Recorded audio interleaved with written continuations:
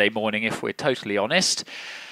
It's been raining this morning. It has now stopped, so hopefully that's the last of the rain for the day.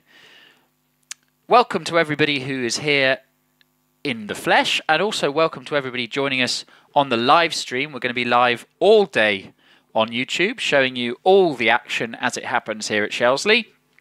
We're in for a really, really good day of action, actually, because we've got the two British Hillclimb Championship run-offs to come. One at about lunchtime and one to end the day. And we also have two run-offs for the Tin Top Challenge. So the top 10 tin tops, the fastest cars with roofs, if you will, that are here today, they will be having their own run-offs as well, which is great to see. Really good day yesterday. Managed to stave off the rain for most of the day until the last couple of runs of the day yesterday where it was raining. So quite a lot of the top cars decided not to take their third practice, decided not to risk it. Some did, and they actually found more grip on the track than they were expecting. But it is, well, it has stopped raining. There is a sort of bright glimmery thing in the sky above us. I believe it's called the sun, but we haven't really seen it much in the UK since June. I hear someone shushing me for mentioning the sun. Yeah, is that Lloyd? Don't mention the sun. It's Guy here at Crono. Oh, hello, Guy. How are you? Good, thanks. How are you, sir? I'm very well, thank you. I should have said it's Billy here in Vox Villa. How was it? You were not here yesterday. You were at another event, weren't you? I was officiating at the Home Moss Hill Climb, the centenary of the 1924 event. 23 event, rather. How did it get on? We got wet, we got dry, we got windswept, but we raised just over £1,000 for the air ambulance, so all very, very good. Wow, that's fantastic. I think that is a great summary of hill climbing, isn't it? We got wet, we got dry, and we got windswept. That is about it, isn't it, really? So pretty much, and we got excited and we saw some great cars. So fantastic. I'll add that as a caveat. That's good, yeah. Oh, excellent. Well, it's great to have you here today. You missed a fantastic day here yesterday. Already in the second practice run yesterday, which was in the dry, we were into the 23s, which, given its practice 2, was pretty impressive. And unfortunately it's rained this morning, but a lot of people saying there was a lot of grip on the track and they were really looking forward to today and the opportunity for PBs and who knows, maybe even records. But let's see how the weather does this afternoon. If it dries up, then you never know. No, as you say, Billy, if it decides to be a little bit breezy and the sun breaks through, which it's threatening to, as you alluded to, we could see some very exciting hill climbing this afternoon. We could indeed, and to be fair, even if it's wet, it's going to be exciting because there are wet weather specialists here. It also gives a great opportunity for those in slightly lower powered cars who would normally be disadvantaged by their lack of power to make up for it with addition of bravery. So it's going to be a really exciting day. I'm really looking forward to it. You're absolutely right. It's Shelsley Walsh. It is always exciting. Hill climbing here is the epitome of the sport, really. It is really, and it's, yes, I'd say it's sort of the home of hill climbing, really, and arguably, well, it is the oldest continually used motor racing venue in the world. So I think this is the 115. Oh, it's slightly 118, I think. 118, I can't remember. There'll be a Toby Moody around somewhere screaming at the speakers because I've forgotten how many seasons we've been racing up here. But if someone can remind me at some point, that'd be very useful. So we've had a couple of batches. This is practice. If you've just joined us here live at Shelsley, or if you're joining us on the stream, this is the morning practice. So all the competitors will get one run in the morning of practice just to remind themselves where it goes, and also just to check out the morning's conditions. And on a day like today with such changeable weather, it is very handy, I think, to get that one practice in before the timed runs start after that. Indeed it is. Good morning, Billy. Oh, hello, Lloyd. How are you? I'm very well. How is the heady heights of Top Box?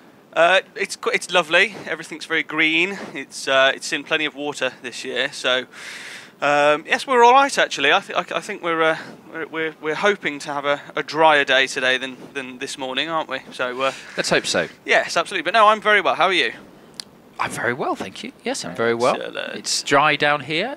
There is shades of sun, but it's just one of those days where you're just not quite sure what the weather's going to do. So I think it's definitely going to be, for those who've got them, wet weather tyres at the moment. But there will be a point, and let's see when that is, where it will be time to transition over to slicks. Well, we had a douse of rain yesterday, didn't we? And the crossover point was almost immediate, wasn't it? It was not quite wet, not quite dry, so it was a bit of no man's land yesterday. But I can already see, just as the at the start of the start-finish straight, there is a dry line emerging, funnily enough. So we're drying out. We're drying out.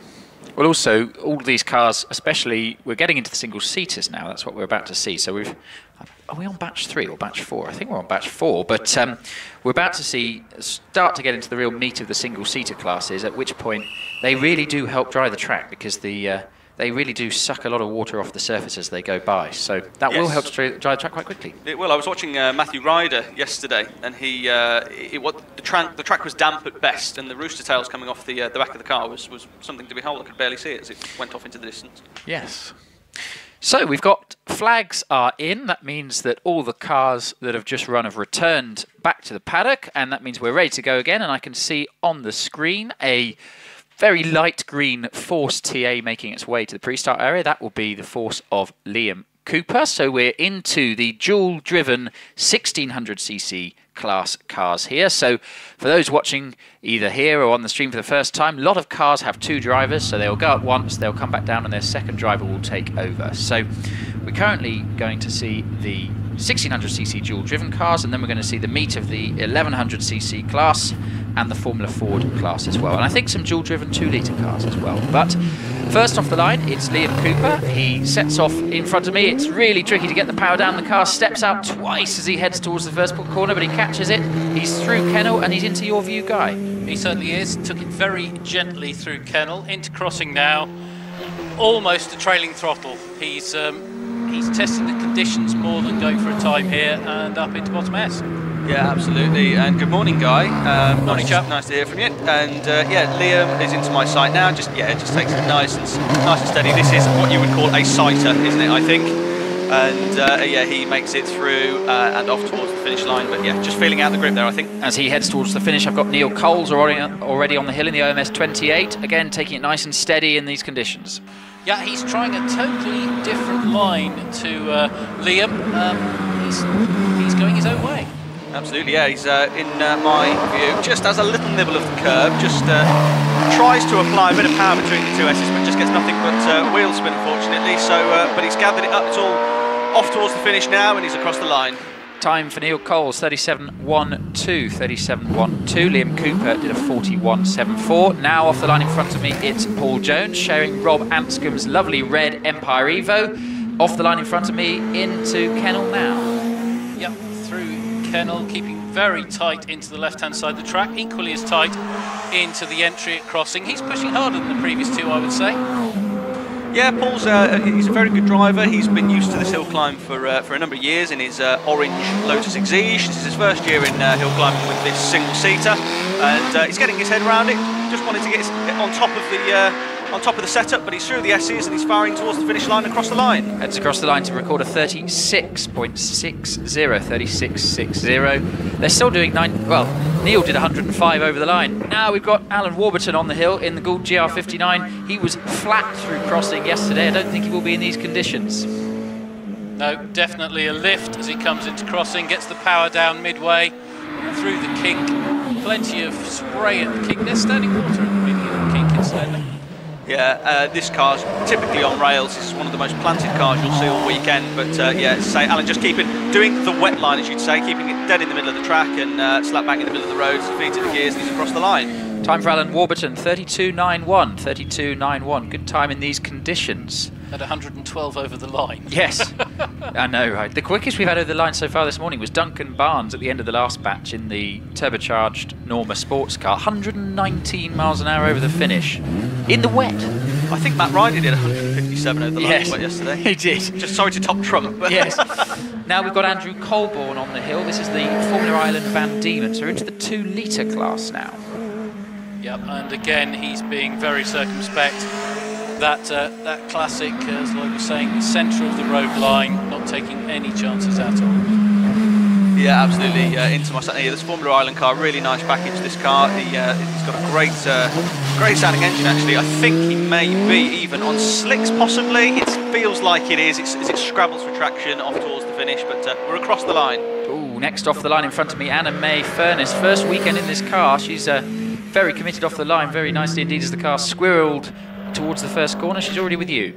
She is a very clean looking car. She looks very comfortable. Takes the aggressive line at the kink, so it's up to you now what are your best. Yeah, absolutely. Yeah, Anna was struggling with the gearbox yesterday. I think she was just struggling with perhaps selection, but just being ever cautious not to go for second when you're after fourth. And we have the same situation today, just taking time through the gears, but across the line now.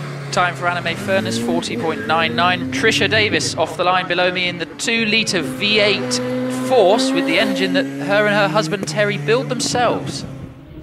An impressive thing to build your own engine. She's taking that centre of the road line. There is a slight ground to the road, but she's taking advantage of that for the best wet line. Yeah, absolutely. This is one of the best sounding cars here. It's beautiful, isn't it? It's a 2-litre V8. Yes, as you say, Billy, built by the Davis couple, and well, I think it's Tricia. Yeah, she's past the commentary box and across the line. Hold on to your hats. It's Adam Greenan's on the hill in the 1600 Empire Evo. He's very, very quick in this car. He is, and striking sparks as he goes. Very committed. No, Adam Greenan and Adam Greenan, they are two of the wildest drivers. Absolutely phenomenal, but beautiful line through the S and out of top S and fires it towards the finish. Sparks dragging as the car gets pushed down for its aero across the line. Time for Adam Greenan, 31.76, 111 across the line. Good time that in the wet. Tricia, meanwhile, did a 35.77 on the previous run. Next on the line, we've got Robin Wood, who I think had a slight miss-start, so he will line up again. For those who are new to hill climbing, if your front wheels cross the line and you stall, as long as your rear wheels don't cross the line, you can retake your run. If the rears cross the line, that is a failed run. So if you do stall, it's important to quickly press the brake. Anyway, Robin is away this time, past me, feeds at the gears into fourth, turns into kennel. And into your view, Guy.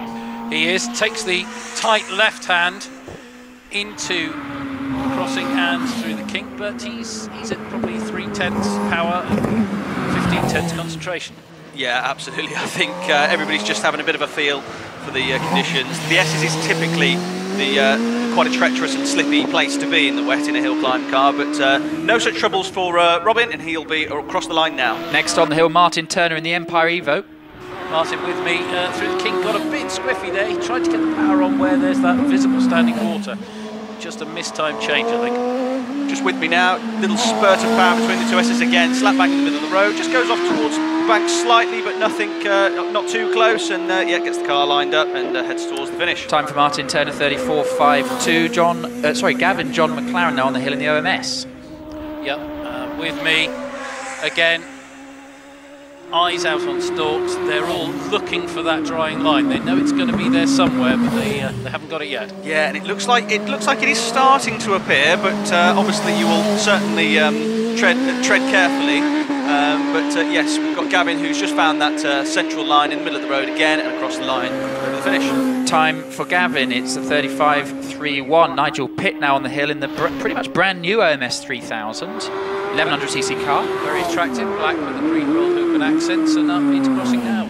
Yeah, distinctive car this with its green chassis and grey bodywork, very nice looking thing, and you can see, as you say, eyes on stalks, Guy. Nigel's concentrating hard, but he gets the car through top S and over towards the finish. Next we've got Richard Summers has just left the line in the DJ, this 1100cc class DJ Firehawk.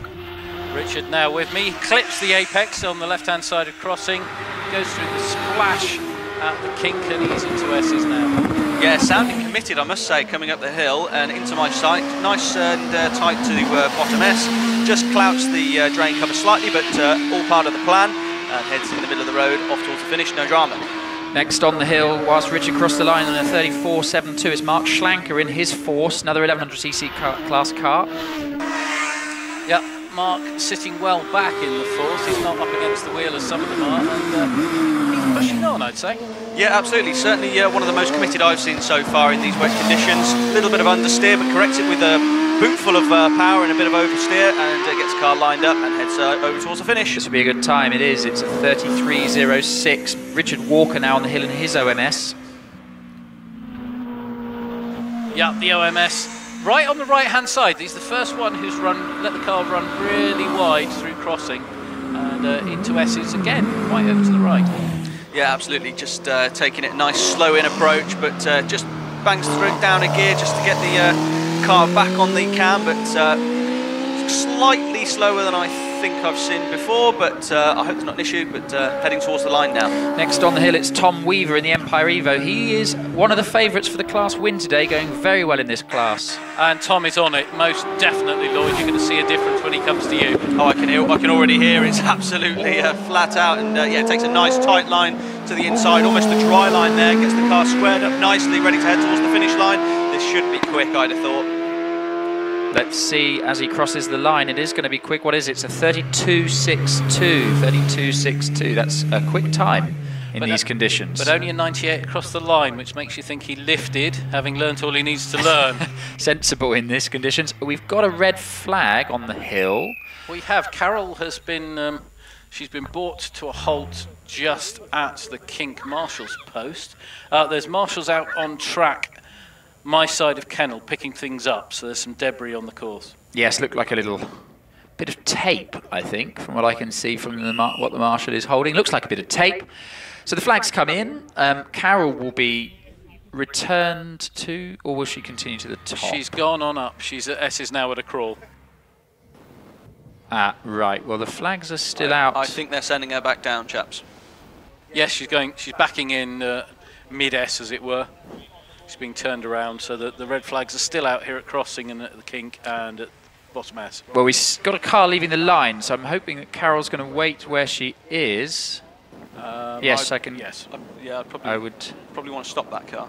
yes, because we've got red flags all the way up the course.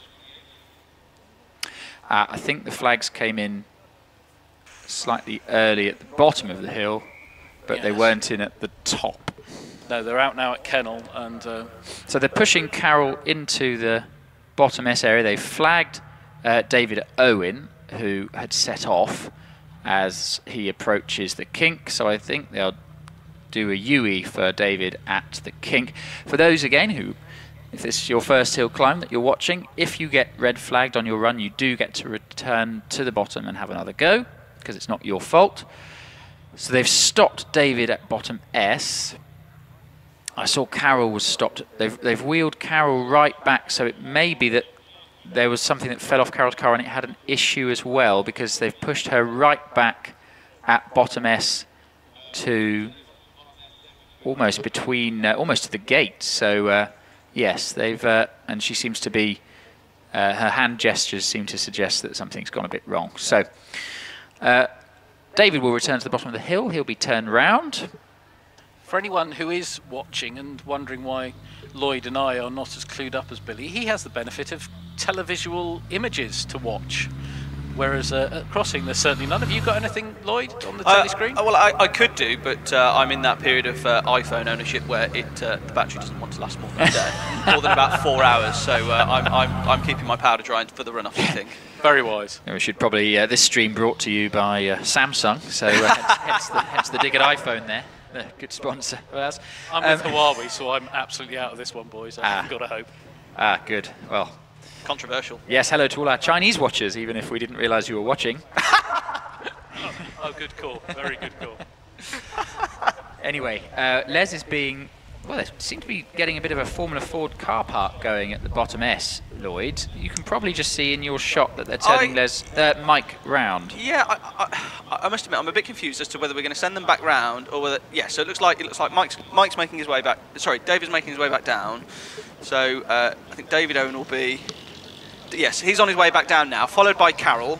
And Carol's been given the fail, so yes, something definitely is being held to blame with her failure to proceed. Interesting. I wonder if the hand gestures were confusion rather than issues. Yeah, better to have me back in the paddock so I can fix it than sitting up here, maybe. Yes. Was the gist of it. Yeah. Nice as it is. Yes, indeed. So, yes, Carol and David working their way back down the hill. We'll definitely get another run from David. It does say fail on the timing screens, which would suggest that Carol was the cause of the red flag. I didn't see anything happen. The car just... I saw the flags and then I saw her stop. But let's see. It may be that was It was her stopping and then the flags. So she may, if she didn't cause the red flag, she will get another run. And I go for a chicken and egg. I have good news to report from up the hill, Billy. We have sunshine. Yes, we're getting some down the bottom as well, actually, which is great. It's reached crossing. I'm tempted to roll the blind down. Well, don't. It is quite shy this summer, the sun. So don't be too loud because you might scare it away. Fair call. Fair call. But hopefully it will stay, and hopefully that will be the end of the rain for the day. The track will dry quickly in the bottom half. How wet is it under the trees at the S's? Under the trees at the S's, it's still pretty wet. There's certainly no dry line under my commentary box. There's a bit of dryness at bottom S. You might get a little bit of traction in the midsection, but certainly on the right-hander of top S, there's no dry line emerging. But when you get to where the barriers, where the sort of barriers and the wooden walls begin for the straight, there is a dry line there. So tricky one, really. I think you'd probably have to perhaps delay applying the full beans, so to speak, towards the finish if you were a driver, but who knows? We shall see. Right, we're back underway. We've got the flags in. We've got a car on the hill. It's Les Buck in the Pringgit Mistral, working his way up the hill, already to you at Kennel. Yes, indeed. Takes a late apex at Kennel, keeps it nice and centre of the road. Yeah, another Feely installation. I don't want to throw it away on final practice run. The Pringgit Mistral, probably my favourite name of all the vehicles here. Pringgit Mistral, pretty little car, and yeah, Les is feeding it nicely through the S's. Just has a little couple of stabs of throttle as he centres it up and heads across towards the finish line. As we await Les's time, we've got Charlie Riley on the hill in the Van Diemen RF92, so a slightly newer Formula Ford. Yes, the sort of water boatman look of more modern Formula Fords, keeping it nice and tidy. Gets a little bit squiffy coming out of kink, but nothing you can't deal with. Yeah, good looking car this actually, and very iconic Formula Ford.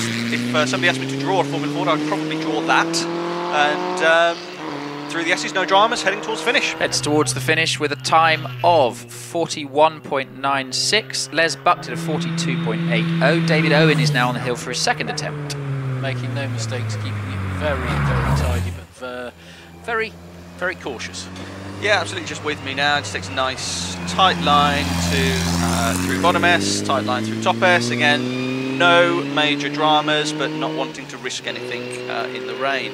Nice run there from David, crosses the line in a time that was coming up of 45.43. Meanwhile on the hill, Paul Morecambe in the Merlin. Yes, Paul through kink already, a little bit loose, I would say. He's feeling the conditions. Yeah, which is something you can do in a Formula Ford, isn't it? There's, very low power, but low weight, thin tyres, and you can sort of have a little bit of a play, I think, in these conditions in a Formula Ford. Yes, Paul making his way to the finish. We've now got Sarah Bosworth on the hill. She is usually the driver to beat in the Formula Ford class, so it'll be interesting to see what time she does. Yeah, Sarah is not at full chat speed-wise, but she's taking the lines I'd expect her to use later. Yes, Sarah, I think is quick in the dry, isn't she? But I think she had, I think Caroline Ryder put a great time in yesterday in these sorts of conditions, so it'll be interesting to see the difference in times. Yes, let's see what she can do. She's on the hill now. Sarah Bosworth crosses the line in a 41.56. Caroline on the hill now was very quick in the greasy conditions yesterday. Again, she's not quite short shifting, but not changing where I'd expected.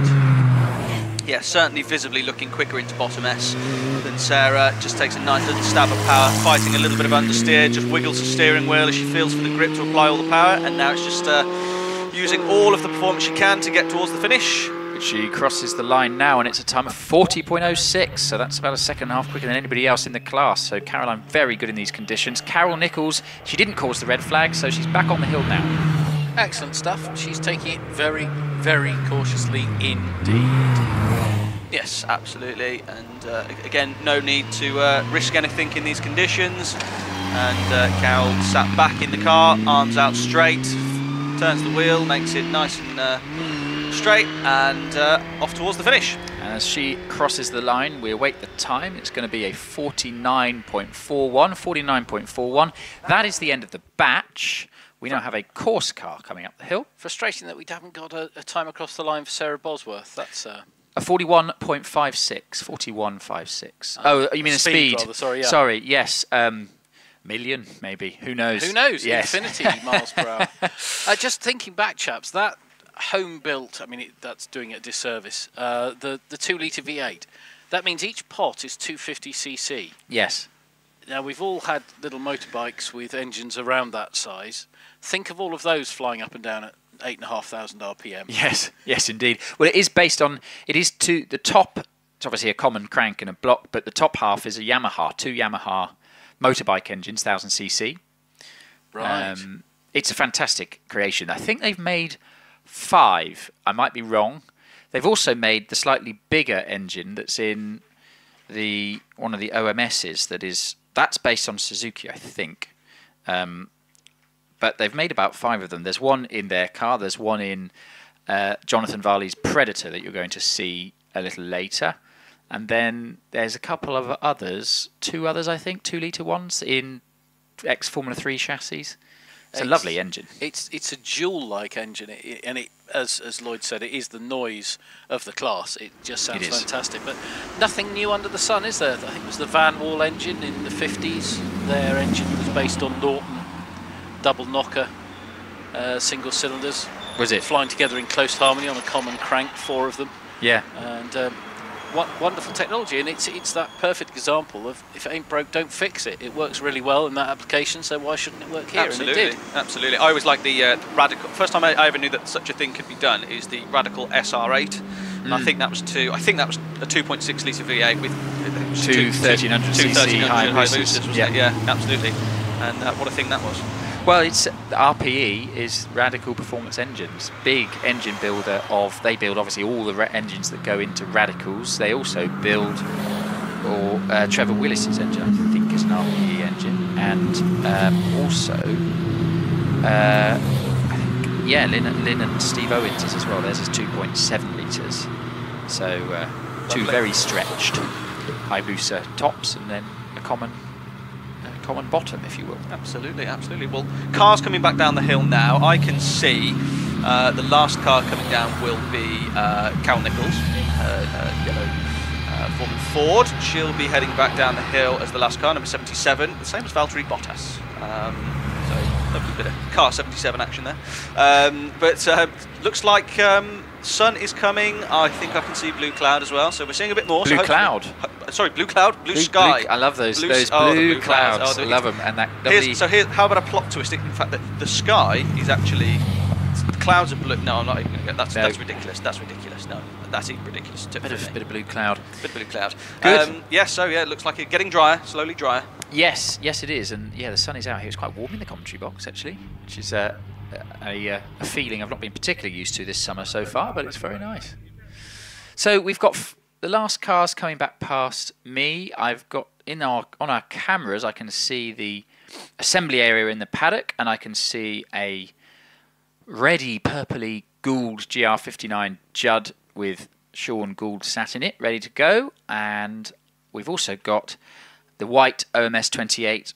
I believe that will be Bernie Kevil will be running first because they are dual driven.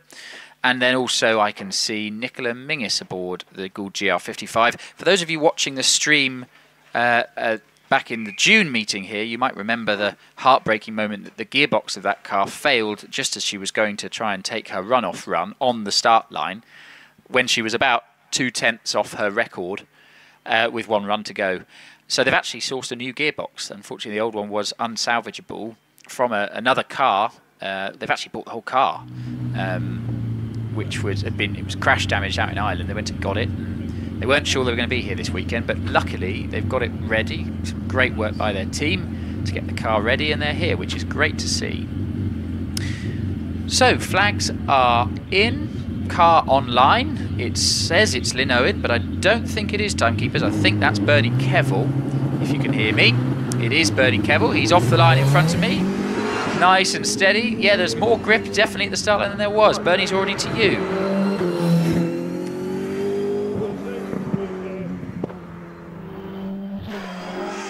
Yep, nicely through crossing. Takes a tight apex at the kink. Yeah, in my sight now. It just takes, just does a little nibble. close to the apex of bottom S, just feels out the grip for top S, sets it up nicely. You can hear the traction control saying no to all that power, but we're off and away towards the finish now. Time for Bernie Kevil. It's not Lynn Owen, if you can see that on the stream. It is Bernie Kevil. It's a 34.75, 107 miles an hour across the line. Next to come to the line, it's Nicola Mingis, the ladies' record holder here at Shelsley Walsh, in the Gould GR55, 3.5 litre Nicholson McLaren engine in the back. A very, very successful chassis. Multiple championship winning car, and current holder of the ladies' record here. Nicola is off the line. It's slippy, but she's feeding the power in nicely. Short shifts up into second as she heads into Kennel, into your view now. Indeed, just tight into the left-hand side.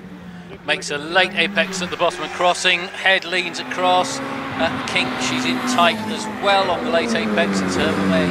Absolutely, yeah. Nicola with me now. She just takes a little bite of the apex on bottom S, gets a bit of power applied between the two S's, touches that drain cover, gets the car straightened up and heads that thing towards the finish line.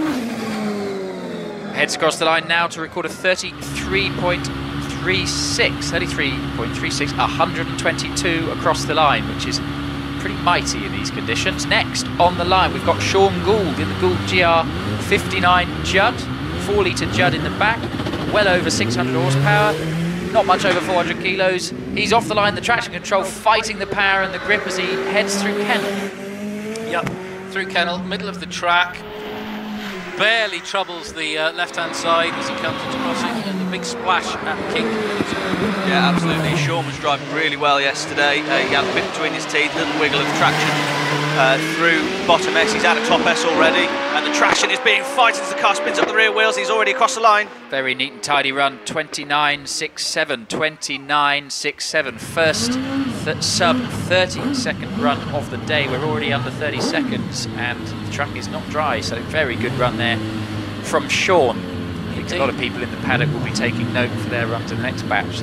There is grip appearing, and he did look very neat and tidy, didn't he? He didn't look wild at all at any point. Very good run. So, Lindsay Summers next on the hill, mum of Alex Summers, who she shares the car with. This is the 2.65 litre DJ Firestorm, 2.65 litre V8 in the back, already through Kennel to you.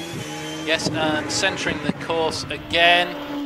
Another sighting. We're back to the sighters, running on wets now, not slicks. That may have been the wrong decision. It is the semblance of a dry line for most of the course. I think it's still wets under bottom and top S personally with cars of this performance, but Lindsay threads it through the S's beautifully, and she does find that dry line. He heads across towards the finish line now. Across the line to record a 34.15. Next off the line it's Olivia Cooper, so we're now in the 1600cc class. This is a 1600cc Suzuki Hayabusa powered Force TA. She's very quick in this car. She's already to you. She is, and again feeling her way on full wet. A very early change of gear, definitely a short change there into King. Yeah, Olivia always an absolute master in the dry, like perfect placement of the car all the time. Just has a bit of a feeler, as you say, Guy just threading it through the S's, not wanting to risk anything. Rear tyres say no, as she applies all the power and heads that thing towards the finish line now, across the line. Heads across the line to record a 39.58. Alex Coles is now on the hill in the OMS 28. You saw this car earlier as well.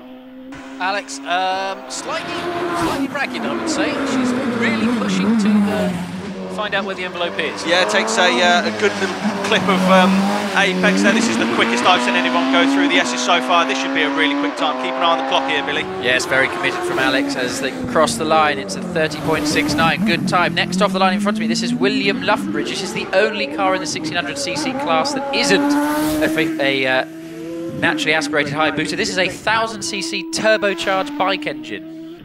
Yep, and already through into the Kink with you, Lloyd. Yeah, this thing's a bit mental, and it's being driven out a couple of prods of throttle as it goes into bottom S, pops and bangs from that turbo as it heads it up, and you can hear it now just fires its rear, lights its rear tyres up and heads across the line now towards the finish. Across the line to record a 33.38. Good time. Stephen Potter now on the hill in the Empire Evo. Very pretty little car. Stephen safely through. And just to point out, chaps, I know Lloyd was saying that Alex was committed. He was 21 miles an hour faster than Mr. Gould over the line. It looked yes, very committed. It did indeed. I do feel like that might be a slight timing glitch though, because we recorded a 353 miles an hour time yesterday across the line. I wish I'd been here for that. I really do. Yes. So meanwhile, we've got Rob Anscombe now on the hill in his Empire Evo. Rob, it's back to eyes on stalks. Rob taking no risks at all, keeping it very, very in hand. Yeah, absolutely. Yeah, Rob not wanting to risk anything in the wet. He always says that he would just prefer it to either be absolutely sodden with rain where the tyres were, or just dry. So feeling it through, but he's across the line now. Time for Rob Anscombe, it's a 37.38. Stephen Potter, who went before him, did a 42.13. Robert Capper now on the hill in his Empire Wraith. Yeah, and another pewter grey with green accents car, very attractive, quite nippy as well. Yeah, good looking car, these Empire Evos. Takes a nice line through bottom S, a little wide, but takes a nice tight line through top S and gets it straightened up and heading towards the finish. Should be a decent time. Heads across the line now. Robert Capper records a 31.91. 31.91. Next on the line we've got Darren Gumley, local man, lives about 10 minutes away, and he is on slicks. This is the first car I've seen on slicks. This is will going to be interesting. Bit of a guinea pig run here from Darren in the 1600cc Force TA. Brave choice, and taking the right-hand side of the track where there is a visibly drying line, but it'll be very interesting when he gets up to you, Lloyd, in the S's. Yeah, it is still very greasy through the S's, so we'll see what happens. Darren is a very good driver, knows this course very well. He's driven that beautifully through the S's, and now he's on the dry, home and straight to the finish. So I think it could be in the crossover point now, chaps. Yeah, 32.45 from Darren, 32.45, 108 across the line. Andy Greenan on the line now, still on wets with you. Yep. And he's striking sparks, second to do that all the way up, in fact. Right, Andy Green, one of my favourite drivers to watch, certainly in the dry, let alone the wet. He's actually probably less sideways in the wet. No, he is still very sideways in the wet. He always sticks it on the lock, stops underneath my commentary box. No shortage of commitment, he's across the line. Time for Andy Green and 30.43. 30.43. Next on the line on wets, it's David Warburton in the Gould GR59. Class leader from yesterday. Very, very quick in this car indeed. Yep, David takes Kennel nicely, a late apex at bottom crossing, slap bang in the middle of the track through the kink. Yeah, now he always very quick. Yesterday morning in his first practice he was just flat through Kennel and Kink, so interesting to see what he does now. Through the S's, no problem at all, slides the car around, but David on top of that. This is going to be into the 29s, yes it is, 29.64. Aaron Colburn now on the hill in the Van Diemen, 2 litre in the back, lovely little car. Yep, Aaron short-changing, he's just getting his eye in. Yeah, absolutely, yeah, we saw this Formula Island car earlier, big dab of opposite lock as he fires the car out of bottom S, bit of oversteer out of top S, but no issues, gets the power down, finds that dry part of the track, and we're across the line. Time for Aaron Colburn, 33.44 time. Oliver Wright now on the hill in the brand new to him Swallow. This is the first meeting they've had this car, him and Anna May Furness. Great to see them back hill climbing. Indeed so, and keeps it very neat and tidy. Had a little bit of the back end wanting to step out and crossing, but he's got it all under control again. Absolutely, yeah, just turns in nicely. A little bit of a wiggle of oversteer, so just feels the conditions. Bit of understeer, but corrected with oversteer as we head it out now towards the finish line. No problems at all. Good run from Oliver. The time is a 34.87, 34.87. Next on the hill, Jonathan Varley. This is a beautiful car, the GWR Predator with one of these 2-litre V8s TKD engines in the back. Yes. What a wail, what a noise. And through Kink, taking a middle apex line. Absolutely, yeah, it certainly sounds fantastic, doesn't it, this car? They are a wonderful engine, they make a great sound. Just through bottom S, no problem at all. Nice and neutral through top S. Bit of oversteer as traction fights it, collects it all up, and then it's off towards the finish as he feeds it the gears, and we're across the line. Heads up towards the finish across the line, 31.61. Next on the hill, Terry Davis in the Force with the engine in the back that he builds. nicely threaded through. There's no water splash at Kink anymore, so he's drying for sure. Absolutely, yeah. Flashes into sight now. Just a couple of bites of the cherry to get into bottom S. Nice and smooth through top S. Opens up the steering, gets it slap bang in the middle of the road. That's really nice through the S's. It's going to be across the line nicely now. Terry crosses the line in a 31.69. That's a good time. Next on the hill, this is interesting. Lee Griffiths in the OMS has got slicks on the rear, wets on the front. That's, yeah, okay, yeah. Looking like a good choice. It's getting lots and lots of turning, very aggressive, plenty of sparks. Well, let's see what it does through the S's then. It certainly finds the grip on the entrance of bottom S. Little dab of power.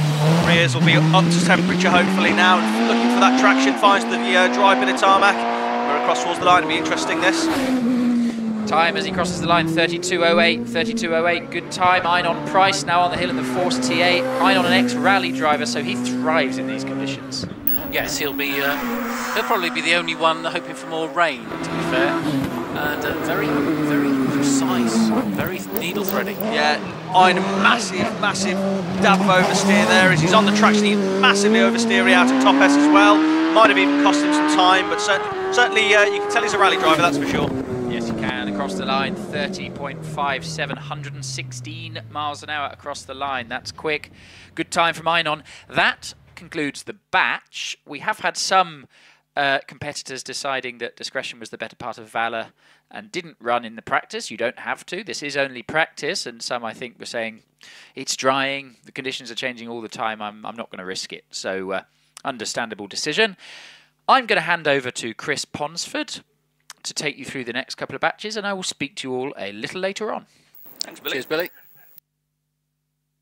So do you remember, was it 2 meetings ago, Lloyd, where it was a glorious Saturday and Sunday it had rained, but by mid it was all dry except up at top, and we had 3 or 4 people joining the scenery? Yes, I remember. Yeah, it was. The Top S claimed a few victims that day, that's for sure. And unfortunately, because we're slightly under the trees, it's sort of the last place to get fully wet on the tarmac, but it's sort of also the last place to dry because we are obviously under the trees, so we don't get the sun.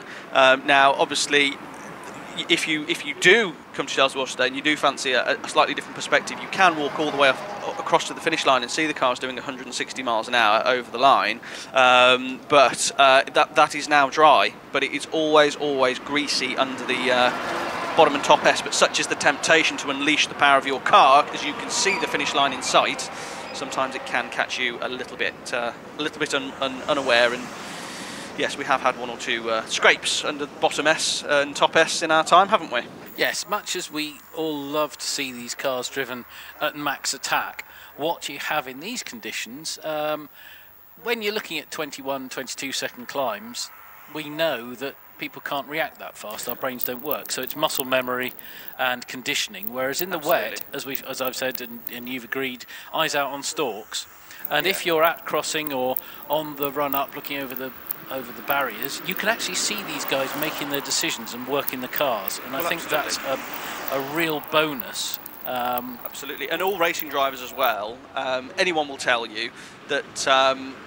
Well, I would say a large proportion of racing drivers would just prefer consistent conditions rather than inconsistent. It's obviously the exceptional drivers really do excel in changing and varied conditions where it's a little bit dry at the start line, maybe a little bit dry at the finish. They're the ones that can really find the grip and get on top of their cars. So it's always, they call it the mighty leveller, don't they?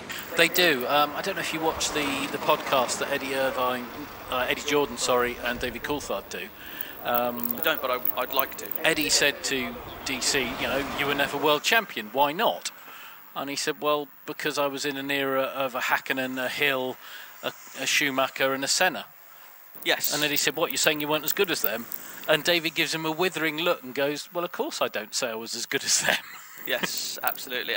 But I think he's also quite comfortable with. I think I saw a clip of that where he was saying, are you ever gutted that you weren't a world champion? He said, well, to be honest, look at Schumacher and Hakkinen. I don't mind losing out to names like those. Yeah, very happy with his career. Yeah. He got a Le Mans win. He's got a hat full of F1 wins.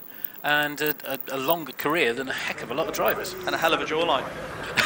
Thunderbirds are go. Hell of a jawline. Yeah. Morning, chaps. Morning, Chris. Morning, How Christopher. Well, are we? Are we all sitting nicely up there? Are we? How was your long trip down this morning? All good?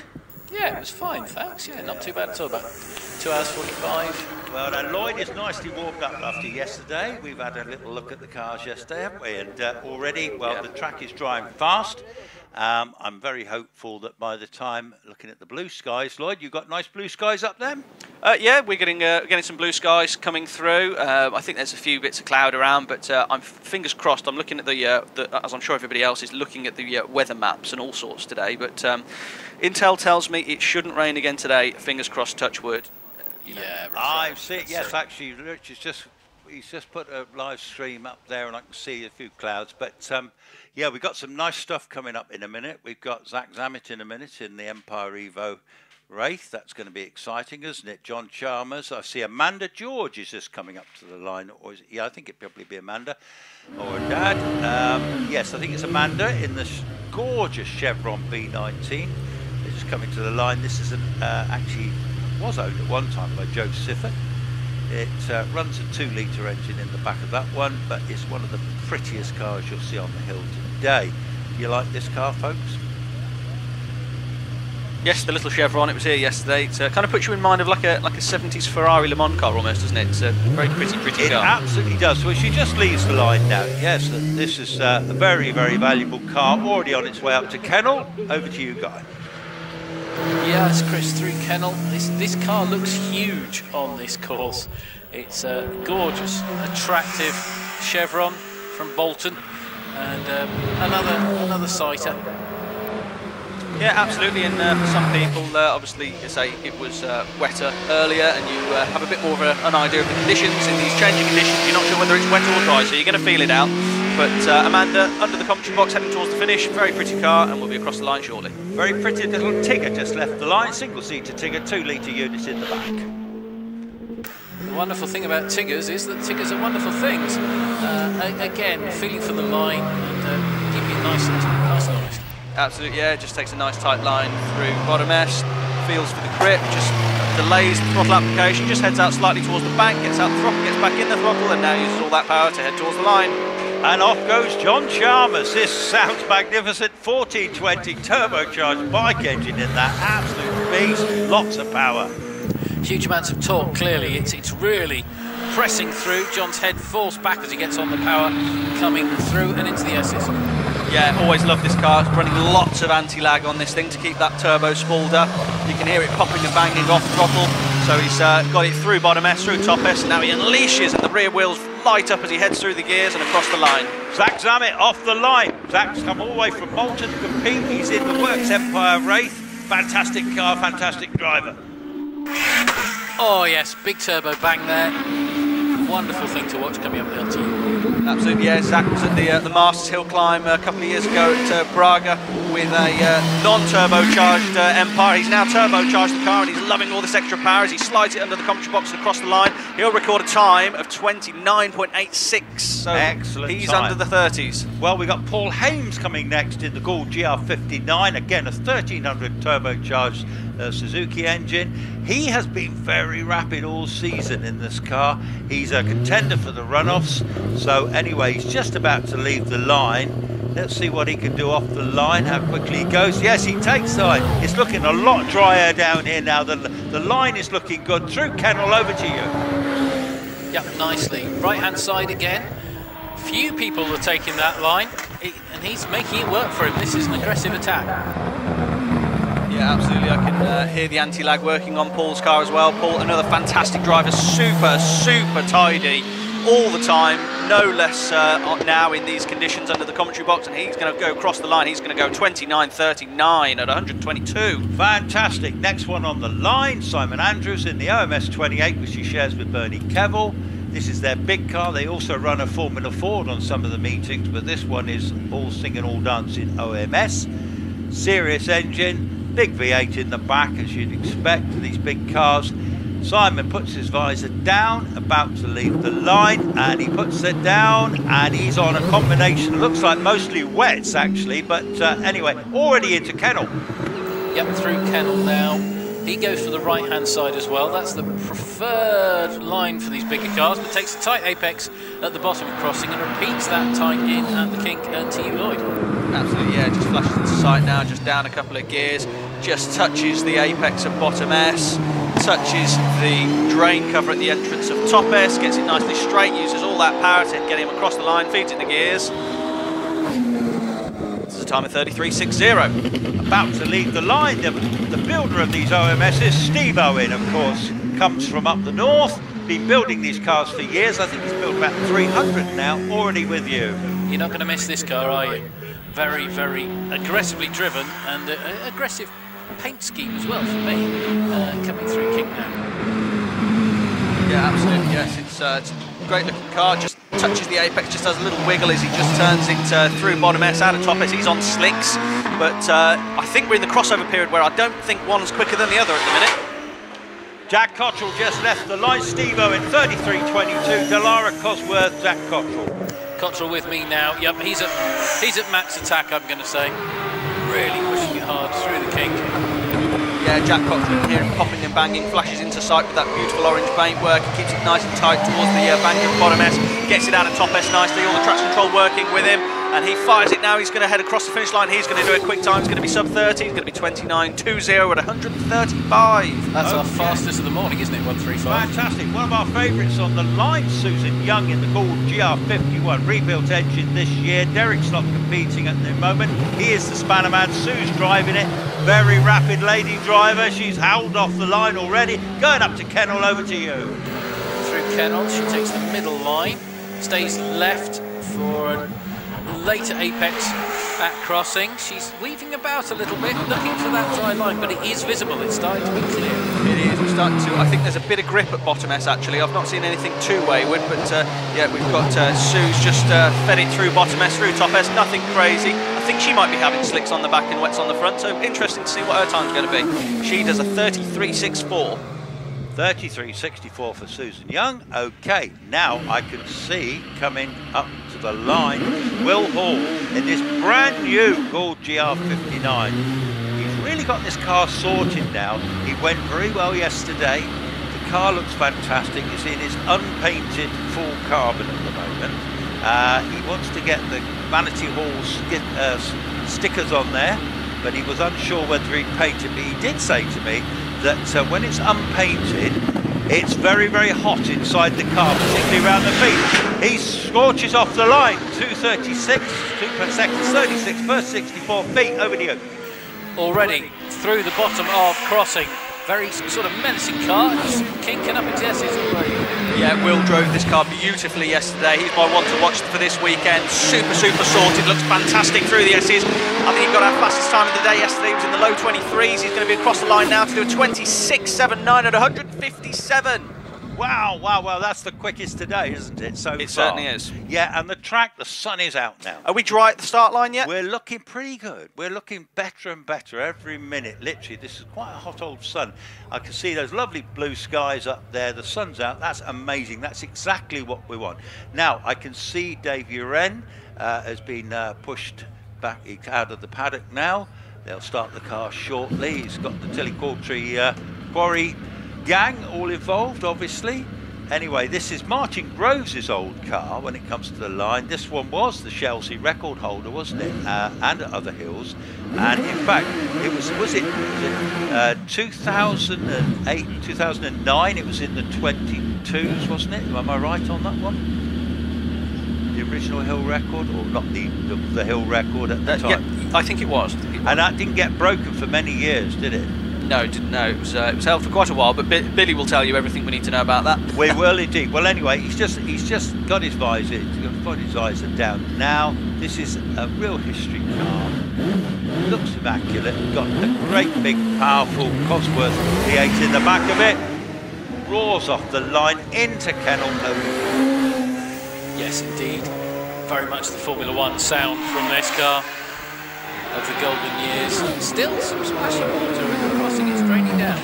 Yeah, David into my sight, just takes a nice tight line through bottom S. He's running full slicks, gets nice and close to the bank at top S, but just unsettles the car slightly with that with a wiggle from that drain cover, but he's across the line, does a 26.97.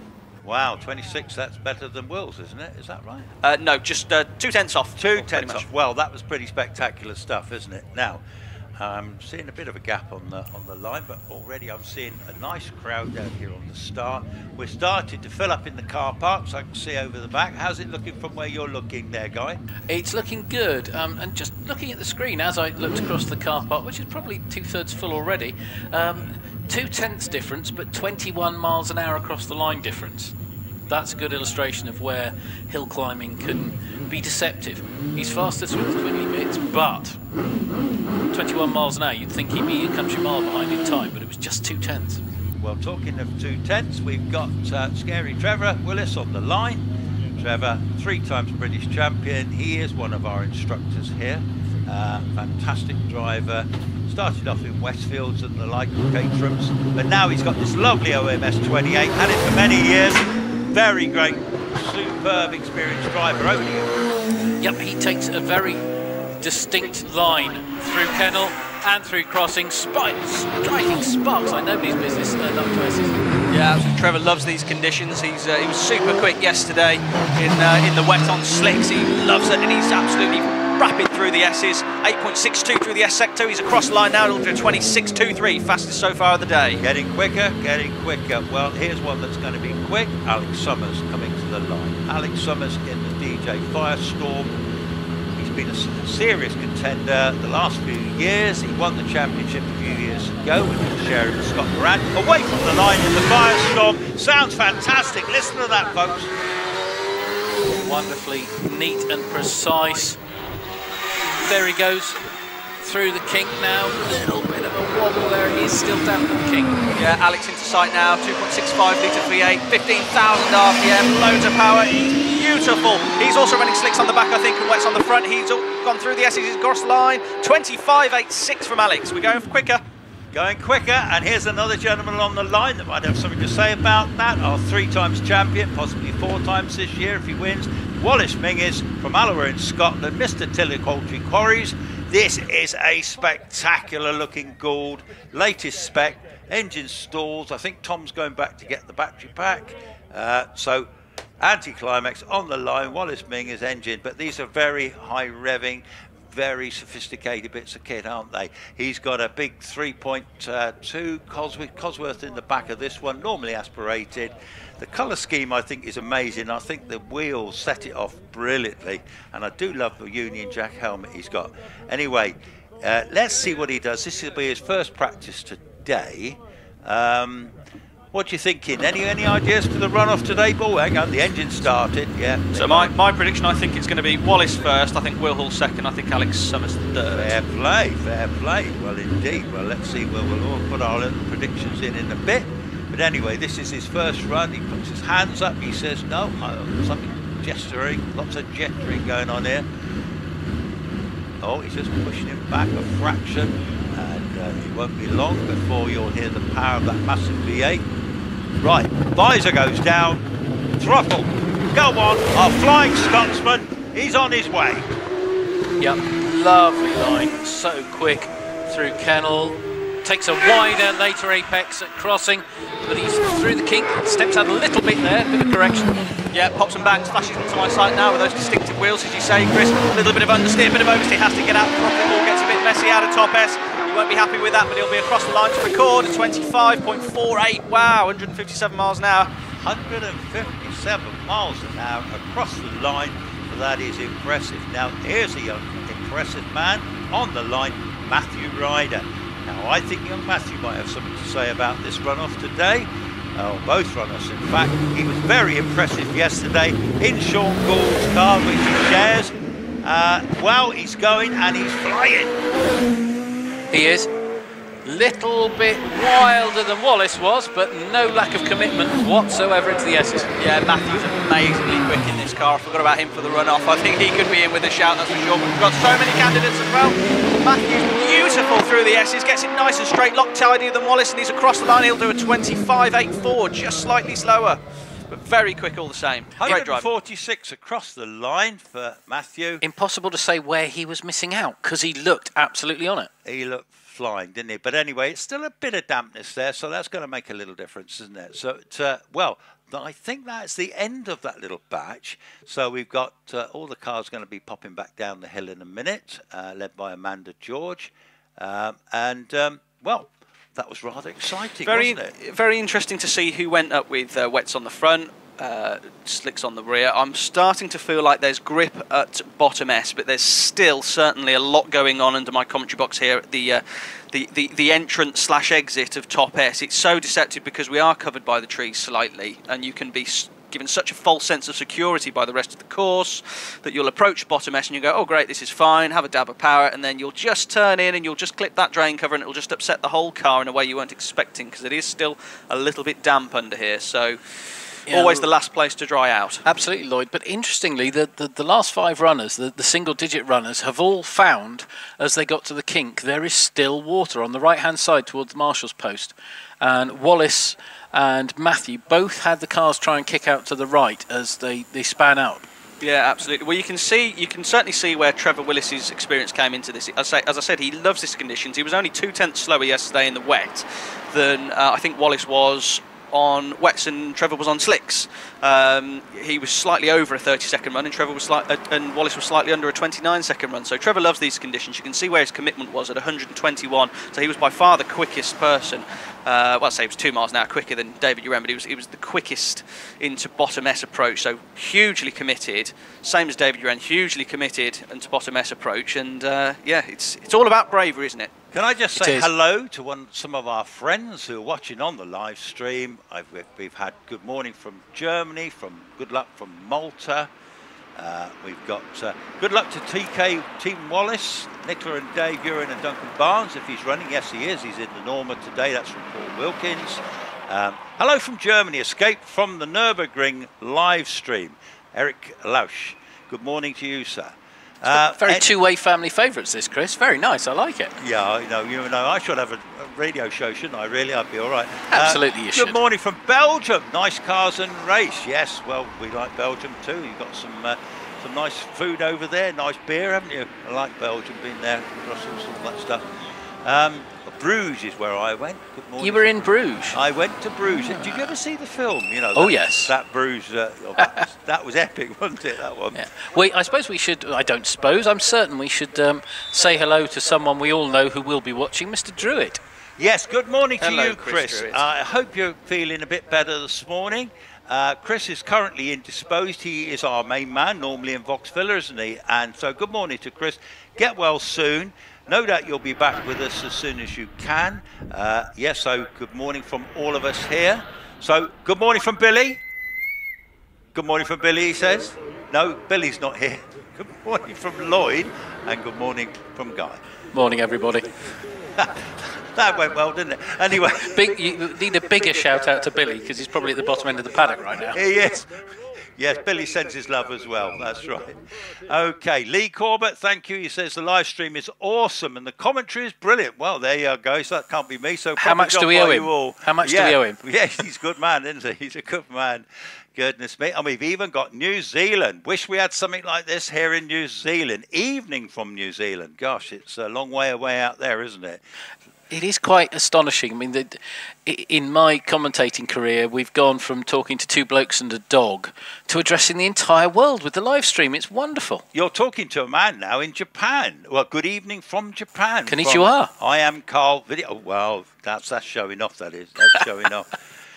Well, I tell you what, the sun is out. What finer place to be than the iconic team value watching Hill Climb. Now, this to me looks like Bryony Serrell. Yes, good morning from a chilly Sydney, Australia, Alan Swinton. Right, Alan Swinton, we got to get our game heads on again here. Bryony Serrell coming to the line in this glorious Elva Mark 7. Such a pretty car, this one. And Bryony drives it very well. She'll be very glad it's dry. I tell you, I don't think she's a big fan of the wet. But anyway, twin cam engine, the back of it. Wow. Little bit of opposite lock off the lines. Still a bit greasy. Over to you.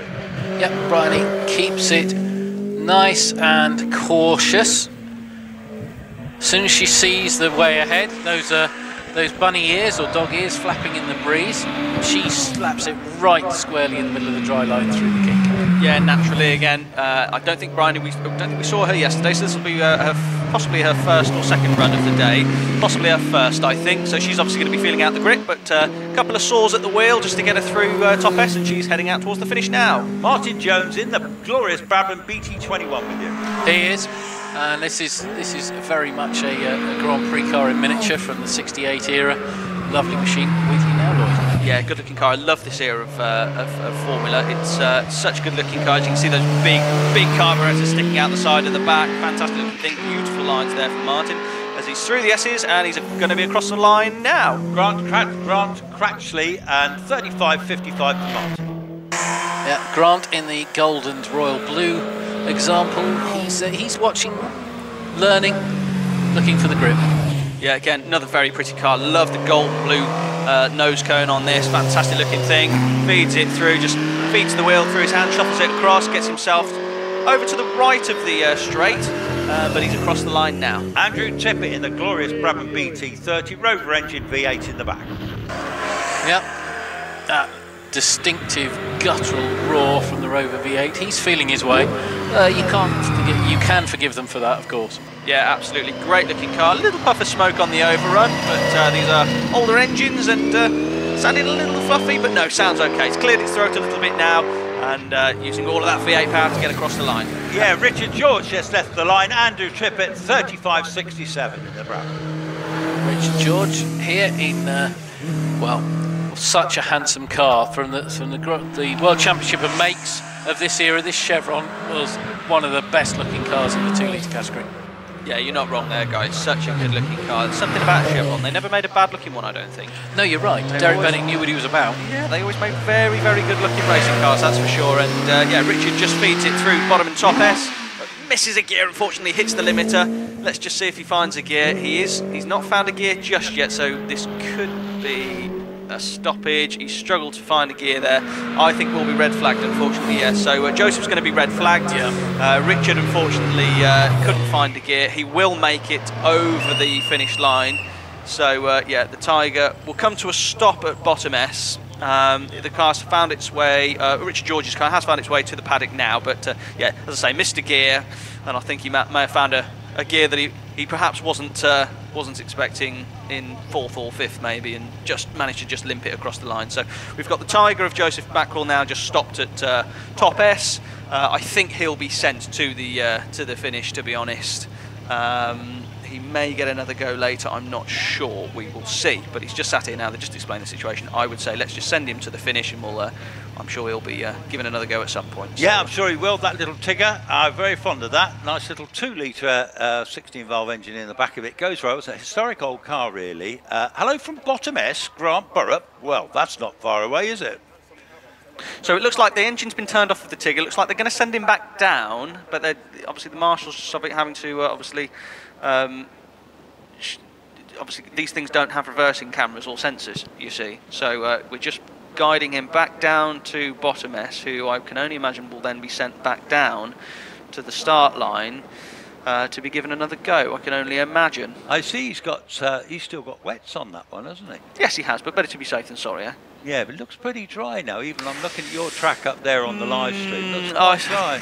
Bottom S, bottom S, I'd say. If you're experienced, it's greasy, and you'd probably get away with slicks. You probably would still justify wets. Top S, I think, yes, it's still certainly damp. If I was to go and put my hand on it, I think it'd still be a bit moist. So I'd say we're 85% dry. I'm with Lloyd. As I can still see standing water, there's the colour differentiation at the kink. There is still water there, and the fast guys are still kicking up a little bit of spray as they take a wider entry. So I know that the S's are still going to be greasy as you like. So I think discretion is the better part of valour until we really get another hour of sun on it. Well, I'm seeing tin tops back in the paddock now, so it won't be long before we'll probably be having. We must be near the end of the first practice, I think. Any Clios for Lloyd? Well, I'm sure we'll find him a few. There's usually a few about for a minute to keep him happy, eh? Absolutely, absolutely. But good morning from Northamptonshire, introducing my girlfriend to Shelsley Walsh Hill Club. That's Tim Edwards. Good morning to you, sir. What a romantic. Lovely. Yeah, it's lovely, isn't it? Yeah, we're such romantics here. Well, I tell you what, it's great. This is the big meeting for me. This is the August meeting. If you look back in the programme, you'll often see that a lot of our records have been set. You know, even though we've had that bit of rain earlier, it's certainly warm. It's warming up beautifully. Let's hope it stays that way. Absolutely. I was talking to Wallace Menzies at the end of the night last night, just as he was packing home and getting ready to leave the course for the night. But he seemed pretty hopeful that we should see some quick times. I think he's expecting the track to be grippier than he thought it was. So we're hoping for some quick times later. I think it'll happen. Can I just give a shout out to the marshals? They do a brilliant job. If you fancy becoming a marshal, that is the best way to get really close to the action. You'll get free entry as well. Yeah, and you can see the folk in orange. They're all the way up the hill. If you fancy that job, go and speak to a marshal afterwards, or you'll see them around in the paddock as well. I'm sure they'll direct you in the appropriate direction. But yes, it is. It's for anyone who wants to get more involved in motorsport. You don't need special skills or qualifications, just enthusiasm. So there you go. I've got the little Tigger come back down the hill, going to come and have another go. But yes, the marshals. There's also plenty of food up the hill today, isn't there? There's food in the paddock. We've got the restaurant, we've got the bar, we've got various stands. We've got one just around the corner, we've got one just sort of halfway up the hill, haven't we? And then there's one up at bottom S. So nobody should go hungry. I can highly recommend the dirty fries in the courtyard restaurant. Did you? Did you have those last night? Yes. Ah, well, here comes the Tigger again, having another go. What a pretty little car, old school car. Lots of history with that car. Over to you. Yep, Tigger, a great history. Competed at all levels, including, I think, they won the Group C2 Championship. Gordon Spice at the moment, Tigger Spices, but S here with the hill climb variety. Absolutely, yeah. Joseph looking like he's going a lot quicker than he was when he got flagged as well, just looking at the time. So we should hopefully see a fairly competitive time. He's through the S's and he's heading towards the finish. Should be a good time for him. Yes, it is. It's 34.87 for Joseph Mackerel. 90 mile an hour over the finish. He had the advantage of a free half run there. Practice, in essence, didn't he? Yeah. Now, I think we've actually got 6 cars, which looks like it may well be the end of the batch. The flags are out. Yep. Flags out. Yeah, okay. So they'll be coming back down the hill, and then I reckon we'll be starting all over again, but we'll be starting on some time runs. Excitement. The 2 flags, I'm not sure if they're in the left-hand side of your view, Chris. There's a Union, well, it's across of St George, actually, and the Irish tricolour.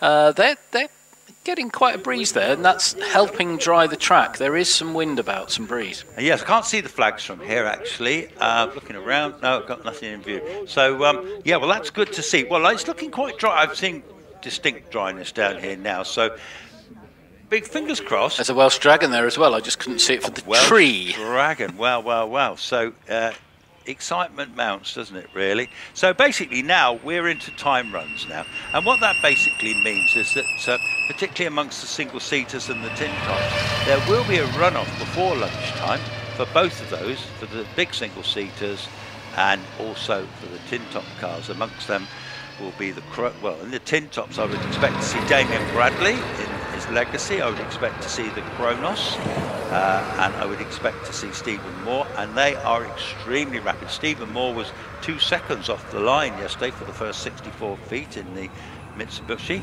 So, well, that's exciting. And then, of course, if the track dries, all sorts of mayhem could occur in that runoff, that first runoff.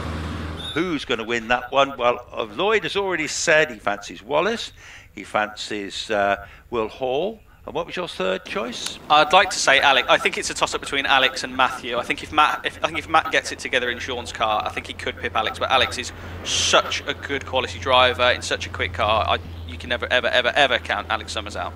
Wallace's level of commitment was massive through Crossing and the Kink, so my money's on Wallace, I have to say. He's just got something about him this year, hasn't he, Wallace? Yeah. He's just got it. Did you see the second runoff at Wiscombe last weekend when Wallace just slightly he overcooked it going into the final corner at Martini there, but he was way up on the pace, and he's absolutely zoned in on the job this year. The car, the team, they've got that car running absolutely incredible. They're such a formidable team that it makes it incredibly hard, doesn't it, for other teams to even compete. But other teams are competing, aren't they? And they're doing a brilliant job. Yeah, absolutely. But the thing is, though, Wallace's lack of mistakes, without touch wood, Wallace's lack of mistakes or anything is what's kept him in it. It only takes, like you say, a slight overcook, a slight lock up, or a slight spin or something, and it blows the whole thing open wide. So his consistency's been completely rewarded.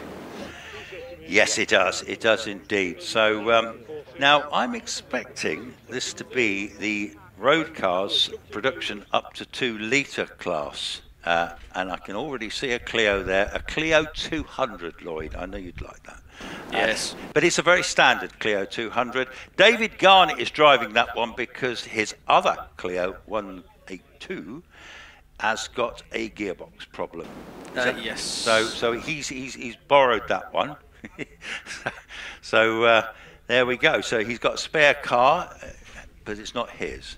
But anyway, that will be the first class anyway, and these will be time runs, and they'll get 2 time runs today, and potentially any of these are capable of getting into the tin top runoff. Whether or not they can is another thing, because there was some serious competition amongst those Porsches and Mitsubishis and Legacies and Cronos and all that stuff. So that'll be exciting. Isn't there some lovely Porsches here today as well? Yeah, there's some fantastic Porsches. There really is. I think I always say this, but I always think the battle of the Cayman GT4s between Richard Snow and Robert Lancaster Gay is always one to be watched. The Richard Snow in the slightly earlier 3.8 litre 6-speed manual 981 variant, but his commitment in that car is nothing short of spectacular. Robert Lancaster Gay, previously used to hill climbing a GT3 RS, he's made the switch to a later 718 GT4 this year, PDK gearbox, but it's the 4 litre engine, so slightly different methods of your Cayman GT4, but they're always very, very quick and always trading times throughout the day, so love to watch those two battle it out, that's for sure. Yes, well, just for anyone for the first time, if you've got a programme, we're looking at page 14 in your programme, the entry list for the 12th and 13th of August for the national meeting. This is what they call the Class A1 road cars, series production cars up to 2 litres. So these are effectively road cars. That does look like David Garnett. It is David Garnett in the Clio. Well, they're calling it a 182, but this is the Clio 200 because he's had to swap cars. The white one, he'll be leaving the line shortly. And these are all time runs now, so these will all be trying hard. They're all on effectively road tyres, so they're not going to be on slicks. Anyway, David leaves the line, experienced driver, comes from Cheltenham. He's already on his way up towards Kennel. Over to you.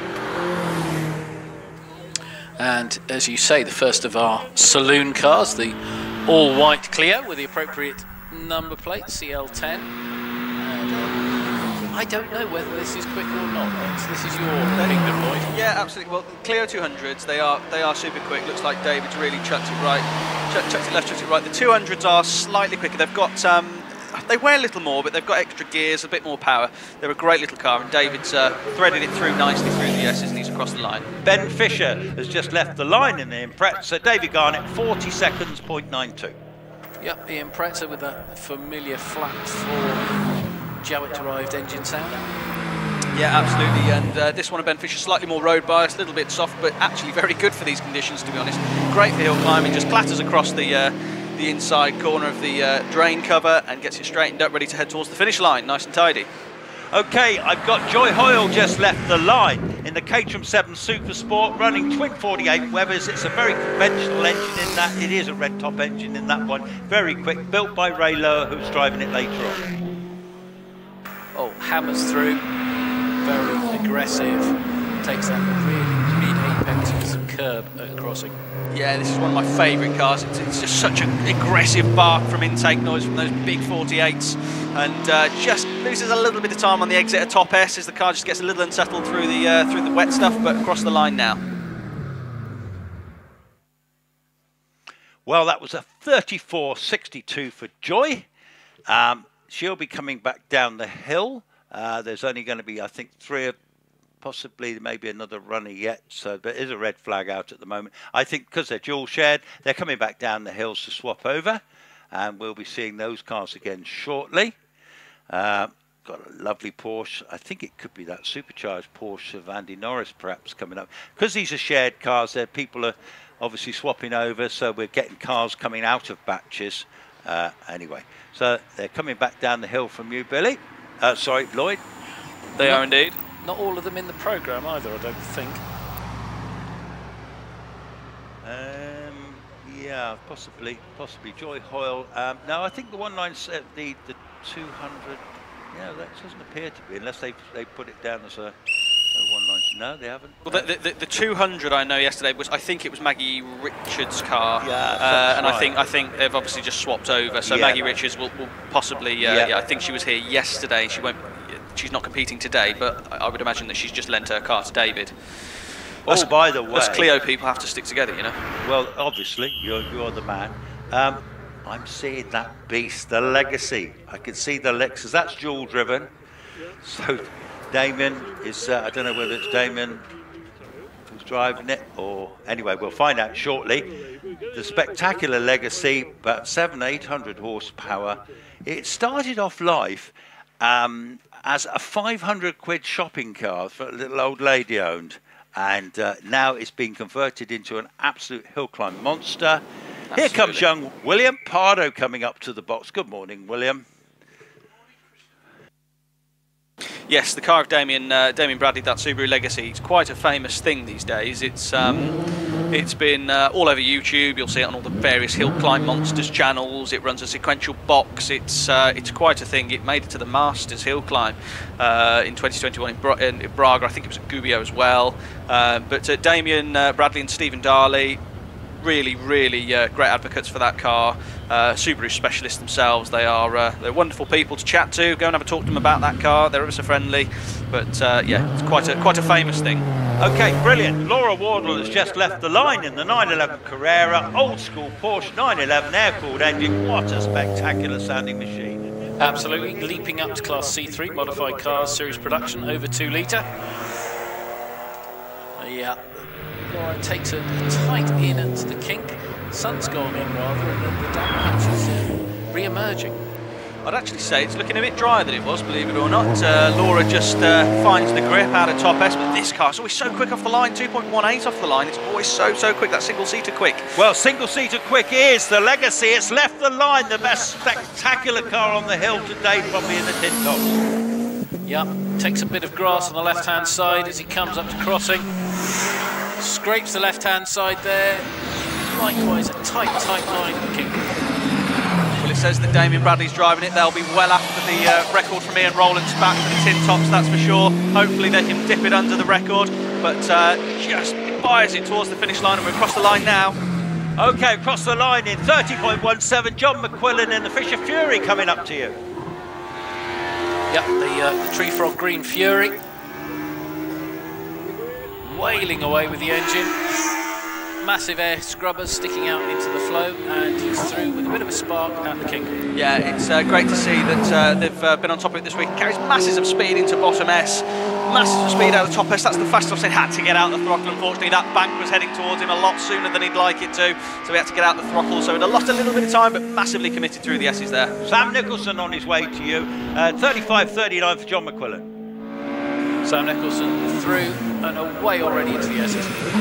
Yeah, absolutely. Now this Mallet, which is very famous, takes such an amazing line through the S's. It almost looks like he's going to oversteer back into the bank, but then he just flicks it back into top S. It's the best I see anybody going through top S in terms of line and technique across the line. Robert Penrose gone off the line in the magnificent Pilbeam MP92 to Sam Nicholson, 31.41.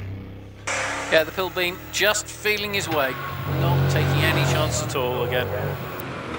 Well, would you if you had a 7-litre V8 in the back of a car that barely weighs anything?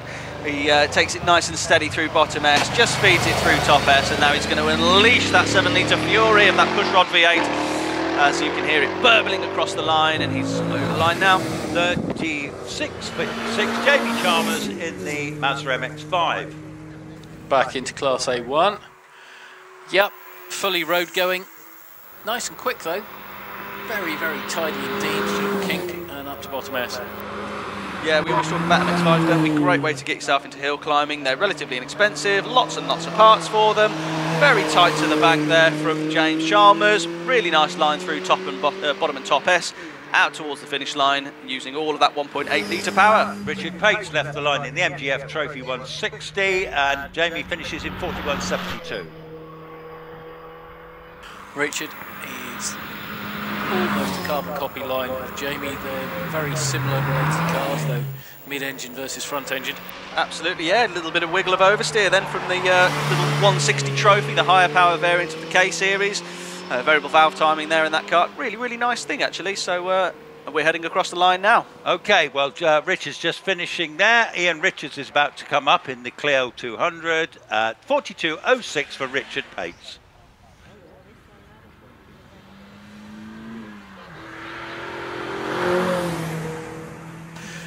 Yep, Ian Richards up with me again. Ambitiously number plated CL10 FTD. Yeah, absolutely. Yeah, this is it's a fantastic car. These Clio 200s. They're such good little race cars out the box. Big wide front track, 200 horsepower, 6 speeds, close ratio gearbox. Fantastic, fantastic car. I never go long between Clio 200s, and that one's across the line now. 40.11, our fastest in class thus far. Yeah, they're great cars, the little Clios. I know I may have said it once or twice before, but yes, you really can just chuck them around. Anyway, talking of Clios, now you've got a really, really proper Clio coming to the line. This is Peter Siddle from Coventry, the Renault Clio Sports 182, but this one has got that ultimate engine in it, 244 brake horsepower, all singing, all dancing, everything. About to leave the line. Should be a very competitive class. He's away from the line. Off he goes, Peter Siddle, on his way up towards Kennel. Yep. Keeps it nice. Gets a little bit leery coming out of Kennel. The back end trying to step out on him there, but gathers it all up. Now into King, the late apex there, and with you. Yeah, with me now, just really, really late on the brakes, uses all of the revs, just does all the engine braking, really aggressive on 3 wheels, fires it through the S's really, really quick through there. Sub 10 seconds, really quick, and that's going to be across the line now, so it'll be quick. Yeah, Jonathan Langmead just left the line in the Lotus Elise. That's 34.05 for Peter Siddle. Yeah, the Elise 135R through now. Change gear just before the kink. I'd have left it. Use that extra torque. Into S's now. Yeah, absolutely with me now. Elises are always great hill climb cars. Chucks it left, chucks it right, gets it out. Bit of oversteer, just finds that wet patch, unfortunately, at the exit of top S and just heads towards the bank. Has to catch it a bit, but across the line now. Okay, Rob Wilson left the line in the 205. Another one of Lloyd's favourites. Jonathan Langmead, 34.23. Yeah, 205, G-plate, 89 car. Up he goes. Nicely done, very late on the brakes into the S, kicks up some spray there. Yeah, Rob driving this car, the son of David and Rob, both father-son combination. This car starts as a shopping car as well. The 205 beautifully driven. You would have been in their release, but I think they've had a couple of issues, so the 205 is back out to play. Well, we've got some serious Porsches coming up towards the line now. The first one of which will be Robbie Birrell in the Cayman GTS. I know you know a bit about this one, Lloyd. Anyway, Robbie Birrell off the line on his... Keeps a very tight line at the bottom of the crossing and then repeats that again with the late apex and King dabbing at the brakes. Absolutely, yes. This is a Cayman GTS. This is the 18 plate, so this will be the 4-cylinder, controversially received 4-cylinder turbo. 350 brake horsepower, however, but loads and loads of power and torque. Perfect for hill climbing, really quick car, that. Okay, yeah, Richard York has just left the line in the 718 GT4 Club Sport. Glorious looking blue one. Love that car, but Robbie Birrell, 32.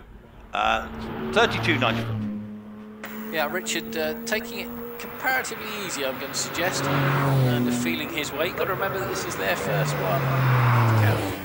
Yeah, absolutely, yeah, and not to forget as well, these are very expensive cars. They're road legal. They're very expensive cars all the same, and I commend them for bringing them hill climbing and taking them out to show everybody. But we'll be across the line now for Richard York anytime now. Okay, yeah, Richard York across the line. Peter Herbert just left the line in the 911 Carrera 2, classic old school air-cooled engine, fantastic thing. Richard York has finished in 39.55.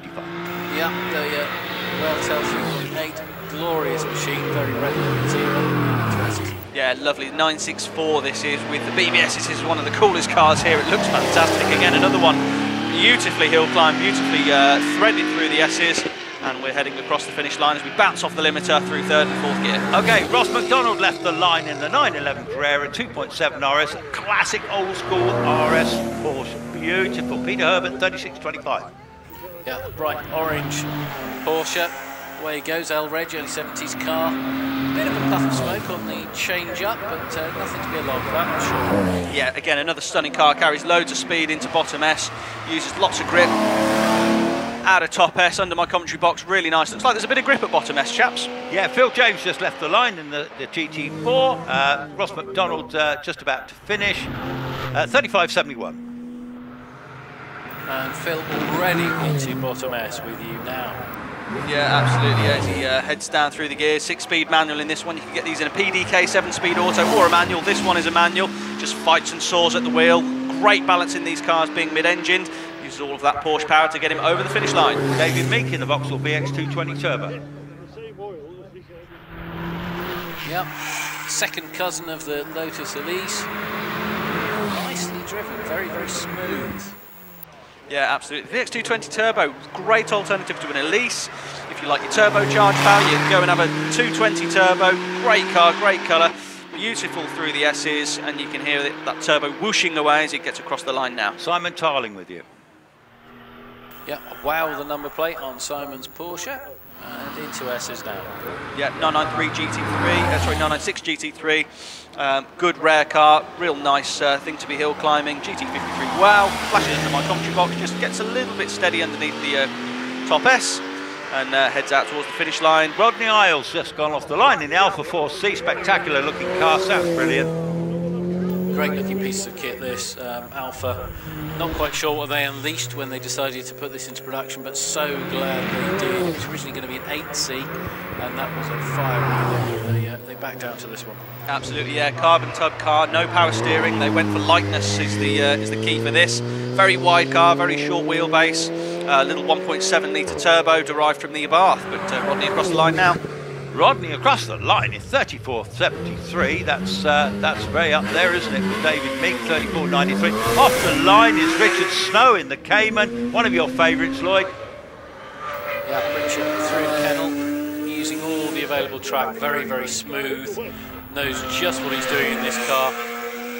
Perfect line and into the kink and onto bottom S. Yeah, as Chris says, one of my favourites. This driven by Richard Snow, always so committed, always beautifully driven. This is the type of person that Porsche always wanted to own these Cayman GT4s, that's for sure. And threads it through second, third, fourth gear, and we're across the line. Okay, Robert Lancaster Gay in the Cayman GT4. He's left the line too. Let's see whether he can beat Richard Snow's time at 34.07. Robert, of course, the class record holder in A3, but he's dropped down to A2 with a new challenge, and I think he's rising to it very, very well. Absolutely, yeah. Just getting used to the difference between rear-engine GT3 RS power and the mid-engine of his GT4. So finding the balance beautifully through the S's. Let's see what he can do. Can he beat Richard Snow? Oh, just about misses out. 74, fantastic. On the line is going to be Pete Richins in the first of the Yaris's we've seen today. It'll be followed by Ian Fido, I think. Anyway, Pete Richins in this glorious little Yaris. Very popular, four-wheel drive, 1600 turbocharged. I did ask him about the brake horsepower, and he did confirm it, Lloyd, that it was somewhere around about the 280 brake horsepower mark. But he said he wanted more power. He needed more power. Anyway, this car very rapid. He comes from Coventry. Wife Joy is actually one of our snappers here today. She's she's going to take a picture of him off the line. She's just below my commentary box. Good morning, Joy. And anyway, little slight delay. Not sure what the delay is. There's no flags. Yeah, not quite sure. I think he's just prepared. Some little delay for whatever reason. Anyway, there's a couple of Yaris's to come, which is Ian Fido, who's also a very experienced competitor. So, do I hear an engine revving? Yes, I do. Four-wheel drive, off the line very rapidly, 2.36 for the first 64 feet. Over to you. Yeah, Gazoo Racing Yaris, a bonkers car. Talking to Scott Brownlee, the PR of Toyota at the time when they launched it. Astonishing thing. Great, popular machine. Yeah, absolutely. Developed by Tommy Mäkinen and Jari-Matti Latvala. Both know what they're doing, that's for sure. That's how to set up a rally car. It's got 3 electronic differentials in that car, 3-cylinder turbo, 4-wheel drive, 7-year warranty. Wow, amazing. So Peter Rich is about to come to the line. Ian Fido gone off the line, 2.28 off the line. Simon Fido's dad. Simon's on the hill marshalling. Yeah, the second of our Yarises, the GR again. Keeping it nice and tight, really attacking every apex. Yeah, these are great. I love these GR Yarises. I think they're fantastic things. You can really see why everybody, even the ultra wealthy with all their supercars, even had a GR Yaris parked next to their Ferraris and Lamborghinis. So great little cars. As Ian will head towards the finish across the line now. Yeah, Phil Fisher just left the line in the Subaru Impreza. It's a 37.60 for Pete Richins and 37.62 for Ian Fido. That'll be the battle between those two, and with you now, Lloyd. Yeah, it'd be an interesting comparison, won't it, to see a well-piloted Impreza versus those Yarises. Let's see if Phil Fisher can improve on the 2 times set by the 2 Yarises, but those Yarises are really quick, let me tell you. Well, we're into some serious machinery now. On the line is Chris Beresford in this Subaru Impreza, the grey one. This one's got about 600 brake horsepower. Very impressive car for a 20-year-old car, very well sorted, already at Kennel.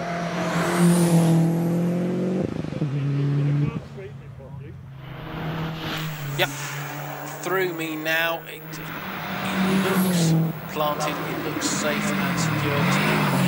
Yeah, absolutely. Yeah, really quick car. This beautifully driven yesterday. Takes a nice line through a big bulge of power as it gets out towards the finish line. Nicely through the S's, but we'll be across the line now. Yes, it will. 32.83 for Chris Beresford. Steve Garner's just left the line in the Westfield. He's very rapid. Let's see what he can do.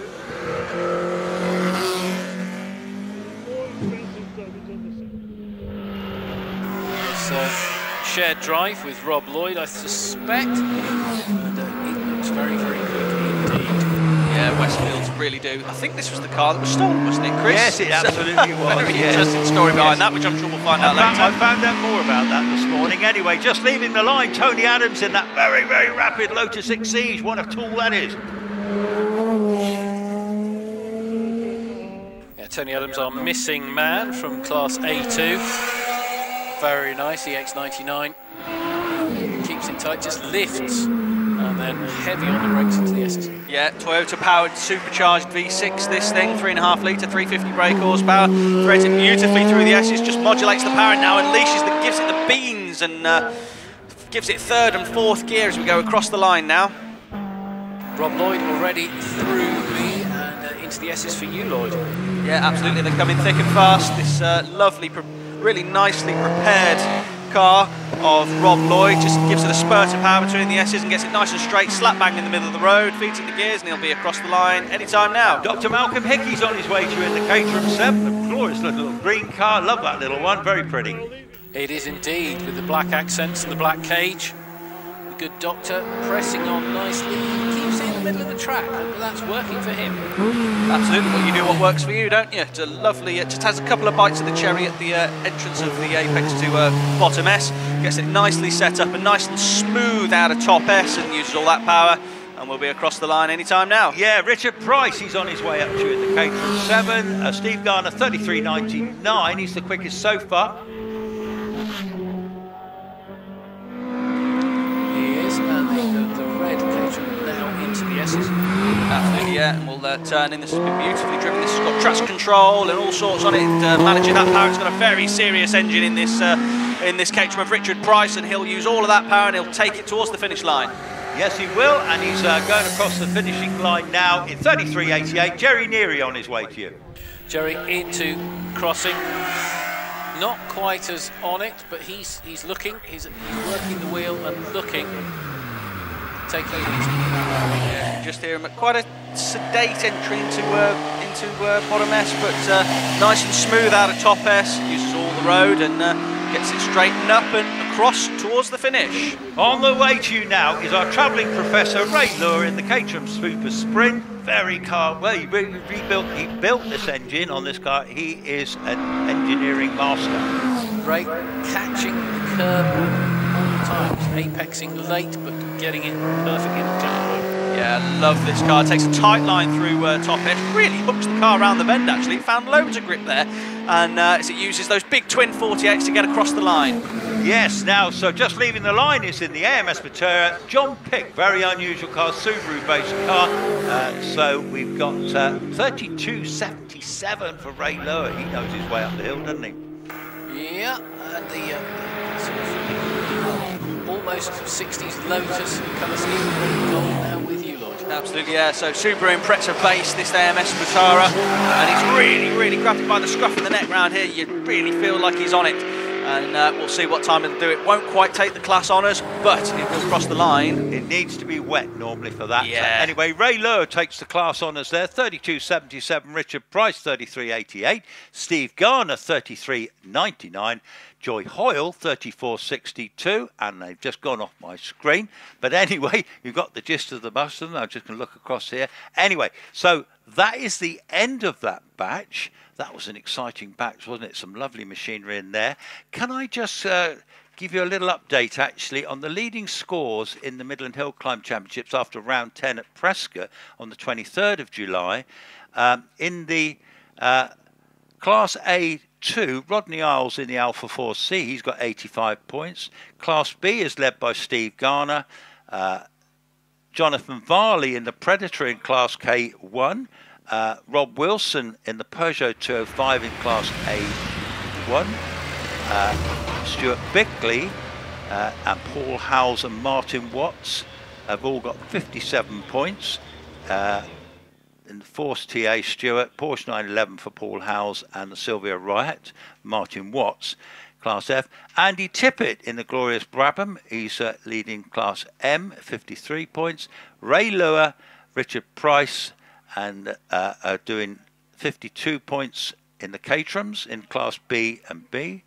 And then Robin Nicholson in the Mallock Mark 20 in Class F, and Richard Snow in the Cayman.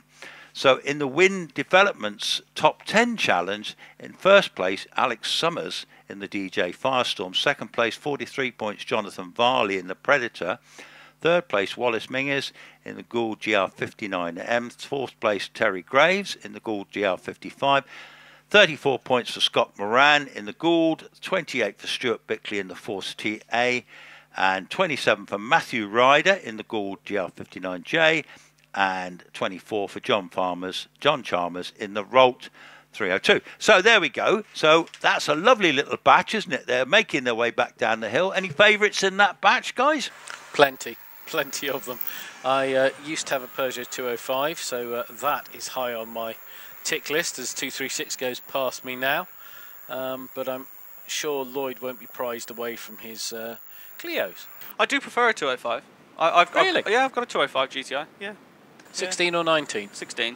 Ah, yes. Nice. I do. What What colour's that one, Lloyd? It's white, 89 on a G. Yeah. All original? Yeah, all very much original. Yeah. Very nice. It wears its patina. So the 1600s, obviously not such big engines as the 90s, but are they more nimble? There was always this debate, wasn't there? Do you prefer 1.6 or 1.9? 1.9, less revvy, but torquier. Obviously, 1600 they say is a bit sweeter, a bit revvier, but it just depends how you like to drive them. I mean, I've known the car since it was almost new. It was a family friend's car for years and years. It's currently with our good friend Rob Anscombe, waiting to be cut and have a new sill on it. Ah, the old tinworms have got to it a bit, have they? It may have had a prang in the early 90s and been Yep. repaired with less corrosion protection than it should have had, but you know, it is what it is. It's a solid car, it's fine, but yes, I like my 205. Just on the live stream, Lister 21, the wonders of English hill climbs, smiley face. You see a whole bunch of cars you've never seen before. Well, that's great. Don't know where you're coming from, Lister 21, but never seen this before. Donkey, well, we hope we'll see you again. And absolutely loving this show, Mustafa Krylov. Good afternoon, good morning to you, sir. Well, isn't it great? It is exciting. It is a rather sobering thought to think people are watching literally all over the world. Man, those exeges look cool, don't they? Lister 21, yeah, they are cool, and they're quick too, aren't they? Very rapid indeed. So the cars are coming back down the hill. They're coming back at triangle here, back into the paddock. Flags in on the hill. Flags in. Looking down the paddock, Richard's just put a stream down there. We've got some single-seaters about to come up the hill. Rather nice. We've got, a nice mixture of cars again. A nice full paddock. Lots of people in the paddock. And, of course, when the runoffs come, that's when it gets really exciting around the start line, doesn't it? Because people are watching from everywhere. So, it's dry. It's gone a bit grey all of a sudden. I'm not a big fan of that. What's happening? What's happening up there, Lloyd? It has gone a little bit grey. Oh, hang on. It has gone a little bit grey, but it does remain dry. So again, I've kept an eye on the Met Office apps. There are some showers dotted around, but it does, fingers crossed, look like we will miss them. So fingers crossed, fingers crossed. Well, yeah, we want a dry runoff, don't we? We want to see a hill record this today, don't we? That would be amazing, and I think there's every chance that it could happen if it's dry. Had an interesting message from Tanya Brown. Listening to commentary from Shelsley in the car when we have enough signal for the live stream. Maybe I'll see you later for a pint. Well, I'll take you up on that, Tanya. Absolutely. Well, of course, we've also got a live stream big screen in the courtyard today, haven't we? We're by the bar there. So actually, that's not a bad place to go and have a beer and watch it live stream. You know, that's not all bad, is it? But then I see one or two people leaning on the fence here with a beer in hand, so they're already imbibing. Anyone that's new to the game here today, first time, very welcome to you. Hope you're enjoying your day. And, well, the show is really interactive. Nice. That's Kevin Molnar. Do you remember Nice in the Fast Show? You won't probably remember that. I do. I do. I used to watch it when I was a kid. Nice. Oh, what's it? I hear engines. I hear engines. I hear motorbike engines. Unlucky Alf was always my favourite. So, it's Anthony Wood in the Force PT. Now, there's quite a few Forces running today, built up in Lichfield, aren't they? And all these cars, well, no, this particular one is running a motorbike engine, as most of the small class cars are today, because nothing really competes with them, basically. They're small, fast and light, aren't they? So, Anthony Wood, what can he do? He'll be on full slicks, I suspect. Yes, he is on full slicks, actually. And he's away. That motorbike engine screams away. Already second, third, into Kennel. Through Kennel, nice and cleanly. That free revving engine giving everything it's got. Through crossing now, into the King, very, very late. Barely apex that at all. Absolutely, I can hear it popping and banging into my sight now. Takes a nice tight line through bottom S, turns in, avoids the drain cover, gets the car straightened up, ready for the straight, uses all that power, and feeds it the gears, and we'll be across the line now. Fantastic, we're into the racing cars over 600cc up to 1100. Anthony Wood 3204. Jonathan Flesher just left the line in the OMS 28. 263 off, 2.63 off the line. Yeah, he's going from side to side on the course, looking for his optimum traction. Gets into S very rapidly. Yeah, you can really hear there's no shortage of commitment, that's for sure, from Jonathan Flesher, who's been going well all weekend. Gets the car squirreled up a little bit underneath the commentary box top S, but he's across the line now. Yes, he is, and he finishes in 29.28 for Jonathan Flesher in the OMS. Richard Weaver about to start, sharing this with his son Tom in the Empire Evo, one of Bill Chapman's Empires. They love this car, sounding terrific off the line, already flying up towards you. He is safely and cleanly through Kennel. Clips the curb at the bottom. Big dump of power there. Absolutely, yeah. Again, popping and banging into sight now. We've got Richard Weaver's always committed in this car. Just has a couple of stabs at the throttle. The car pops and bangs as it makes its way through the gears. We'll be across the line now. Yes, it will indeed. Going across the line in 30.20. We've got Martin Rutter now. We've got a bit of a mix here because obviously there's a mixing up the classes because of the dual-driven cars like we've just seen. Martin Rutter going off the line in the Fiat X19. Not many of these left. The old Tim Worms did a fine job of demolishing most of them. So this is that mid-engine Fiat X19 1400cc engine. Yep. Very distinctive car with those bright yellow accents. Rear-engined, technically mid, as you can see with the wheelbase. Exciting car for its era. Yeah, it's an interesting little thing. Normally pops and bangs a few flames out the back of it from last time I saw it from memory. But it looks very purposeful with its wide track and its wide tyres. But through the S is no problem, and we're off towards the finish. Okay, superb. On the line, this much campaign Ginetta G50 rear imp engine car. This has been on the hills for a good 20 years. Actually a regular class winner in its time. Let's see whether he can do that. Very deceptively quick. Ginetta, this is a fiberglass bodied car. Little imp engine. Just, I don't know how they get them to go so quick actually, because it's a tiny little car to be fair. Revs it up now, on his way. Little Ginetta leaves the line. Andrew Russell, on your way. Yeah. Walkett brothers knew what they were doing. Wonderfully packaged little beasts, these. Very handsome car. This full competition not well going at all, but up in the S already, Lloyd. Yeah, that's going to be there's not much to that, is there? It's going to be a very light thing, very nice and light and nimble. It's been hill climbing for years, this car. It's one of Billy Grace's favourites, I know that much, but it has a little wiggle under the commentary box, and you saw that power, gets itself across the finish line. Okay, Andrew Russell on the finishing line. Bill Tucker on his way in a glorious little Nova, so 37.99 for Andrew Russell. Yeah, and Nova going very, very powerful. Astonishingly quick through the King.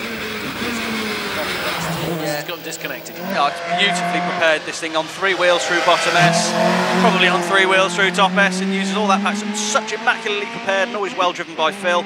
He's out towards the finish line now. Okay, yes, Stuart Reid from Blairgowrie in Scotland in the Peugeot 205, highly modified, got a 1900 816, is it called, I think, the engine. Anyway, Stuart Reid on his way to you. That Stuart through the kink. He's got slightly unsettled by nipping into the curb as he came out, but he's all right. Yeah, this thing was almost on 2 wheels yesterday. It's been absolutely driven on the door handles, fantastically competed by Stuart Reid, and he's going to be across the line any time now. He's gone across the line in 33 seconds.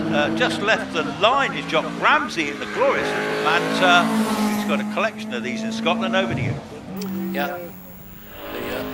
The lovely styling of the Manta Coupe. That was the alternative to Capri.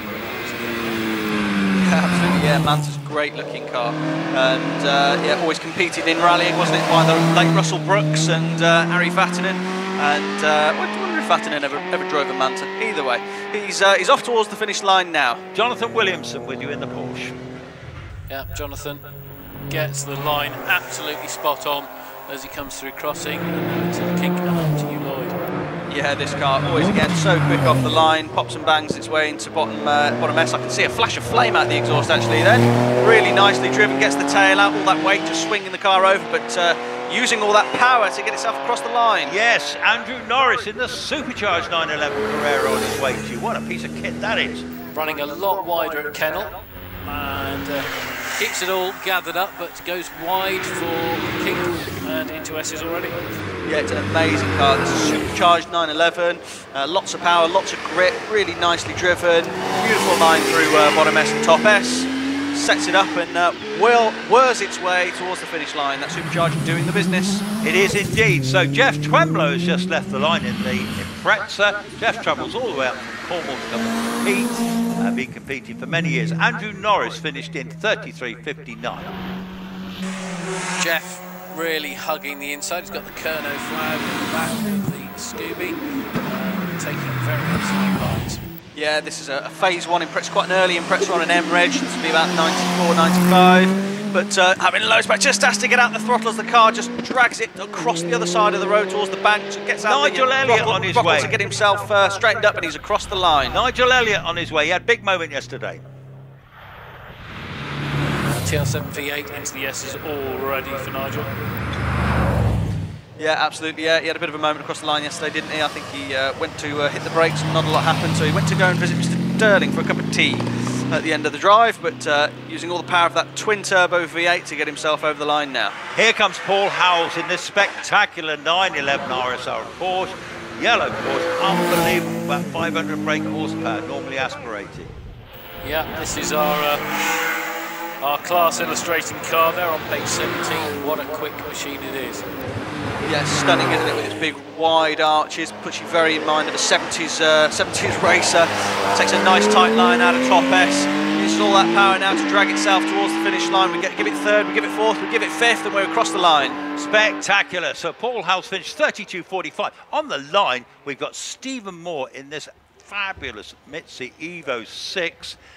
Very serious development on this car, and the car following it will be Stephen Darley in the Legacy. So we've got two spectacular runners to come down right now. So let's see what happens here. So far, but Stephen Moore, off he goes, four-wheel drive, 2.15 off the line, first 64 feet. That's impressive. Keeping it nice, Union flag on the roof. And big on the brakes before the King. A bit of a drive from the Yeah. Stephen Moore always drives this car really well. It's such a well-sorted bit of kit, loads and loads of power. Just has to get out the throttle slightly. And you can hear that sequential box banging through the gears as he fires it across the finish quick. Off the line, Stephen Darley in the Legacy, absolutely flying. 2.17. Stephen Moore finishing 34.4. Yeah, the waffle of the turbo lag. There it goes through King. Yeah, what can you do, Stephen, then? Let's see if you can get into the 20s. Big load of power there, big chirp of the dump valve as it wastes a load of boost, and it fires itself towards the finish. This is going to be quick. Can he get into 29s? I think he can. 29.65 for Stephen Darley in the Legacy. Well, that'll be a class record then. Well, not just yet, no. No, but Stephen Darley is leading that class from Damien Bradley. So they're leading by about 2 or 3 seconds. Anyway, I'm just noting the class record is noted in the programme as 29.91, so why doesn't 29.65 mean a new class record? Okay. Well, Ian Rowlands, I think, has the tin top record. It could be a class record, but the tin top record is Ian Rowland. I think that's the one thereafter, which right, is the did thing you in the have 28s. Phil Goff, by the way? Has he come by you? He's stopped. Well, we've been at flagged. The King. He's been flagged. Okay, cool. All right. Well, I have got young Billy Grace has just turned up, and he's going to carry on, enjoy himself. Yeah, you ready to go now, Billy? Yeah, end of the batch. Okay, I'm going to do to the end of the batch. Then Billy will take you through, and he's going to be doing the runoff as well. There's a tin top runoff and the big bangers as well. So that's going to be exciting to see, and that will be just before lunch. But anyway, at the end of this batch, I shall be having a breather, getting over all this excitement. So we've got over 1,000 watching, by the way, it says on the live stream here, so that's fantastic, isn't it? So Andy Short says that. Good to see the screen is confirmed. Stephen Darley has indeed set class record. Oh, class record. Well done, boys. Fantastic. I tell you what, I mean, it was electric off the line. There was smoke pouring out the back of the exhaust. You know, they've got that car so dialed in now, haven't they? It's incredible. Absolutely incredible. And that's a record that stood since 2014. Has it really? It's a 9-year record he's just smashed. That is incredible. But it's still not the fastest tin top, because Mr. Rowland still holds that, does he? Or not? Yes, that's somewhere in the 28s, I think. Yeah, closed car record, 27.89. Yes, Ian which Rowland will set take that car, some beating, which is it was an 800 brake horsepower 6R4. And I remember looking at it. I was here when that happened. I looked at it and I thought, that looks bizarre, like unbelievably quick. And yeah, of course, it went across the line, 27.89. Everyone kind of realised. Yeah, very quick, very committed there from Stephen Darley. Apparently there was some debris at top S, is that correct? The marshals picked that up, and yeah, so... But oddly, Phil's been given a fail, not a flag. Oh, well, that's a bit weird. Yes. I'd imagine that's going to be amended, surely, if he's going to be heading back down. You'd hope so. He's coming down with us now. Yeah, I think he'll probably just get another go, won't he? Let's hope so. It would be only fair. It can't have been his fault because it was definitely he was coming into reds, not causing reds. Oh, Marshall's hat's fallen off here at the crossing. High drama. High drama indeed. It is indeed. Yes, well, let's see Phil coming back down the hill, so maybe hopefully he'll get another go.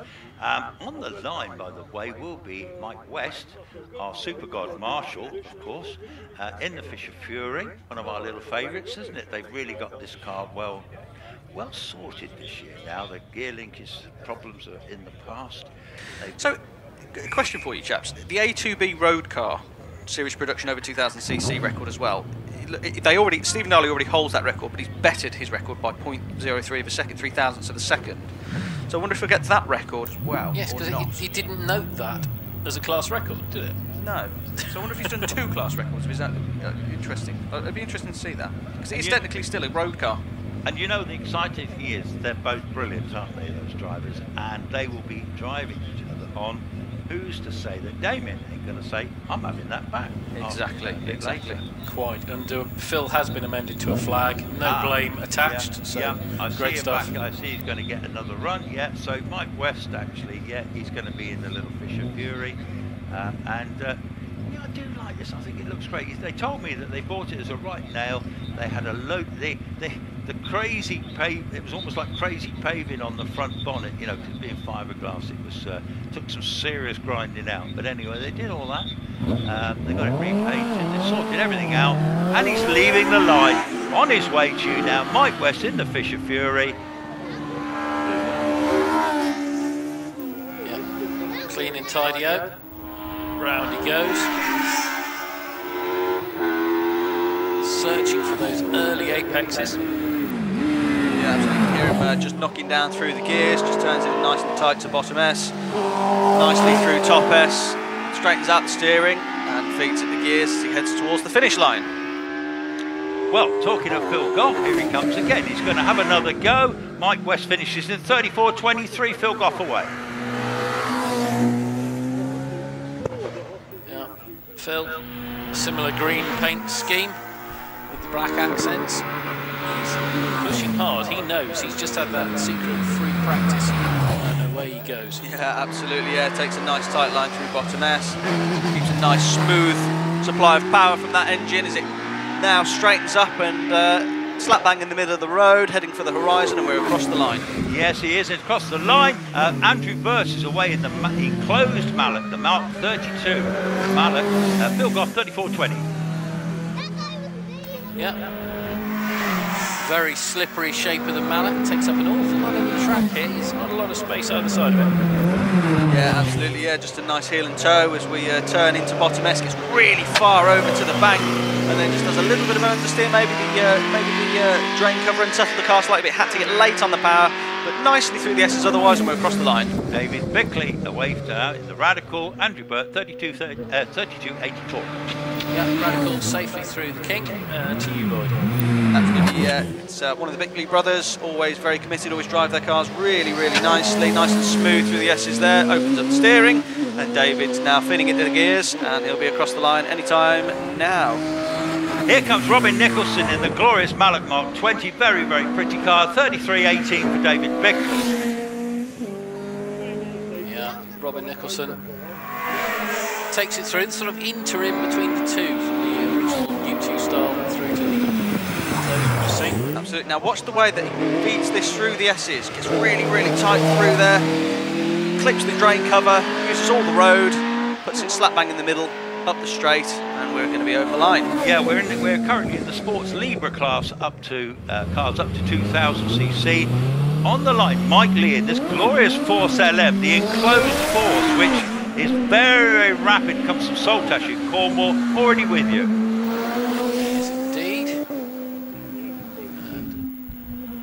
Takes on the side there, very slab-sided, not the most attractive machine from Force, but very effective. Yeah, absolutely. It's an interesting thing, isn't it? Because it's not technically classed as a single-seater; it's classed as a closed car, hence the front mud guard. I learnt that yesterday. but such a loud thing that supercharged power gets it across the line. Mike Luck away in the Zolf GT, spectacular looking sports car. Mike Lee does 33.29. Mike Luck with us through now. It's an attractive thing, isn't it? Very much of an earlier era styling ethos. Yeah, absolutely. Yeah. So you saw the road, nice line through top S.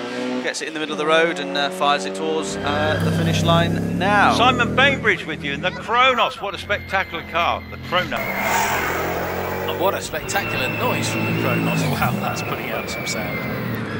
Yes, I understand this won the Quick 60 Challenge yesterday at Mallory Park. Obviously well suited for circuit stuff, hill climbing, also all sorts. Super quick. That's now going to fire itself over the finish line, and that's going to record a quick speed over the line, 118. Wow.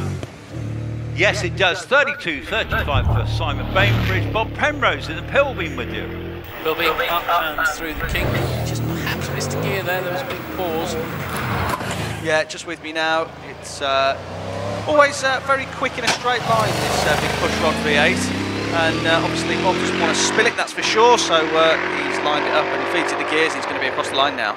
Okay, now we've got Duncan Barnes in the Norma. These are spectacular cars. These dominate European hill climbing. Honda turbocharged engine in the back of the thing. I think Duncan will show them the way up the hill.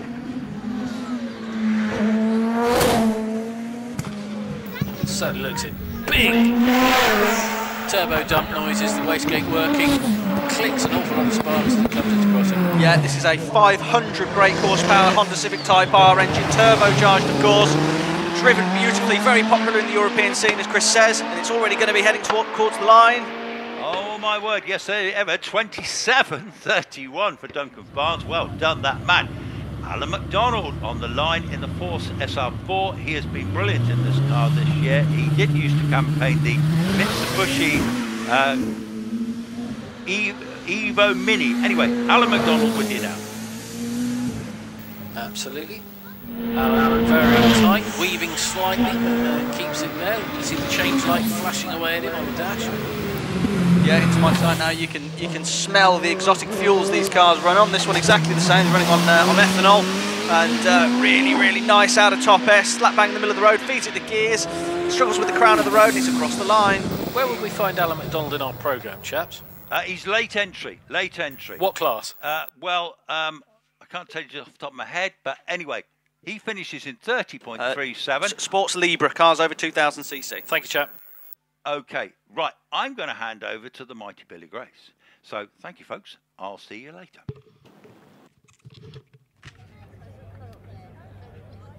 Yeah, wonderful to see a class record there from Stephen Darley, isn't it, guys? So, yeah, I think perhaps the... I don't want to template, but maybe the Ian Rowlands record might be slightly out of reach today. I think conditions dictate against. The performance is clearly there from 4 or 5 of our runners in the closed car class, but it's just not playing ball. There's been another misting, just a few momentary spots as this grey cloud passes over. Nothing to get upset about, but it doesn't augur well for fast times. No, absolutely, of course. Hello. Of course. Hello, Billy. Welcome back, Billy.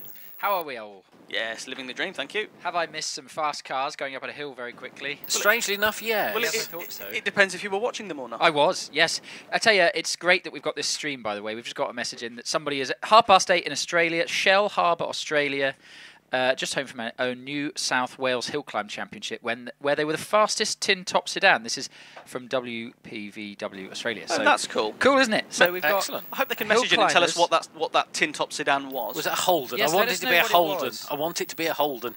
Yeah, you'd hope so. Well, they love their Japanese stuff out there as well, so I wonder if it's... Mazda Skyline. Yeah, because Skyline, maybe in an alternative universe, they've got a really fast Subaru Legacy as well. That'd be fun. That'd be really good, wouldn't it? Anyway, great to be watching the action. I tell you, if you're watching on the stream, then it's great, but really you should be here because the atmosphere here is fantastic today. Really good crowd. I think we'll let him off for being in Australia and not being here, though. Yeah, that's true. There's another chap just messaged from Brazil. Again, that's fine. You're all right. But if you're currently watching from Tenbury, get in the car and get down here because it's fantastic. Absolutely. It's going to be a brilliant day. It is already. We've got the tin top runoffs. We've got the top 12 runoffs. So really exciting things to come. I see a class record has fallen. Yes. You do. Quite spectacularly as well. It was so smooth and so aggressive. It was great. Stephen Darley. Well done, Stephen. That's a 29.65 new class record. And a 9-year standing record. Wow. Give him a round of applause, ladies and gentlemen. This is for the legacy of Stephen Darley heading back down the hill. That is a class record. Oh wow, it is. It's 2014. Mike Turpin's Vauxhall. That's amazing. I didn't realise how old that record was. Also, for the eagle-eyed amongst you who were watching here on the stream earlier, who saw the fastest cars going past this one, you might have noticed the absence of one Scott Moran. I did. They've got an issue with the starter motor, so the back of that car is currently in pieces in the paddock, and they're trying to get it fixed in time for the run. So if anybody can do it, Team Moran can. Here's our class record holder, car 50, coming through the crossing, going down. Do indeed, as Billy suggests, give him a round of applause. That is an achievement to break a record that stood for 9 years. Very impressive, especially in these conditions. Yes, indeed. We've actually got a replay on the screen as well. It was a really good run. Which is great to see. And whilst we're looking at that, I can actually give you the top 10, the tin top 10, which... That's easy for you to say. 3 times fast. The tin top 10, so I can tell you who's going to be running in the tin top 10 runoff. The first car to run will actually be Damien Bradley in the Legacy. He qualified on a 30.17, but because the car is obviously dual driven with now class record holder Stephen Darley, he will have to run first. So Damien will run and come back down. We will then get Peter Siddle, the number 18, which is the Renault Clio Cup Sport 182 Cup. We'll then have a really good short 25-minute lecture on that car from Lloyd. Yes. And after that, we will then get Jonathan Williamson in the number 44, which is the Porsche 911 Carrera. We'll then get Andrew Norris, another Porsche 911, the supercharged 911, the number 45. We'll then get Stuart Reed, number 35, who I'm trying to find the car for now because I think his late entry is not in the programme, so I'll come back to you on that one. We will then get Robbie Birrell, number 803. We will then get Chris Beresford, number 232. Then we will get Simon Bainbridge, number 60, in the big SBR Crono. Then number 49, Stephen Moore in the Evo, and then rounding out the top 10 Tin Top Challenge, I really enjoy saying that, it will be Stephen Darley in the Legacy. So a complete smorgasbord of cars there, from four-wheel drive Legacies and Evos to Porsches to a unique SBR Chrono. It really is something for everybody. Oh, I know, even for Lloyd, a Renault Clio. I was just about to say, I'm not sure I can get everything done within 25 minutes, if I'm honest, with the lecture. No, I think I'd need at least... I think if you could just maybe cover sort of, you know, the cup holders and the door handles, that should probably suffice for the first 25 minutes. I could probably do the basics in 30 minutes. Good, okay. Well, Okay. that's good. Excellent. So I'm looking forward to that. I'm also looking forward to the rest of the batches. We have had, have we not, the first few of the single-seaters. We had a few of the 1100 class cars, but we will have the meat of those next. We will then also have the first of the 1600 cars, the dual-driven cars, and then also some 2-litre cars as well. So that is all to come in a moment. Flags are in here at the start line. I've got a view on the stream of the very busy paddock full of cars and people. I can see the almost very light green Cooper Force, which is in the pre-start, the paddock area, and that will have Liam Cooper aboard, who we will see first. So the first cars we'll see are a few of the 1600 dual-driven cars. For those that have been before, they've changed the way it works in batches. It used to be that the dual-driven cars would go straight away, but they've switched it round so they go at the end, which just gives them a bit more time to prep if the cars come straight back down the hill. It's quite a clever change. Saves time as well, because whilst they're getting their driver changes done, we've got cars on the hill. So, Liam Cooper sat on the line in the 1600cc Suzuki Hayabusa powered Force TA. 2 or 3 seasons it's been with this car now for the Coopers, for Liam and Olivia, and they are really getting the hang of it. Liam's off the line, big boot of power as he's passed me, 2.4 second start, and he's into Kennel and out of my sight. He is indeed. Very aggressive line at the crossing and again at the kink. Yeah, the Cooper's always driving this car really, really well. And Liam tips it into bottom S. Nice little blab of power as he goes between the two S's. Just waits to put the power on as he clips the drain cover. But he's heading across the line. He's over the line now. Time for Liam Cooper. It's a 28.61. 28.61, 111 miles an hour across the line. The track has dried. It is gripping up nicely. That's a very good time. Next on the line, we've got Neil Coles, the red OMS 28, another 1600cc dual-driven car that he shares with Alex. Launch control on, off the line, popping and bang as it comes past me. He takes a gear, takes a third, maybe up into fourth as he turns into Kennel. And he's with you now crossing.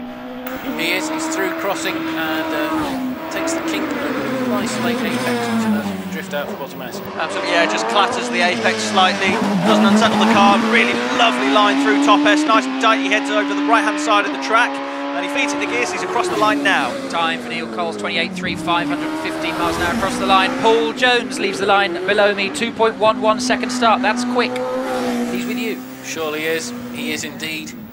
And takes a later apex at bottom of the crossing and late apex at the kink.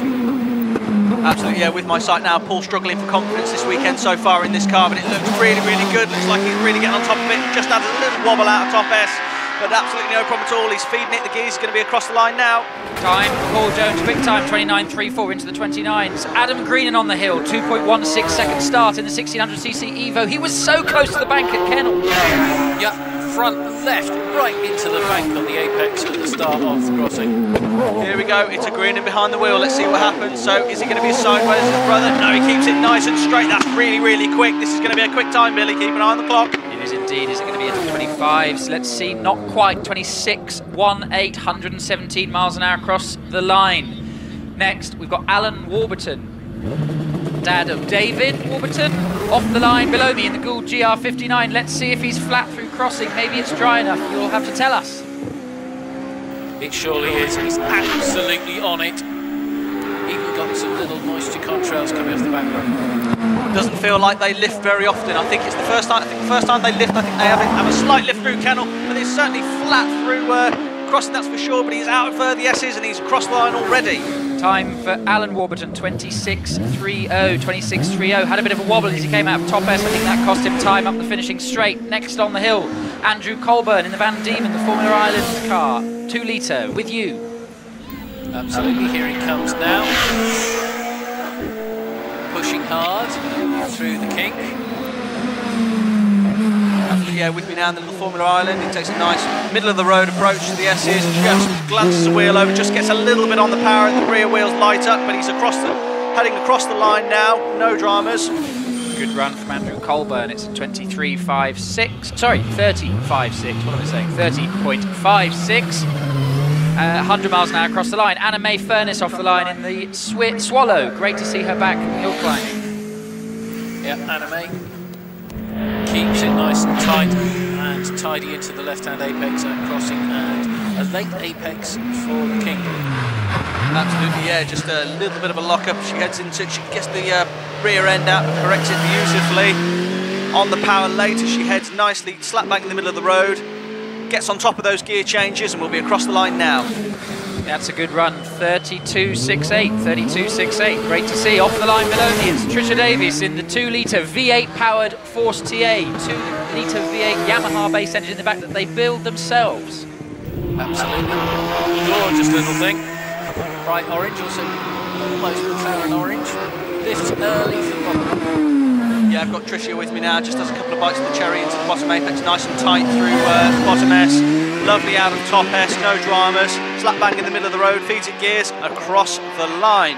Time for Trisha Davis, 30.06. She'll be into the 29th this afternoon, I'm sure of it. Next on the hill, Nicola Deirdre in the Gould Delara, 2 litre engine in the back, lovely car.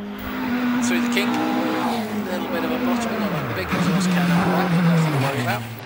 Absolutely, yes, it's such a narrow body, this car. Beautifully set up, the hill climbing, really nice, but just had a bit of a moment there where we got a bit of oversteer and just climbed the bank, but remarkably the car remains drivable, so but I'd want to check the suspension after that, but across the line. Flags out because of that, I'm sure. Yeah, we're just going to have a little bit of a sweep, I would have thought. Yeah. Yes, I'm sure we'll No get harm a replay in a minute. Ellen has shown us the camera angle. Took a bit of a lump out the bank. She came through bottom S, through top S, just a bit of oversteer on the exit, and it just rode up the bank. You're right, though, it was quite a clout, and yet everything seems to still be pointing in the same direction it was. They build them strong. They do.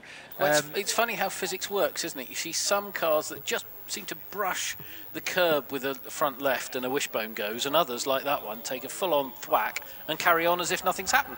Yes, it probably helps that the bank's had a bit of rain, so it's nice and soft, but there'll be a bit of sweeping to be done at top S. Robin Just Wood some sweeping. Gets the flag, so he will be repeating with no penalty. Another free sight at the condition of the surface. He's being rolled backwards up at the S's. It's good value for money, isn't it? It is. It's an extra half a run for his entry fee. So Nicola is at the top. I've got the camera angle now at the top. She's arrived at the top, so she'll get out just to check the car's all right. But also doesn't seem to have, from what I could see, done anything to the front wing, which is good. So hopefully that will be okay. Andrew Henson will be waiting in the paddock to do his run. Next, I'm just looking at who we've got next coming to the hill. It's going to be the Flesher OMS, the purple OMS, driven by Dylan Flesher. I should take this opportunity to say that there are proud Flesher parents and grandparents watching son and dad HillClimb today, so hello to you watching on the stream, and I know that your Dylan's aunt and uncle will be watching on too, so I'm sure you're very proud of the performances they're both putting in. Car is going brilliantly well. First full season in this car. First full season in a Slicks and Wings car after being in a Caterham last year. And they've really taken to this car like a duck to water. I think Dylan was third in class when we were here in June, I seem to remember. So this will be a run to watch in a moment's time. Flags in at the top of the hill, Billy. It's just our fantastic marshals doing a great job sweeping up.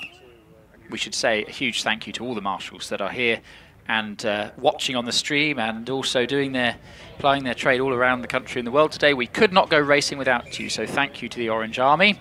Flags are in here at the start line. Dylan is just firing up the OMS, which is now fired. Car coming to the line. He's come even further from me. 40 miles up the road from me is Harrogate. Wow. Yes, yeah. Commitment. He's from Harrogate, yeah. Local to Harewood, of course. A bit further from here. Absolutely. And a well-respected competitor in this OMS. He is indeed. So Dylan, well, Dad Jonathan currently leads the class on a 29.28. Dylan has been a bit quicker this year. Let's see how he gets on. Past me, 2.31 second start. He's off and he's through Kennel almost flat. Oh yes, he took an awful lot out of Kennel. He was lucky to get away with that. But he is flat to the boards. Really, really quick. Yeah, Dylan's been driving beautifully all weekend. Really getting on top of his car. Has a little bit of a clat of the apex. Gets nicely out of top S. Feeds it the gears. This should be a good time. This is going to be a quick time. What's it going to be? Is it going to be into the 28s? No, it's going to be into the 27s. 27.65. 27.65. There is grip out there. That's a great time from Dylan Flesher there. Proud grandparents watching on, I'm sure, after that one. Robin Wood back on the line after his sighter run. Visor down. Just waiting for the light. Off he goes. He drops the clutch and nails the throttle. Bit of a wiggle as he came past the box, nibbles the grass as well as he heads into Kennel, but he's through Kennel now. Yep. Middle of the road, into a mid-apex, that crossing, and now takes King with a late apex, which puts him on the right-hand side of the road into the S's. Yeah, Robin with me now, just has a little, tips it nicely into bottom S. Lovely line through there. Beautiful line out of top S. Slap bang in the middle of the road. Really, really nice there from Robin through the S's, and we'll be across the line now. Heads up towards the finish, records a 30.71, 103 across the line. Next on the hill, we've got Stuart Bayliss in the little 1100 Jedi. Great to see a Jedi on the hill. Absolutely it is. Lovely little things, these Jedis. Often been a favourite of mine. And he's clean and tidy into the S's. Absolutely, yeah. Really, really quick, just has a big oversteer moment on entrance, so just has to get out the throttle. That unfortunately compromises his gear changes. gets in the wrong gear. Now he has to get back on the cam of the little 1100cc, but he's across the line now. Heads towards the line and records a 32.63. Martin Turner now on the hill in the 1100cc Empire Evo. Yep, through crossing, nicely laid back driving position in this car. Sounds good as well. Yeah, you can hear it absolutely having its neck ringed as we've got a little bit of carbon fibre that's just come off the underside as he climbed over the apex of the entrance of bottom S, but he's out through top S and he's going to be across the line now. Heads up towards the finish, records a 28.98, 28.98. Yeah, there will be a very small stoppage though, however, just to retrieve that little bit of carbon fibre that appeared from the bottom of the car. So this will be a very, very short stoppage, so we'll be up and running very, very quickly. There was just a bit of carbon fibre that came from the underside of the car, probably from the diffuser, I'd have thought, or the floor. Well, carbon retrieved, whistles blowing, flags retreating. Absolutely, we're in everywhere in kennel now. Excellent, and we should be able to get going any moment now. Yeah, as Billy was saying earlier, we can forgive you if you're Brian from Brazil for not being here, but if you're Bob from Bromsgrove or Mike from Malvern, you really should be with us live. Have you been trying to think about that alliterative? Yeah, I have. statement? I have. Did you have to write it down? No, I managed to keep those three in my head. That was good. It's a bit like you didn't say Mike from Bromsgrove or Brian from wherever else you said. I did run through it 3 times before I actually pressed the button. Hey, sensible to do. Right, so we're back underway. We've got Gavin John McLaren on the hill in the another 1100cc OMS 2000M with you. Yes, indeed, going. Keep it wide. That's the first in this class to take that wide line into crossing and keep it wide for the king. Yeah, Gavin again with me. Nice turn into bottom S, nice and tidy. Nice and tidy through top S as well. Really, really clean. And through the middle of the road, and we're feeding it the gears and we'll be across the line now. Meanwhile, we've got Richard Walker on the hill in the OMS CF04. Indeed, Richard, talking of Bromsgrove, there he is, and up into S's already. Yeah, Richard Walker, you can really hear that thing flying up the hill. Just takes a nice tight line through bottom S, beautiful through top S, no dramas at all, middle of the road. Goes through the gears and across the line. Heads up towards the finish to record a time of 30.63. Gavin John McLaren, by the way, did a 29.91. Next on the hill, Nigel Pitt in the OMS 3000. He's quick in this car. He is indeed.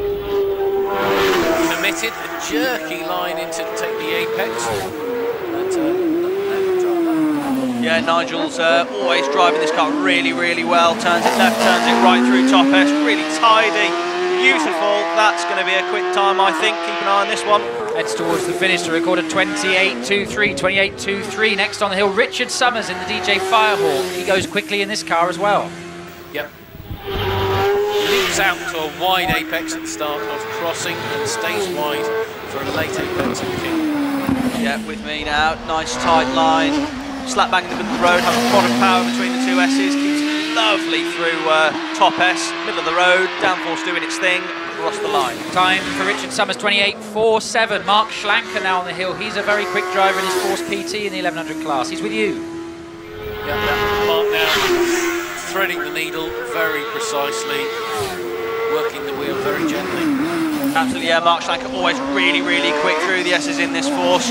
Quick throughout, just gets a nice line through top S. He's through the middle and he's going to be out towards the finish line and across the line now. Time for Mark Schlanker, 28.55, 28.55. Next on the hill, we're going to have Tom Weaver. Tom, another protagonist for taking the class win today, so this is going to be quick. He's in his 1100cc Empire Evo. He's already passed me. He sounded flat through kennel. Yep, he certainly was. Accelerating hard through crossing. The bang of the turbo tells you all you need to know. Yeah, absolutely, yeah. Pops and bangs into my side. Couple of bites of the cherry to get into bottom S. No time lost though. Really quick through top S. Keep your eye on this one. This will be quick. Tom's absolutely on it. Can he catch Dylan Fletcher on 27.65? Let's see. It's going to be close. It's identical. Another 27.65. 27.65. So equal quickest so far in the 1100cc class. Dylan Fletcher and Tom Weaver. That'll be to the 1,000th of a second that those two will be. At least to the 100th and I think to the 1,000th. Yep. Absolutely brilliant. Dylan 1 mile an hour faster across the line. Might that be the telltale? We'll have to wait and see. So they're equal. We're going to get a replay, by the way, just quickly of Tom. just a little bit of debris came off the car between Kennel and Crossing. Tiny little bit the of marshals car. are out looking at that and right now looking to find it. I think they've got it. I seem to see... What yes, I can see a piece of carbon in a hand. Billy, what would happen if Stuart Bickley doesn't better that time? Who gets the better of those 2 times? They'd be equal first in class. Got you. Just like we've had joint runoff winners in the past. Okay, cool. Yeah, they used to solve it by rock, paper, scissors in the paddock. That was quite controversial, so they got rid of that. And now they just equally win the runoff. They in the States, they solve it with whoever did it first. Well, that would, yes, that would be here. That does apply for who runs where in a runoff. Yeah. But I don't think they can do that for a win of a runoff because it'd be unfair, really. Anyway, I can see that the marshals returned to post. They are almost withdrawing the flags. Yes, flags in. So that's good. Car started. So we've got Stuart Bickley on the line. So he knows what he's got to do. He's got to beat a 27.65 to take the lead in the class. He can do it. I think he's done a 26 before. Let's see how he gets on. He's off the line. Nice start. 2.19 seconds into Kennel. Yep, through Kennel. Absolutely flat chat. Keeps it going. Keeps his throttle buried nicely through the kink. Only backing off now for Essex. Absolutely, yeah. This distinctive green paintwork on Stuart's car certainly flashes the sight. This is visibly very, very quick. Let's see if he can take the 1100 honours as he heads towards the finish. Let's see how he gets on. It could be into the 26s. Let's see. It's going to be a 27.16. 27.16 takes the class lead. Good run. Next on the hill, we go to the Formula Ford class. We've got Carol Nichols in the Nike. That Carol threw me already. That was a great committed climb there by Stuart. Well done to him, and Carol into the S's now. Yeah, Carol with me. She was stopped on her last run, unfortunately, because of a red flag, so she got another go. And here she is again through the S's and pointing her Formula Ford at the horizon towards the finish. Heads towards the finish. Next on the hill, we've got David Owen in the Merlin. Carol a 40.21. David hot on her heels now. Yeah, absolutely. Just straddles those apex curves, turns it left, turns it right through top S, uses all the width of the road, and we're now off towards the finish. And as we wait for David's time, we've got Les Buck on the hill in the little Pringit. Already with you at Crossing. Lloyd's favourite name of the meeting. Yes, Pringit Mistral. I think that's lovely. It's a lovely sweet name for a lovely sweet car. As it turns into bottom S, turns into top S, really quick actually, going really, really well. I think this could be on for a PB here for Les Buck. Keep an eye on the clock. Yes, we'll keep an eye on that. It was a 36.36 for David Owen. Les Buck crosses the line now. He's going to do a 35.47, and we've got Charlie Riley in the Van Diemen on the hill. Yeah, Van Diemen already into the S's. Yeah, nice car. This really, really clean. Turns left, turns right, beautifully out towards the bank at the exit of top S, in the middle of the road, through the gears, and heading towards the finish. Heads up towards the finish for Charlie in the Van Diemen. 35.39. Paul Morecambe on the hill in the Merlin. Paul is with me. The Merlin looking very, very shiny in the sunlight, which has returned. Yes, absolutely. A bit of sunshine, hopefully improve track conditions even more. A little bit of a wiggle out of the bottom S there for Paul as he feeds it out of top S in the middle of the road towards the finish. Heads towards the finish to record a time of 35.16. Sarah Bosworth now on the hill. She is the lady to beat in this class. Keep an eye on this time. She's indeed through Crossing, keeps it nicely in the centre of the track as she approaches the S's. Absolutely with me now. Let's see if she can improve on her time so far. The weather has been inclement at best this weekend, so Caroline Ryder's had the best of her this weekend so far. Let's see if she can improve her time. She heads towards the finish. She does a 35.21. 35.21, so slightly slower than Paul Morecambe by about half a tenth or so. Next on the hill, let's see what Caroline Ryder can do with the Van Diemen RF86. Caroline takes all the track coming out of Kennel, gets a nice early clip, runs wide in Crossing and up to the kink where she apexes late and stay on the right hand side of the S's. Absolutely, yeah. Caroline's been one of my drivers of the weekend so far. Her car control in the damp conditions has been absolutely phenomenal. Beautiful through the S's. Keep an eye on the clock, see if she can beat that time of Sarah Bosworth's. It's Paul Morecambe she's got to beat actually on a 35.16. Let's see, it's going to be close. She's done it. 35.03. 35.03. Wow, this is a close class. I'm just going to take you through, whilst it's the end of the batch, I'm just going to take you through those Formula Ford times. Caroline Ryder's on a 35.03. Paul Morecambe's on a 35.16. Sarah Bother's on a 35.21. Charlie Riley on a 35.39. And Les Buck on a 35.47. So they're all, that's 5 drivers separated by less than half a second. It's not like Formula 1, is it, this? No, no. By the way, we've actually got the stream cam. There's a cam. Oh, blimey! There's a chap on the stream now who's watching in the farmyard on the big screen and waving at it. I think he's on the beers because he's having a great time in the paddock bar. Well, they do say it's 5 o'clock somewhere. Living his best life. Wonderful. Yes, I don't know which 5 o'clock it is, but yes. Hello, everybody in the farmyard. It's we've got a big screen here this weekend. So for those who are in the who are watching in the farmyard, they're able to watch on the big screen.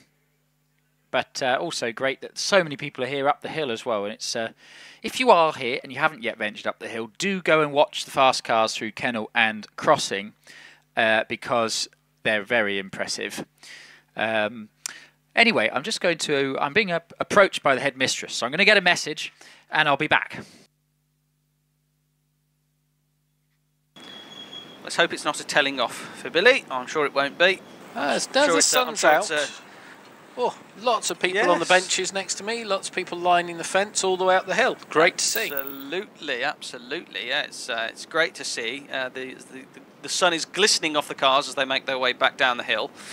Bit of blue sky. That's what we like. That's what we like to see. I think the track feels. As I say, I talked to Wallace last night. It seems to me he's very, very optimistic about the track being in good condition, being grippier than he thought it was.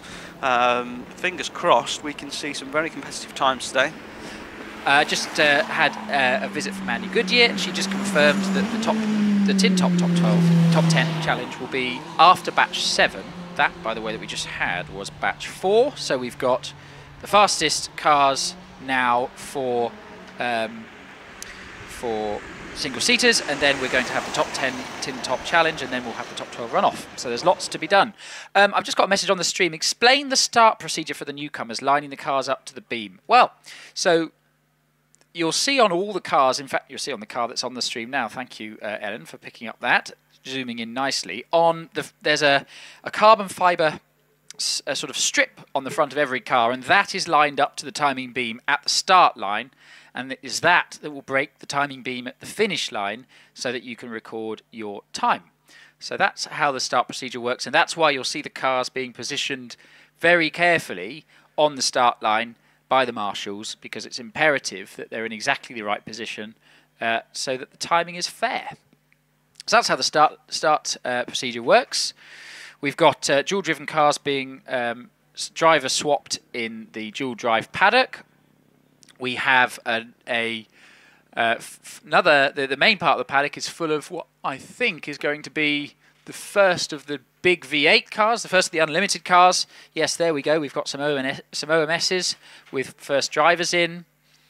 And some Goulds lining up as well. So we're going to have, in this batch, we're going to have the first of the unlimited class cars, and then we're going to have the meat of the 1600cc class and the 2-litre class as well. And also the... are we going to have the 2-litre forced induction cars? No, we're not. That's in the next class. So yeah, this will be 1600s and 2 litres and a few unlimited class cars. So that was a good... I tell you what, the 1100cc class, every weekend it provides entertainment, doesn't it? Absolutely brilliant. Always. And the cars seem to be driven at 11/10ths all the time. It's the drivers certainly aren't afraid of them, that's for sure. No, they're not. And what's fantastic is you've got 3 drivers at the top of the standings in the 1100cc class, 1 in an OMS, 1 in a Force, and 1 in an Empire. So 3 cars, 3 manufacturers, completely different cars. Great to see. So we've also got drivers getting ready. I can see Alex Coles being strapped into his OMS 28. But we've got flags in whilst that's happening. We've got a car coming to the line. It's Bernie Kevill in the white OMS 28. This one with the TKD engine in. So another Terry Davies creation, the largest of the Terry Davies engines. This one being, I believe, 2.6 litres, or is it 2.8? I will check. I should know that, shouldn't I? 2.8. Oh, well, I was right second time. Anyway, Bernie's off the line. Good start from Bernie. He's off the line. 2.18 second start. He's into Kennel. through Kennel, accelerating hard, note of the engine rises.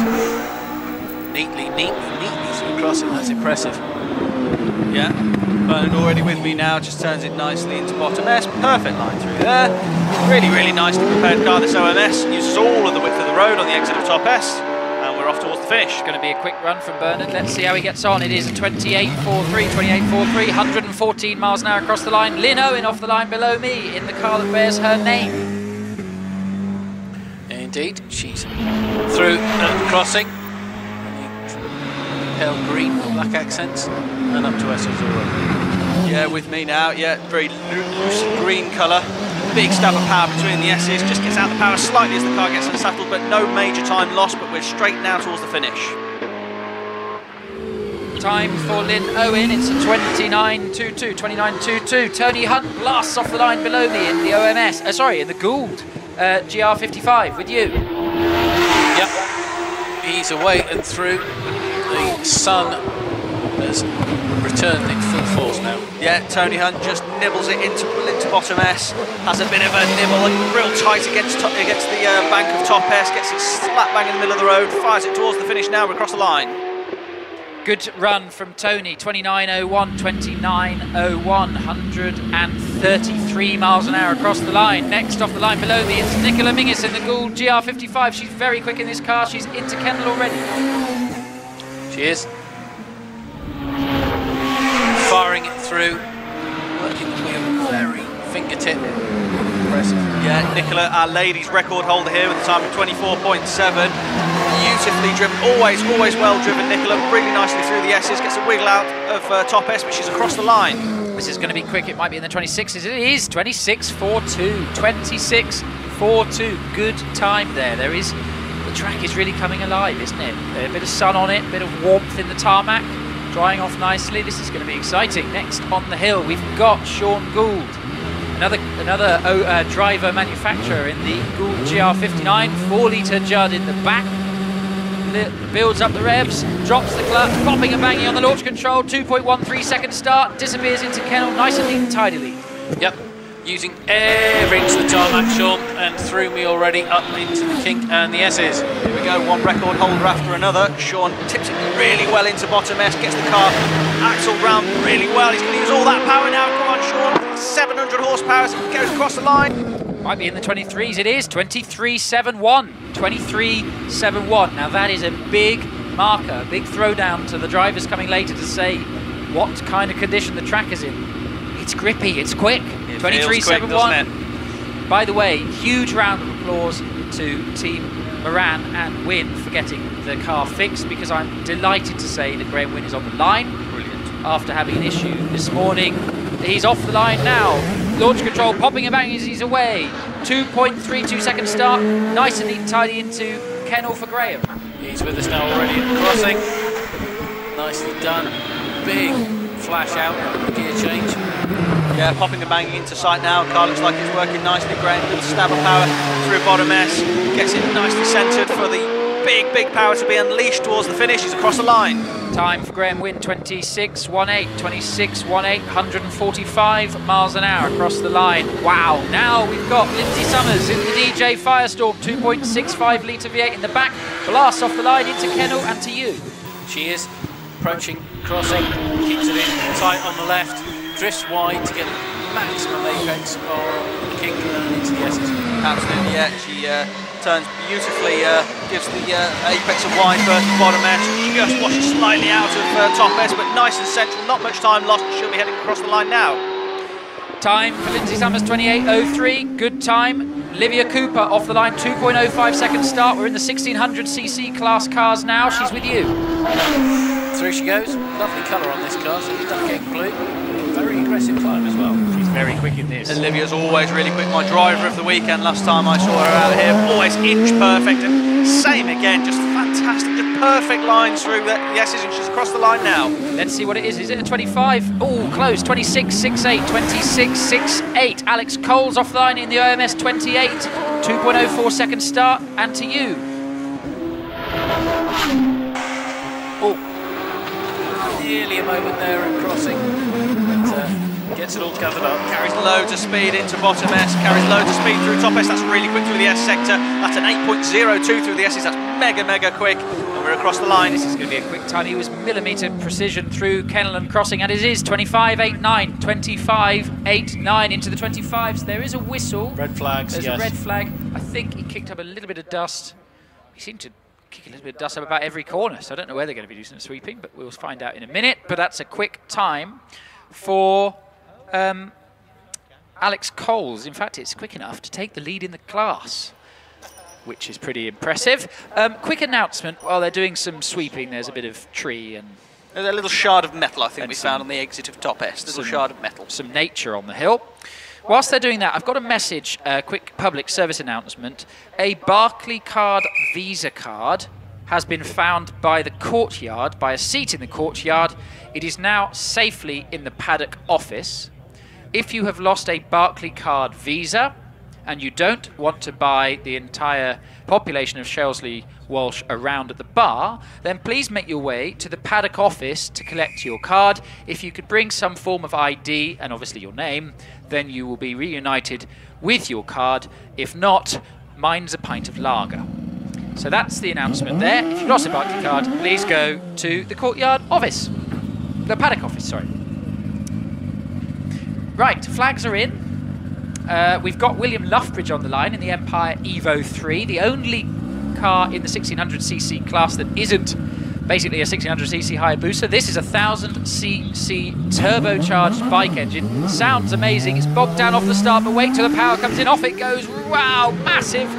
Number 11's and squirrely moment as he gets to Kennel, but he's with you. He is really tight, multiple sprays of sparks everywhere from this car. Yeah, I think this might win the award for the most mental car of the weekend, to be honest. This engine and drive combination is fantastic, but he got a bit wide out of top S and had to get out the power. That would have cost him some time. He'll be heading towards the finish line now. Time for William Loughbridge. It's a 28.41. Stephen Potter now on the hill in the Empire Evo, another 1600cc class car. Yep, through crossing. And Apex is very late to the king. Wow, sub 2 second off the line. That's super quick. Stephen heads it lovely through bottom S.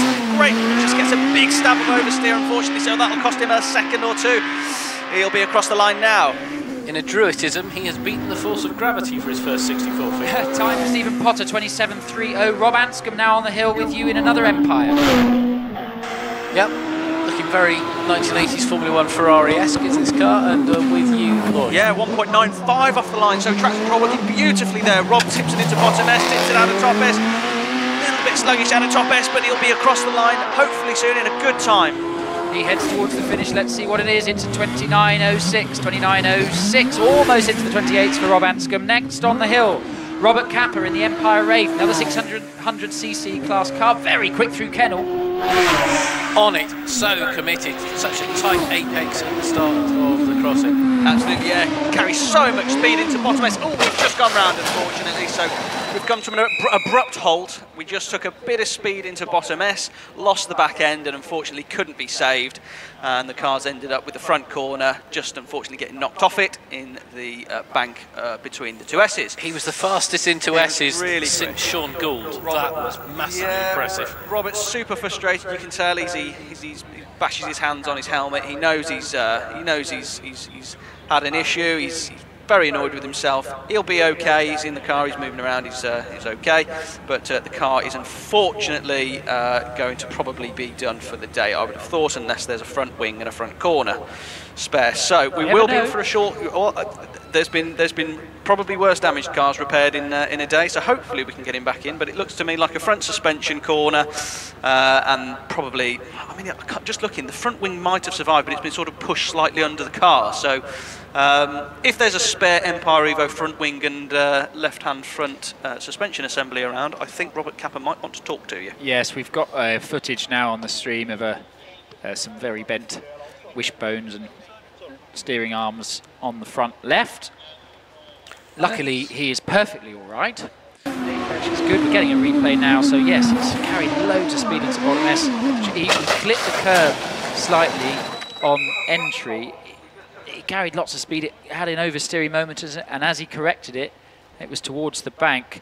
I think the front wing is broken. I'm looking at it now on the stream, and yes, at the point where the front wing meets its two stays, it's a little bit broken. But good to see Robert out of the car. The tow truck is setting off up the hill. Is there maybe a slight delay? Yes, it's hopefully not too bad. As in, I think the tow truck will reverse up to it from bottom S, but there will be a bit of a delay whilst we sort that out. So why don't I fill the time by telling you the order of play for the top 10 challenge for the tin tops again? Would that? Yes, we've only been through that once. Just so you know, it's batch 5 now. What's going to happen is we've got batch 6 next, which is the big cars. We've then got batch 7, which is a small batch of the historics, and Damien Brantley will run at the end of that batch, because rather than sending them back down and Damien going up on his own and having to come back down again because he's a dual-driven car, Damien will actually run at the end of batch 7. He will then return back down with the cars that are in the top paddock, and then we will have the remaining cars in the tin top challenge, starting with number 18. That's Peter Siddle. Peter is driving the Renault Clio Sport 182 Cup. Then we will have, after that, number 44, Jonathan Williamson in a Porsche 911 Carrera. Then number 45, Andrew Norris in another Porsche 911 Carrera, that being the supercharged one. Then we're going to have Stuart Reed, number 35, in the Peugeot 205. So he's done fantastically well to qualify that car so far up. Then number 803, Robbie Birrell. I'm just going to find what car that is. Answers on a postcard to Vox Villa. We'll then have... there it is. I think that's... he's down. He was originally down to drive the Gould, but obviously he's not. So I'll double check what car he's in. Then we're going to have 232, Chris Beresford. Chris is driving just 1 second. Chris is in the Subaru Impreza. Then we'll have Simon Bainbridge, number 60, in the SBR Crono. Then Stephen Moore, number 49, in the Evo, Mitsubishi Evo. And finally, Stephen Darley, new class record holder in his class, in the Subaru Legacy. So, apart from the car that's being driven by 2 drivers, not one identical car in the Tin Top Challenge, which is pretty exciting, isn't it? Yeah, we like that, don't we? We do. We like that. The other thing I was just going to say is Simon Bainbridge. I was chatting to him this morning. The engine in the back of that, by the way, you were asking about it yesterday, is it Cosworth or not? It is actually the Audi RS6 engine, so it's the twin turbocharged 4.2 litre V8. Yeah, I think Chris was asking about that, wasn't he? Yeah, I think he said it was a Cosworth, didn't he? And I think we both thought it was the RS6 Audi's engine. arrived. Yeah, looking at the 4.2, I think that was the giveaway, wasn't it? Yeah, yes, it was. Anyway, he's building a new car, which is going to be more like a prototype, sort of LMP2, LMP3 prototype-esque car with an Audi V10 in the back. But it only had, I think, 610 horsepower, he said, in normal form. That's not enough. So he's supercharging that. Wow. So yeah, they do these VF engineering supercharging kits for them, don't they? About 800 horsepower, I think. Some ludicrous amount, yes. So I'm really excited to see that car. Yeah. Absolutely. That sounds amazing. He's actually going to be documenting the build on Facebook. So if you want to follow it, and Simon, if you are listening, I'm really sorry, I can't remember the name of the Facebook page, but it's he's got the SBR Crono. Do follow along on Facebook on the build of that new car, because that sounds absolutely fascinating. So what's happening at Top S, Lloyd? Talk us through it. So Top S, what's happening at the moment is the engine. Robert's taken the engine cover off the car so that they can secure the an appropriate area to latch a rope around, I'm sure, to lift the car. Obviously, you can't just latch a rope around them. You've got to find an appropriate place. So yeah, engine covers come off the car. I think they're just discussing where to attach the rope. They'll then lift the car onto the back of the trailer, and away we'll be going. So. yeah, we're just lots of discussions, lots of thoughts about what's happening at the moment. I don't know whether they're going to maybe think about dragging it on backwards and rather than picking it up, more drag it onto the back of the trailer. I'm wondering, but there's plenty of discussion going on. Well, the good news is if they do try to pick it up, it's only 300 kilograms. Well, exactly, yes. I think the bed's coming down. I think what they're doing, I can just see the bed of the trailer, of the truck moving now. So I think what they're going to do is they're just going to pull it backwards onto the bed of the truck, and yes, we should hopefully be away fairly shortly. There'll be a little bit more sweeping to go, and then we'll be up and running again. So don't go anywhere, folks. So, whilst that happens, yes, I'm looking forward to the Tin Top Challenge. I'm looking forward to the top 12 runoff. Great to see, wasn't it, a few cars ago, Graham win in the Gould. I'm really pleased that they've got that car fixed after an issue. Absolutely. This morning with, Scott was saying it was to do with the starter, I believe, so the starter motor. So yes, all fixed now, which is good. Wonderful. Had the back of the car off, the floor off.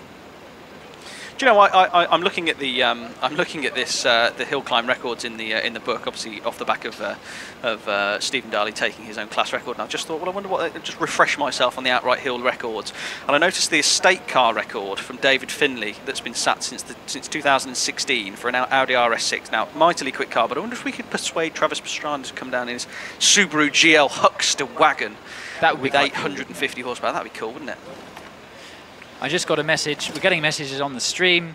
This is a nice one from Ricky Cleage. This place is very underrated to me. Should be on like a BBC grandstand programme. Well, that's very kind, Ricky. We agree. Well, do you know the first ever BBC World Service live sporting broadcast, I think, was from Shelsley Walsh?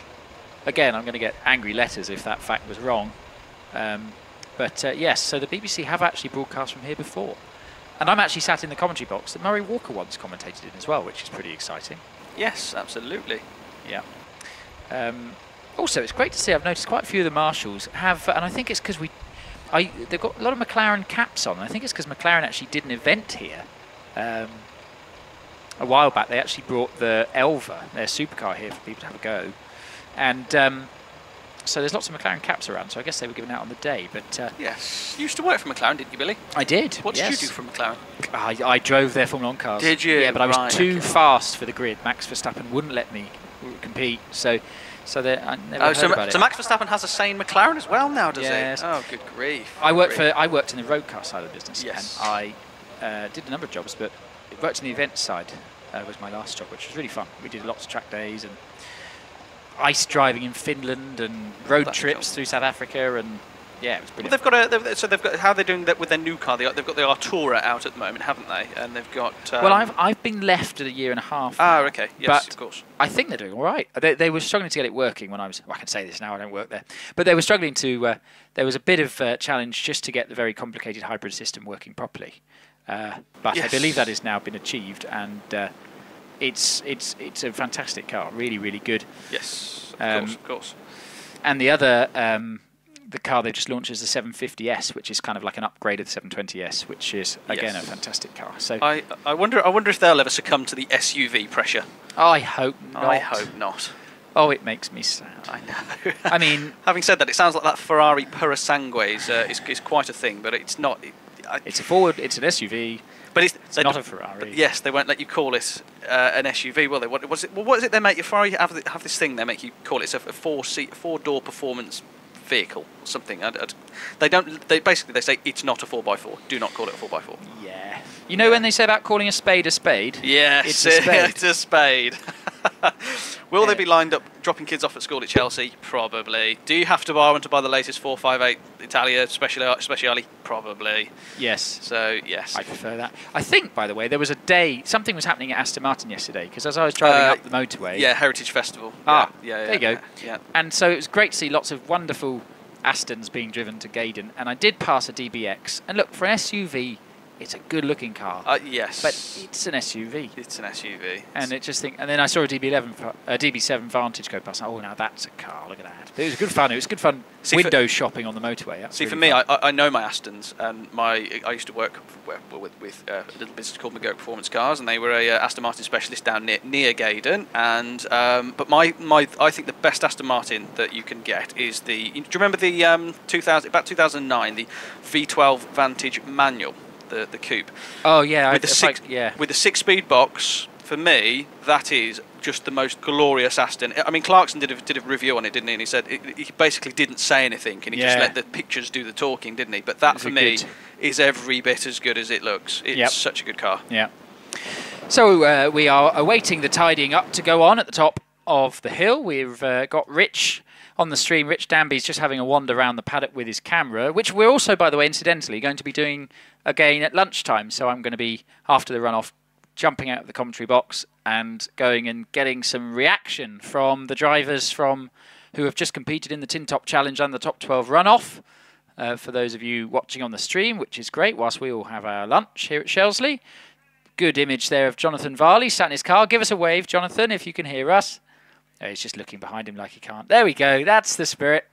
Yeah, Jonathan there in the 2-litre V8 GWR Predator with the 2-litre V8 in the back, waiting his run. So it's beautiful sunshine here now, isn't it? Yes, we have. We've got a bit of sunshine. The track's obviously drying out. I think I would go as far to say the S's aren't completely dry now. A little update on the clear out for you. So, such is the lightness of these cars, because the front wheel is sort of bent underneath the front nose cone. I think they're just obviously not wanting to damage anything further. Obviously, we're just having to be very careful with how this car gets dragged back onto the recovery truck. But I think what they're doing is they're thinking, well, how can we pull the front wing from under the car? How can we get the wheel from under the car? And I think somebody remembered, oh, actually it's really light. So I think about 2 blokes just lifted the whole front of the car up, and yeah, there you go. So I think it might be easier to just pick the car up between them and just stick it on the back of the trailer. So I think that's what's happening now. It's such a light thing, but looks like there is a bit of progress. Yes, I think we're just, the car's being moved, scooted slightly, I think you'd say, but I think it's just trying to avoid damaging it further, which is sort of fair enough, really. So yes, but if you're joining us on the live stream, we'll be up to speed in no time at all. There's a little bit of sweeping to do, not much, but I think as soon as this car reaches the back of this trailer, which we are imminently about to succeed with, we'll be back up and running with some of the fastest cars that you will see in hill climbing.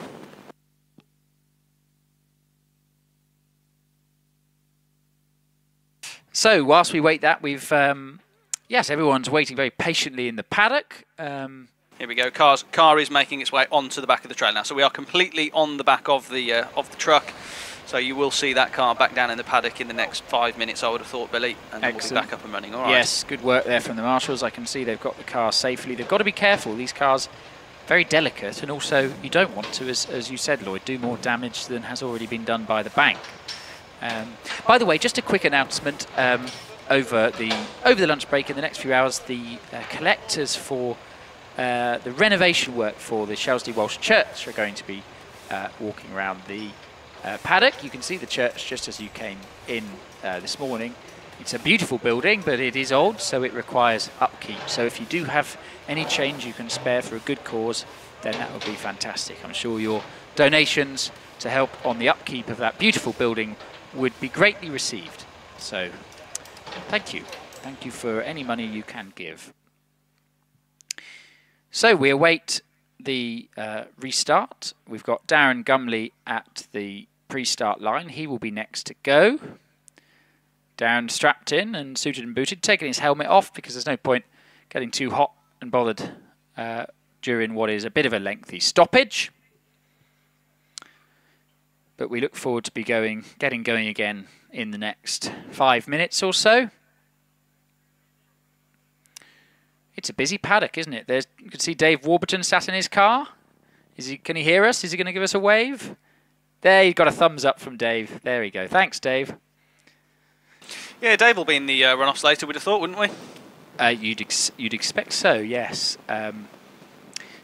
Exactly. I think you're still going to need to do a 25-second run to get in. And I tell you what's going to be interesting is Alex Coles has done a 25.89. Yeah, That's really going to be right on the bubble. Is there anybody that's maintained such a sustained period of sort of foot to the floor action than David Warburton? I'm pretty sure, isn't it, in the dry he has been flat from the start line pretty much to bottom S, hasn't he? He does have to slightly lift, more of a feather really for Kennel. Yes, right, yeah. But it's flat through crossing, absolutely. Flat through crossing. Yeah. Amazing. So that'd be good. But yes, I'm just looking at who's in at the moment, and obviously we've got lots of the fastest cars to come. But Sean Gould's done a 23.71. Second quickest at the moment is Alex Coles on that 25.89. That could be in, We'll see. We will see. Also, if you can see Alex Coles dancing, he's probably doing a rain dance just about now. Because if it did spit with rain now, that would make it quite interesting, wouldn't it? But we've also then got Adam Greenan and Graham Wynne, identical times, 26.18, which are very quick times indeed. So we shall see. I've also got a David Lowe approaching me from the staircase into the commentary box. Hello, David. Who was commentating here yesterday on the action. How are we doing, Lloyd? Yeah, we've got cars cleared. We've past me. Yeah, we've got just a little more sweeping happening, and we shall be underway very, very soon. Front left, as everyone can see as it comes past on the truck, looking decidedly second-hand, sadly. Yes, that's a crying shame, isn't it? But I think hopefully it won't have done any tub damage, and it's just wishbones and uprights. But most importantly, Robert Kappa, driver, was perfectly okay, and that's what's great to see. So they build them strong. Just before we get going, because I expect it would only be a minute or two. In fact, I can see Darren Gumley getting his helmet back on, cleaning the tyres, gloves on. Just one more reminder for the owner of the Barclaycard Visa. Found by a seat in the courtyard. It is safe in the paddock office. If you would like your card back without it being donated to the bar, then please do make your way to the paddock office with some ID and, of course, your name, and you will be reunited with your funds. Little update for you, Billy. Flags are in at the top of the hill, so the marshals are happy that we're good to go. Absolutely. Crossing flags going in, kennel flag going in. What I will say, one observation, is there is a bit of debris and muck just on the entrance of Top S. So for any drivers listening, just be wary of that while that works its way out of the surface. That will be slippy. Flags are in. Engine fired. Darren Gumley at the start of the pre-start area, just about to warm his tyres, does one burnout, two burnouts, three burnouts. He's going to do four. Yes, brings it to the line. Got some heat in those rear tyres. It will have been sat there going a bit cold for the last 20 minutes, so it's good to get some heat in the tyres. Lines the car up on the, as the driver sees it, right-hand side of the start line. Visor down, engaging launch control. And he's off the line in front of me. It grips really nicely. It's gone. He's what he's done for the start? 2.15 seconds. He's already into Kennel with you. He is all the way over to the right-hand side of the track as he sees it. Clips the apex on the left. It's the entrance kink as well in the middle of the track and up to S's. Yeah, Darren's been going really quick. Carries loads of speed into bottom S, tips it into top S. Has a bit of a sideways moment. Probably loses a couple of tenths. Slap bang in the middle of the road. He'll be heading across the line now. Heading across the line to record a 26.76, 26.76. Next on the line, it's Andy Greenan popping and banging as he goes past me. 2.05 second start. Rockets into Kennel. And it all gets very crossed over. Had to get a big down combo to get it back under control there out of Kennel, but sparking his way up to the S's. Get your cameras ready, everybody. Andy Greenan's absolutely spectacular. He'll be on the lock stops under my commentary box, and he is super sideways as he heads towards the finish line. Absolutely spectacular as ever. Cross the line. Cross the line now, 26.26, 26.26. David Warburton on the line in the Gould GR59. Quickest in the class yesterday. Will most likely be flat through crossing. Here we go, off the line in front of me. 2.04 second start. Rockets into Kennel to you. Flat indeed. No hint of a lift through that sequential box. And already through the kink and into S's. Absolutely, yeah, David absolutely committed as ever this weekend with this car. It's on rails, super through the S's.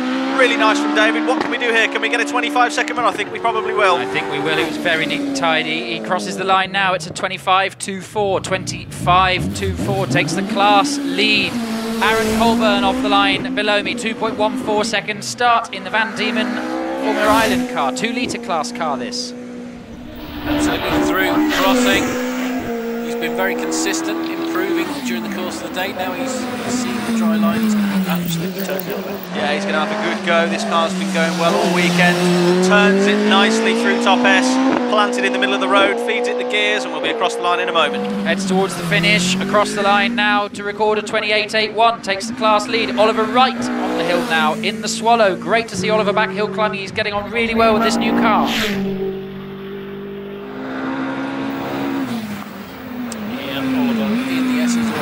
Yeah, he's with me now. Takes a nice line, loads of oversteer points that we're going to unfortunately just touch the bank. No harm done, but I saw that sort of drifting towards me. We've got a bag full of understeer. It has dragged some debris on, but no damage done to the car. Just flicked up a bit of moisture from the bank and a bit of dirt, but got away with it. But unfortunately, a spoiled run. Still did a 30.01. Wow. Which was impressive, given I think he backed off as he went up. Yeah, absolutely. He was only doing 95 and he wasn't sure if there was any damage. He was super quick into bottom S, and he just, I think, to be honest, where the debris field was, where the accident was that Robert Capper just had, where obviously the bank's been wet, that dragged some mud on the track, but obviously you can't brush mud, it sort of smudged on the track, if that makes sense. So I think he's caught a wheel on that, and I think that sort of essentially spoilt the condition of top S, unfortunately. So if you're listening down in the paddock, I think unless you're tight to the bank, you're probably going to be driving over a bit of muck, which does make it a little bit slippery, which is unfortunately just happened to Oliver Wright, but he's just gotten away with it. So be mindful. No harm, no foul there, which was a bit lucky there, but yeah, but some sweeping to be done to put the bank back. Which is good. The marshals are happy and they make their way back to their post. So I expect flags will be in the next minute or so. So not a big delay here. Yes, he would have been into the 29s, I think. Yes, quite happily. Yeah, comfortably. But as it is, he does a 30.01. It did understeer. I was watching it on the stream. It just I saw the whole thing. I thought, well, this is further underneath my commentary box than I've seen a car before. And I looked underneath and I thought, oh, I think we might be about to have a second crunching of metal. But fortunately, got away with it, and perhaps a curbed wheel, maybe. Good. Well, flags are in. Flags are in at the start line. Jonathan Varley refires the GWR Predator with the 2 litre V8 in the back of it. And he brings it back to the start line. I would stand in front of him, Marshall, if I were you. As he's just going to probably try and get a little bit of heat in the tyres. There we go. Brings it to the line.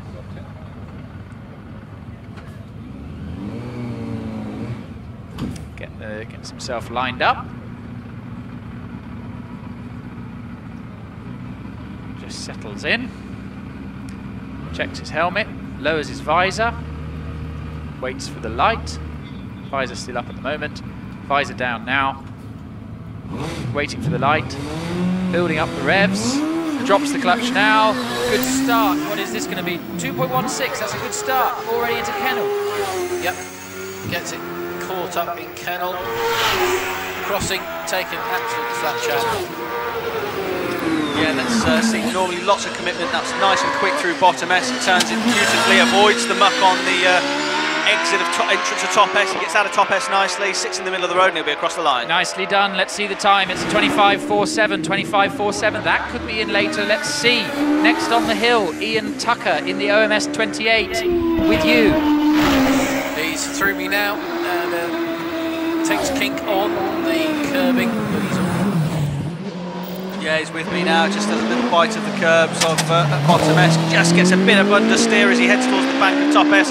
Gets out the throttle, but gets on late on the power, but he's across the line now. Heads towards the finish. Time for Ian Tucker, 29.49, 29.49. Next on the hill, Terry Davis in the 2 litre TKD powered Force TA, the engine he builds. Inch perfect through kennel with you at crossing now. Very, very precise indeed, as you say, Billy, and through into the S's. Yeah, absolutely. Yeah, you can just hear it popping as that delicious little engine of that 2 litre V8 comes down the gears beautifully through the S's. The traction control fighting the rear traction, and we're across the line. This will be a quick time, it is. It's a 28.32, 28.32. Andy Boyd-Gould now on the hill in the Force PT. Decided not to do the wet practice earlier, but great to see him out now in the Force. Yeah. Big dump as he changes up. Into the S now.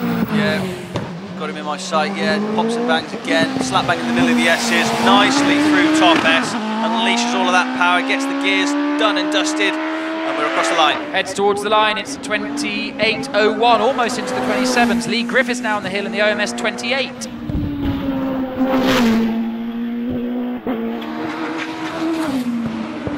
Yeah, with me now in my sight, I can see this OMS 28. Nice colour scheme on us with the yellow and black. Big stab of power between the S's. Clatters the drain cover.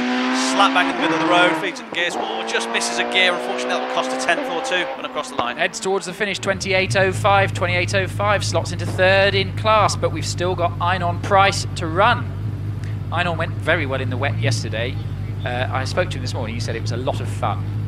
He said he was trying to get the car sideways to see what it would do, and it took him a huge amount of effort. It had loads of grip, and he was trying in the S's to get it sideways to see how it would go. Well, he's braver, much braver than I am. 1.99 second start. Very good start. Massively quick. Oh, took a little bit of Armco there, a bit of a kiss of the Armco on the outside of the middle of crossing. Yeah, Einon, fantastic in these conditions. Rally driver, mentality coming in, lots of working and soaring at the wheel to keep him straight, but fantastic through the S's in tricky conditions. He's across the line. Time for Einon Price, it's a 25.75, 25.75, slotting into second in class, just behind Jonathan Varley.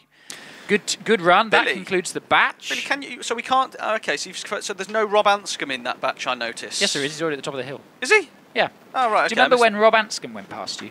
No, I don't. That was Rob. As it goes. Oh, do you know what? I think I've tripped myself up because of the stoppage. That's yes. what it feels like it was an eternity ago since yes. the start of the batch, and I thought, oh yes, okay, no, fair enough then. Yes. So he is safe and sound at the top. I can actually see his car on the screen, which did help me. For some reason, I thought like I hadn't seen him. Rob was a 29.03, I believe. He was indeed. He was indeed. So that concludes the batch. I can take you through some class standings as we are. I'll go right. We're going to have about 5 minutes, so why don't we go right back to the beginning to Class A1 road cars, series production up to 2 litres, currently being led by Peter Siddle on a 34.05, followed by Jonathan Langmead on a 34.23, and then Rob Wilson on a 35.57. Class A2 series production cars over 2 litres, currently being led by Robbie Birrell on a 32.94, followed by Richard Snow on a 34.07 in the Porsche, and Rodney Isles on a 34.73. Class A3 series production cars 4-wheel drive of any engine capacity, being led by Chris Berriford, number 232, on a 32.83. Second, Peter Richings on a 37.60. So, wow, that's quite a lead that Chris has got there. And Chris has, of course, qualified 4th quickest for the Tin Top Challenge this afternoon, followed then by Ian Fido on a 37.62. Class B, road cars, specialist production cars. So this is your Caterhams and your Westfields, etc., being led, as it so often is, by Ray Lure on a 32.77. Second, Richard Price on a 33.88, and third, Steve Garner on a 33.99. Class C1 for series production cars up to 1400cc. No surprise here, Phil Tucker in the little Nova leading the way there on a 35.47. Second, Andrew Russell on a 37.99, and third, Martin Rutter on a 42.29. Class C2 modified cars up to 2 litres. There's 2 cars running in this class, and it's being led by Stuart Reed on a 33 seconds dead, and then second, Jock Ramsey on a 36.03. C3 modified production cars over 2 litres. Stephen Darley is your leader in this class in the Legacy with a new class record, first class record of the day. Second is Damien Bradley in the same car on a 30.17. Sorry, Stephen was on a 29.65. Second is Damien Bradley on a 30.17, and third is Stephen Moore on a 30.44. Those are your 3 quickest runners to go in the Tin Top Challenge, as it so happens. Then we've got Class D modified series specialist production cars That is being led by Phil Goff. He is in a class of 1. Sports Libra up to 2 litres. So this is your sports cars being led by Alan McDonald in the Force SR4 on a 30.37, followed by father and son, Robin and Sam. So Robin Nicholson in second in the Mallock on a 31.17, and Sam just behind him in third on a 31.41. So really close between those two. Sports Libra, this is for over 2 litre cars, so this is your unlimited Sports Libra class, if you will. And that's Duncan Barnes leading the way on a 27.31. That's a fantastic time, absolutely brilliant. I think he could be into the 26s if it stays dry this afternoon. Next, it's Simon Bainbridge on a 32.35, and then Mike Luck on a 33.27. The 1100cc single-seater class, Stuart Bickley taking the lead there in a fantastic run on a 27.16, and then Dylan Flesher and Tom Weaver, second equal on a 27.65, all to play for in the 1100cc class this afternoon.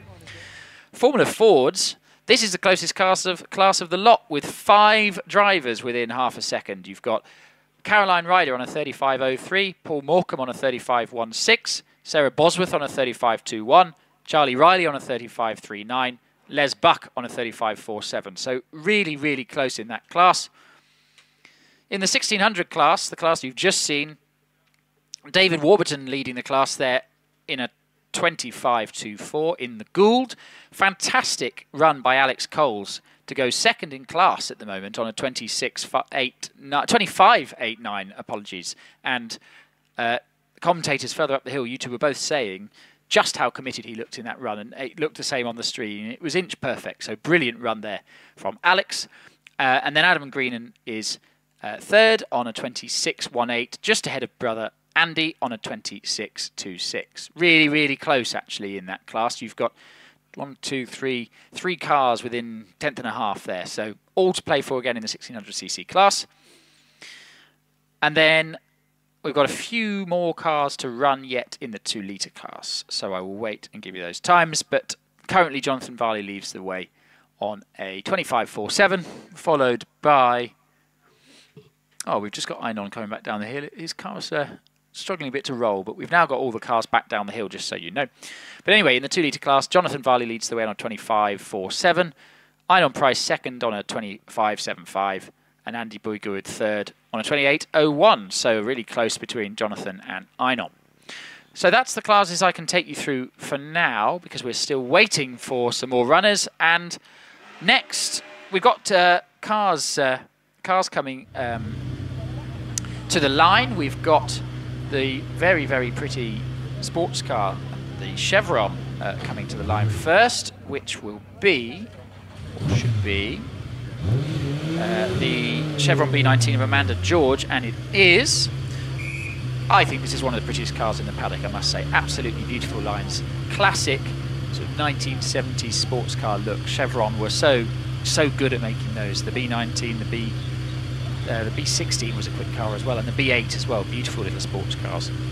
So great to see this car here. It's been competing many a year, and it's very quick indeed, and Amanda's off the line. And a really good start, 2.43 seconds. She accelerates up into Kennel, turns through Kennel now, and out of my sight into your view. It's still that same first impression when this car breaks through Kennel, and is taking up all of the track. But nicely, neatly threaded through and into the S's. Yeah, beautiful looking guns, isn't it? And yeah, just threaded nicely through bottom S. Slap bang in the middle of the road, nicely through top S, just grabs the wheel, straightens it out, grabs a gear, grabs another gear, and we'll be across the line in a second. In the meantime, Robin Johnson on the hill in the Tiga. Already with you. Yep.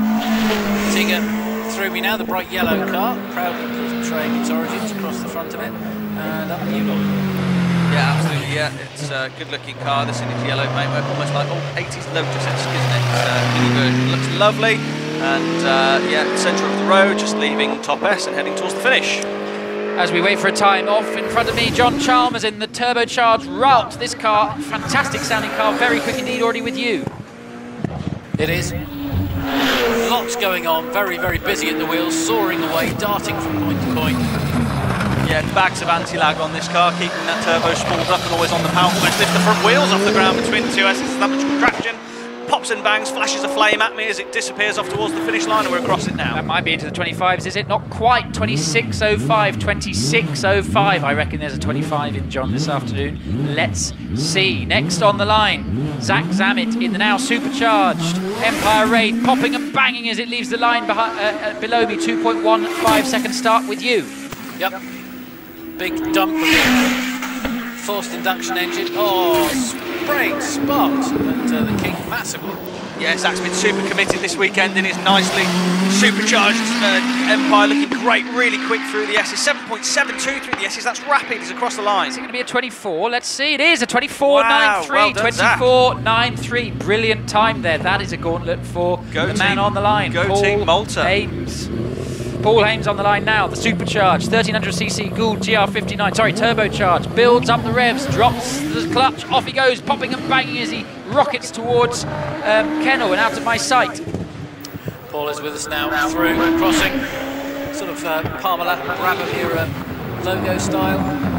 Yeah, Paul always super neat and tidy, fantastic driver is Paul, great car, always just has a little nibble of oversteer underneath my commentary box, but gets it collected and he's across the line. Good time, 25.42, 25.42.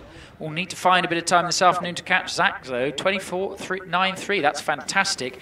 Bit of sweeping just to be done on the exit of Kennel. I've got a replay here, by the way, of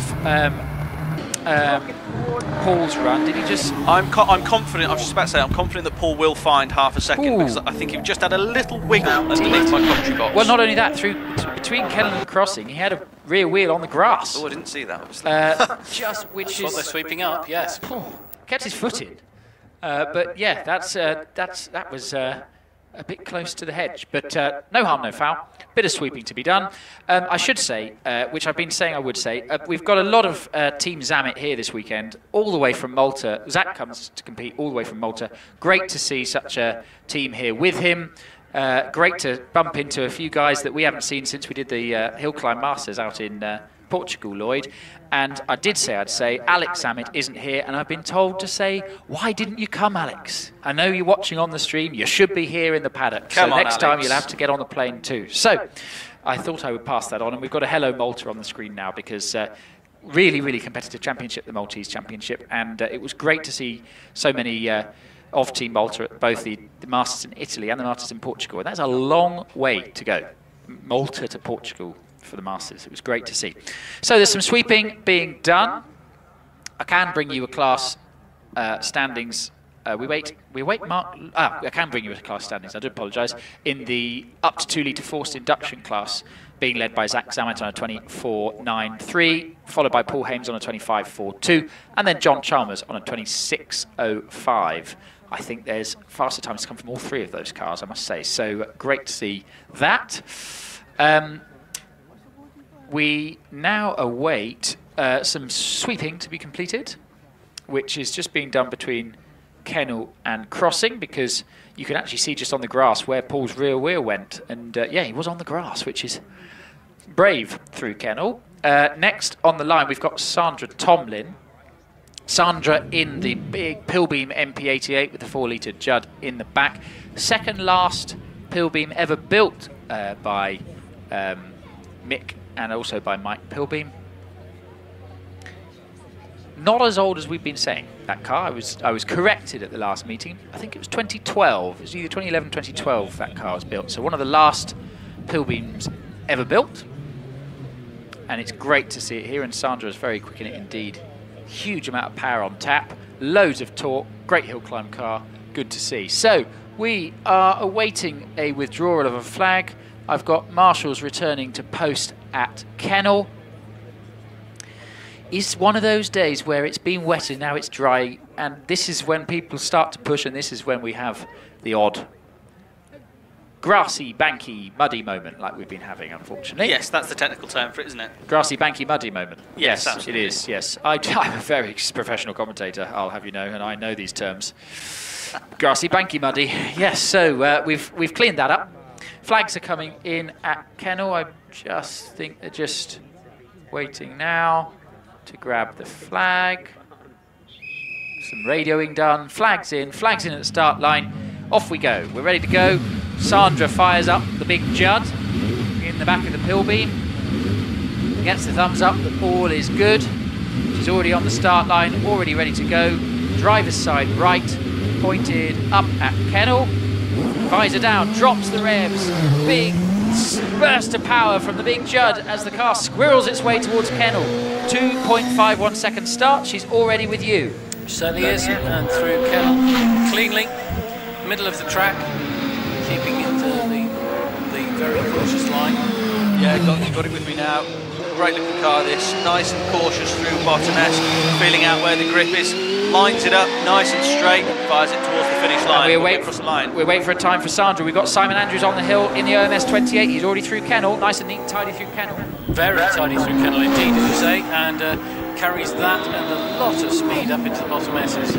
Yeah, absolutely, yeah, with me now, just turning that OMS into bottom S, nice little dab of power between the S's, nice and neutral, actually a little bit of an oversteer moment, but nothing major, heads out towards the finish line, across the line.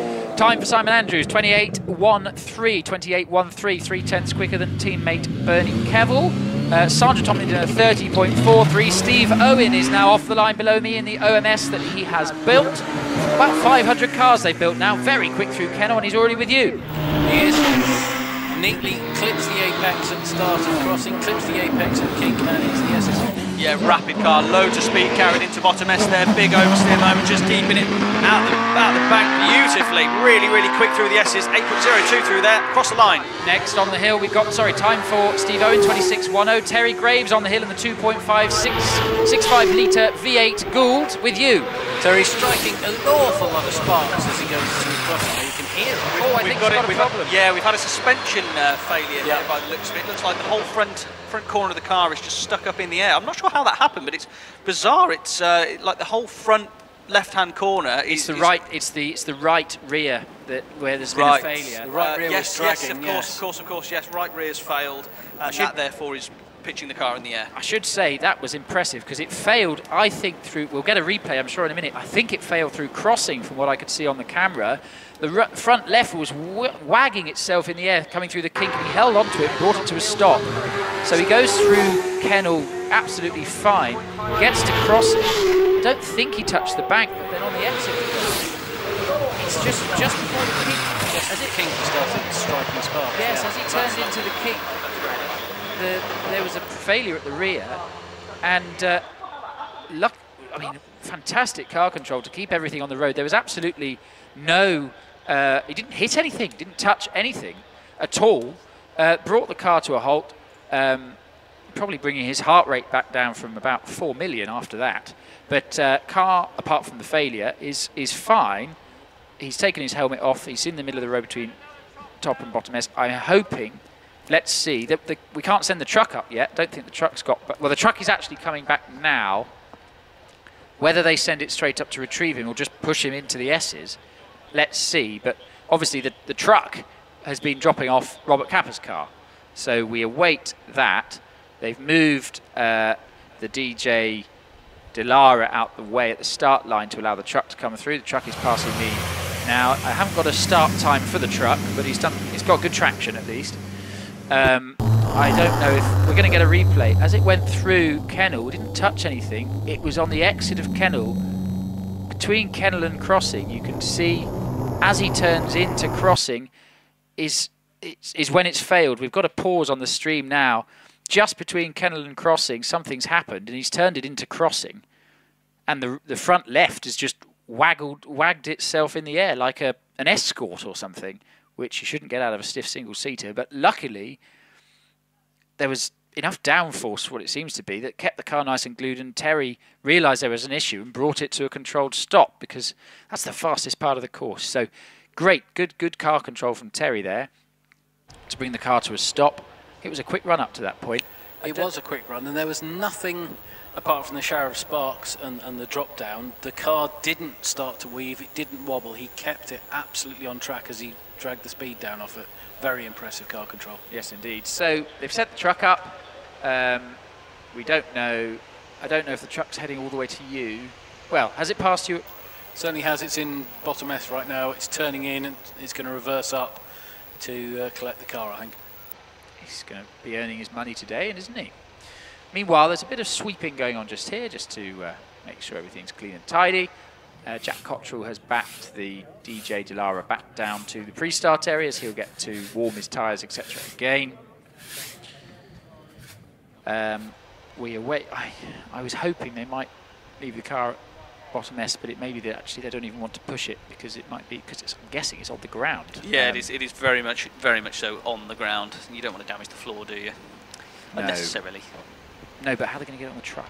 Well, we'll find out. I suppose they'll probably just have to just sort of lift it up and over the truck. Sorry, lift it up and over like it's lifting it over the truck. I mean, they'll probably have to try and lift it up to manhandle it over the lip of the bed and then drag it on, I suppose.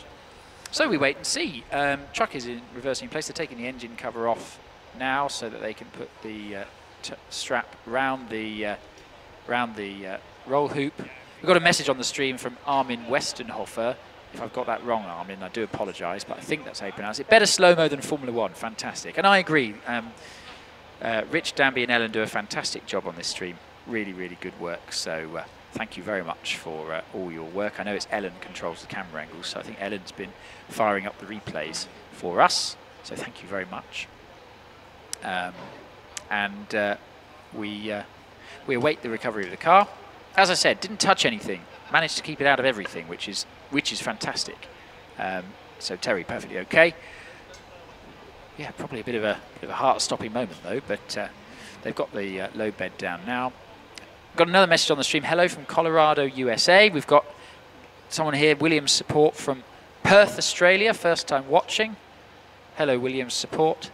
You're allowed to not be here today. That's too far to come. So that's okay. You're allowed to watch the stream.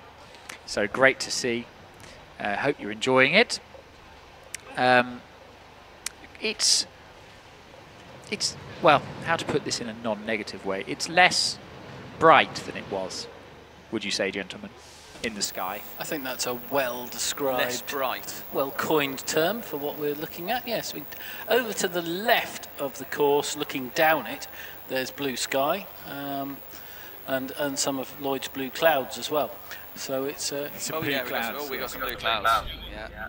It's my favourite one yet, Lloyd.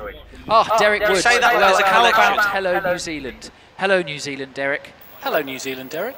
I mean, you might be watching from Birmingham and you've just said, why don't we say hello to New Zealand? We don't know, but hopefully you are watching from New Zealand, so that's great to see. By the way, are there any track limit penalties in hill climbing, by the way? I assume the penalty is a bent A arm. Yes, Adam Crossfire, there are no track limit penalties because track limits here is banks and arm co. So I suppose there are track limit penalties, but I would say self-policing. Yes, your penalty is a slower time.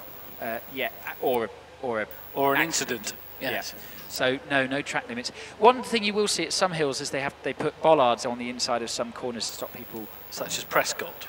Yes. Lloyd, you can't write in. Hi, Billy, from Lloyd in the commentary box at the top S on the stream.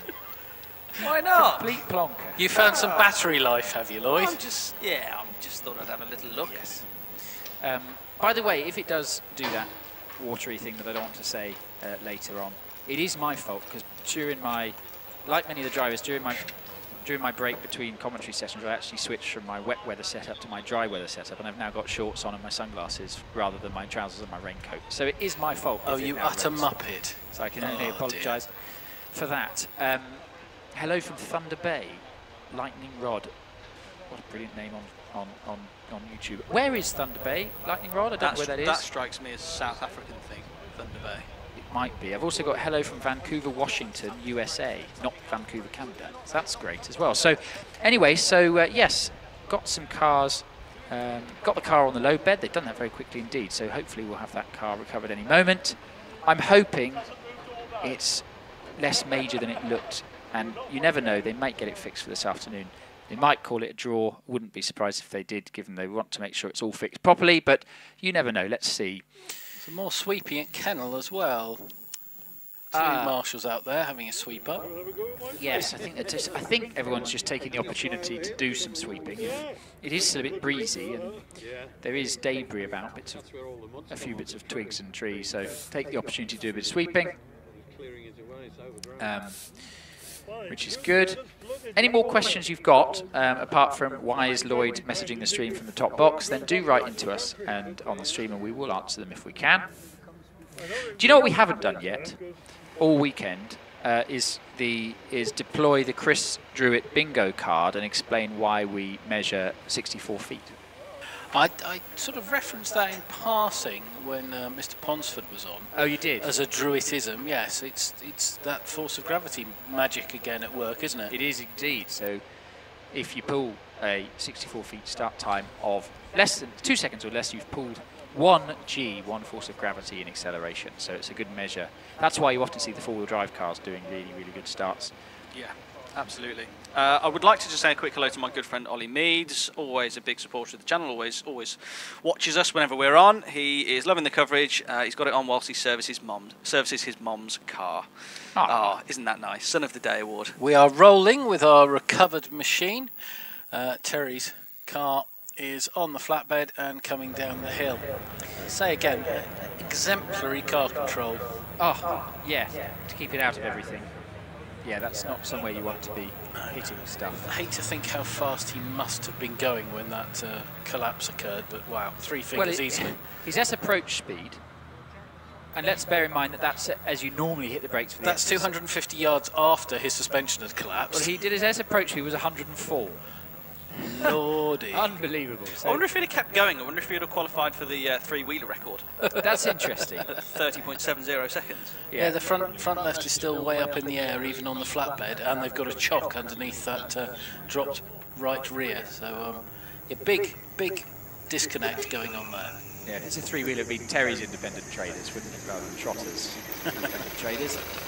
But yeah, well done, Terry, for bringing that car down under control without hitting anything. That's very good car control indeed.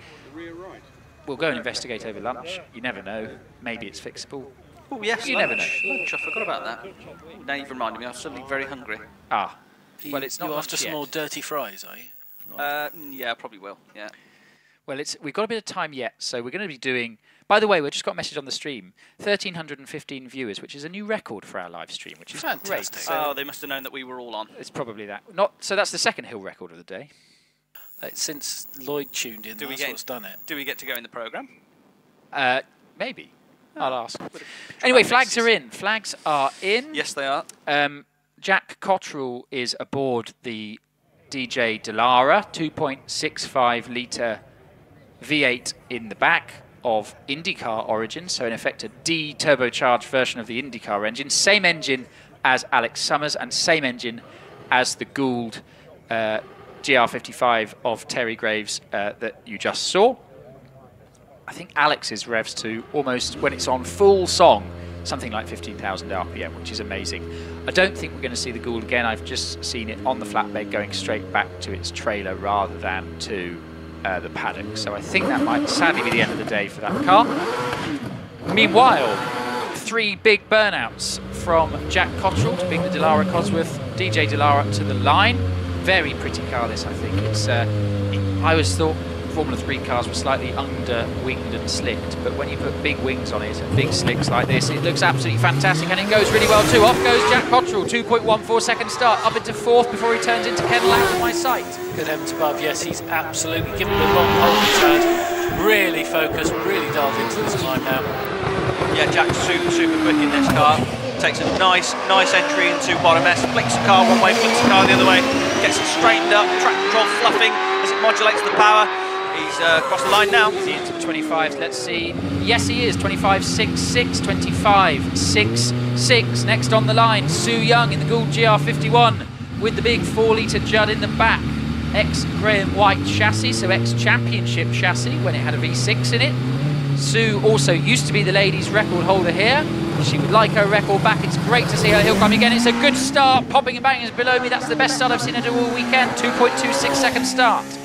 Yeah, smooth as you like. From Kennel up to crossing, really alert. straining forward in the straps. Yeah, Su Young always goes well in this car. Great looking car, this Gould. Really like the look of it. Flicks it one way, flicks it the other. Takes a nice line through top S, bang in the middle of the road, and we're over the line. That's a quick run. What is it? It's a 27.16. 27.16. Good run there from Su Young. Next to run will be Will Hall in the Gould GR59 Judd. Also a 4-litre Judd. Newer 4-litre Judd than the one you've just seen. Was struggling with it, kept stalling just then, but he's now got 3 big burnouts, brought it to the line. Driver's eye, right-hand side of the start line. Did a 23-second run yesterday. I think it was a 23.5 if my memory serves. Very quick run, really. This is his first season in the car. Really starting to get a hold of it, getting a hang of it, going very well indeed. There's a 23-second run in this car and this driver, if the hill will have it. Let's see, off the line, 2.01 seconds. That's quick, already into kennel, into your sight. Yes, takes a big swing at it. Keeps it all big sparks, huge sparks as it was crossing. Yeah, Will's been one of my drives of the weekend so far. I think he's a dark horse for the shootout. Beautiful through S, 7.73 through S. This will be a quick time. Keep an eye on the clock. Let's see what it is. What is it? It's a 23.66. 23.66. 149 miles an hour across the line. That really is a marker thrown down to those sat in the paddock watching. 23.66. Next off the line, Dave Uren. He's won runoffs here in this car. It's a 2.12 second start. He's already with you. He is. Dave takes it nice and tight in crossing and equally tight at the King. Yeah, Dave's been full of commitment all weekend. Beautifully driven into bottom S, beautifully driven out to top S. Fantastic. He's absolutely slap bang in the middle of the road, feeding it. The gear's going to be across the line. Maybe another 23-second run. Let's see. Yes, it is. 23.67. 1/100th of a second slower than Will. 23. Just hit the limiter over the line as well. And it was 132 across the line. Next on the line, we've got Matthew Ryder, another Gould GR59 Judd. Same car that you saw Sean Gould drive a little earlier. Sean did a 23.71 in it. Yesterday, Matthew did a 23.2 in this car, so he's quick. Off the line, 2.08 seconds. Already into kennel, nice and neat and tidy from here. Yep, keeps it very precise. All the way into the King, strikes a few sparks, but he's out. Yeah, Matthew with me now, just turns it nicely into bottom S, turns it into top S, nice and tight line, bit of adjustment, gets the car straightened up, he's going to fire this thing towards the finish. This will be in the 23s as well, I expect.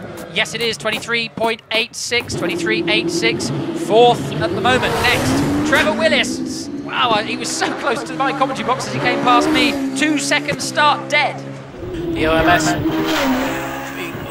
strikes sparks just as there's the turbo dump, but he's all the way into the S's. Trevor's been really quick in the mixed conditions all weekend. What can he do in the drive? Beautiful through the S's. He uses all of the road on the exit of top S. He's in the middle of the road, gives it the gears across the line. Let's see what time he'll do. It's a 24.51, 24.51. Scott Moran on the hill. What can he do? Great to see the car fixed. 2.08 second start. Absolutely, Scott uses a lot of the road coming into crossing, but he's there in the middle for the S's. Absolutely, yeah, with me now. Scott turns the car in. Great to see him in this car. Nice burst of power. Flicks it in, just gets that traction control, just working away. And he's going to be across the line. This is going to be a quick time. What is it? It's a 23.53, fastest so far. 23.53 with 2 runners to go. Alex Summers on the line now in the DJ Firestorm 2.65 litre V8 in the back. He's off the line, storms past me. 2.08 second start. Oh, nearly loses it though. Coming out of kennel. Tail definitely wagged the dog there. That would cost him a couple of hundreds, I suspect. Wow, super quick off the line. Angles it perfectly through bottom S, gets it sideways out of top S, but nice, no time lost. He's going to head towards the line now. He's heading across the line. Is this a 23? Yes, it is. 23.21. 23.21. Top spot so far. And I was wrong. It was a 1.93 second start. So under the magic 2 seconds for 64 feet. If there's one man, though, that can go quicker, it's the man on the start line now. 3-time and reigning champion, Wallace Menzies, in the Gould GR59 with the 3.3 Cosworth V8 in the back. revs to something mad like 13,000 RPM. Sounds incredible. Off the line below me, 1.92 second start, already into Kennel. Through Kennel, using all the available. Nicely late apex at the bottom of the crossing. Through the kink, no sparks, no drama, but oh so fast. Yeah. The main man, Wallace is through top S. He just had to get up the throttle. He just got on that slippy part with the debris at the top S. I think that would have cost him a couple of tenths. He's across the line. Let's see. Yes, it has. 24.01. 24.01, and only good enough. I saw exactly where he lost that time. 7th place in qualifying. He's got some work to do. You don't expect that from Wallace. He will come back fighting in the runoff, I'm sure.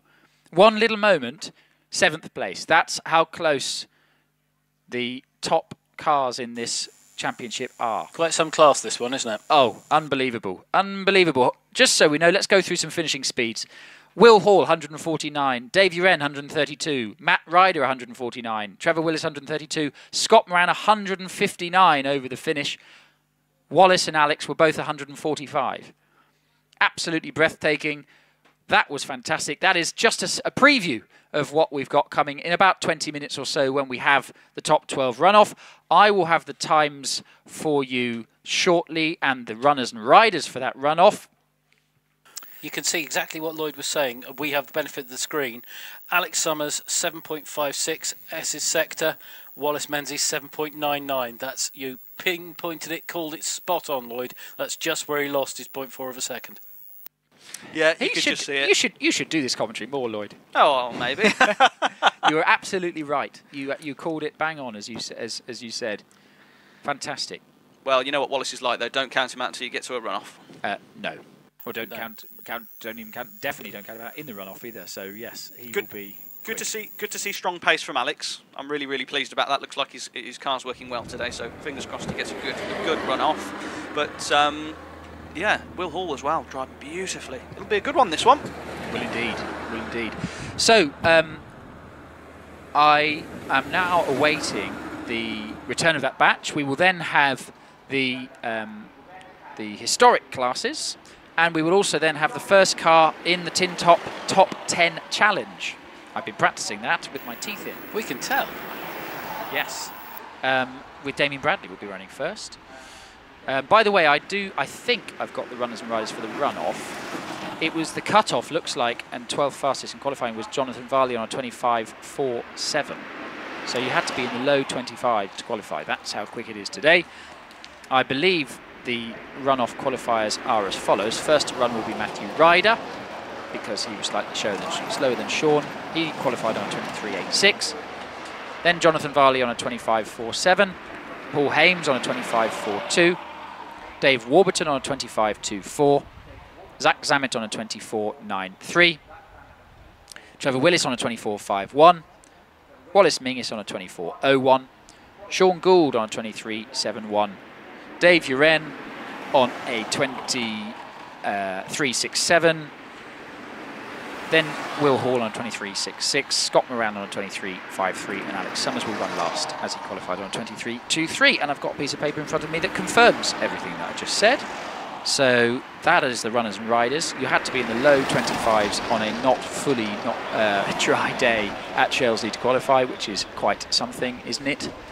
Wow. Get your breath back, everybody. But only momentarily, because then we've got the Tin Top Challenge and then the runoff. And then, as Lloyd said, lunch. Yes, yes. And don't forget, we've got this lovely clutch of historic machinery to enjoy before then as well. We have indeed. Some beautiful cars in this. I like the, there's some little Brabhams and little Chevrons. I think absolutely beautiful. And the big thundering Brabham with the 3.5 litre V8 in the back, which also sounds brilliant. Yes, Andrew Tippett's car is a really exciting piece of kit to see and hear, isn't it? It is indeed. And I like seeing Bryony and Amanda. Amanda's just come down in the Chevron B19. As you said, they're so evocative of that specific era that they both represent, the early 70s and the mid 60s, in styling, feel, look and sound. Yep.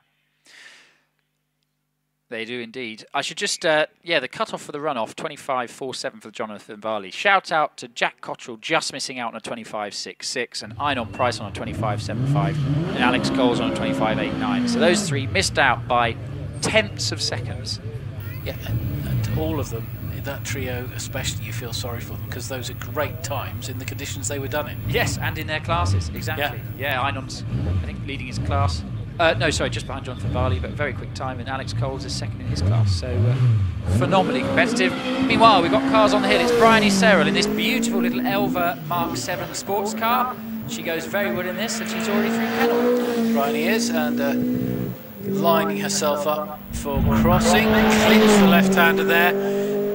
Hands really at 10 and 11 o'clock. She's got them both up there in the top left-hand quadrant of the steering wheel as she comes into the S's. Yeah, Bryony with me now. Yeah, just those ears on her helmet flapping away. She's just soaring at the wheel, turning right into top S, straightens the car out, applies all the power, feeds it the gears through to finish. And we've got Martin Jones now on the hill in the Brabham BT21. These three Brabhams show the development of the Brabham single-seater through the 60s, really.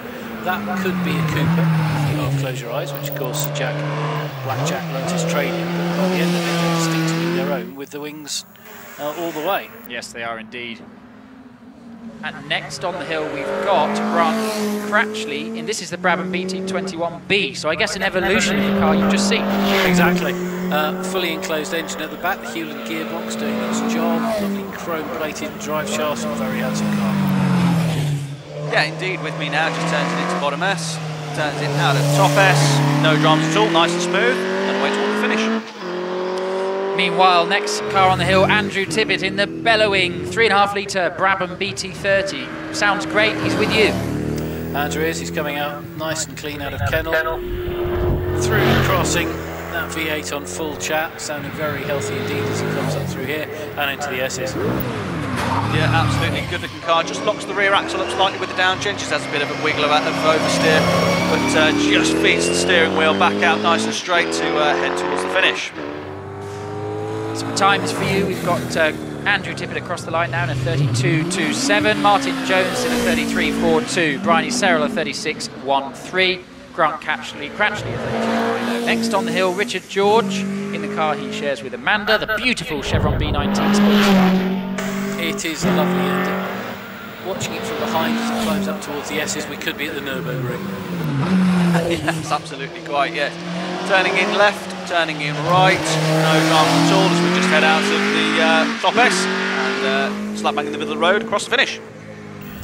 Joseph Mackerel in the Tigo, through crossing now, looking very nice indeed. Gets through the kink and lifts as he comes into the S's. Yeah, going well this weekend, absolutely, just tips it in, and got stopped earlier on, but then really improved on his time on his second run, and see what he can do on his third run. As we await that, we've got the first of the Tin Top Challenge cars on the line. It's Damien Bradley in the monstrous Subaru Legacy. I think this Tin Top Challenge, it's a relatively new initiative. It's an absolutely fantastic thing to do, to throw a spotlight on these fantastic variety of tin tops. Absolute monsters. Here we go. Damien Bradley builds up the revs, drops the clutch off the line, 1.98 second start, and he's into kennel already. You're right, Billy. It feels like a levelling in the playing field, treating the tin tops as the open wheelers. Very, very committed on it, wobbling around under his changes of gear and braking into S's. Yeah, bangs it down through this sequential gearbox, gets two wheels in the air almost, he ends up towards the finish, gets a four-wheel drift under my commentary box. Wow, super aggressive, and he's off towards the finish. What's it going to be?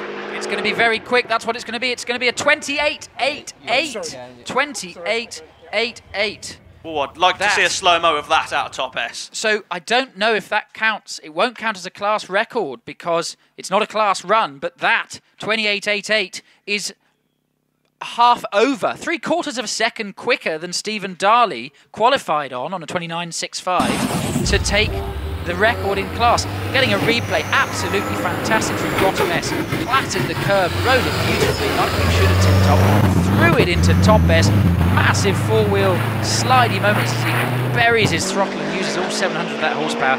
That car was turned up to 11, I'm sure, on the turbos for that run. He will come straight back down the hill, as will the Historics. I believe they're going to they've let Damien come first to give as much time as possible for that car to be prepped for Stephen Darley. But 28.88. What a run that was. Stephen, over to you in about 10 cars' time. You can't help feeling that's a little harsh, because that, it's the same car, the same CC. That ought to be a class record. I get exactly what you say, Billy. It wasn't in the class structure, but wow, how impressive is that as a straight out of the box marker in the top 10 challenge runoff? Oh, I like hill climbing. I agree. What is the closed car record? We're looking. Great. I can't find. Well, the closed car record is Ian Rowland's, 27.89. So we're about a second off. Yeah. Well, let's see what we're doing all this again this afternoon if it stays dry. Well, we're doing it again anyway, but you know what I mean. That was that was impressive. Yes. Welcome. It's within a second of the record. Tin Top Challenge. Welcome to Shelsley Walsh. And he's allegedly the slowest of the top 10. Well, he's actually second quickest, but he had to go first so his car can come back. Yes, true. But you're right. That is quite a gauntlet to throw down to Stephen. Yeah. He drives in about 9 cars' time. Next, we should have Peter Siddle in the Porsche. Yes, it is the gauntlet, isn't it? Same car, same track. Go on then, mate. Your turn. Do your best. Over to you. So I can see a Porsche in the queue. He will be next. Quite sensibly, quite a lot of the tin tops have actually come through the return paddock because of where they're parked, rather than through the bit where all the single-seaters that are now returning to their garages to be prepped for their runoff are. So just gives everybody a bit more space. So that's quite a very good thinking from the organisers there and the drivers to do that. We have cars down. We've got flags in. We've got a legacy on the screen in the return area being prepped. Air hoses instantly put on the front of that car to get some cold air back through the radiators and through the engine and the turbochargers, etc., etc. Also, it can't be played down how much development needs to go into getting 800 horsepower from a Subaru engine. They're not easy things to get big power out of. So, if you don't follow them on social media, do follow. Team Legacy, isn't it? Yes, fantastic Team to follow. Legacy UK, yeah. Great to see. Anyway, we're back underway. We've got flags in. We've got a Renault Clio coming to the line. The squeal of excitement you can hear is from Lloyd. Yes, down the top box. This is Peter Siddle in a very highly tuned Renault Clio Sport 182 Cup. Fully stripped out on the inside, full roll cage. Sounds extremely fruity, this engine. It's about 250 horsepower, did you say, Lloyd? Yeah, I think so, yeah. Which is about as much as you can get out of them. It's about as much as you can get without turbocharging them, yeah. He's lined up on the line. He did a 34.05 to qualify. Can he get into the 33s? He's off the line in front of me already. Good start, 2.89 seconds, which is good for a front-wheel drive car.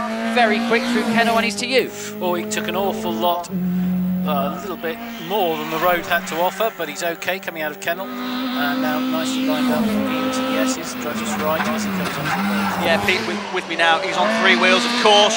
Lots of understeers, manages the power. Beautiful through the S's. This is going to be quick. Come on, Pete. Do it for the Clio, boys. He'll be across the line shortly. If you're watching this on the stream, absolutely brilliant. This is going to be quick. It's going to be into the 33s, I think. Wow, yes, he is. 33.34. 33.34. Brilliant time in a front-wheel drive Clio. That's super quick. I think we'll get a replay later. We're waiting for the next car. There's a tiny bit of sweeping that's now been done at Kennel, but through Kennel, it actually... Oh, he was so close to the Rector-Cell. In fact, I think it slightly... It grazed it. It brushed it. It was a proper old-school four-wheel drift power slide, that. You can't get much closer. He would have been holding on tight in there. Brilliant run. What's the front wheel drive record with that from it was the 205, wasn't it? That, do you know what it was? No. Try to find it. I can't see it in the thing, but we're going to have to look because we're going to be getting close. Anyway, Jonathan Williams on the line. Williamson is on the line. Porsche 911 Carrera, 3.3 litres, I think, in this, maybe 3 in the back. Great traction off the line. Goes very quickly in this car indeed. Qualified on a 33.91.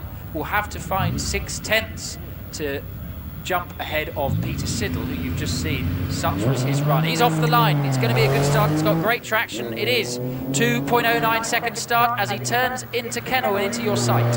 Yep, keeps it nice and tidy, tight into the left, drifts just to the right, and then apex is exactly right. And now he's coming up to the S's. Absolutely with me now in good heel and toe downshift as he angles it round bottom S beautifully out of top S, and now just relying on all that power to get through to the finish line.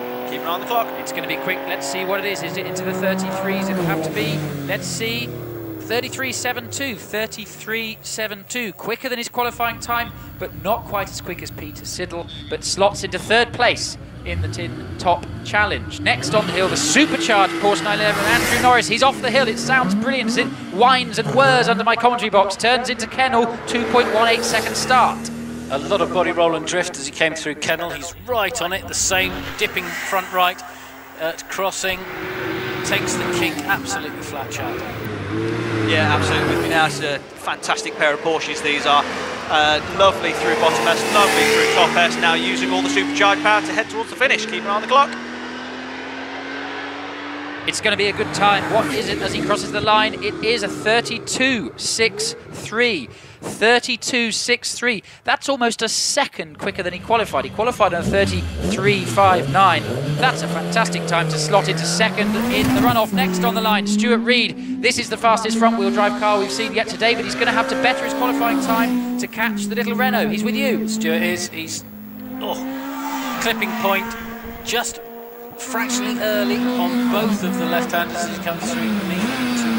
Yeah, very serious 205 this is, as it just beautifully rides the curb into bottom S, beautifully through top S. This is going to be a quick run. Let's keep an eye on the time. I'm going to try and find out what the record is from the front wheel drive. That's super quick. That's quick indeed. What's it going to be? Is it going to be into the 32s? Yes, it is. 32.15. That is 8.5 tenths quicker than he qualified. He goes into second in the runoff in the top 10 Tin Top Challenge. Next off the hill, Robbie Birrell. It's a Cayman GTS that he used. Very quick as he hurls it into Kennel. Yep, Robbie through now. Front wheel, front left almost lifts the ground. Such is the stiffness of the suspension on this, but he's into the S all clean. Absolutely, yeah. With me now, super quick car, this Cayman GTS. Really, really quick, and it's on PDK as well, so it's got the auto gearbox. It just fights the traction control, gets it out of top S, and we'll be across the line soon. This is going to be another quick time. What is it? It's a 32.57. Slots into third, just behind Stuart Reid. 32.57. Again, about half a second quicker than he qualified. This is bringing out the best of the Tin Top boys, isn't it? It is the top 10 effect. Next, here we go. Chris Beresford popping and banging in the Subaru Impreza. 2.15 second start. He's with you. Yep, the back end swings round. He had to just slightly lift. That may have compromised his time, but he's absolutely flat everywhere else. Absolutely, yeah, with me now. Super powerful car. It takes a nice tight line against the apex of bottom S, gets himself out of top S nicely. Manual gearbox working away, feeds it the gears across the line. Let's see what he can do. It's going to be quick. It's going to be a 30.92. 30.92. 2 seconds quicker than he qualified. He qualified on a 32.88. Absolutely brilliant. Next, Simon Bainbridge in the big bellowing SBR Crono, turbocharged 4.2 litre V8 in the back, rockets off the line and into Kennel. Through Kennel now, building. You can hear it spooling up. Hear the whistle. There it goes. What a absolute monster of a car this is. It's hilariously wild, isn't it? I mean, look at it. It's absolutely crazy. Big 4.2 litre turbo working away with a very expensive gearbox by the sounds of it. Gets nicely through the S's, fires itself towards the finish. This is going to be quick as he crosses the line. Is he into the 30s? Yes, he is. 30.57. 30.57. Another driver that finds the best part of 2 seconds. 120 miles an hour across the line. Slots into second place in the top 10 challenge. Stephen Moore on the line in the Evo, builds up the boost, popping and banging as it leaves the line below me. That's a good start, 2.02 seconds with you. Yep, through Kennel now, takes a lot of the road there, takes an early apex, keeps it nice in the middle, proudly having his Union flag on the roof. Yeah, hold on to your hats. This is a super, super special Evo. This is nice entrance into bottom S. Big stab of power between the S's, gets out of top S. Has to be a little late on the throttle as he understeers towards the bank, but gets back on the power. Back through the gears across the line. Is it going to be sub 30? I think it will. 29.55. 29.55. 9 tenths of a second quicker than he qualified. Slots into second place. And now we turn our eyes to Stephen Darley in the Legacy. What can he do? Can he match Damien Bradley's stunning 28.88? Builds up the boost. He's off the line. Wow, that's a quick start. 1.93 seconds, and he's breaking into Kennel, and he's to you. Taking all the road, you can hear the chirrups as the tyres scrabble for traction. Flat with a big turbo bang and flame as he comes crossing into the S. Yeah, come on, Stephen. Let's have a good run. Beautiful through bottom S. Beautiful. Flicks the car nicely through top S. Come on, let's get on the power. Let's see what he can do. He was 3,000ths ahead at the S's. What will he do at the finish? Here we go. Wow. 28.71. 28.71 takes the win in the Tin Top Challenge by a 1/10.5 over teammate Damien Bradley. Bittersweet for Damien. Absolutely fantastic. But that's the 4th time we've seen that class record beaten today. Yes, Fantastic. yes it is. What a run that was. I'll take you through the results as the cars come back past you, ladies and gentlemen. Do give them a round of applause. What a fantastic introduction to the Tin Top Challenge that we've just had here at Shelsley Walsh. A brilliant addition to the schedule. More of that, I say. Anyway, I'll take you through the times. Fastest, Stephen Darley on a 28.71. Second, Damien Bradley in the same car on a 28.88. Third, Stephen Moore in the Evo on a 29.55. Fourth, Simon Bainbridge in the big SBR Crono. That was a 30.57. Fifth, Chris Beresford on a 30.92. That was in the Subaru. Sixth, Stuart Reed on a 32.15. That's amazing in a front-wheel drive car in the Peugeot 205. Seventh, Robbie Burrell in the road-going Porsche Cayman GTS on a 32.57. Next, Andrew Norris in 8th on a 32.63. 9th, Peter Siddle on a 33.34. And 10th, Jonathan Williamson on a 33.72. All the drivers smashed the times that they qualified in. Some by as much as 2 seconds. That was brilliant. Yes, as you said, what a run. It just makes the runoffs, they just bring the best out of you, don't they? They bring the best out of the drivers. 100%. Round of applause, please, to everybody coming back down the hill. That was fantastic. What a starter we've had. We are now getting the British Championship runs after this. Everyone here at Crossing applauding the run as they come back, quite rightly so. Now, you being a slight pessimist, or is it a realist, I'm not sure. Some of that is the improvement in conditions, but every single driver, you're only running yourself and the hill against the clock, so you cannot knock a single one of those. What fantastic times. And you've got to hustle these cars. I mean, some of those cars are manual. Yeah. A lot of them don't have the same level of traction control and launch control as some of the single-seaters. I mean, the Legacy does, but a couple of the older Porsches especially, that is, and the front-wheel drive Clio and the Peugeot, absolutely brilliant commitment. Yeah. What a show. As you say, what a welcome addition to the programme, having that top 10 challenge. Yeah. Let's keep that tin top factor in, please. Here, here. Would you like to do that again this afternoon? Yeah, go Well, on. that's a bit of luck, because that's what we're going to do. Hee-hee. Right, so flags are in. Indeed they are. If you're in the paddock, do give a round of applause to the boys and coming back in the tin tops. That was brilliant. The truck, the recovery truck, has just passed me back to its base at bottom S, and also was that the Durlings? Or some visitors to the Durlings are heading up as well. So that's brilliant. I think we're still going to have the run-off for the lunch break, I believe. We'll wait and see. Yes, I'm sure it's 1:45, so I expect we will. You can see the clerk of the course at the start line. What time's curfew? Giving us a little wave. Oh, thank you. That's very kind. Curfew? I don't know. If we're not breaking for lunch till about 2:30. The one thing I would say is we've had everyone's practice and everyone's had their time runs. So that's probably an hour and a half more in the morning and the afternoon because of the first 8 batches. Okay. Cool. So they might have to shorten the lunch break slightly. We will see. So we wait the first car. I'm going to take you through the runners and riders in the British Hillclimb Championship runoff. This is round 23 of the championship. First to run will be number 5, Matthew Ryder in the Gould. That car will then return to the bottom of the hill to be prepared for Sean Gould later on. We will then get Jonathan Varley, number 94, in the GWR Predator. Number 8, Paul Hames, in the Gould GR59. Then number 9, David Warburton, in the Gould GR59. Then number 105, Zach Zammit, in the Empire. We will then get number 4, Trevor Willis, in the OMS 28. Number 1, Wallace Menzies, in the Gould GR59. Number 705, Sean Gould, in the Gould GR59.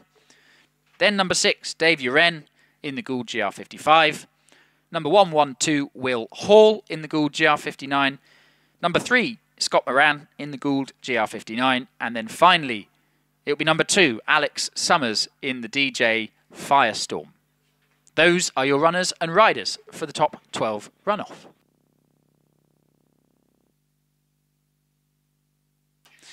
So it is confirmed we'll do the top 12 now and then lunch. So don't go anywhere if you're up the hill. I know you're peckish, but you'll not want to miss this. This will be absolutely stunning. I can see the first car being prepped. Matthew Ryder is aboard. The number 5, the sort of reddy purple Gould GR59 with the big 4-litre Judd in the back. Tyres are being cleaned. Car being pushed to pre-start line. Engine fires. If Alex Summers finds a similar amount of time as the tin tops do, our outright record is in danger, isn't it? It is. I don't. As you said, though, they did have some better run for better conditions. Yeah. But you never know. You never know. Let's see. Right, Alex, put your brain in, Billy. Matthew Ryder brings his car to the start line. About 4 or 5 burnouts to get some heat in the tyres. He's positioned his car driver's side right of the start line. It is overcast overhead. Let's hope we don't have any spots of rain to disrupt the runoff. Visor down, doing the final checks before he sets off. Builds up the revs on the launch control, drops the clutch. Here we go. 2.08 second start. He's already into Kennel and to you. He is indeed. He's wobbling a little bit, keeping the wheel in motion. It's a blur, his hands, and he's into S already. Right, Matthew, what can you do? He turns it beautifully into bottom S. That's the best I've seen him do all weekend. Best I've seen him do out of top S. My God, this is going to be quick. He's very quick out of top S. Rockets up the finishing straight. What's he going to do? It's going to be the 23s. 23.34. 23.34. There is the gauntlet that has been laid down for everybody else. He's found over half a second. 7.55 through the S sector. That's so quick. Very quick through the S's. 149 miles an hour across the line. He is now in the top paddock. He will be allowed to roll straight back down the hill and swap over to Sean Gould. So the first time is 23.34. So he finds half a second. If Alex finds half a second, oh. I'm loving it. I'm loving it. Let's hope he does. You never know. Will we see a 22? Who would have called that 205 doing that in the last one? Anything is on today. That's true. Very true indeed. So Matthew brings the car back down the hill. For those who are watching their first runoff, either here or live on the stream, it is the top 10 of the 12 cars that will score points. So you need to be in the top 10 to get a point. The championship battle is really tight for all the positions. So every point at this end of the season really counts. If you break the record, you get an extra point. Just as well, so that you know. Only 1 extra point for breaking a record. That seems a bit parsimonious to me. Yes. Also, it is the record as it stood at the beginning of the day. But that does sometimes actually come into it. Quite, yes. So that is also something to note. So Matthew brings his car back down the hill. Give him a round of applause, ladies and gentlemen. That is his runoff. So give him a big hand. That was a fantastic run, 23.34.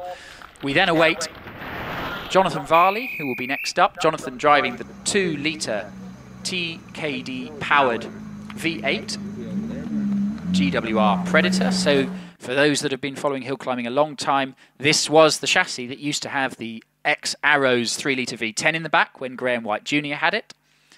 It is now powered by 2-litre TKD V8. Absolutely brilliant sounding engine, fantastic chassis driver engine combo. He did a 25.47 to qualify. Let's see if he can better it. car is fired, brought to the pre-start line. Tyres, especially front tyres, are scrubbed. You don't need to scrub the rears. The driver will do that for you when he drops the clutch. But the fronts are scrubbed. Jonathan, 1 burnout, 2 burnouts, brings the car to the line, slap bang in the middle of the start line.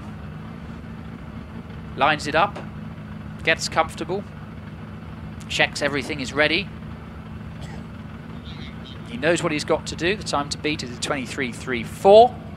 His qualifying time was a 25.47. He engages first gear, he drops his visor, he's off the line. It's a good start. What is it? It's a 2.17 seconds. He's into third and he's into Kennel to you. Through Kennel very cleanly. Takes the middle of the course line into crossing, keeps that to apex late at the kick. Yeah, we've got Jonathan with me now, takes a nice line through bottom S, bit of spurt of power between the two S's, clatters the drain cover on the inside of top S, gets the car in the middle of the road and he'll be across the line. This is going to be a quick time. Is it into the 25s? Yes, it is. 25.44, 25.44, 3/10 of a second quicker, sorry, 3/100ths of a second quicker than he qualified. Next up, we've got Paul Hames. Now he has done a 24 here in this car at the June meeting. He qualified on a 25.42. He will need to find a bit of time if he wants a point. 2 burnouts to bring the car to the line.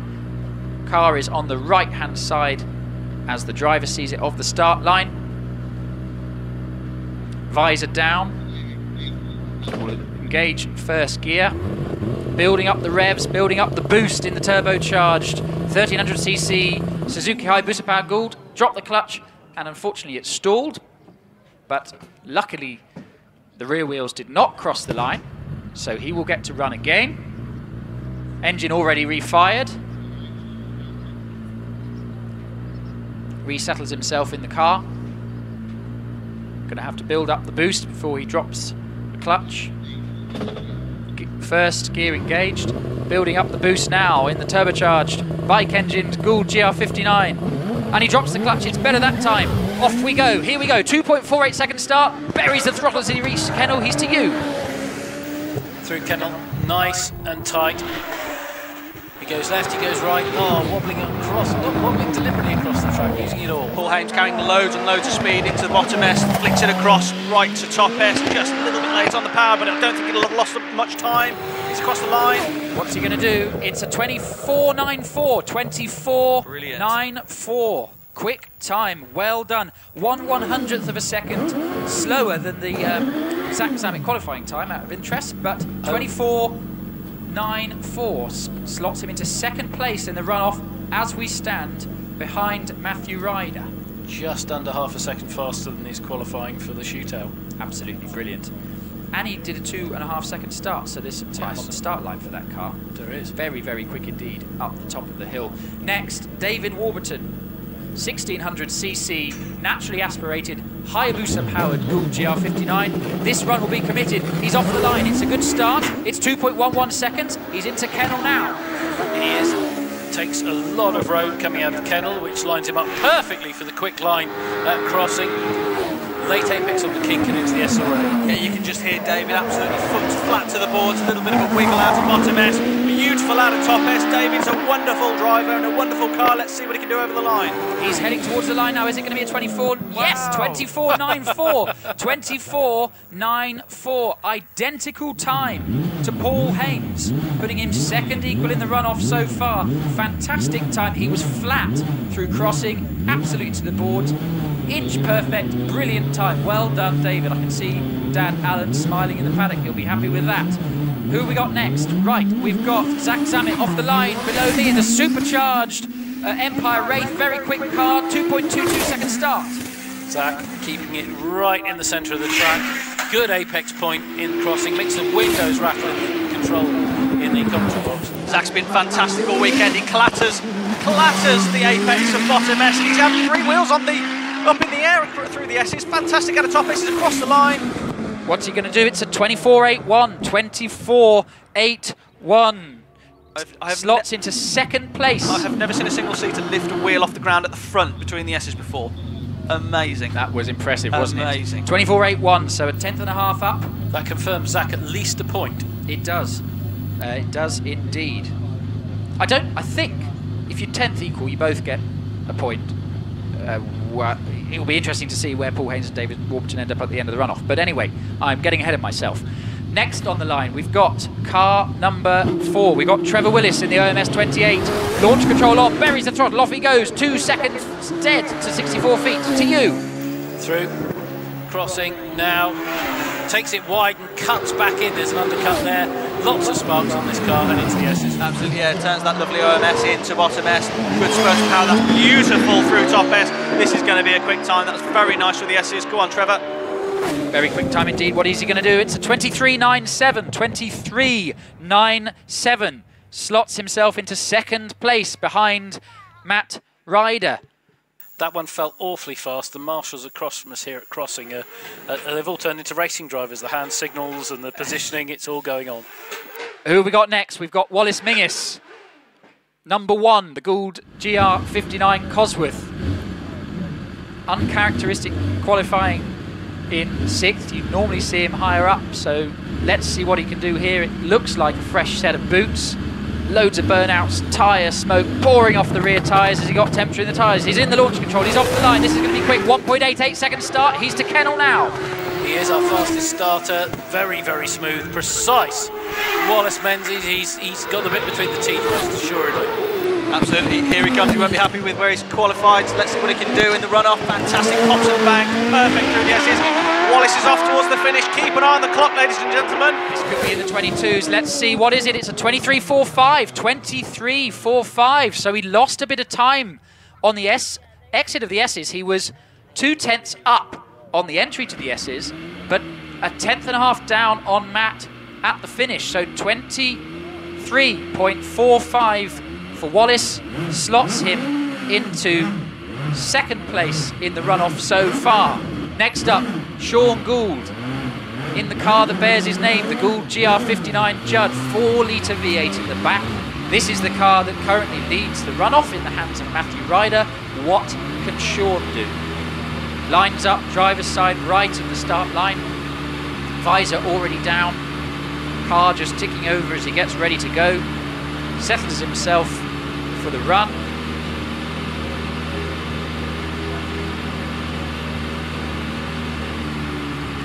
The timekeeper's just lining the car up correctly with the timing beam.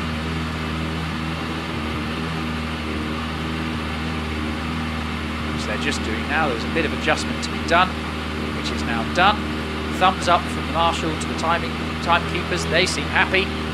The car is ready to go. He engages first gear, engages launch control, builds, tickles the throttle as he waits to leave the line. I stalled it, but he stopped. It's okay, he stopped before the rear wheels crossed the start line, so he'll be able to restart the engine and try again. You've got to have quick reactions off the start if you stall, because if the rear wheels cross the line, that is your run. Nothing like building the tension, Sean, thanks. I can hear the ooh from the crowd opposite me. Exactly. Anyway, here we go. Car refired. Car still in the right position on the start line. Builds up some revs this time. Launch control engaged. Drops the clutch. Off we go. That's a bit better. 2.09 second start. He's to Kennel already. Oh, he clipped the bank all the way to Kennel. Yep, and that has knocked him a bit out of line.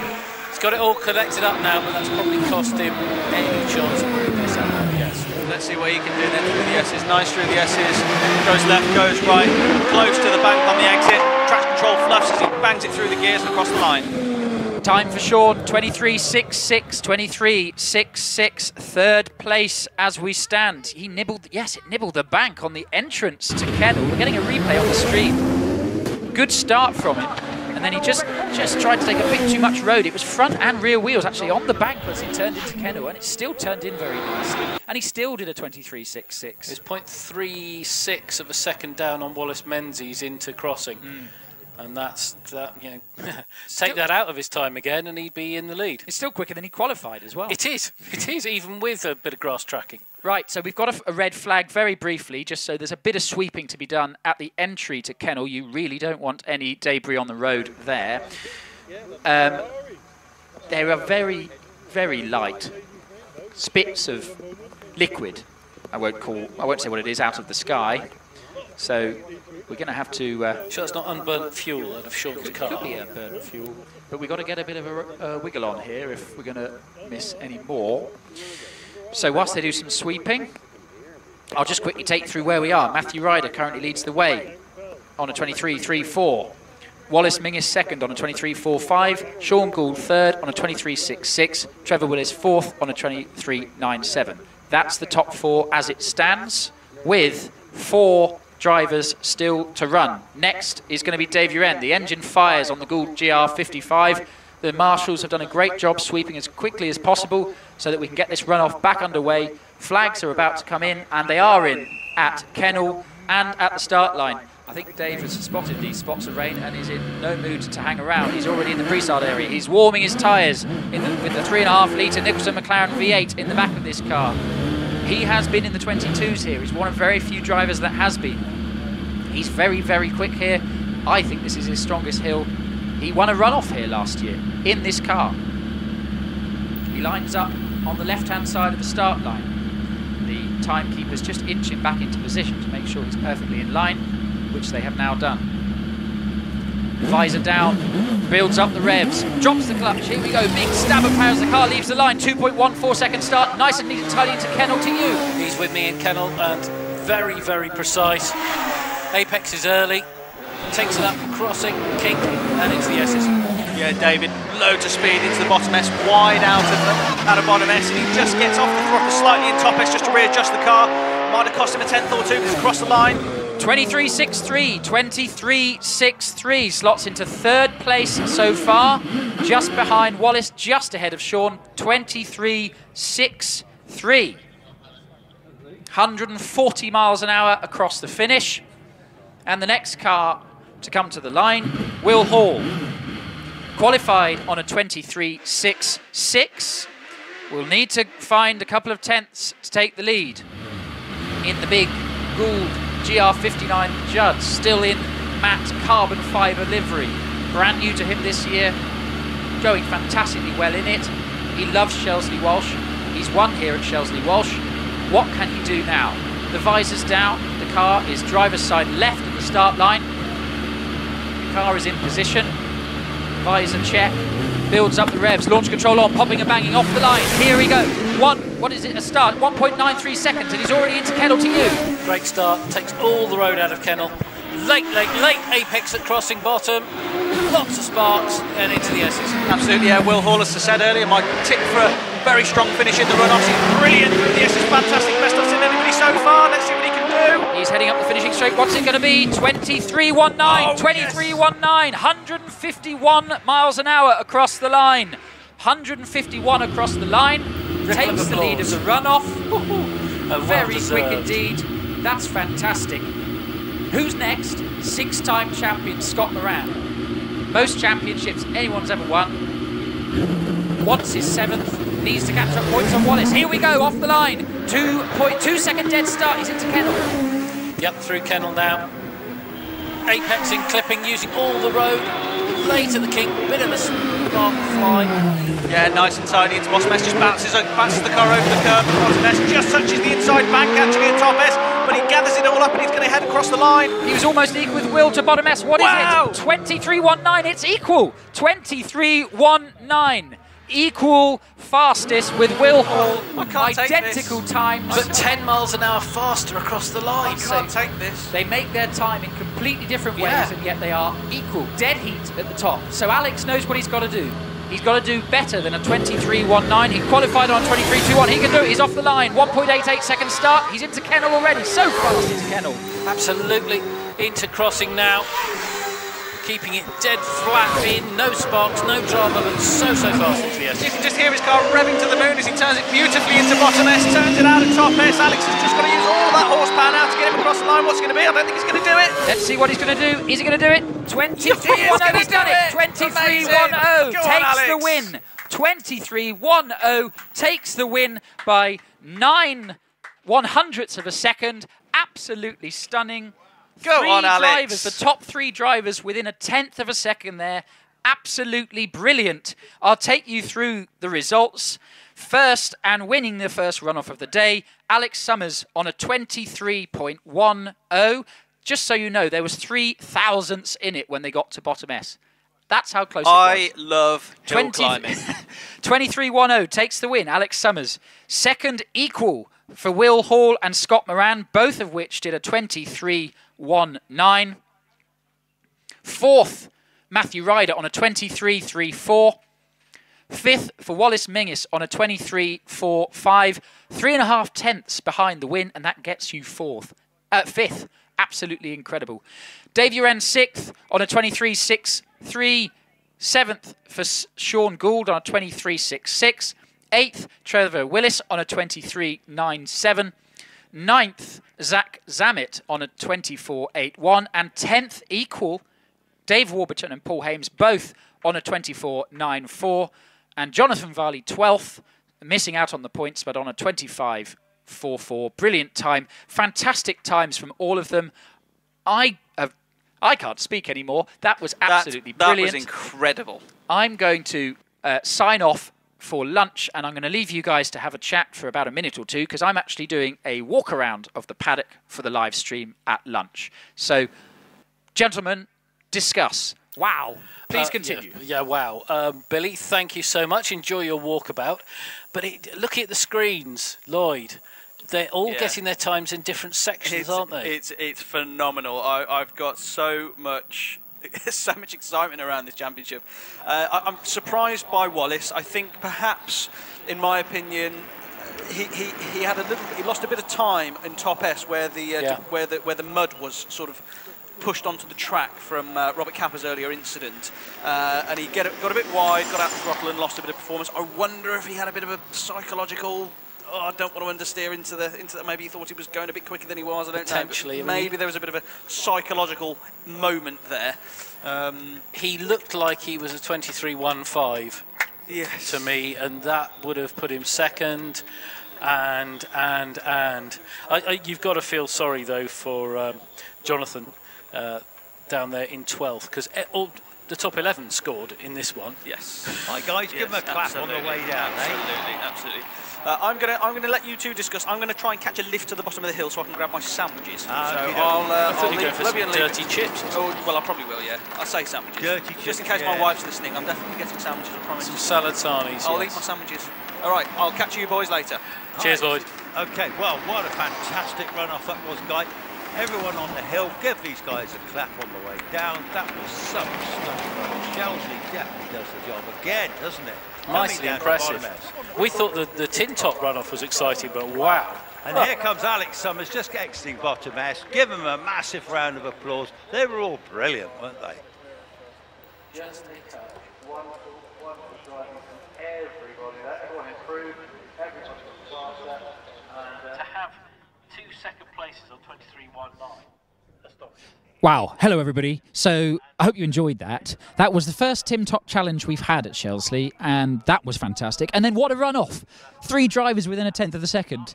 Just stunning. And as you can see behind you, if you turn around, Rich, cars just returning to the paddock. I think Alex just went past. That was the last one. So they turn left in there. Well, left as we look at it, right as they look at it, down the return road back into the paddock. We're stood on the start line. The commentary box is just up there. When you stand here, it's not a straight run to Kennel. There's a corner, which you forget. You've got to negotiate, basically come around the commentary box, because if you don't do that properly, you're actually going to join me in the commentary box in your single-seater. So it's really, really difficult. A lot of drivers historically go here on the right-hand side to try and straight line the corner. However, some of the modern single-seaters, actually, their traction control prefers the more virgin tarmac on the left-hand side, so you often get Alex right over here, and it clearly works because he just won the runoff. So absolutely brilliant. Let's go and see who we can see, shall we? We've just had an incredible runoff, an incredible tin top challenge. There's going to be lots of people we can talk to. They're just pushing their cars back in. I want to see if I'm going to get a reaction from Alex as soon as I can, and I did see Damien and Stephen Darley a moment ago, but they wandered off. We'll wait for the cars to be pushed where they're going. Here we go. Chaps, we're on the stream. Can I borrow you? They can do the pushing. Well done. I mean, bloody hell, that was amazing. Absolutely fantastic. Well done. That was brilliant. What a run from both of you. It's fabulous. Absolutely thrilling. It's just, yeah, to see the time come up of the car in front, and obviously Damien's time, and then to sit there and just compose yourself to to say, yeah, get it to the top, but try and beat it. It's quite an adrenaline rush, really, to be honest with you. Where did you find the second from for the second run? That was incredible. I think talking together with Stephen and just discussing what, tactics, what we're going to do, how we're going to behave. Maybe a little bit turn on the boost. So she was running full boost on that run, so Cal 6 of 6. So a bit of a handful as I've come back down and told Stephen, but he might have got slightly warmer tyres, maybe. I've heard it's all about the first driver. Really sets the car up nicely. Yeah, something like that, yeah. So we are an open book between me and Stephen, so we share all the information, everything about what's going on. There's no tactics in it. It's just between the two of us. We just want to get the car up there to be the fastest car up the hill. So now, Stephen, you're sat here. You see the time that's gone in. You know you're going to have to find best part of a second over a class record you just set. Technically wasn't a class record, but yeah. Was it not? No, Damien has the class record at 28.21. Well, then I can only apologise, Damien. I don't know what's in the thing. Okay, but so you've got to find. Yeah, we know it's there. We've both done mid-28s before, so we know it's in us. Obviously, it would have been nice to have been here yesterday to just get a bit of seat time and get dialed back into the hill. So yeah, to do that on the third run up the hill today, yeah, it's cool. Yeah, happy with that. Yeah. And what do you think of the concept of a tin top challenge? We're loving it. Love it, absolutely love it. It's why we've been so passionate about it and trying to make it happen, and just the broad mix of the tin top cars that are in there as well. And everybody on the hill can associate with that. They can see that car on the road or whatever, It's fab. I think it works. Yeah, it definitely works. Coming down the hill on that, a bit of a lump in my throat. All the spectators on the left-hand side of us were coming down, all applauding, thumbs up, all the kids waving and everything else. It was really special, really, really good. It's nice to get the tin tops recognition like that as well, because we kind of be left a little bit kind of. And now this is our moment to kind of shine. So we've come along at the right time with the right car, and it's great fun. It's really good fun. It's like you were back at the Masters. Oh, the Masters now. Wouldn't that be phenomenal? Can we have that next year, please? I'm with you. Yeah, we definitely need the Masters back. It gives us something to really fight for. So I went off and did other things last year. I did some sprints, I did some other bits and pieces, and just because I was trying to find where was I going to be able to shine, where I was going to be able to show the car as to what it can really do. But I've been drawn back into the British Hillclimb Championship, not only because of the challenge, but being out there and seeing what else is going on. The grass isn't greener. The British Hillclimb Championship is definitely where it's at. It's such a lovely community, such amazing people. Social here last night was absolutely fantastic. So this is where I'm here to stay now. Brilliant. Well, great to see you guys back and great to see the car here. Are you building another one? Did I imagine that? I am building another one. I've been building it for 14 years now, so it's nearly there, but I keep having to fix his car or Chris Beresford's car or Jeff Twemlow's car, and so mine gets pushed to the back of the queue all the time, but it's nearly there. We're hoping to be out in September at Harewood with it, give it a bit of a shakedown, and if all's good then we'll come and have a proper head-to-head next year. Well, that's what we can't wait for, because that was brilliant. I think it just brought the best out of all the tin top drivers to have something to fight for. It was brilliant to see. So well done. Same again later, if that's all right. Excellent. See you later. That was brilliant, wasn't it? Great to hear such good things about hill climbing, and great to hear that this tin top challenge, it brings out the best in the drivers. It makes people want to compete, because it really is something to compete for. I want to try and ask Alex a question. He's just stuck his sticker on, so I'm going to actually dive straight in because I can. Alex, mate, congratulations. Absolutely brilliant. Thank you very much. Are we live? We are. Come on out. Oh, can I borrow you? Yeah, of course you can, mate. Of course you can. That was quite stunning. That was hard work. That was stressful. Yeah, I mean, it's been... Maybe knitting would have been better as a hobby. Yeah, something like that.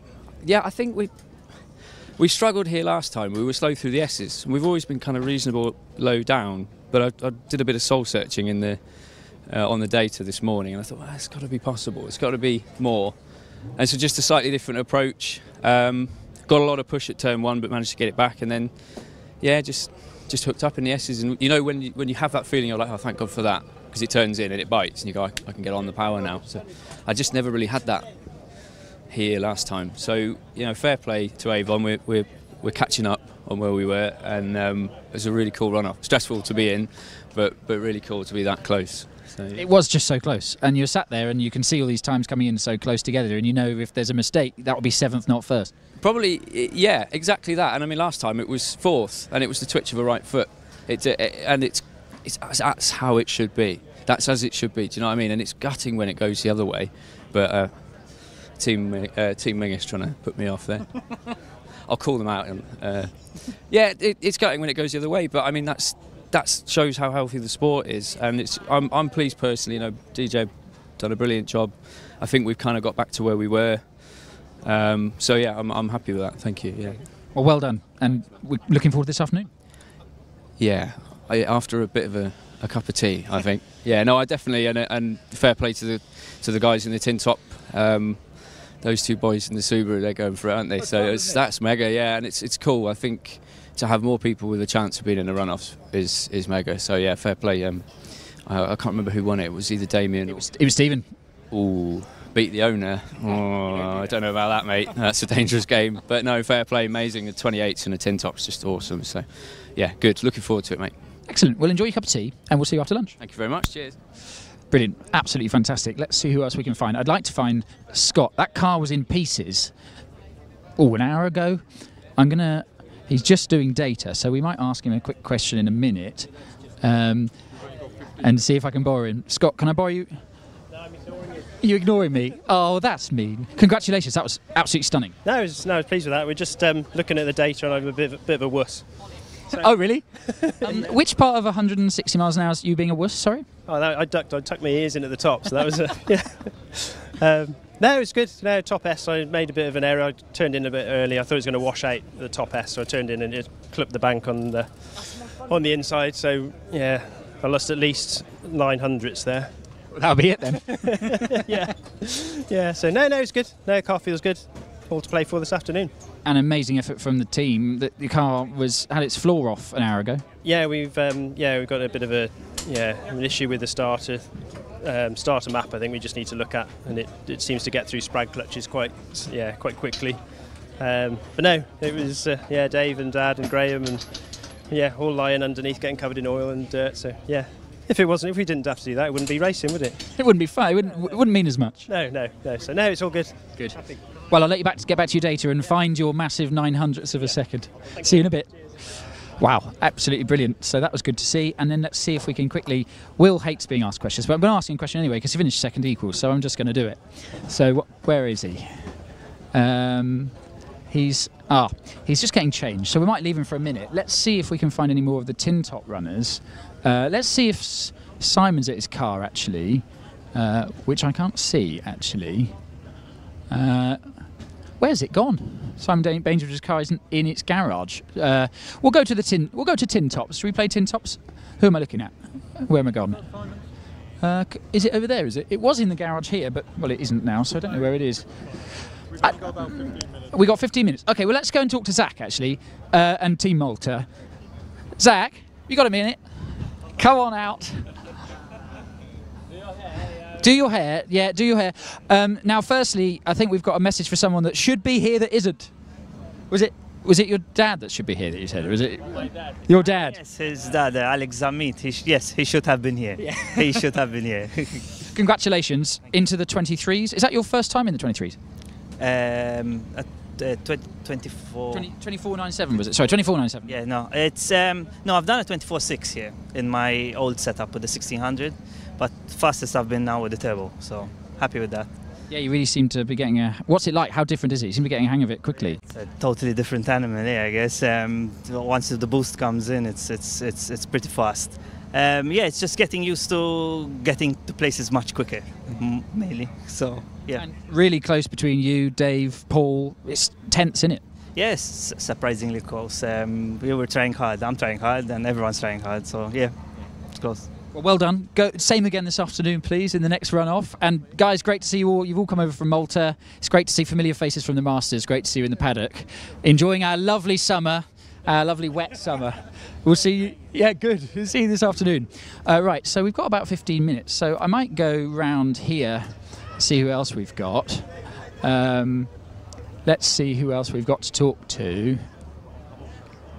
Also, let's go and have a look at the front of this Subaru because the Legacy's bonnet is up. Let's have a quick look because it's an absolute beast of a car. And I think it's basically a turbocharger with a car attached to the back of it. Absolutely, look how low the engine, that's really cool. A lot of Cosworth work going there. They do a huge amount of their own development on this engine. To get 700 horsepower out of it is quite an achievement. really sort of trailblazers really with this engine. Huge amount of work done. And it's working. Look at it. And it's amazing to think this car started as a shopping car. It started as a road car that they bought and turned into this absolute monster. So really, really, really good to see. I'm going to quickly see who else we've got to speak to around here. Most people have, unfortunately, in the Tin Top channel have gone for their lunch because they're going to be back out pretty soon. So we're a little bit void of drivers. So we might actually head back and talk to Will Hall, actually, because that was a really good run.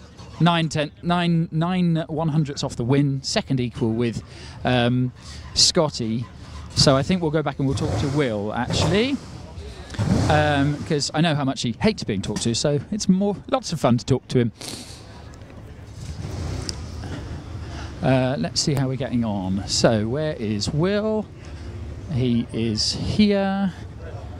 I'm going to just scoot round the back. I'm going to scoot round the back to see if I can get to him. And I can see him, so I'm just going to scoot round. I won't make you come out. I just wanted to say congratulations. What a run. Thank you very much, Billy. You must be pleased with that. Yeah, over the moon. So would like to be in a 10th quicker, but... That's what Scott said. Yeah, well, I don't mind sharing with Scotty being a 10th quicker, but yeah. So, yeah. How's the car? It looked on rails. Yeah, pleased with it, so we've just got to try and find some more, haven't we? Yeah. Not much, though, only a 10th. Yeah, all been well, yes. We'll try. All right, well done, mate. Well done. Speak to you later. Great to see. Absolutely brilliant run. Yeah, they're finding a 10th. This is tenths of second between second and first, which is brilliant to see.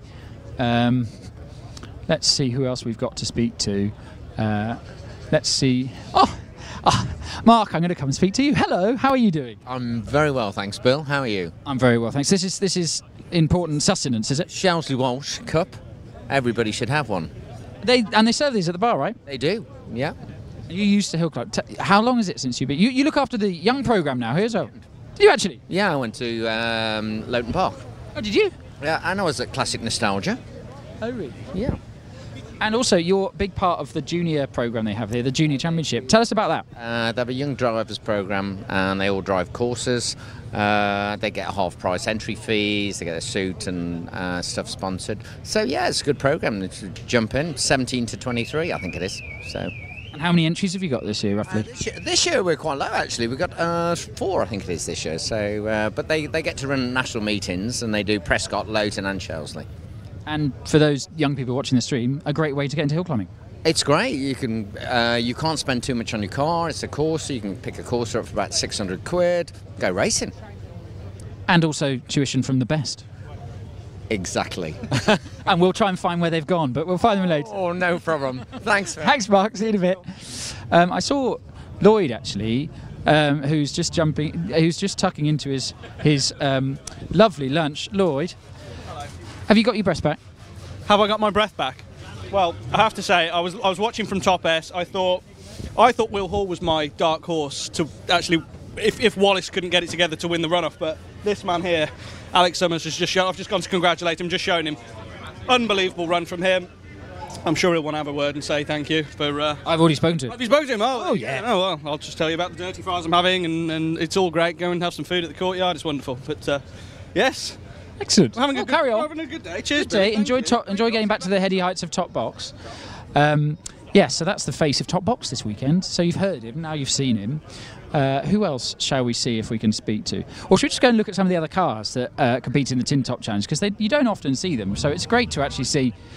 This was the number 45 Porsche. That was in the Tin Top Challenge, as was one of the Imprezas. It's actually this one down here, which again, Evo, which is an absolutely stunning piece of kit. So quick off the line. They do 2-second starts, which is pretty impressive, really. But four-wheel drive, so they're as quick off for the first 64 feet. The Evo and the Legacy you saw earlier are pretty much on par with the massive single-seaters, which is pretty impressive indeed. Tell you who I can see next to their 205, and we're going to try and scoot through. I can see a 205 being fettled, and he had a fantastic run in that Tin Top Challenge to be. Well, I've never seen a front-wheel drive car go up here as quick. I thought it was absolutely mighty. So let's see where he is and if we can have a quick word. I'm going to run over now because I think he's just putting his bonnet back on.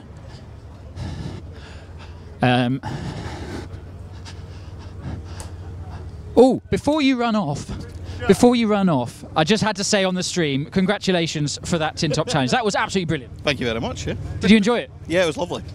Is this your first Tin Top Challenge you've done? Yes, first time at Shelsley as well. First time at Shelsley? Yeah, only ever been the sort of Scottish hills really. Done Lowton Park and Harewood, but yeah, first time at Shelsley, so enjoying it. And what did it mean to have a run off for Tin Tops? It's something different. It takes obviously the spectacle with the big hill climb cars is really good, but obviously it's good to get some of the sort of light on the other cars as well. Obviously they do well, so yeah. Do you feel the extra nerves in a Tin Top Challenge, or pretty much the same? Just the same, just the exact same, yeah. Brilliant. Well done. Great run. Hopefully the same this afternoon. Yeah, hopefully. Thank you very much. Cheers. Thank you. So that was great. Fantastic run in that 2:05. Also, where is the Clio? Let's see. He's up here. He might just be getting ready to go out again. But I think he just touched the Armco. In fact, let's have a quick look at the front of it because that might give it away. I think the bonnet there was a slightly loose bumper on the front of the Clio from a moment, which is now fixed. So I'm going to quickly stick a microphone. I'm going to stick a microphone under your mouth. Hello, how are you getting on? Good, thank you. Congratulations on that run. Yeah, it felt good. It felt really quick. So very, very happy with that. Did you touch just the rector cell? I don't think I did, but that is the reason why I normally fold the wing mirrors in. I think if it was out, it would have touched it. So it didn't sound like it did. No. Very close though. You must be happy with that run. Very happy, yeah. Seeing the weather this morning, I didn't think I'd be able to qualify for the Tin Tops because when it rains, it's obviously only going to be four-wheel drives that get in there. But yeah, I think it's done well, done very good this car. And I'd like to thank Jack Butler as well because the car's been in bits several times this week and he's got it back together. The gearbox has been out of it. I've been having gearbox issues. So yeah, it's been awesome. Well, you paid him back in kind with that run. Yeah, I'll have to pay him back in money as well though, but yeah. And what does it mean to have a Tin Top Challenge? It's just that extra dimension, do you think? It's awesome for us. I think in previous years, it's the British Hillclimb Championships like tailored around the single-seaters, so you felt like a bit of a sort of, you were tagged on the end of it, you were an afterthought. But having the Tin Top Challenge and seeing all the different cars that end up qualifying, it's awesome. Yeah. Yeah. Excellent. Well, go well this afternoon. It was a brilliant run. We were watching. It was inch perfect. You were this far from every barrier. So more of the same this afternoon. Best of luck. Yeah. Cheers. Thank you. Cheers. Brilliant run. I mean, fantastic run. Really, really good. So we've got about a minute left. So why don't we just head back towards the start line? We can show you what we're about to get running. For those that haven't been to Shelsley before, please do come. It's an absolutely fantastic venue. And in fact, we'll go and have a look in the churchyard and the courtyard, sorry, and we'll finish in there just as the marshals get ready at the start line to go green again after lunch. Bit of a short lunch break today because of the delays we had. We don't always have this big screen here. It's fantastic to have it. I wonder if the people watching the stream will realise that they're about to be on telly. An absolutely packed courtyard watching the action here at Shelsley. Give us a wave, everybody.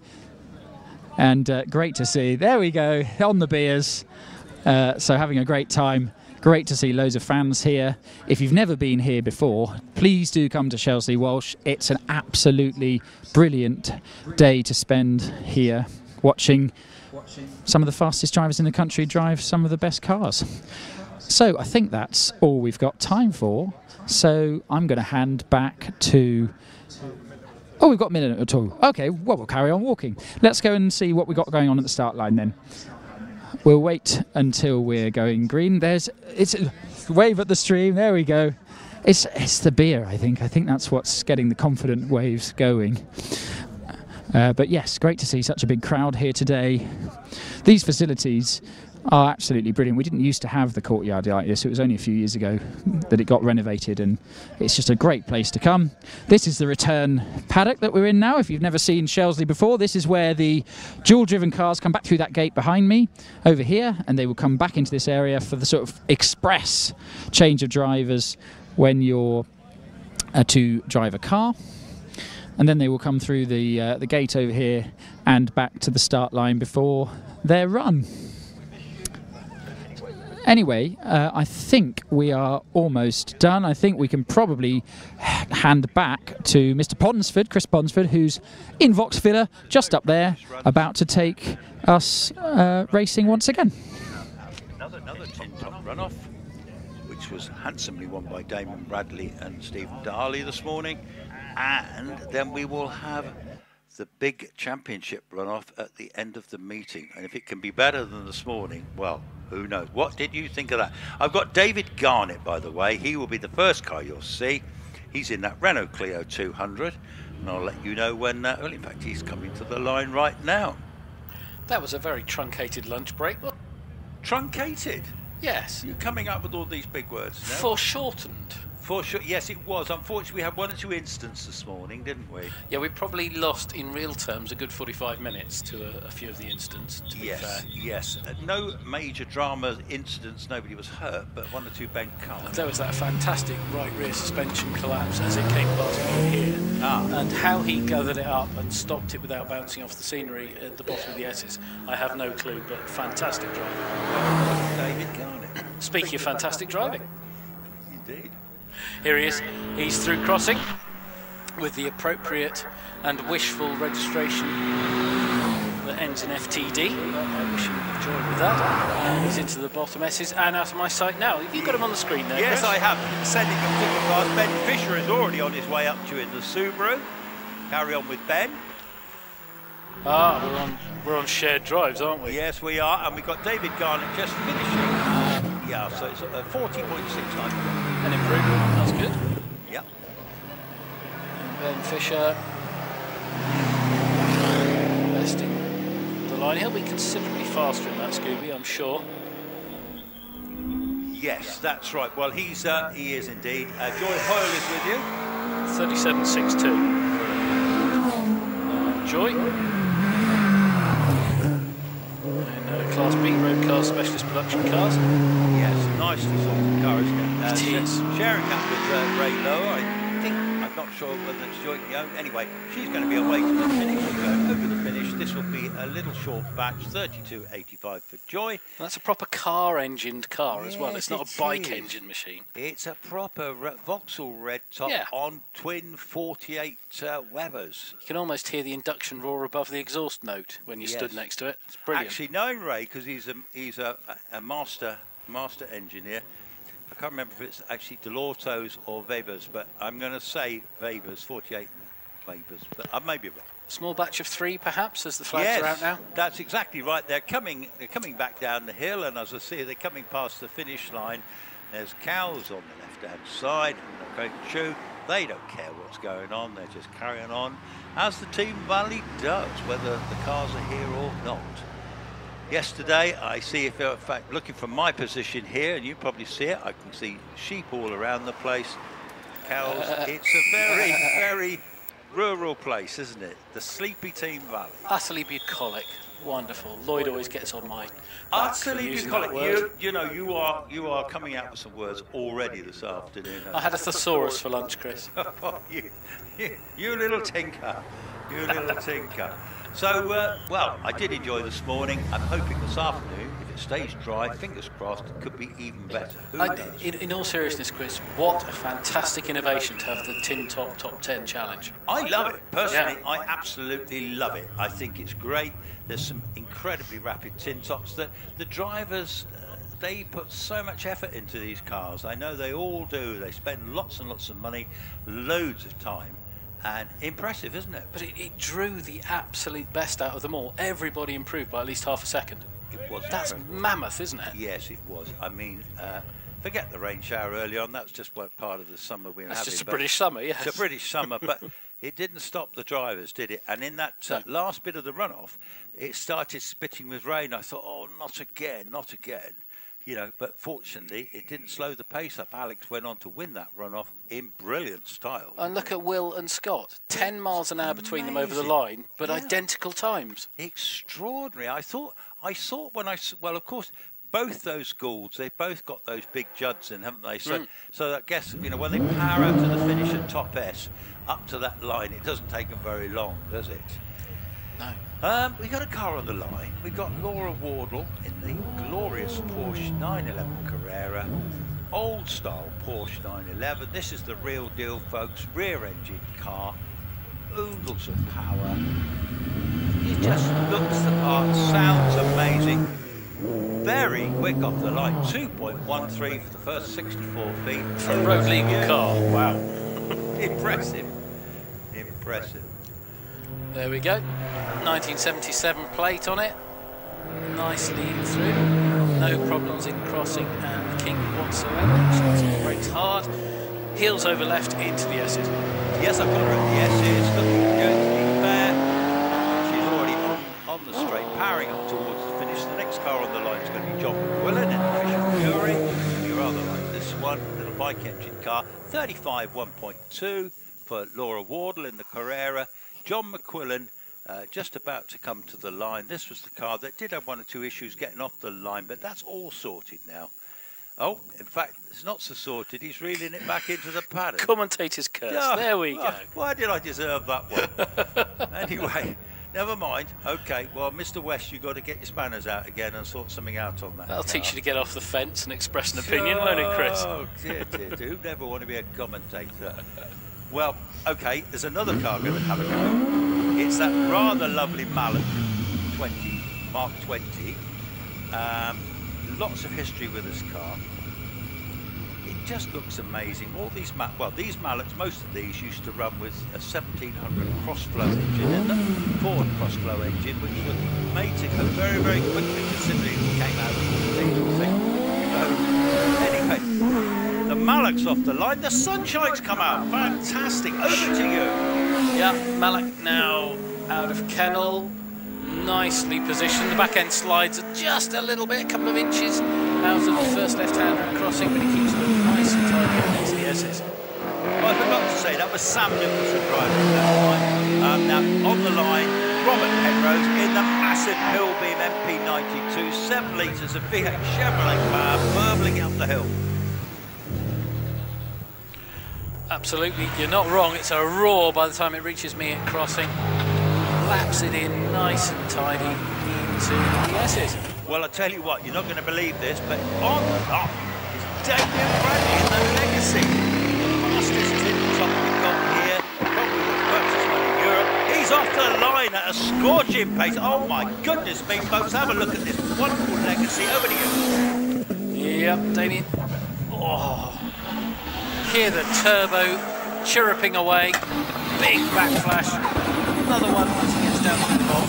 Into the S's. Yeah, but Willard's coming to the line, but Damien's still on the hill. And he's going to go over the line. What's Damien going to do? 28.3. John McQuillan away and on his way to you. That's the fifth time that record in that class has been broken today. Extraordinary. Shattered. And John McQuillan threw me now into the S's on his own. Yes, he is. Well, he's obviously got it going. Oh, a big slide coming in bottom left there. Bit of opposite lock. Yeah, bit of opposite lock. We've got Jamie Chalmers following him up. So Jamie Chalmers being used now. Jamie Chalmers in this very, very clean looking Mazda MX-5, the Mark II I think it is. Lovely engine though with these little cars, as you've said so many times, the perfect introduction to motorsport. Find yourself a 1500 quid one, you can auto solo it, you can hill climb it, and the rest of the same car with a cage and some circuit racing as well. You absolutely can. So a time of 33.37, class record for Damien Bradley. Surprise, surprise. Well, Stephen Darley is saying, oh, give me the keys, give me the keys. I'm going to beat that. It isn't anything you can do, I can do better one, isn't it? Between those two today. Absolutely work as a team, that's the way it is. And they help each other, they make all the suggestions they can to make it right. Ian Richards just left the line in the Clio 200. Richard Page just going up towards the finish of the F Trophy, and he finishes in 41.86. It's a good little class, this, isn't it? Class A1, road cars up to 2 litre. There's some visibly accessible cars. You recognise the shapes, you know what you're seeing. Some wonderful stuff. Got one really quick one on the line now, actually just leaving the line. Peter Simmel. Oh, absolutely. Yeah, that little brute of a little Clio. That is the fastest Clio in the land, I should think. I wouldn't argue with you at all, Chris. Yeah, 244 brake. Made it into the top 10 runoff this morning. If he doesn't make the top 10 runoff this afternoon, he's stunned. Indeed, stunned is the word. That rapid Lotus Elise 135R. He's already into Kennel. Peterson about approaching the line. Yeah. Oh, he's found a second. Gracious. Down into the 33s. 33.55 Peterson. Wow. Jonathan through us here, and it's Yes already in that Lotus. It is indeed. Well, we've got Rob Wilson following him up in a Peugeot 205. He's just leaving the line as Jonathan Langmead goes up towards the finish and finishes in 34.20. It's 205. Bank to bank, really. It's being driven like I wanted to drive mine in the 1980s. As if I stole it. Yeah, I know. Yes, well, he's already going into bottom S. Robbie Birrell leaves the line in the Porsche Cayman GTS. Very good. Nice class of Porsches here. A few coming to the line for you to savour. Oof. Yep. 83 through he goes. Trying to find him in the programme. Is there? I've seen him. Well, he's Robbie Birrell. Oh yeah. Well, there he is. He's right up in. Yep. Racing. No, that's him in the Gould. That was him in the Porsche. Okay, well, Robbie Birrell, to save your time, he's just got over the line in 32.36. He will be followed by Richard York, just leaving the line in the Porsche GT4 Club Sport. Beautifully turned out car. He's had this a while, actually. Worth a lot of money, these now. They are indeed very handsome cars, lovely sort of baby blue, Bugatti blue almost on this one, and up into the S's again. Yes, indeed, still making lovely progress. Peter Herbert will be following him up in the 911 too. This is that beautiful grey one with the BBS wheels that Lloyd was waxing lyrical about all morning and yesterday. I think he prefers this one to any 205, to any Renault Clio, and who wouldn't? I mean, he's gone over the grass, going towards Kennel. Yep, Pete Herbert keeping it very planted, takes the midline apex, crossing a big roar as it comes past us, and into the kink, hard on the brakes, double jumps down for the bottom S. Yeah, fabulous. Into bottom S from Peter Herbert.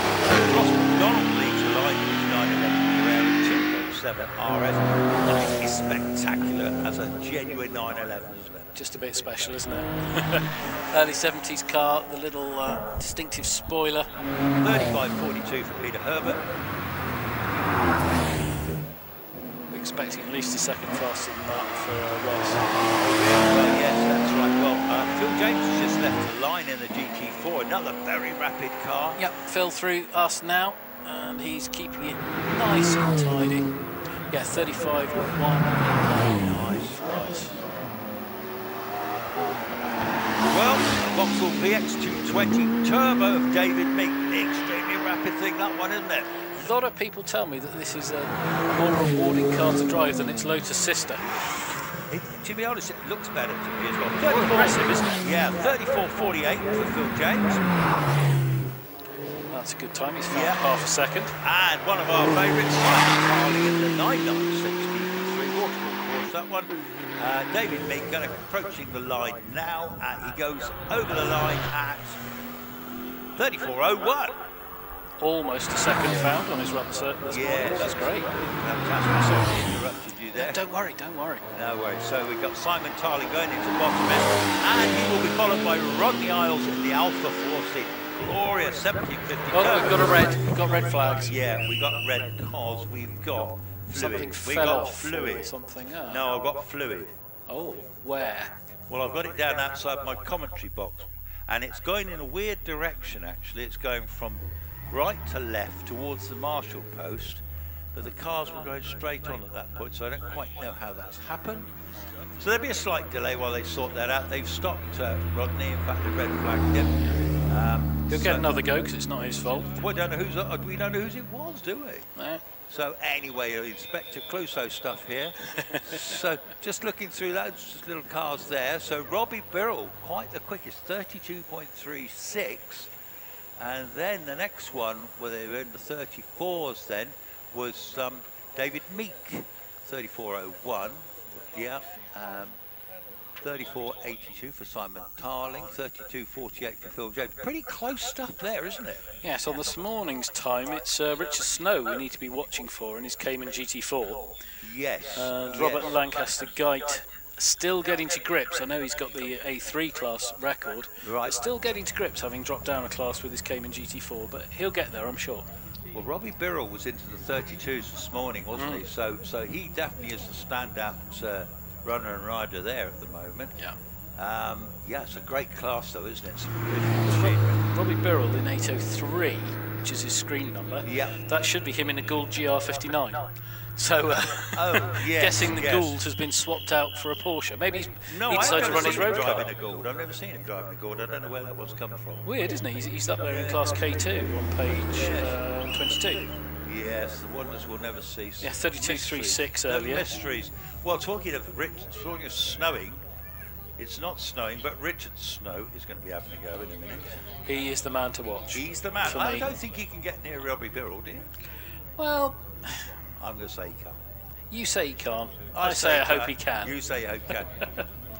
Did I feel spitting rain then? Did I feel spits? Did I see spits? Nothing up here, although it has got greyer since lunch, but there's a big massive cloud moving over. I can see it. It's actually moving from up the hill to towards the valley, so with luck it'll remain undrained as it passes. Yeah, I'm just trying to see. I need a finish shot to show me, but it does look a bit grey.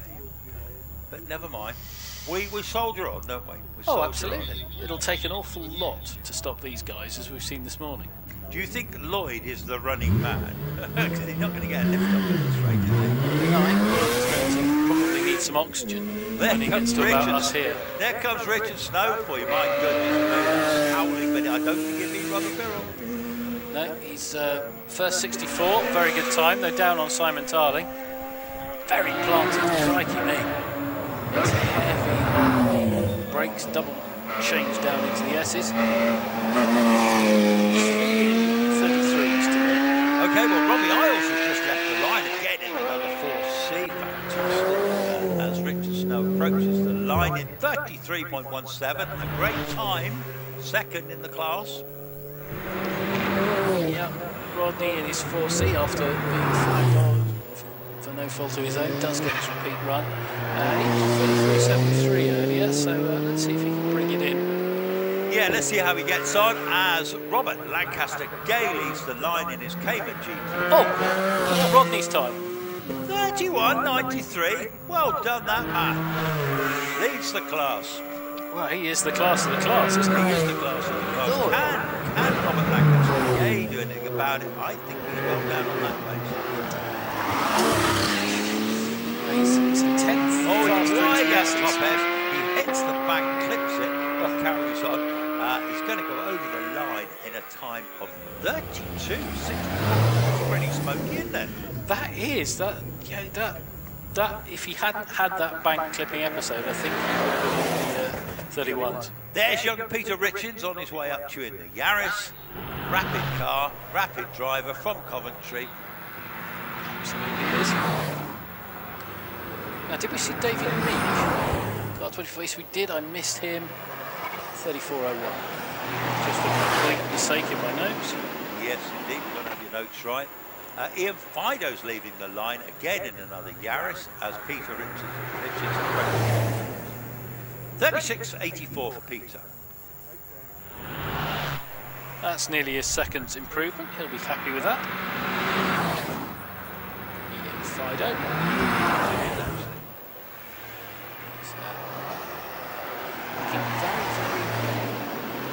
On the edge, I have to say. Very skilled. On the edge. 36.84, yeah. Well, you got Phil Fisher in the Subaru. Is he on the edge? No, 35.82 for Ian Fido. He's found. Well, he was a 37.62. He's found nearly 2 seconds. Well, I tell you who has just left the line is Chris Berryford in that great impressive. That is a rapid tool. He was around the 32nd mark this morning. Yeah, absolutely. There he goes. 32.83 he did this morning. Kicks up a bit of dust. So tight to the apex at the start of crossing. Down the box. 3 changes. Hammers it into the S's. Yes, that was built with Stephen Darley, that car, so it's got all the right bits on it. Absolutely amazing. What's he going to do? Going to the line. 30.87. Brilliant. Steve Garner in the Westfield also approaching you now. Yep, that should be a new class record. It's smashed Rob Lancaster Gates. It is, it's confirmed. He has absolutely shattered Robert Lancaster Gates' class record there. So the Subarus are having an incredible day. That's another 9-year record. Wow, incredible. Talented driver, lovely car. Steve Garner go towards the finish as Tony Adams leads the line in the Lotus XC. 32.34 for Steve Garner.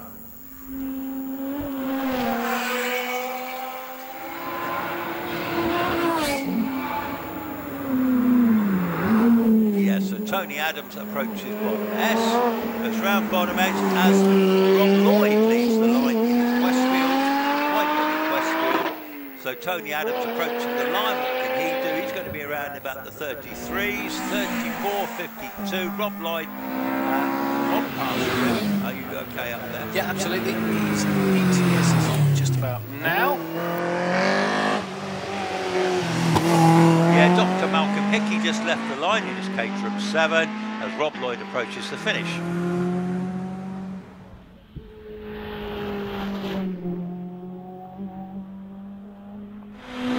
There we go, Malcolm Hickey. Froome really on a good one. I think he'll improve his time. It's a 36.26 earlier.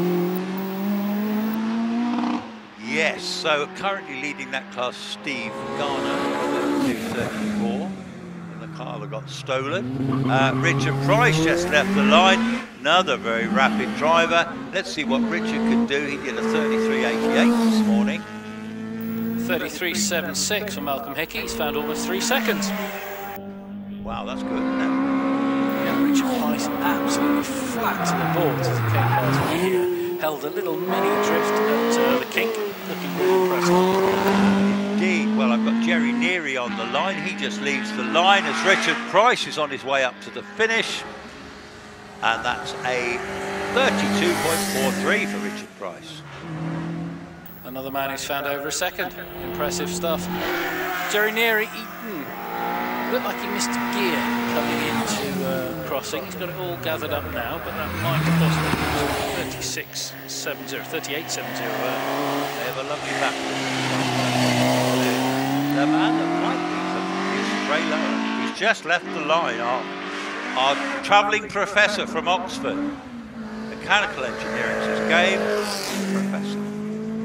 37.64 for Jay Neary. Ray Law. Nicely in. Late apex at the kink. Nips it down 1 gear on the brakes, gets it all steady, turns into the S's. For Rob Indeed, well, he's on his way up towards the finish. The next guy you'll see will be John Pick in that rather interesting AOS Hotel. It's a Subaru based. Anyway, Ray Law across the line, 31.92. Well done, Ray. And look at his speed. Look at that speed. Wow, fair play. In this class. Now, this is the only guy here today, John Pick, who will have been praying for rain, I'm sure. Yes, right, isn't it? Yeah, but a very attractive machine. If you said it was a Janetta or something from 30 years earlier. No, I've never seen another one. No, not at all. I don't know who made them. I like it. Yeah, I do like it, yes. He's gone across the line in 34.75. So in that class, Ray Lower just wins the class, 31.92. Steve Garner, 32.34. Richard Price, 32.43. Joy Hoyle, 32. And that losing my screen loses. I then go across to this one. So the main thing is that Ray Lower has won the has class. shown them the way home. Now, as this batch comes down, this will have Chris Beresford in it, won't it? It will. In his grey Scooby-Doo Impreza. Do give him a round of applause. That's another class record we've seen today, folks. And that one stood from the 1st of June 2014. So 9 years and a month or two. Fantastic performance.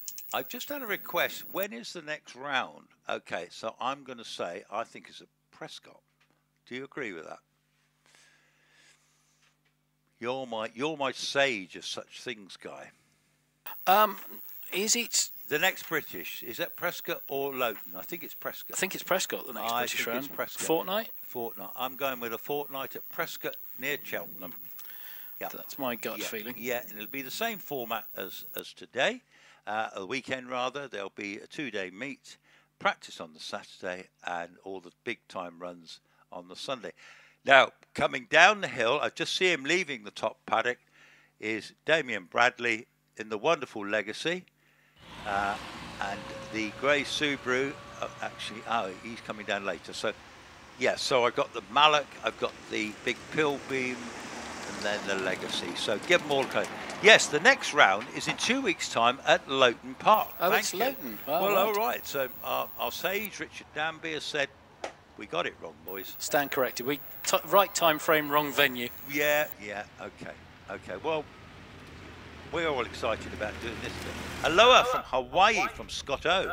Well, I hope Scott's keeping safe and away from the fires out there. Yeah, it's a pretty brutal state of affairs, isn't it? All our best wishes naturally goes to everyone in and out of the motorsport community who is listening in Hawaii. Yeah, so give David a wave as he's coming down the hill in the big Legacy. And then our friend Chris Beresford in the grey Subaru Impreza. He set a new class record of 30.87.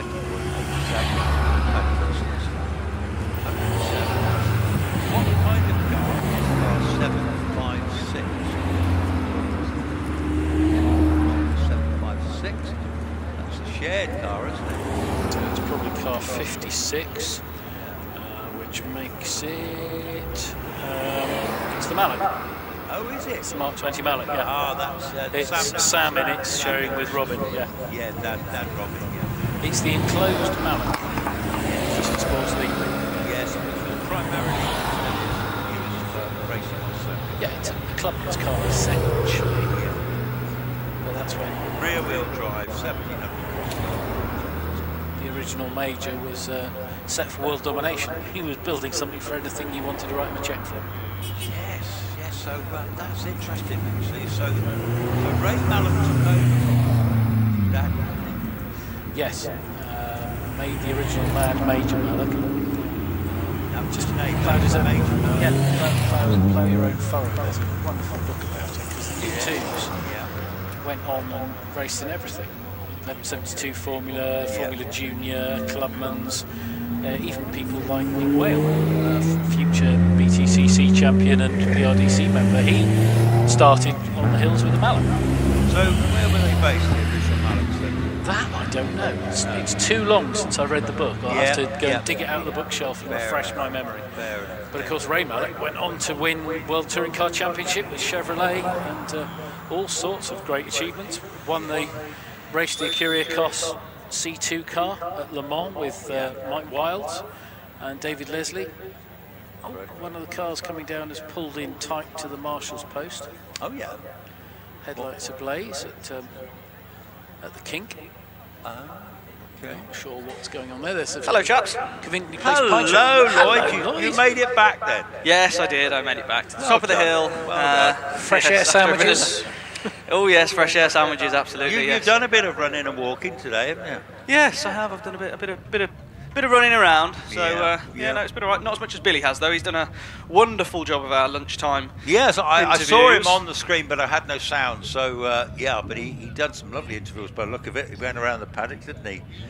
He did indeed. He ended up back in by the barn, didn't he? He certainly did. Yeah. Yes, absolutely. No, did a good job. Did a good job. Well, you missed you missed a couple of records. I tell you what, I was sat in the waiting to come up the hill to get back to the box. But did Damien do a 28.3? He certainly did. Unbelievable. Yeah, it is. And Chris Beresford in that grey Subaru went up in 30.87 for another class record. Good grief.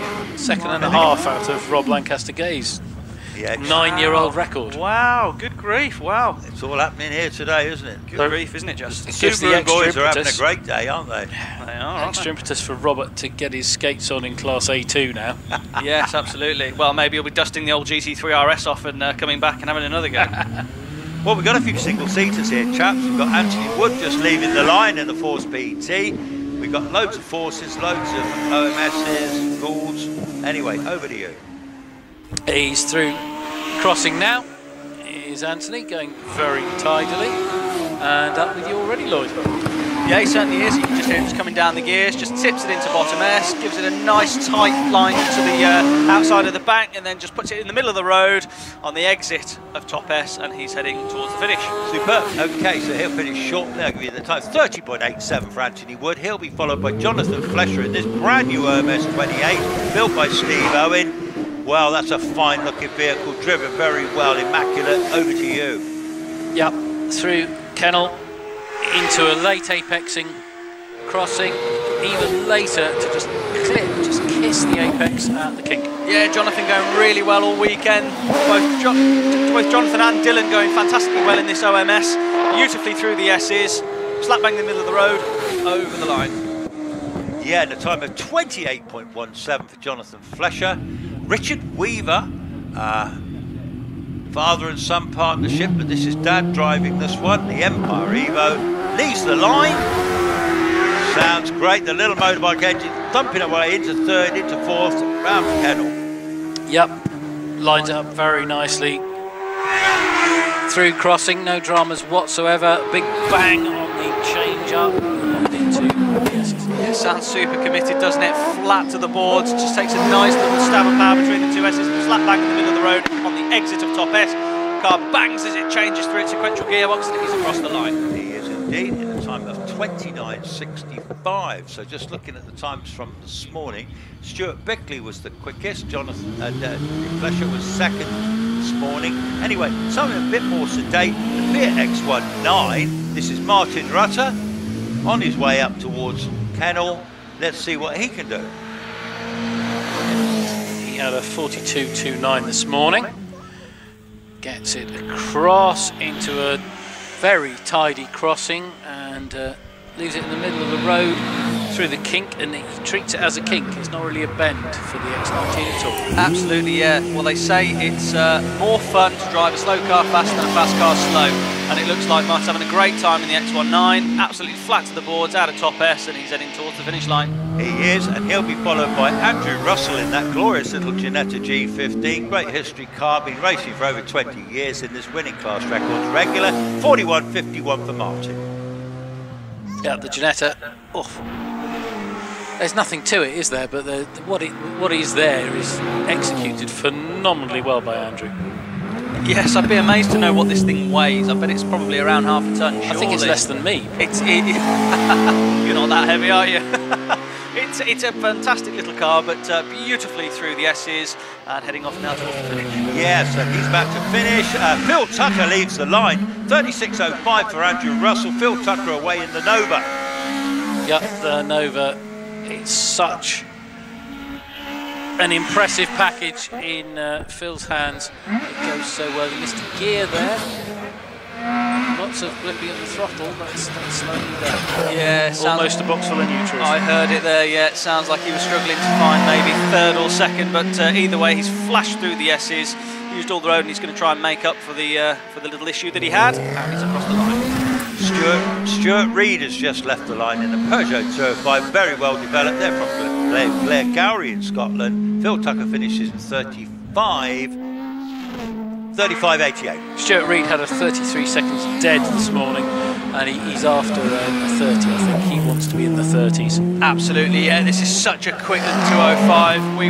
He just has to get out the throttle slightly as the bank heads towards the front left corner of his car quicker than he'd like, but he gets it all collected and he's across the line. In a very rapid 31.98, Jock Ramsey in the big Opel Manta following in the orange Opel Manta, again from Scotland, on his way to you. I want the Manta to be quicker than it is. That's no disrespect to Jock Ramsey, because they just look quick when they're stood still to this era of Manta with Tony Starling glorious. They do. There was always that famous clip of a Manta, wasn't it, going sideways through the fence panel, wasn't it, with Ari Vatanen and David, no, what was his co-driver, and there was the famous "Dear God" as they clipped the. On the Isle of Man. Do you remember on the Isle of Man? 35.42 for Jock Ramsey, followed by Jonathan Williamson in the Porsche. Jonathan through and into the S's already. Yeah, with me, takes a lovely line through bottom S. These 911s have been beautifully driven all weekend. Uses all the road as he heads out towards the finish. Yeah, he'll be followed, by the way, by Andrew Norris in that supercharged 911, and Jonathan finishes 33.71. He's found 200ths of a second. He'll be happy with that improvement. Andrew Norris going very nicely indeed, to be fair. Absolutely beautiful little power slide out of bottom S, nice and controlled. Beautiful out of top S. Goes through the gears and uses all that supercharged power to get him across the line. And he's going to finish shortly in 32.83, and he will be followed by Paul Howells in that awesome 911, the yellow one, probably 500 horsepower, normally aspirated Porsche engine, absolutely a beast of a car. Leaves the line, sounds magnificent. Oh my days, listen to that and look at that. Such an attractive car. Aggressive with the flared arches, the big Group 6 style T-tray on the back of it. Glorious thing. Yeah, it's fantastic. This is one of my favourite looking cars that's here this weekend. Puts you in mind of the old 70s, doesn't it? It's fantastic. And when he takes a beautiful line through the S's, slap back into the road, and powers the car off towards the finish. He wouldn't be surprised if Vic Elford or Nick Ford got out of it at the top of the hill. Exactly. 32.20 for Paul. Nigel Elliott with you.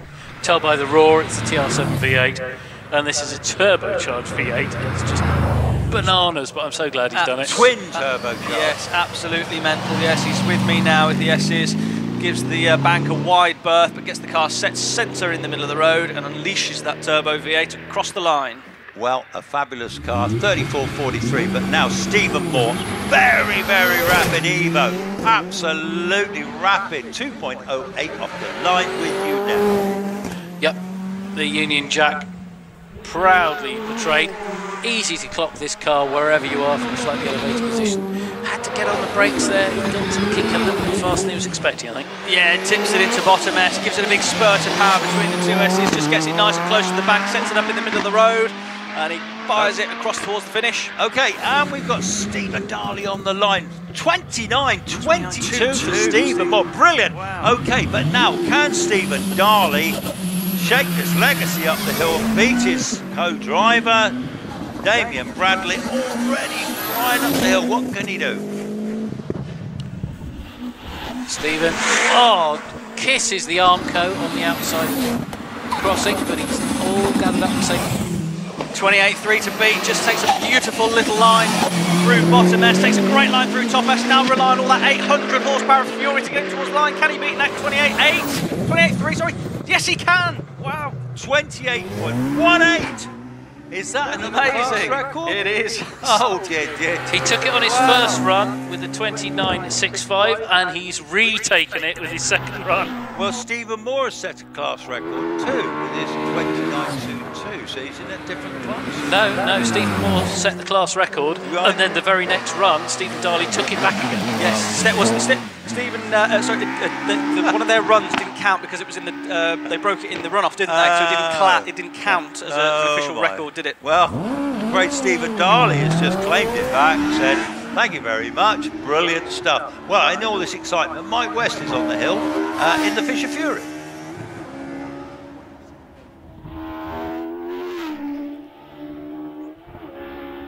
Yeah, I can hear him absolutely screaming up the hill. There's my commentary box now. He turns it into bottom S, gets a nice little bit of power steer, a load of power between the two S's, sets it up for the middle of the road, and now fires it through that gearbox to head towards the finish. Fabulous. Okay, he will be followed by Andrew Burt in that enclosed Mallock Mark 32.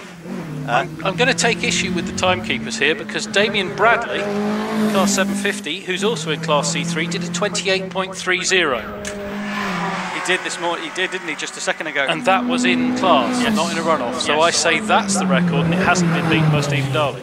And it has now been beaten by Stephen Darley. So we did agree. 28.18. Well, they're just pushing each other. It's bonkers, isn't it? Yeah, they're just. This is the class to beat him. Clearly. I think they set out. Well, not if you're Stephen Moore.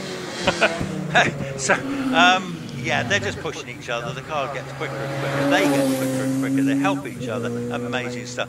In all that excitement, David Bickley's just coming up the hill in the Radical, and he'll be followed by Robin Nicholson in that lovely Mallet Mark 20, which will come off the line short. Absolutely. And just a further comment as well on Stephen Darley's time. That was only 0.3, well, as good as makes no difference, 0.3 of a second off the closed car record, so it's there for the taking, isn't it? Wow, that is rich. So, there for the taking if they get the another Metro, chance the today. Metro could be beat then. Correct. It could go in the top 10 runoff.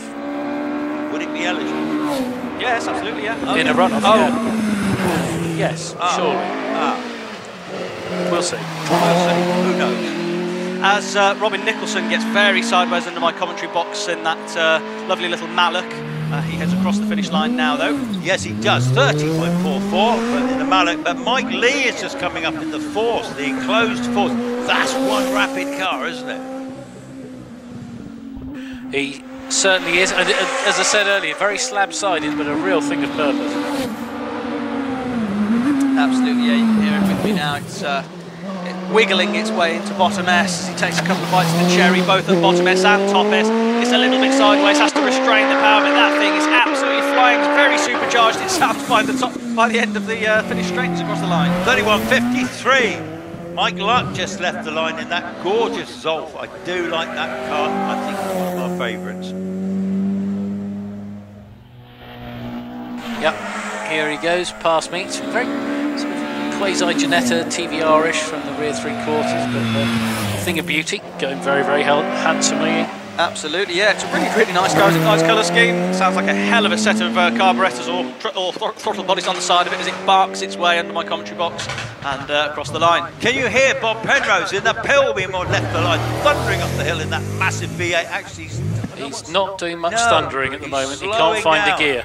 He's slowing down, isn't he? He's got a gear.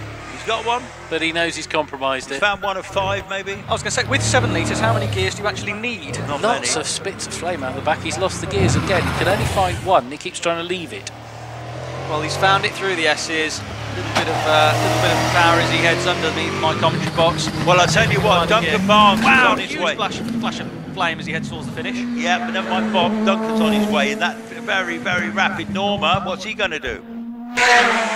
Very quick indeed, as you say, Chris. Sparks loads of... Oh, they actually unsettled his line. The ride height wants a bit of looking at, I suggest.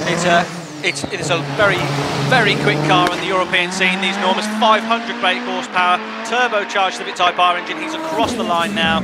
Yes, he is in a magnificent 27.22. Simon Bainbridge in the SBR Cronos. Wow, he's flying. This is this Batmobile of a machine, isn't it? Amazing. Absolutely barking, but I love it. Love it to bits. You can see the springs in the front suspension. They've been given their own little cutouts to keep the breathing on the front panel. Wonderful. Yeah, it's a fantastic build, this car of Simon Bainbridge. He gives a good squirt of power between the two S's, gets a little bit sideways, he just gets off the power, collects it all up and sticks it back, foot to the boards as he crosses the line.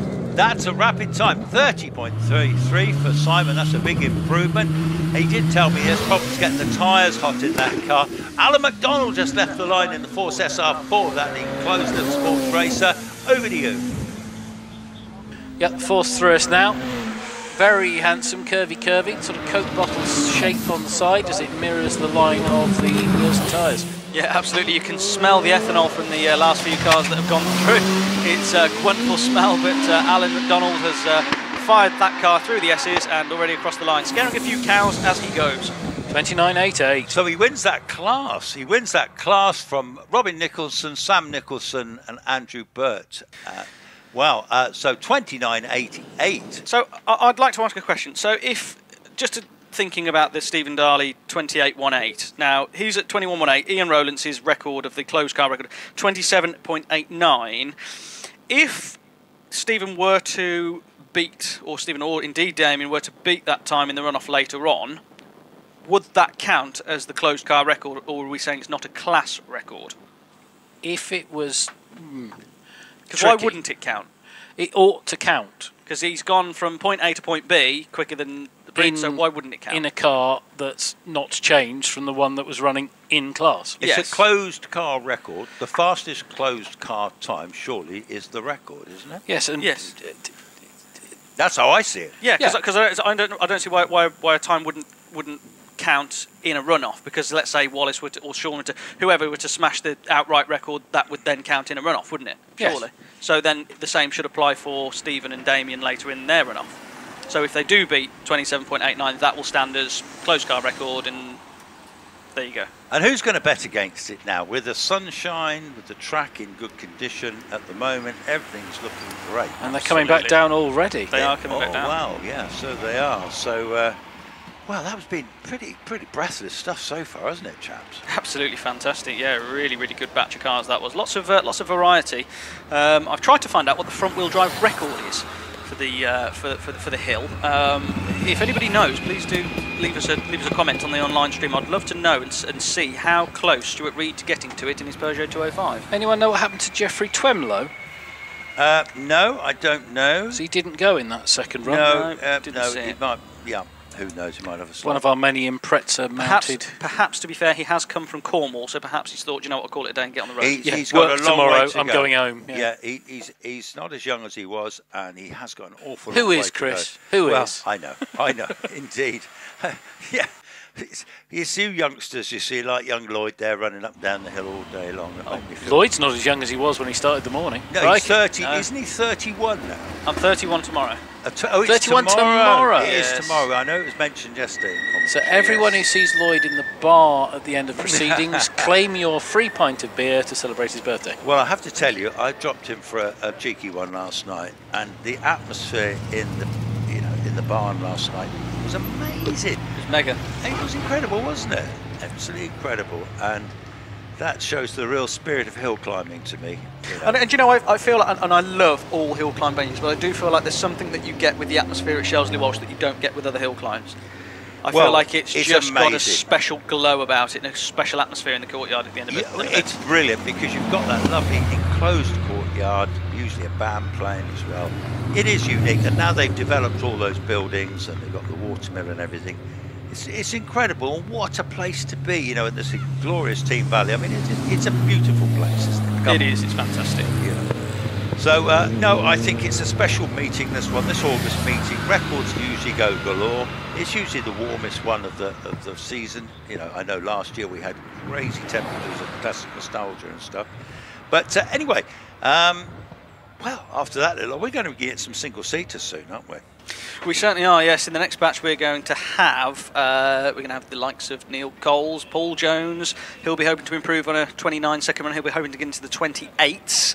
I know he's been struggling with setup and confidence in the car, but I'm sure there's no doubt he's got the ability to get it in the 28s, even 27s. I think they're both in 27s, both Rob Anscombe and Paul Jones, who share that car. I'm looking forward to seeing Adam Greenan, see if he can improve as well. There's lots of Dylan Flesher, he's been driving fantastically well all weekend as well. And obviously you've got the Stuart Bickley, who is just pipping Tom Weaver and Mark Schlanker for the honours in the 1100 class as well at the moment. So yes, I see Dylan Flesher and Jonathan Flesher. Yeah, are they brothers or? Don't know personally, but you would think so, considering they're both sharing the same car. They're from Harrogate anyway, yes. In Yorkshire. They're yeah, good competitors in a lovely OMS, which was built by Steve Owen up that way. He's got his factory up that way, hasn't he? In fact, it's worth pointing out to folk that now we've got into these, we'll be getting to the single-seaters. This will be the 600 class up to 1100cc. These are all bike engine cars. There's no 600s running today. There used to be quite a few at one time, but not anymore. So now that nearly every car is running Suzuki engines, but there is the odd exception to the rule, namely the 1 litre Kawasaki engine car of come to me in a bit, unless they put him up in the class. Perhaps they put him up in the next class. Tom Weaver? No, it's William Lothridge from Ballymoney. He's in the Empire Evo 3. He's in a 1 litre turbo car, but that puts him in the 1100 up to 1600 because he's got a turbo running on it. Gotcha. Yeah, got it. So, exciting class now. So, Suzuki engines dominate here.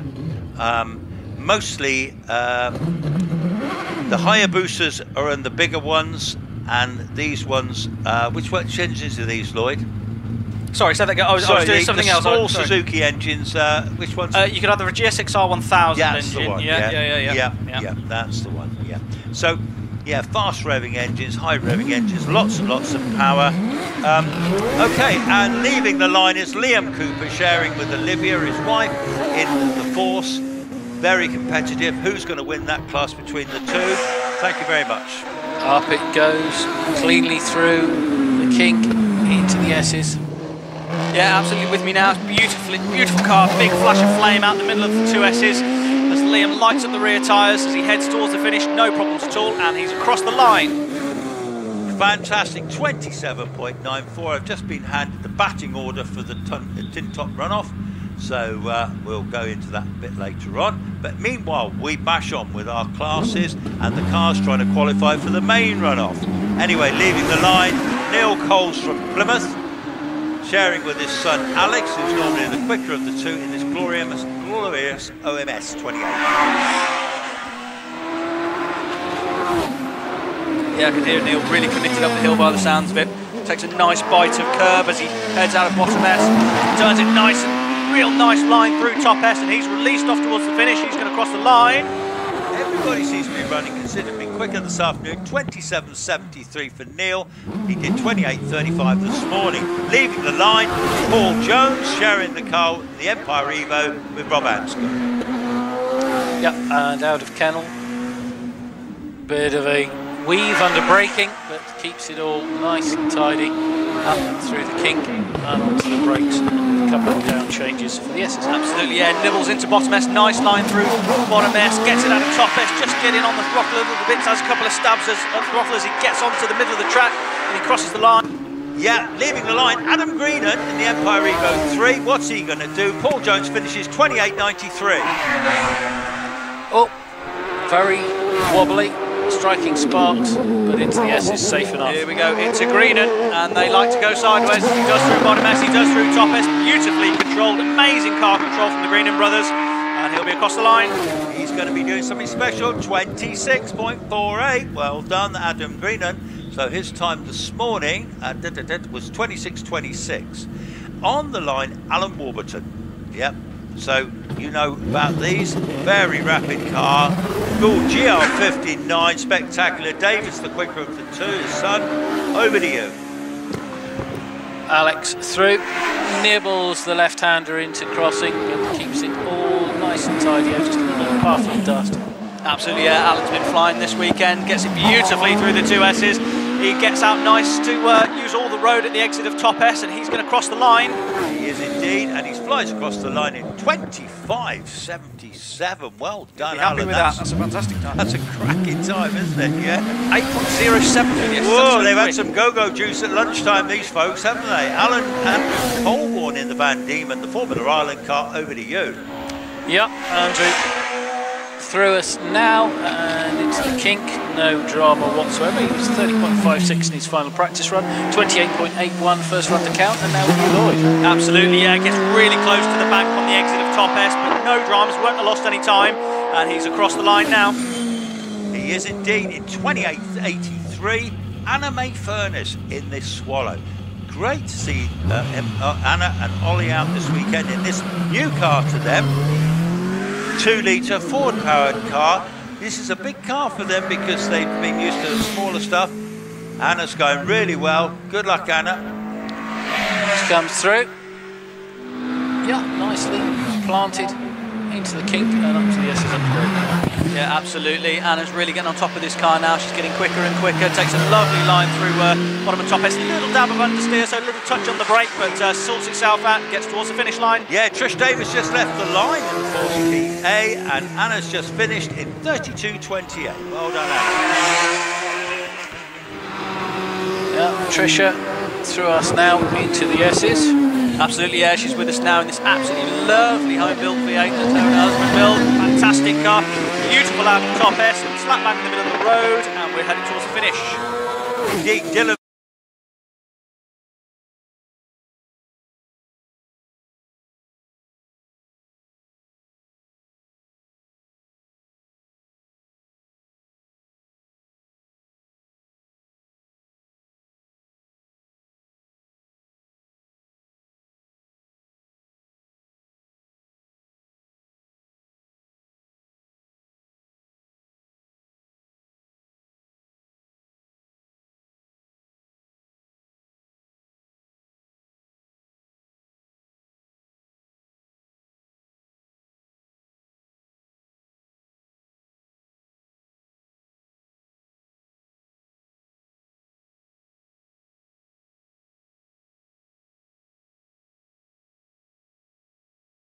3. Robbie Birrell, I think that was in a GT4, wasn't it, that one? 32.36. Stuart Reed. He's getting out, he's out, he's Great. okay. Oh, that's a great relief. That's a great relief. I heard the cloud clapping. Yeah. So, well, that's good. There's going to be a bit of work getting that car sorted out. It's being walked down the hill. There's the body language says, oh, drat, or similar, but... in a brand new OMS, he won't be best happy, no. No, well, we won't dwell on that too long. Main thing is out the car and walking. I'm so relieved to hear that. Who was after Robbie Birrell, Chris? Yeah, so we had Stuart Reed, 31.98, and then Rodney Isles in the Alpha. Chris Bereford in the Subaru in Preza, 30.87. Simon Bainbridge in the Kronos, 30.33. Stephen Moore in a fantastic 29.22. And of course Stephen Darley, 28.18. So it looks like we're going to have a fabulous little tin top runoff again to have a look at in a bit. You wouldn't be surprised. You wouldn't bet against us having that tin top record bettered, would you? Well, absolutely not. I wouldn't bet against any record being bettered at the moment. So hang on a minute. Bear with me a minute.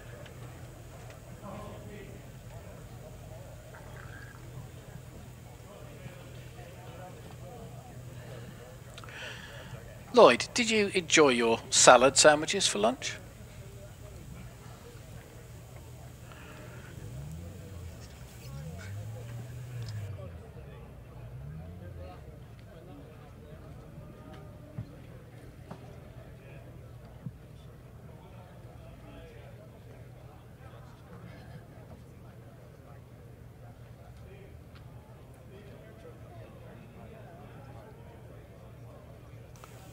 Interestingly, Peter Siddle has been edged out of the top 10 for this afternoon. He was in it earlier, but he's not. Likewise, Jonathan Williamson. Stuart Reed's there again. I've just got some information. Can I just interrupt quickly? Of course. We've had a key found in the orchard. Anybody that's lost a car key in the orchard or somewhere, could you go to the paddock office? There's been a blue debit card found in the courtyard under a wooden seat. There's been a pale blue debit card found walking in spectator car park, and so you'll find those in the paddock office if you want to claim those, and if the meeting is finished it'll be in the main MAC office. What car key is it, Chris? Can you tell? No, it doesn't actually say. Okay. No, it just says it says actually a key found in orchard. It doesn't actually say whether it's a car key or whatever. So yeah, if you have lost anything, and if you're anything like me, you're always tapping your trousers thinking, oh, you know, don't lose your keys, because my missus says I lose everything and I'm not safe to be let out alone. So but there you go, that's another thing. I do get let out at weekends for the British Championships. Try stopping me, I say. But anyway, yes, how's things progressing up there? Have they got the recovery vehicles up there? Yep, we've got plenty of activity here. The low loader is backing on. The car finished slightly at 90 degrees to the course, so it will take a bit of manhandling. Do you think the bales have been... Oh, the Recticel was royally thumped out of the way, yes, the blue Recticel, but that's back in place. Is it? They got that back in already, have they? Lots of sweeping going on. So now that Dylan's out the car, it's obviously great to see. Is he now? Was he walking? I presume he's walking back down. He walked down the slope. He sat down. Two of the medics assist him getting his helmet off. Usual checks. Winded, I suspect. Then he got up and walked off with the medic again with his helmet off. Yeah, I can see it on the screen now. Yes, the Recticel is looking okay again. They're sweeping like mad up there. A good opportunity to say actually that if you fancy becoming a marshal, doing a bit of sweeping, watching the action from really close up, have free entry, go and have a word with one of the men or women in orange. You'll see them at the end of the meeting. I think it's a very worthy cause. It's exciting too, isn't it, actually? Full training is given. There's no real restrictions. So, you know, if you fancy it, give it a go. They marshal all over the place too, not just here. All motorsport needs marshals, doesn't it? It does, and you can start as an MAC marshal here, and within 2 or 3 seasons you could find yourself marshalling at the Grand Prix. You could indeed. It could indeed. Una memento. So there's plenty of opportunity. Just parts of Dylan's car are being manhandled now. The rear diffuser and wing assembly has been lifted away. So, I just want a little message. Dylan Flesher, who did have that incident at Kennel, he is perfectly all right. So anyone watching connected to Dylan, he is perfectly okay and nothing to worry about, but unfortunately the car will be a little bit bent. That is testament to the strength of these machines, because what's anyone know off the top the distance between Kennel and where the fence starts for crossing? 150 metres? It's got to be somewhere in that region, isn't it? Can I just say, I'm just going to hand over to Billy. I'm going to have a little break and then I'm going to come back for the runoff stuff later on. Grand stuff, but that's the length of that accident. He was not hanging around. He was going, 2.26 for the first 64 foot, and he was into Kennel at 6.58 seconds from a standing start. That's fierce. So yes. Well done, the makers of that particular machine.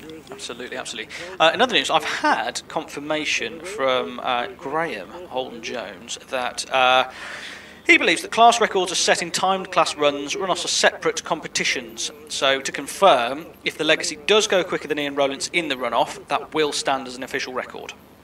Grand. So, yeah. Excellente. Yes. See what happens later. Yes. As I say, it would not surprise me. I certainly wouldn't be betting against it.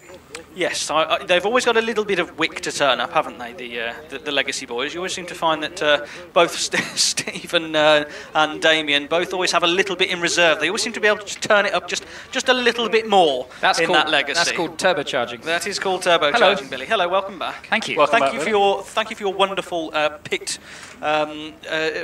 walk around. It was good fun, very wasn't it? informative. Thank Good. you. Yes. Any celebrities refused to talk to you while you were down there? I thought about it. Yeah. This commentator guy from the top box. I thought about it. I was going to get my people to tell him no. Yeah. Good to see Dylan all right. Yes, absolutely. That was what Rexisel was designed for. Yes, that took all the energy out of it, and it just dissipated the speed as it went up the course. Yeah, and well done to Steve-O and OMS. They built them strong. Surely which do. is very good. Also, I got a little update from the headmistress, Annie Goodyear. Rodney Isles has actually taken a class record. The class records for A2 and A3 or A2B, and I can't remember which ones it is now, are actually written the wrong way round in the programme. And it actually means that Rodney Isles has taken a class record. Oh, fantastic. Good for Rodney. He drives that car very hard. It was Robert Lancaster Gay's record, and I'll find it.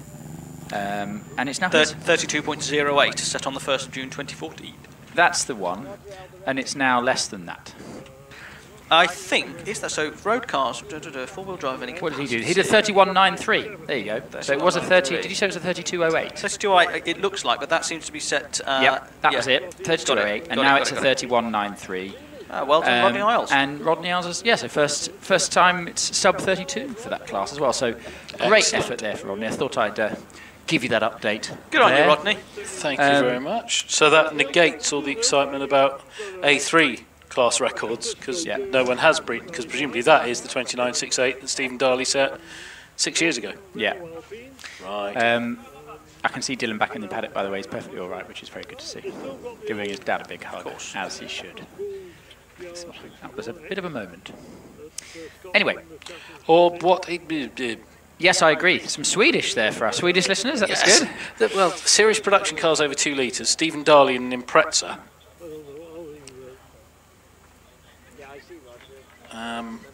So that it's A2 and A3 that are written the wrong way around. So the A2, the Stephen Darley record, which is 29.68, is actually the A3 record, and the A3 record is actually the A2 record.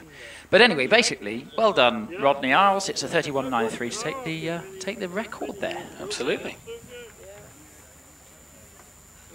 So sweeping is happening. I don't think we're going to be long here. No, the car is up on the low loader. There'll probably be some sweeping to be done under the low loader. Can you see its right-hand side? Obviously, not going to be looking too happy with itself. What are we talking here?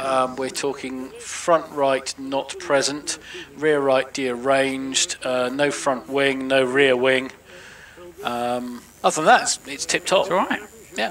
Just catching up on a few comments. So, comment from Lisa Wilkes: is the Grave/Hunt car racing still? No, unfortunately not. It had a suspension failure earlier, and you said, I think somebody said it might have been yourself, Billy, that it went straight back into the trailer. Did, yes. So shame. So. I mean, could have been a lot worse having a suspension failure there. Oh, so, my God, yes. luckily and skillfully, Terry brought the car under control and everything was okay. But yes, so the car is being removed from the scene.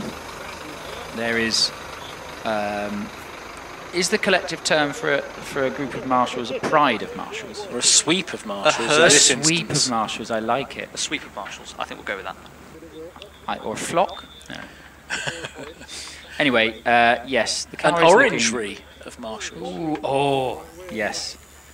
Yes. You should get a good side look at it, Billy. See it now, yes. When it turns right, you will have grandstand position to look at the side that bore the impact. Well, the car is actually backwards on the low loader, so I can see the left-hand side. And the good news is the left-hand side is looking okay. No, I can't. I can see the right-hand side. Yes. Well, yes, but looking at it, the tub did its job brilliantly. Yes, once again, it could have been a heck of a lot worse. Brilliantly looked after him. So, yes, that will need a bit of tidying up. Yes. Some new bits will bolt on, I'm sure. Yes. They've moved the recticel out again.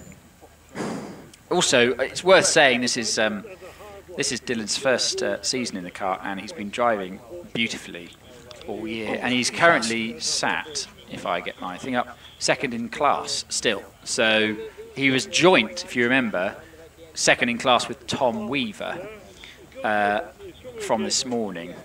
And if Tom can go better, then Tom will take second for keeps. But we shall see.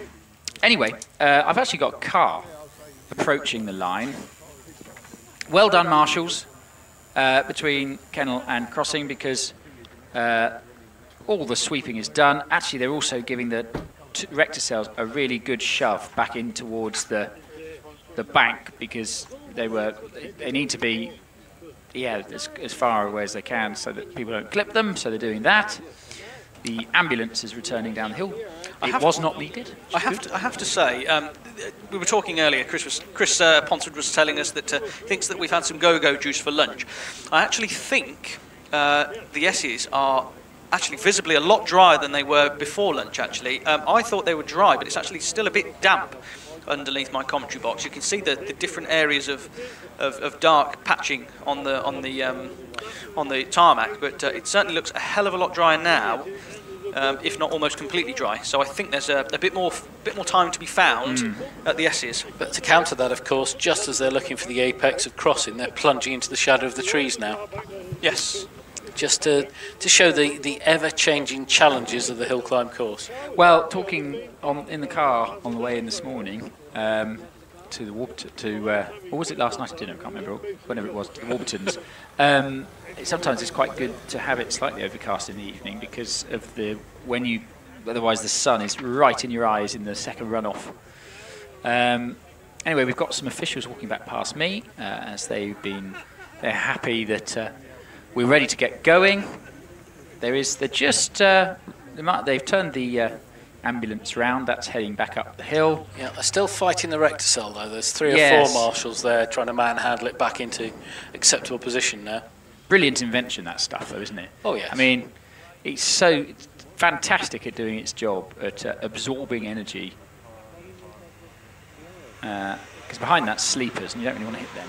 No, that's. Crystal Palace used to be lined with railway sleepers, the race circuit down there, and it was astonishingly unforgiving, especially if you found Jeff Jeff the photographer. God, I've forgotten his surname. It's me age, you know. Jeff Bloxham stood there. Accidents seem to find Jeff like magnets. Really? Yeah, he is renowned for always being on the scene of an accident. When Mr. Corner did his Rocket Man act at the second or third Goodwood Revival in the Ferrari Dino, it was only Jeff who'd gone down to the first corner to shoot back at the field. Everyone else was on the start line, so they missed it. So Jeff's picture was on the front page of the Mail and the Telegraph and the Times and everything. I didn't know that. Pretty cool. Yeah. Well, yes and no. It's sort of filming, photographing a horrific nice accident. But if you think about it, if he'd landed 2 foot to one side, he'd have been on the tarmac. 2 foot to the other, he'd have been in the hospitality suite. So landing exactly where he did on soft earth and piled tyres. Yes. That's how he was able to get away with it. Wow. Amazing. I think they're happy now. The marshals have just doing a tiny bit more sweeping, a bit of recticel hitting, which I think they've completed. They seem to be happy with that. Another marshal running up with another broom. It's important to not have any debris on the exit of Kennel. Obviously, it's such a quick corner, it'd be right on the racing line, so you don't want that. So I think that's sorted now. The pickup truck. Is it a Sangyong? It is indeed. Sangyong. Korean, based on a Mercedes. Yeah, the Sangyong Musso was a G-Wagon. Was it? Yeah. It was an ML. It was an ML. Sangyong Musso. The truck is the Musso, isn't it? I think that's a... When they started it 20 odd years ago, Mercedes sorry, we're had talking stopped 20. making the G-Wagon, and they sold the line to Sangyong. Gotcha. Sorry.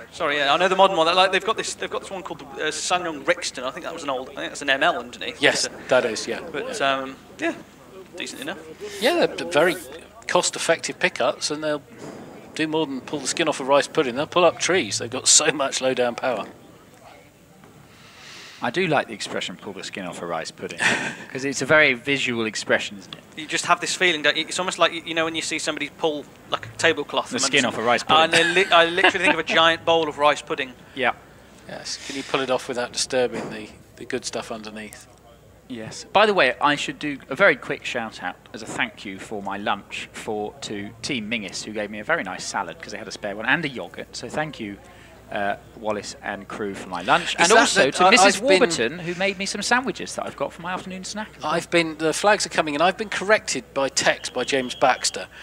When I was with a schoolmate in Edinburgh, there was a newsagents on Princess Street spelt Menzies, and it was pronounced Menzies. Yes, and I've been calling his name Menzies. By the way, I've just got a note on the stream to say hi to Archie Cooper. So hi, Archie Cooper. I thought he was here. I thought he was here watching. Anyway, that's Olivia and Liam's son, so I thought he was here. Yeah, it's Mingis, I believe. Okay, thank you. I hope. No, well, that's how I've been saying it. Otherwise, James told me to pronounce it Menzies, but don't do that. That's not right. Right, flags are in. Car on the line. It is a lime green Jedi, which means it's Stuart Bayliss.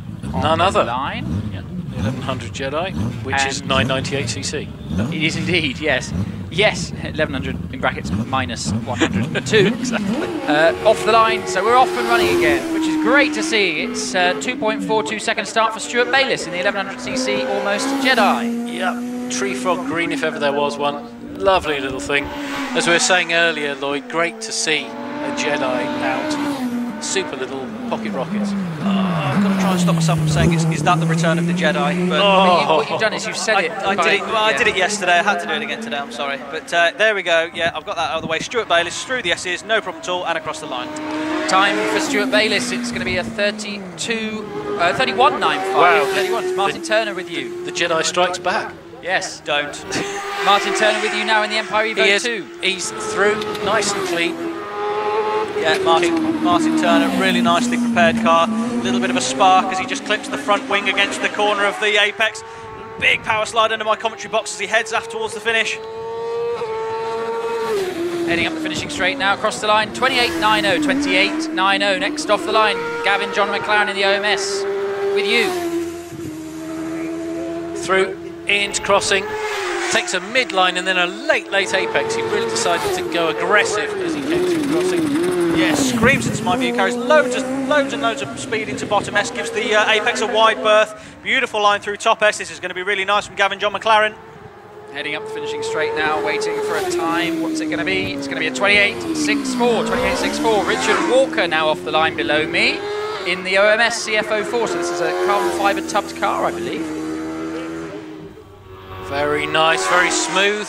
Lovely deep blue paintwork. Really attractive car, this one. Yeah, Richard Walker, you can see, again, really nice amount of speed carried into bottom S, just rides the curb slightly, clips that drain cover nicely as he heads out of top S under my country box and feeds it the gears. Heading up towards the finish now, crossing the line to record a 29.65. 29.65, so another driver in the sub 30-second club today. Also, Richard Walker and Richard Weaver, equal time to the 100, so identical times, which is great to see. Next off the line, Nigel Pitt. He goes very quickly in this car, 2.06 second start.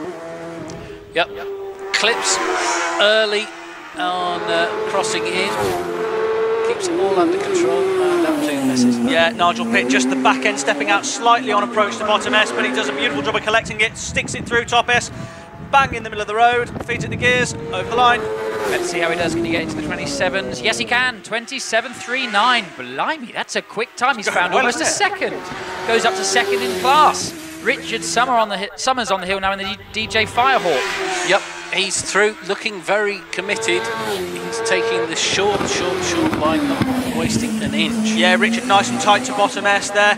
Just clips the drain cover, beautiful through top S underneath my commentary box. He's out and feeds it the gears. Alex, if you're listening, that was a wonderful drive through top S. It's a quick time as well, 27.77. 27.77. Mark Schlanker on the hill now in the Force HC, another 1100. Yeah, Mark is through the kink, and Lloyd, the Force is with you. Oh, we've got to stop this. We have to stop this. Through bottom S. Clips that drain cover, uses all the road. Mark Schlanker always drives this car beautifully, and he feeds it the gears to head across the line.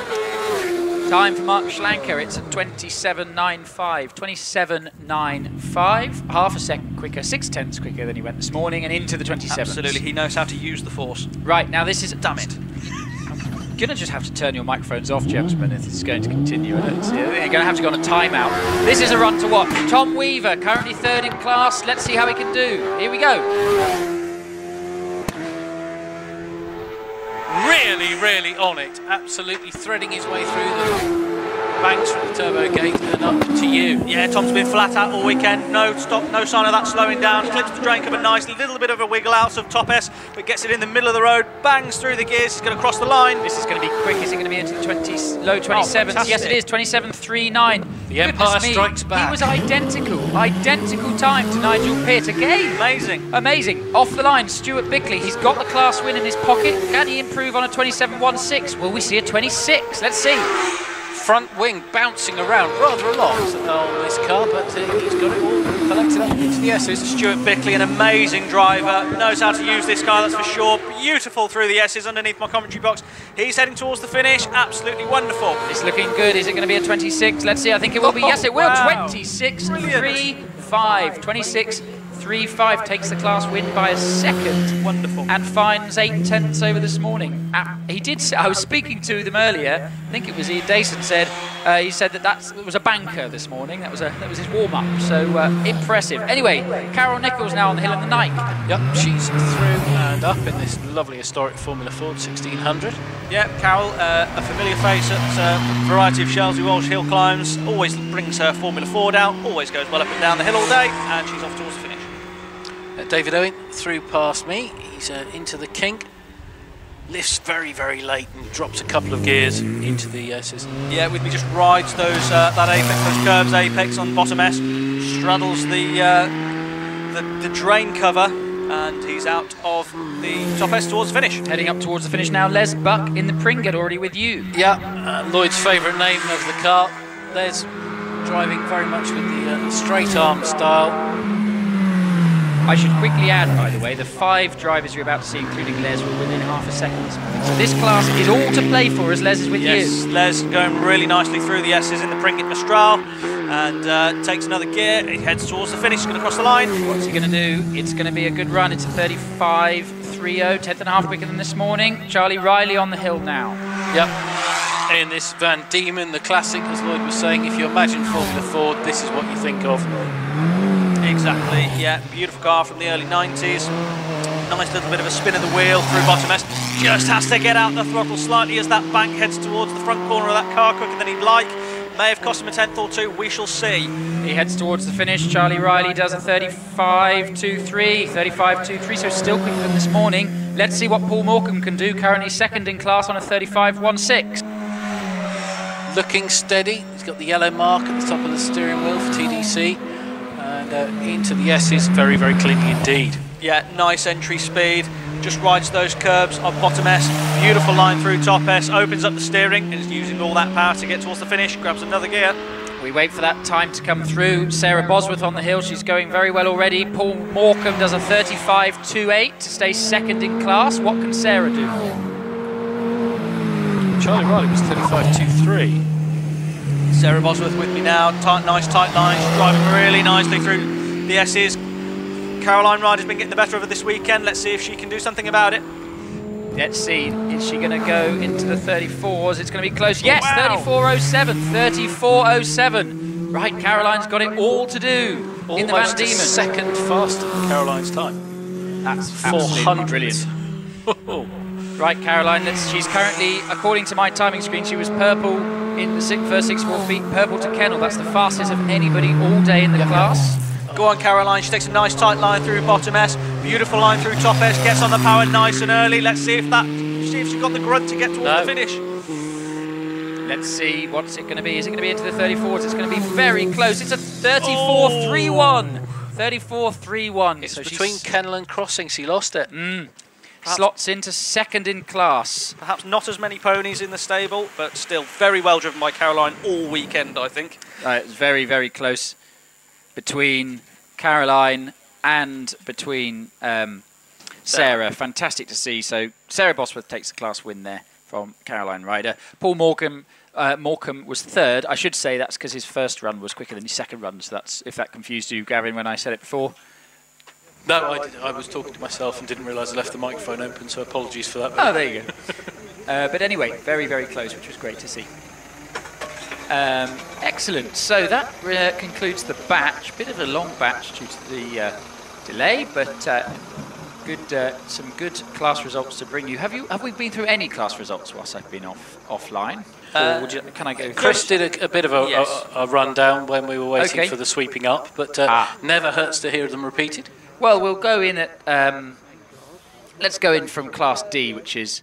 From Class F, Sports Libra. So Sports Libra cars up to 2 litres has been won by Alan McDonald in the Force on a 29.88. Great to see him under the 30-second mark. Robin Nicholson second on a 30.44. And get this for close, Sam Nicholson third on a 30.45. 1/100th of a second between them. I bet you that will be mentioned many a time on the drive home this evening. Then we've got Class G, Sports Libra cars over 2 litres, won by Duncan Barnes on a 27.22. That's a PB as well, I was told earlier, which is great to see. Second, Simon Bainbridge on a 30.33. And third, Robert Penrose on a 32.17. He found over 4 seconds compared to his morning run, so that's fantastic. Class I, the 1100cc class, won, as you just saw, by Stuart Bickley. A stunning 26.35. Second equal, Tom Weaver and Nigel Pitt on a 27.39. And special mention to Dylan Flesher, who, as you saw, had his off, but from this morning's time is 4th in class on a 27.65. So still a great result there. Class J1, that's the Formula Fords that you just saw as we were discussing. The win taken by Sarah Bosworth on a 34.07. Second, Caroline Ryder on a 34.31. And third, Paul Morecambe on a 35.16. That's as far as I can take you for now. Tell you what's going to be interesting. We've got 1600s next. It looks like a Warburton 1-2 in the classes. With Alan's second run, he went into the 25s, did 25.77. So that's going to be exciting to see if David Warburton get into 24s maybe. He did do it in the runoff. Can he do it in his class? Let's see. I've also got the runners and riders for the second Tin Top Top 10 Challenge, if you'd like to hear them, gentlemen. Again, Chris was kind enough to give us those, but if, you've had them. if Okay. it's still Damien Bradley at one end and Stephen Darley at the other. Well, it's very similar to this morning, yes. A few different There's Richard names Snow in there. Richard He's jumped Snow in, hasn't is he? in there. Andrew Norris he was in there this morning. Robbie Burrell, Stuart Reed, Rodney Isles. I don't think Rodney Isles was in Rod this morning. wasn't No, he in wasn't. this morning, no. So he's got a class record under his belt. He's also got a Tin Top Challenge appearance. Chris Beresford, who was in this morning, Simon Bainbridge, Stephen Moore and Stephen Darley. So a few new cars to see, which is great. I think a few cars that this morning were catching the worst of the conditions really benefited from a dry run this afternoon. Looking forward to that in a few batches' time. I'm presuming, what are we now, batch 5 is coming up now? Yes. So I think what we'll probably end up doing is what they did this morning, where Damien will go at the end of the last batch and then return straight away, because I think that worked very well this morning. So, cars coming back down the hill. Hill bathed in sunshine, gentlemen. Fraser Nash Le Mans replica YCD 600 has popped up out of somewhere and is coming back down the hill. Great to see that relic of earlier years. Oh, lovely. Yeah, that happened. Didn't that happen yesterday? I wasn't here, Oh, sir. sorry. Yes, that seemed to, I think that happened yesterday as well. I don't know where I don't know if he's just been to visit. Oh, it's Simon Derling in the car. So that's why he lives at the top of the hill. Right. It's a lovely car, that, isn't it? It is. Gorgeous. And a Nissan Qashqai, and a BMW, and our course car. So everyone returning back down the hill. Clerk of the course returning in the Sangyong Tivoli, is what it says on the back. So we got flags in, and we should be about to go racing with, I think, Bernie Kevill, if my memory serves, in the 2.7 litre V8 powered OMS 28. This being the car with the biggest of the TKD engines in the back. Looking forward to seeing that car. It's been going very well today. It's actually 2.8 litres. I was out by 100cc, so do apologise. What's that? 112.5cc cylinder that I was giving, that was taken away. Anyway, he's on his way to the line. 3 big burnouts. Car positioned on the left-hand side as I look at it, right-hand side as the driver looks at it, of the start line. Clear visor for Bernard. I think it's getting to that time of day where I think some of the drivers with the tinted visors may have a bit of a vision advantage here, because it's really getting quite sunny. We are bathed in sun. It's beautiful. Yeah, are you wishing the sun away, Billy? Am I hearing that? Right. No, I went and remember I changed from my wet weather setup to my dry weather setup earlier today. That's good. Got rid of my Mac and got my sunglasses, so I wanted to stay sunny. Well, what you want? I think what you want is a set of jeans with some holes in them. No, maybe. Cut and slip. Anyway, here we go. Bernie Kevill off the line. 2.15 second start. That's very quick. Already into Kennel and to you. It is. He's sticking to the middle line, takes a later apex, and now bangs it up through the kink, nice and tight into the S's. Yeah, absolutely. Gets the car stopped really well. Slow in, fast out of bottom S, that's for sure. Uses all the road on the exit of top S, and now he disappears at a rapid rate of knots over the finish.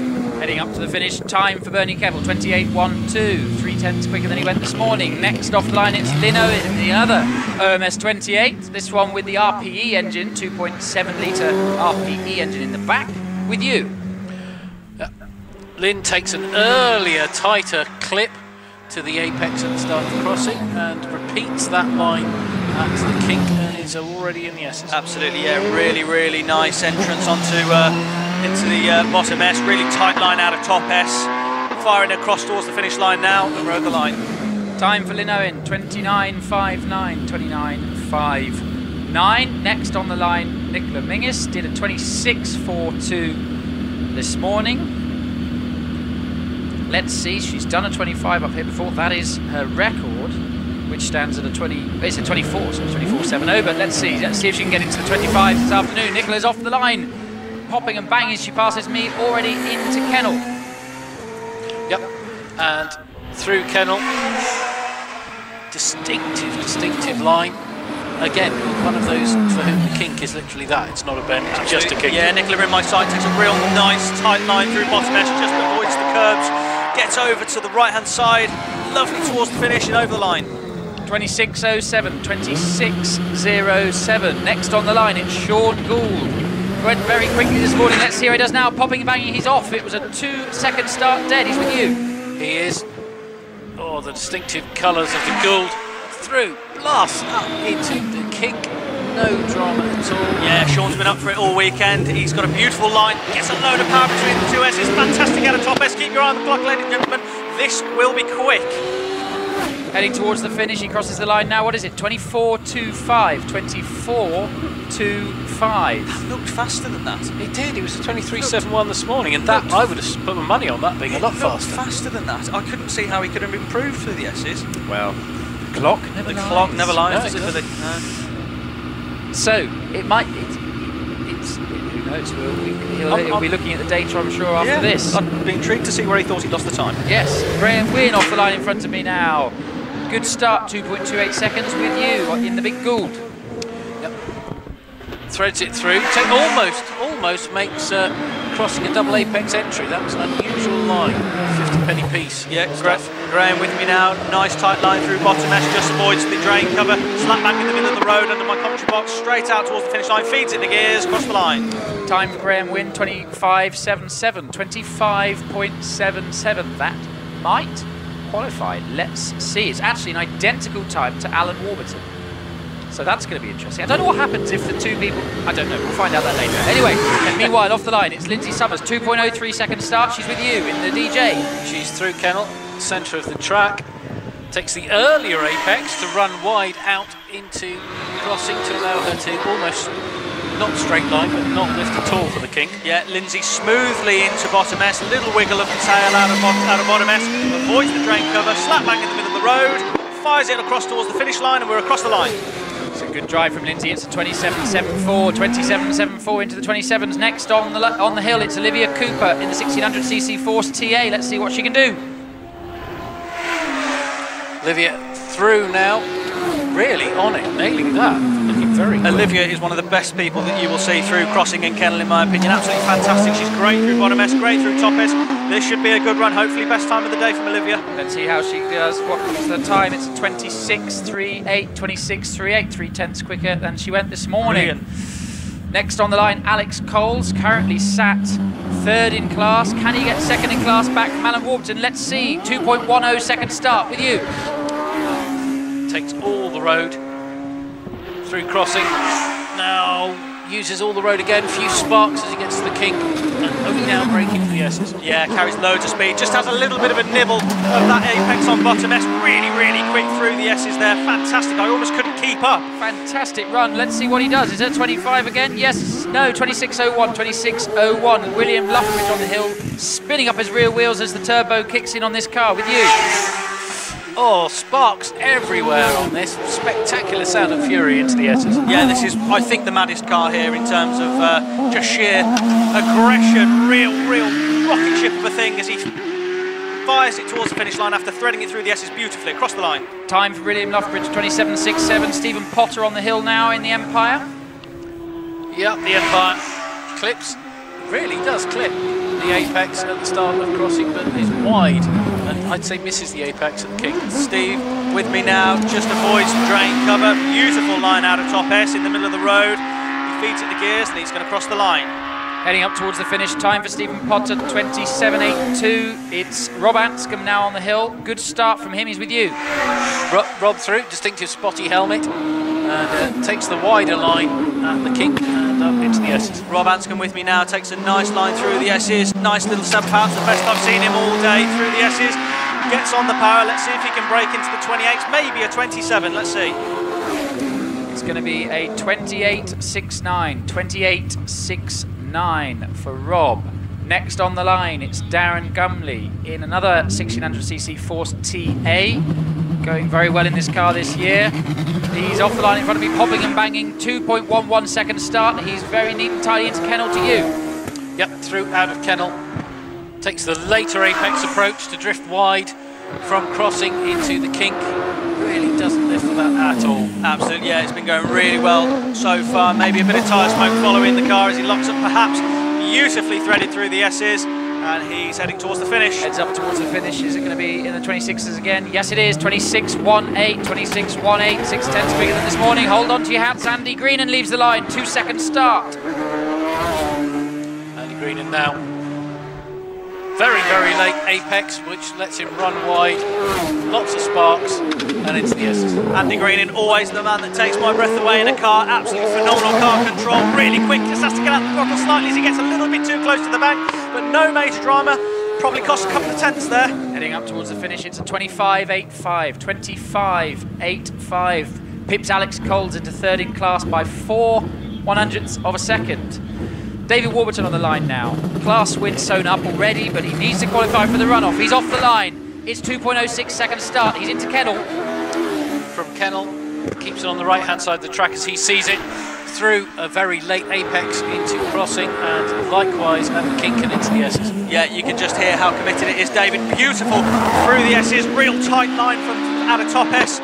Really firing it across the finish line. Beautiful. Is it going to be into the 24s? I think it might be. Yes, it will. 24.56. 24.56. That could be the fastest I've seen anybody go through the S sector today. That must be not far off his PB. Anyway, Aaron Colbert on the hill now in the Van Diemen with you already. He is indeed. Through he goes. Nicely keeping it out wide, keeping it on the right-hand side as he approaches the S's. Yeah, with me now. This Van Diemen's been going great guns all weekend. Fantastic. Takes a nice line through top S. Just gets very close to the bank. Hits up a little bit of dirt, but nothing major. Maybe no time lost across the line. Let's see how he does. 27.57. A second and a bit quicker than he went this morning. Good time. Anna May Furness getting quicker and quicker in the Swallow all day. She's off the line. 2.15 second start. Through she comes. Very neatly. Oh, an abrupt change of direction for the King. Really took it as a Anna carrying loads of speed into bottom S, getting the car all out of shape. Fantastic car control. Brilliant. From Anna May Furness, really having a go. This is going to be by far and away her quickest result of the day. Yes, it is. 28.60. 28.60. Just the 4 seconds quicker than she went this morning. Phenomenal. Absolutely brilliant. Teammate Oliver Wright's going to have to go some to catch her. Anyway, Jonathan Varley's on the hill now. He's really attacking this hill. Goes through the kink, flat chat. Jonathan Varley was in our runoff earlier, going really, really well. Nice spurt of power between the two S's. Perfect line out of top S. I'm going to use all that power to get him across the line. He's heading up the finish. This is going to be into the 24s. Yes, 24.82. 24.82. Great time from Jonathan Varley. I expect that to qualify. Next up, Ian Tucker, 2.24 second start, already into Kennel. If it's correctly printed, guys, we've got a new class record there. That's fantastic. I think it is. Yes, good, absolutely. Yes, it is. It's on my timing screen. Class record for Jonathan Varley. And that's a 12-year-old class record. Ian Tucker just with me, just clatters the drain cover underneath my commentary box, just sets him slightly wide, but across the line now. Time for Ian Tucker, 29.39, 29.39, 10th quicker than this morning. Now we've got Terry Davis getting quicker and quicker in his force. Terry takes a very flat line into the crossing and middle road into the kink and up to the S's. Terry Davis, yeah, beautiful car, beautiful line through bottom S, nice line through top S, bang in the middle of the road, traction control doing its thing, feeds it the gears as he disappears off towards the horizon. There's a good run from Terry. What's he going to do? 27.65. About a second quicker than this morning. Well done, Terry. Andy Boygard on the hill now in the force, all the way over from the Channel Islands. Yep, Andy takes the absolute apogee apex into crossing, leaves it in the middle of the road for the kink, down a couple of gears into the S's. Andy carrying loads of speed into bottom S. Big flash of flame from the exhaust out the side of the car as he comes off the throttle, gets back on the throttle underneath my commentary box. And he's across the line. Heads up towards the finish and does a time of 26.93 for Andy. Next on the hill, Einon Price. This will be quick. He's already with you. He is. Leans it in, really pushing against the forces on the tyres there to hold him in place. Einon Price, rally driving, Heritage really going well. Knows how to control the car. Gives it the beans through top S. Fantastic pops and bangs as he heads towards the finish. This is going to be a good time. What's it going to be? It's a 25.41. 25.41. Quick time, but huge Round of applause and well done to Jonathan Varley. That is a class record, and you are right, it's a 12-year-old record. John Chalmers' record, actually, who's now in the forced induction class. Fantastic result there. Brilliant drive. It just looked quick, didn't it? It did. Quick. That Predator was absolutely on it every millimetre of the way up. Deserved. Well driven. So that concludes the batch. It does. I'm not sure anybody went quick. I'm not sure anybody's gone quicker through the S sector today than David Warburton with a 7.49 to the S. I mean, it was so quick. It'd be interesting to know, Billy, like you say, if he's ever gone quicker than that. 24.56 from David Warburton. So I'm just going to take you through a class record, standings very quickly for we did the Formula Fords. The 1600cc class was won by David Warburton on a 24.56. Second, Alan Warburton on a 25.77. And third, Andy Greenan on a 25.89. Shout out to Alex Coles in fourth. Andy Greenan did a 25.85. Alex Coles did a 25.89. So just missing out on a podium in the class there, but a brilliant day's racing nonetheless. And then in the up to 2 litre class, Jonathan Varley takes the win on a 24.82 with a new class record. Einon Price is second on a 25.41, and Andy Boygood is third on 26.93, which is a great result given he's come over from the Channel Islands to compete. I think you might have to do a 24 to qualify for this runoff. But we shall see. Everybody seems to be going quicker and quicker, don't they? They do. Anyway, I'm going to hand back over to Chris for the last few batches and for the runoffs, and I'm going to come and watch, I think, from Kennel and Crossing for a little bit. So, thank you very much. It's been a great day if I don't speak to you all again, and I'll pass over to Chris. Thanks, cheers, Billy. Thank you very much, mate.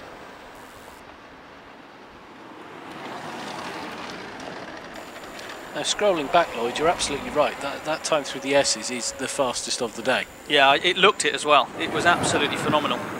How did Jonathan Varley look through there? Because coming up, his kennel exit was really planted. You could see the extra launch he got from there that drove his climb to a record. Yeah, it just looked super tidy. He didn't take much curb on the entrance of bottom S, and he was very, very tidy through top S, slap bang in the road. He didn't really venture too far out towards the bank or too tight towards the inside of the bank, so just very much in the middle of the road, but quick, as it turns out. Very quick. Any record-setting performance is satisfying, but it absolutely must mean more when it's a long-standing record. Well, we've had some class records today, haven't we? So we've had Rodney Isles has set his class record in his Alfa Romeo. We've had obviously Damien Bradley and Stephen Darley achieving their class records. Jigging it out in theirs, absolutely jigging it out in theirs. And we've just had, as I say, Jonathan Varley in his GWR Raptor taking class honours. So a hat-trick of class records today. Fantastic.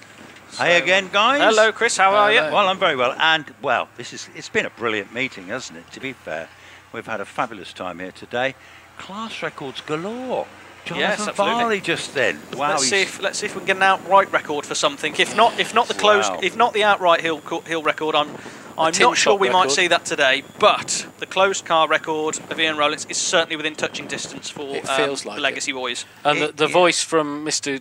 Graham is, of course, that yes, it will be a new tin top record, but it won't be a new class record. Ah, right, okay. If set in the runoff. It doesn't matter, though, because they've got that anyway. Precisely. Bragging rights, and, a bit more bragging rights. Well, how's it looking up there weather-wise, Lloyd? Yeah, great, yeah. We've got some there we go. blue sky and light clouds, so, yeah, we're looking good. We're looking good. Brilliant. That's such good news. Well, we're going to hopefully have a fantastic couple of runoffs. I mean, we live for these runoffs, don't we? It's just unbelievable. We do. Jonathan Varley just coming down through Kennel now, so he'll be in your sight momentarily, Chris. Shattering that 12-year-old record. I know, incredible, isn't it? Well, that Predator has always been an awesome car, but he has absolutely got that wonderful little Terry Davis engine in it. He's a great driver too, isn't he? Oh, just a bit. Yeah, he's a bit special, isn't he? It's interesting. I'm just looking down on my live stream in the paddock here, and yeah, they're all getting ready down there. The big boys are coming out to play.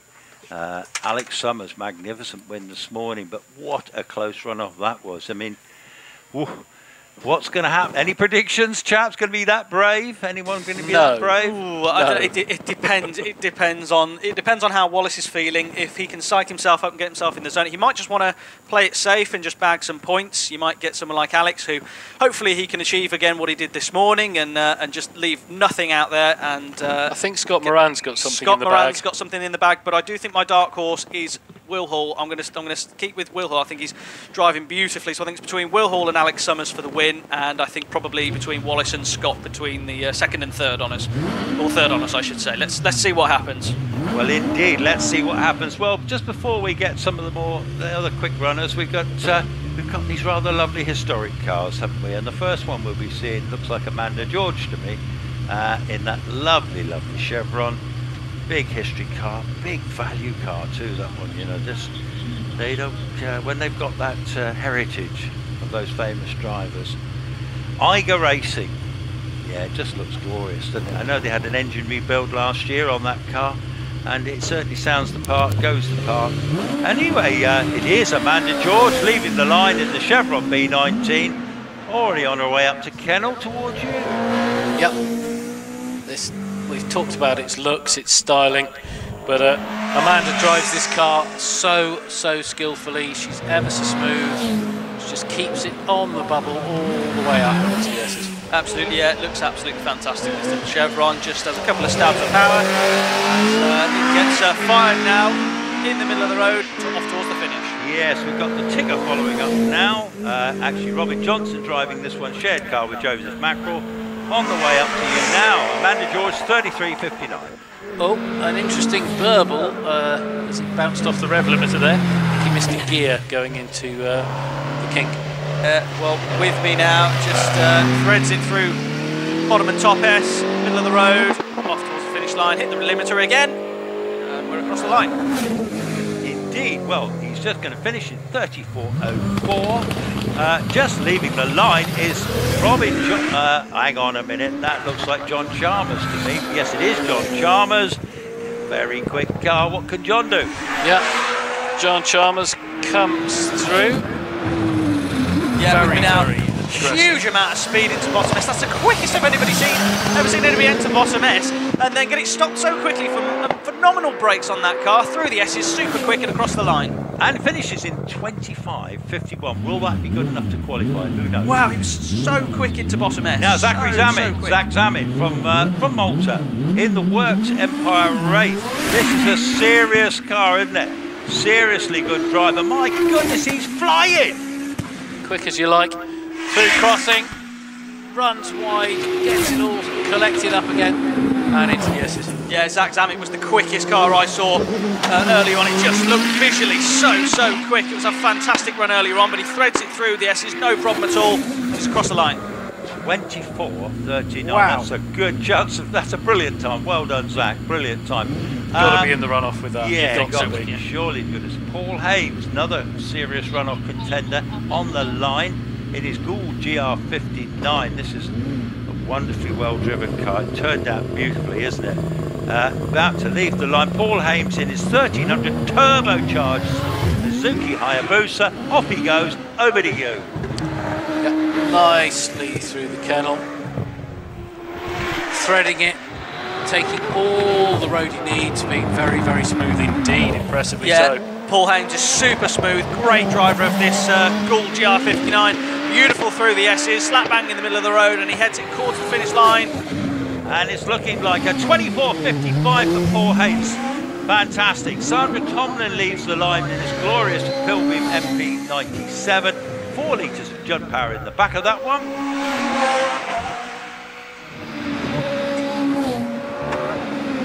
Yeah, with me now, bottom S.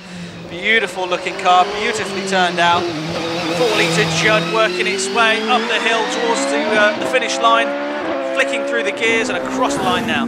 Simon Andrews has left the line in the OMS 28, so sharing that with Bernie Pebble. Simon's probably well on his day quicker, who knows. Sandra's just finished in the 28.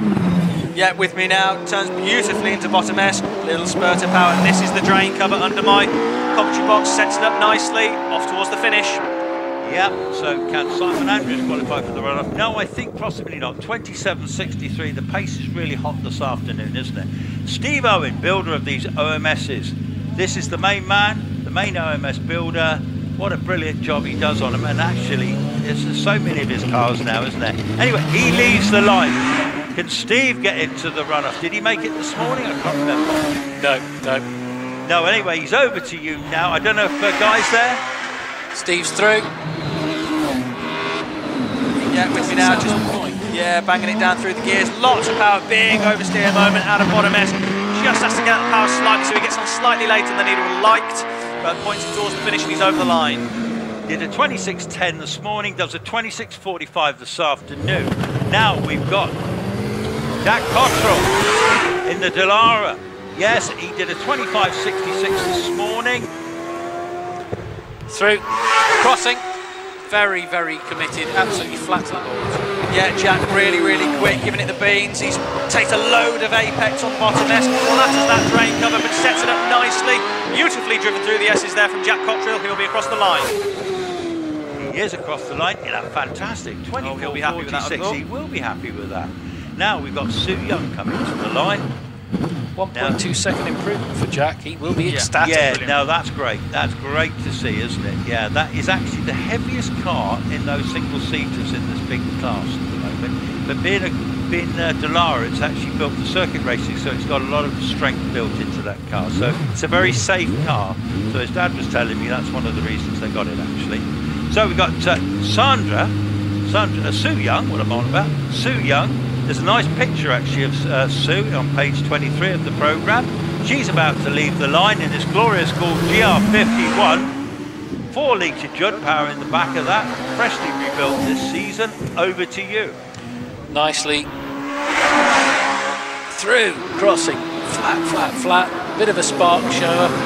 Nothing dramatic though. Yeah, Sue with me now, takes a nice line through bottom S, and the spurt of power between the two S's, sets it up perfectly in the middle of the road. Now this car does bob and weave over the crown of the road towards the finish, and she's across the line. And she is across the line in a 26.77. Well done, Sue. That's quicker than this morning. On the line, one of our favourites, Will Hall in the brand new Gould GR59. Lloyd's tipped for the runoff, though you never know. Let's see what Will. Subject to Wallace. It's always subject to Wallace. There you go. You're a brave man betting against Wallace, aren't you? But nevertheless, Alex was sensational this morning. Alex was amazing. Yeah. Well, I tell you what, he thunders off the line. That's very rapid. Yep. Blink and you miss it climb this one. Oh, sparks everywhere.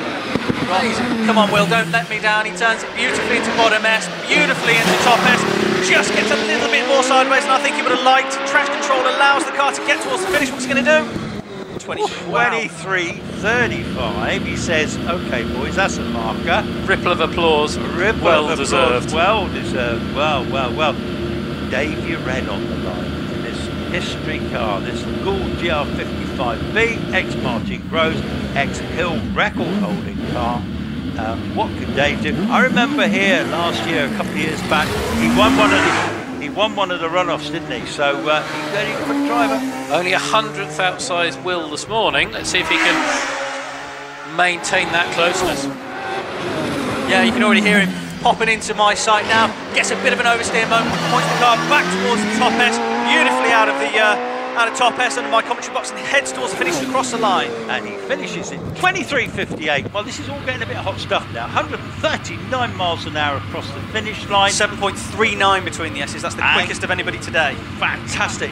Matthew Ryder on the line. Matthew, he's going to have a serious part to play in this runoff, no doubt.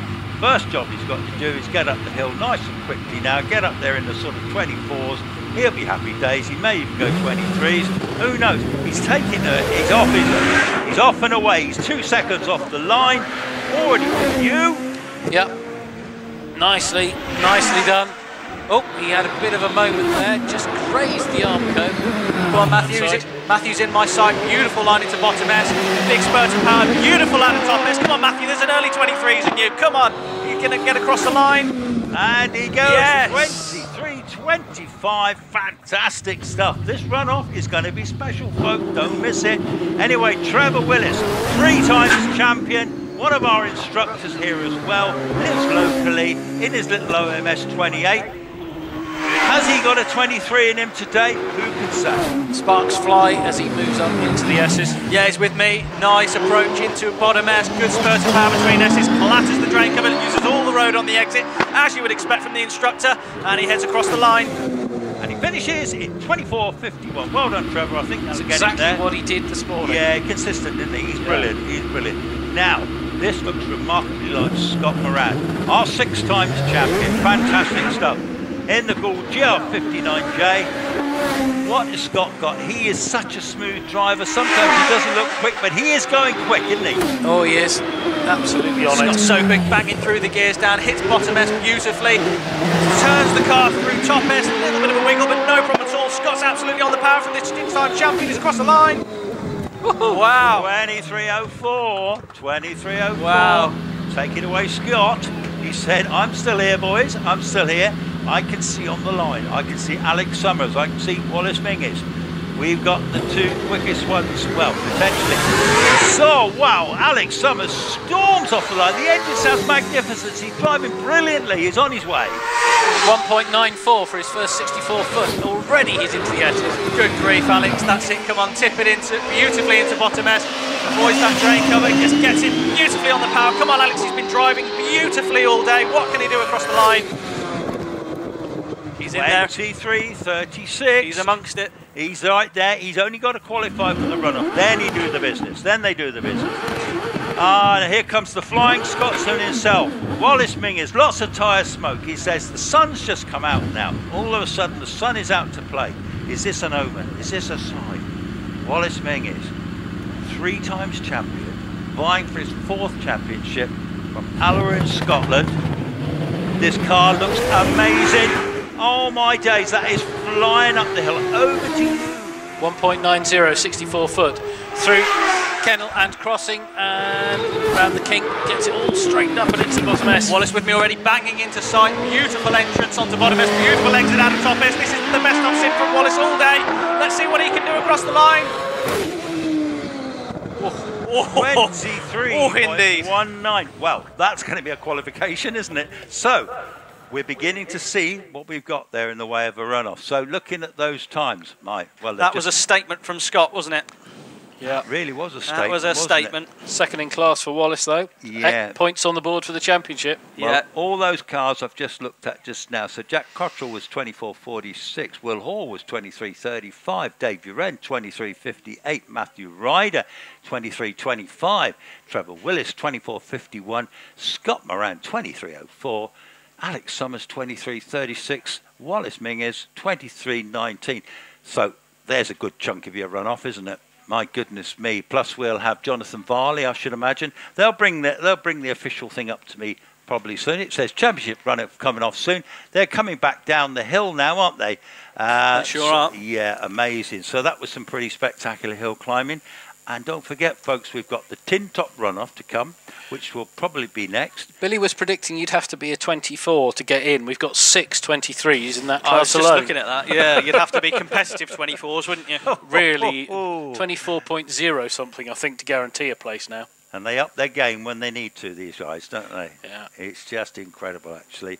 So, actually, what's going to happen now? We've got 1 or 2 of these small historics, and then we'll have the tin tops, and then we'll have the big runoff. So, meanwhile... Amanda George coming down now. That's got to be a quick turnaround so that Richard can get up. Yes. Yes. Oh, yes, Richard's got to do his little spin, hasn't he? Yeah, that's right. And the little Tiger, Robin coming down so that Joseph can have a go. Yes, indeed. Yes. Well, this all gets a bit exciting, doesn't it? This is all a bit much, really. You know, by the end of this lot, we're sort of kind of blown away, aren't we, usually?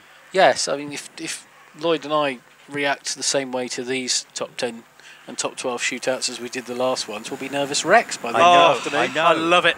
The thing is, there's nothing like. I mean, you see this on your TV screens. Huge thank you to our organisers for the live stream pictures. But and it's record viewing figures today, of course. Yeah, There is nothing quite like seeing it in person and soaking in the atmosphere, just taking it all in.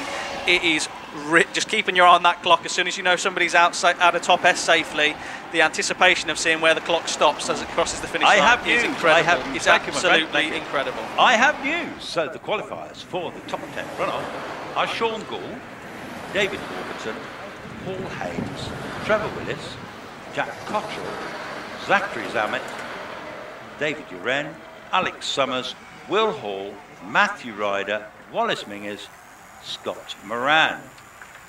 Wow, that's so actually. Well, that's basically the big bangers. Great to see Graham Wynne getting into the runoff. I think that's incredible. Really pleased for Graham. Really pleased for Graham. So Paul Hames made it, so he got it in 24.55. Zach Zammit's car certainly punching above its weight as well. 24.39. Amazing. Yeah, that is one well-built car, great driver too. And yeah, they're definitely punching above their weight because all the rest of those cars are big cars, bar David Warburton's, which is a 1600, isn't it? Yeah. So wow. I can't believe it. So this is the moment we're waiting for. So we've got a few of the historics just to give them time. But I can already see Damien Bradley's legacy at the back there. So that's not far away. I can see various Porsches getting into position. So yeah, we've got some entertainment to come, folks. Don't go home yet. That's all I can say. Do not go home. In a few minutes after these, we'll be getting the first of the runoffs, the tin top runoff, which was incredibly entertaining. And are we going to see a new outright hill record for a enclosed car? Let's see. They'd have to find the best part of 7 or 8 tenths. 7 tenths if you name Scott Moran, that's for sure. But we haven't dipped into the 22s yet today. So Scott Moran's currently sitting on the fastest time of the day with the 23.04. But the track is improving, and yeah. Is anyone going to bet against Stephen Darley dropping down into the 27s? Well, you wouldn't want to think so, would you? He's going to be quick. Bryony Serrell, by the way, just left the line in that beautiful Elva Mark 7 Lotus twin cam engine in the back of it. She's with you now. She is. Bryony takes her customary tight line into crossing and then middle of the road to a late dive into the kink, and up with you now. Yeah, really nice engine, super crisp. Lovely twin cam in this as she fights the steering wheel and sets it up for the home straight. On the home straight, but Martin Jones has just left the line in the lovely Brabham BT21. Bryony Serrell does a 35.73. Another improvement for Bryony, she'll be satisfied with that. Martin goes through, no wings, no winglets on the nose, a very clean and classic style Brabham, the BT21. Yeah, lovely, really like this era. Beautiful twin cam sound, lovely Lotus twin cam as it again heads off towards the finish. Grant Cratchley is on the way to in another BT21, and Martin Jones finishes 33.66. It's the lovely blue and gold Grant's car. Really, it's not bright as in period, but it's absolutely beautiful, isn't it? Yeah, absolutely. Really pretty. Nice blue and gold, isn't it? So yeah, you like to see the flicker of the drive shafts out the back of it, and very pretty and across the line. Andrew Tippett will be following in the beautiful BT30. This is the big V8 Rover engine, growls off the line. Absolutely mint-looking car, great driver. Love seeing this car. Already over to you. Yeah, the epitome of the early years of wings and slicks, this Brabham. Glorious big banger engine in the back. Delightful machine. It is delightful, isn't it? It really is. Peers into my sight. Just turns beautifully into bottom S, nice and smooth, out of top S, and away we go, thunders towards the finish. We are bathed in sunshine down here as Richard George is about to leave the line in the glorious little Chevron B19, but we are bathed in sunshine. The gods are shining on us. Off we go with Richard George. Yeah, the sun glints off the roll bar. Dives into the shadow at crossing, nicely placed back into the sunshine in the middle of crossing before he goes to the kink, and then it's shadow until he's going to burst out of the trees up by Lloyd. Yeah, certainly with me. I think this is probably one of the prettiest cars of the day, isn't it? We've spoken about it. I wonder if we're going to finally award it as prettiest car of the day. But I second that. yeah, it's prettiest car of the day, but nicely across the finish line. Okay, we got Joseph Mackerel in the Tigger, 33.81 for Richard. Joseph Mackerel in the Tigger. Yeah, the interesting car, bright yellow machine. There it goes, blasting through 1600 cc's and up into S's. Yeah, with me now, just a little puff of smoke on the overrun, nothing major, nice and smooth.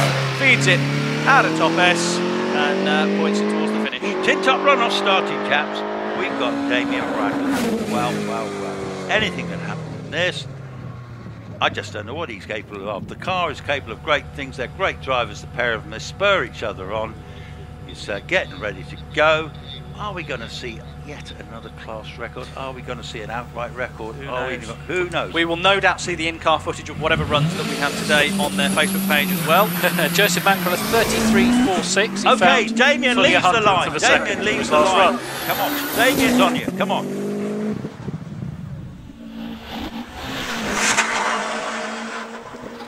Keeps it nice and tidy through into the S's. What have we got here? We go really fast, loads of understeer though, but he gets it really wild through the S's, really wild. That was lots of understeer. Let's see if it pays off across the line. 28.29. It's quick. That's rapid, isn't it? It is rapid. He got loads of understeer out of bottom S, and then the whole car just drifted across, almost like it didn't have quite enough heat in its tyres. Obviously, you're not going to get much heat in tyres on a four-wheel drive car. You can't really spin them up, but he just got a load of understeer. What was his time earlier then? His time earlier was 28.30. He's beaten it by 1,000th, but the time to beat that Stephen did was a 28.18. Wow. It's still faster than the record was at the start of the day, though. The record was at the start of the day, so you can't be too unhappy. Wow. But I just think maybe if he'd just given it maybe 10 tenths less at bottom S, he might have scooped up a bit more pace out of top S. But 28.88. But it's easy for me to say that sat here when I'm not sat in an 800 horsepower Subaru. So Stephen and Damien both drive this car incredibly well. Give him a round of applause, ladies and gentlemen. Damien Bradley in this legacy. He's broken his own record a couple of times. Almost 7 tenths faster than his run-off time this morning. Absolutely. You can't ask better than that. No, you can't. Really. You can't indeed. No, absolutely.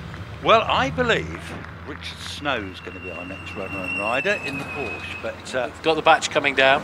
Yes, of course. So I can't quite see who's coming to the line, but I think it's going to be Richard. But anyway, we will see in a minute. Richard went up the hill earlier on his qualification, 33.17. So really the only ones that close to Damon really and Stephen is Stephen Moore, who went up 29.22, which is a fantastic time, and Stephen Darley did 28.18. Simon Bainbridge did 30.33. So these tin tops are trying, aren't they?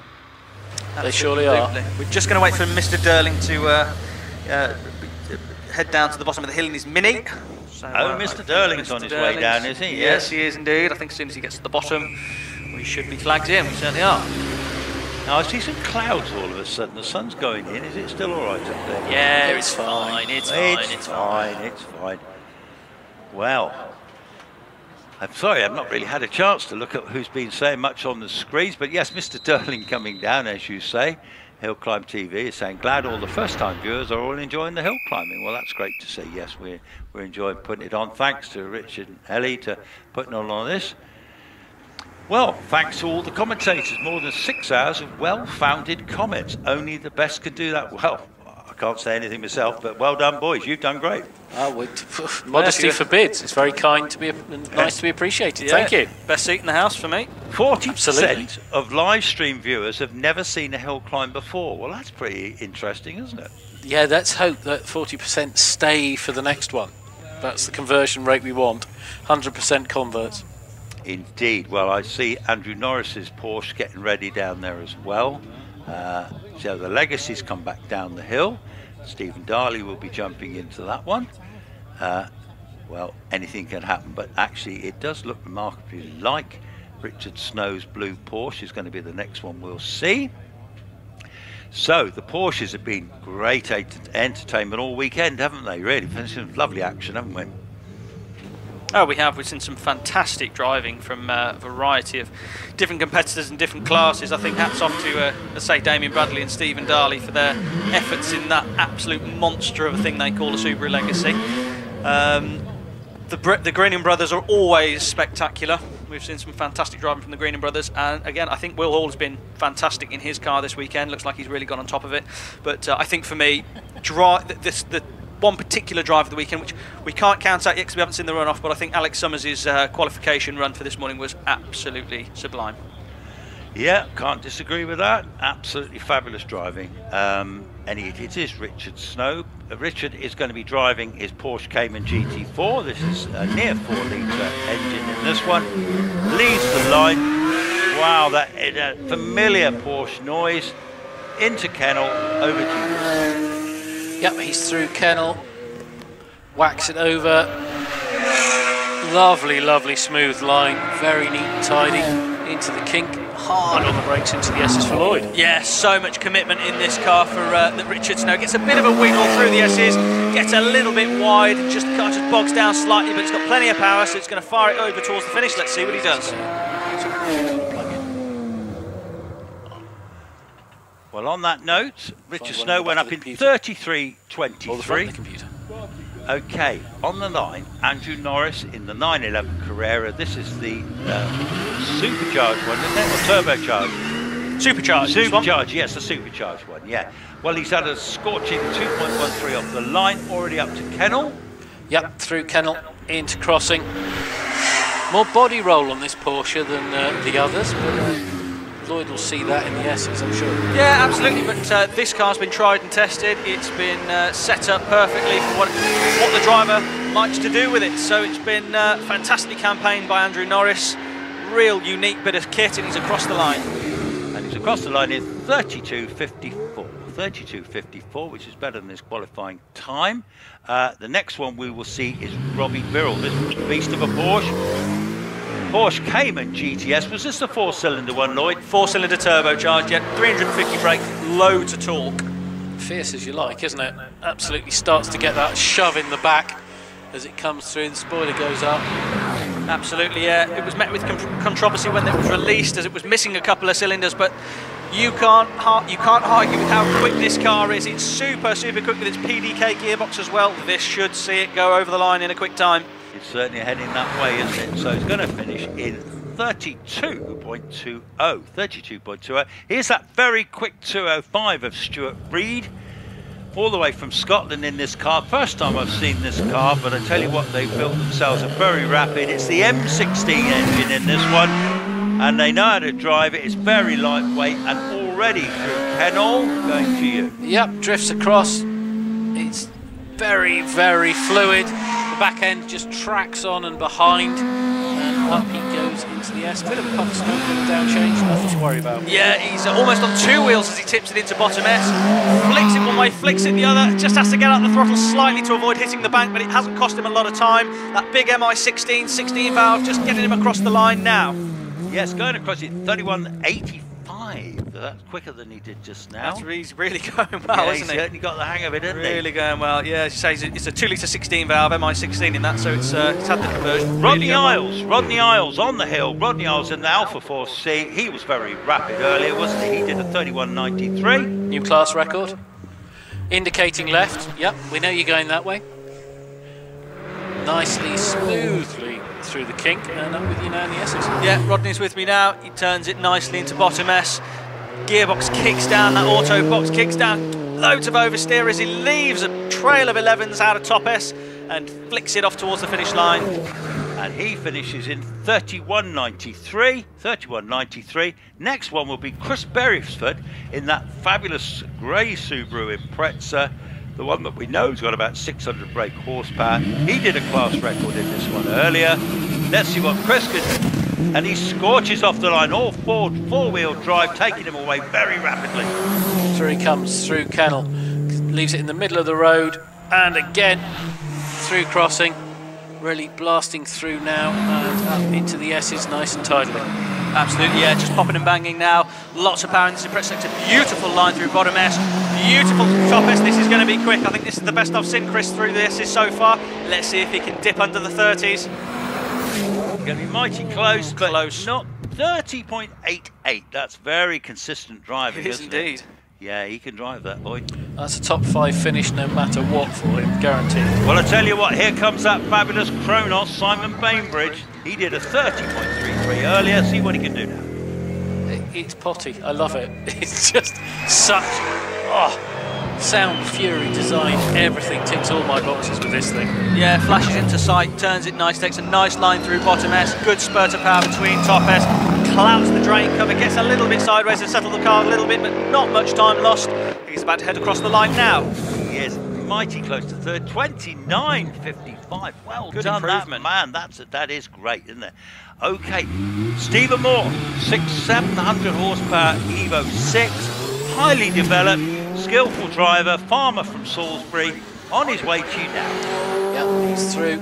Kennel, nice and smooth, this distinctive car. Threads it.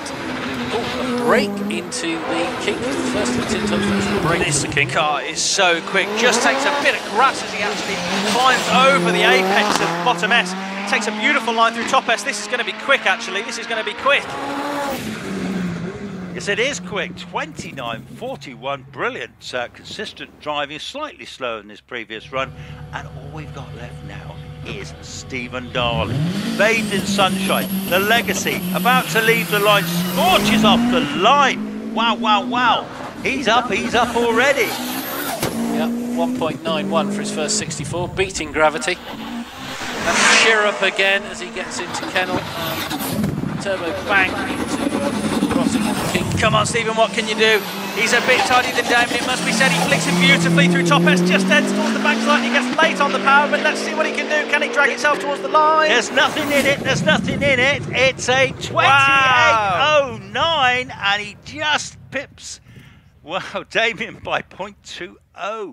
He takes the championship runoff for the tin tops. Stephen Darley with a 28.09. Damon Bradley with a 28.29. Stephen Moore 29.41. Simon Bainbridge 29.55. Chris Berryford 30.88. Stuart Reid 31.85. Rodney Isles 31.93. Robbie Birrell 32.20. Andrew Norris 32.54. And Richard Snow with a 33.23. Give them a massive round of applause when they come down the hill, folks. Absolutely. He's only 0.02 of a second outside the record. Yeah, Ian Rowlands lives to fight another day. My goodness me. Yeah, it's very quick, very quick. 28.09, I'm just writing that down. You can't help but feel like one day, I think those boys will come back and see if they can take that record. But fantastic from the Legacy lads, fantastic from all the tin top drivers. Little highlight for me, Stuart Reid in his 205, punching well above his weight for a front-wheel drive car. Beautifully driven. Yes, he certainly did. I mean, well, the sun has come out again. That only means one thing. We've just got the big bangers to come. The big boys, the ones competing for championship points. The first runoff was won by Alex Summers in an incredibly thrilling runoff, wasn't it? Sort of just tents dividing them, wasn't there, really? Incredible. It was absolutely amazing. I'm not going to ask you again, Lloyd, because it's unfair me keep asking who's going to win. Okay, so track conditions, let's see. Scott's looking really racy, Will's looking super consistent, and Alex looks like he's got a trick up his sleeve. So, and you can never count out Matt Ryder either, going really well. So it's very difficult, but I'm just going to chance my arm. I'm going to go Scott, Alex, Wallace in that order. 3, 2, 1. Scott, Alex, Wallace. I think Scott's going to go third, Alex second. I think Wallace will pull it out the bag as he does. Let's see how it goes. Well, incredible stuff. What about you, Guy? Any thoughts?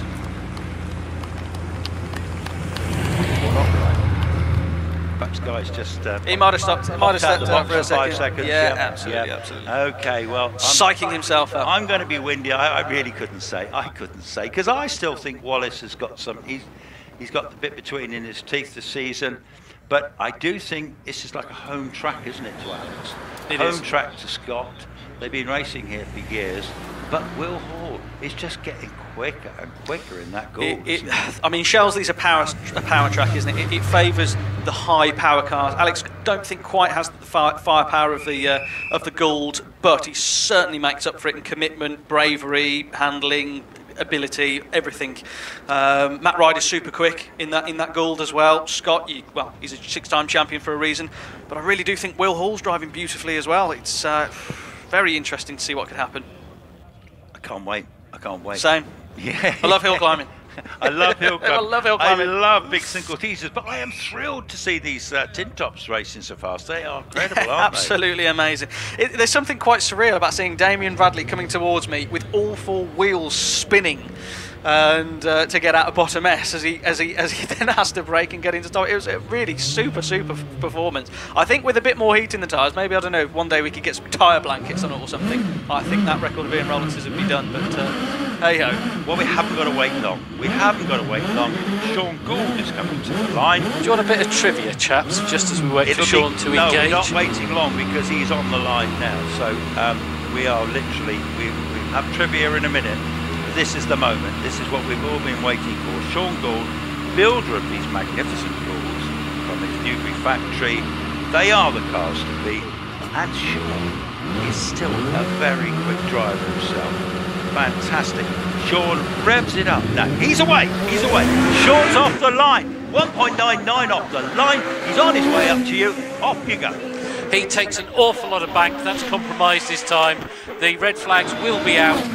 There's a lot of sweeping that's going to have to be done. He took a lot of bank from Kennel. Sean's into my sight, has a good bit of power, spurts it through the 2 S's, heads off towards the finish. Let's see what he can do. This is going to be the marker. He's done a 24.57. That little moment coming out of Kennel, going up towards crossing, obviously cost him a bit of time.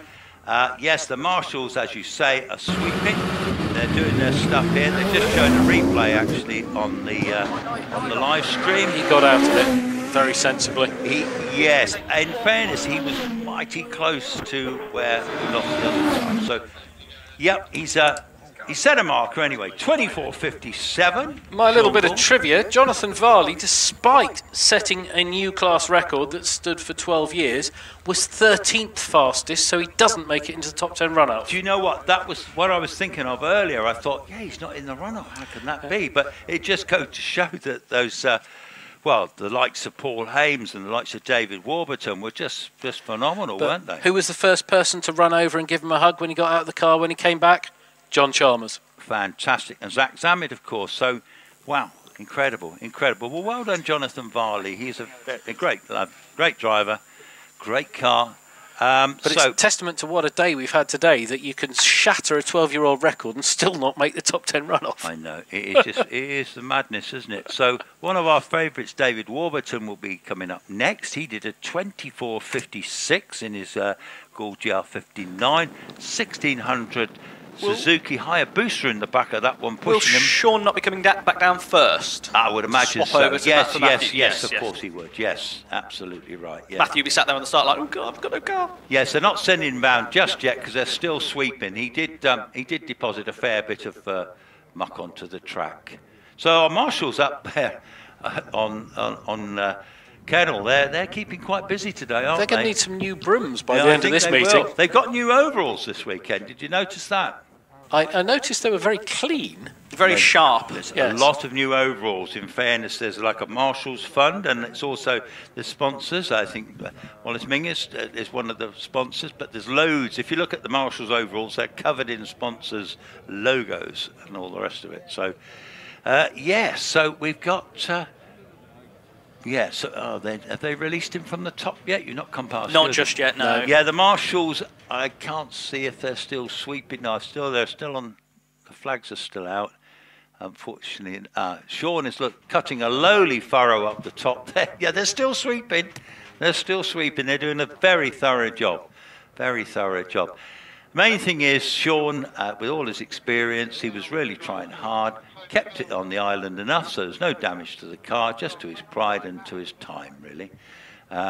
Anyway, but we go again. We go again shortly, don't we? He'll be released back down the hill. Keep showing replays of it, yes. Anyway, it's exciting, isn't it? It's great. What about Zach Zammit? Comes all the way from Malta, drives the Works Empire Wraith. Well, what can we say about Bill Zach Chaplin's Zammit? car, fantastic bit of building that, isn't it? Zach Zammit, I mean, good grief. What a drive already from him to come all the way from Malta. turn up to Shelsley Walsh and drive like that, that's gifted, that's super gifted. Yes, he's the main man in Malta on their hill climbs there, which is hardly surprising. He's been doing it a few years, but he's a family man. He's got a young family as well.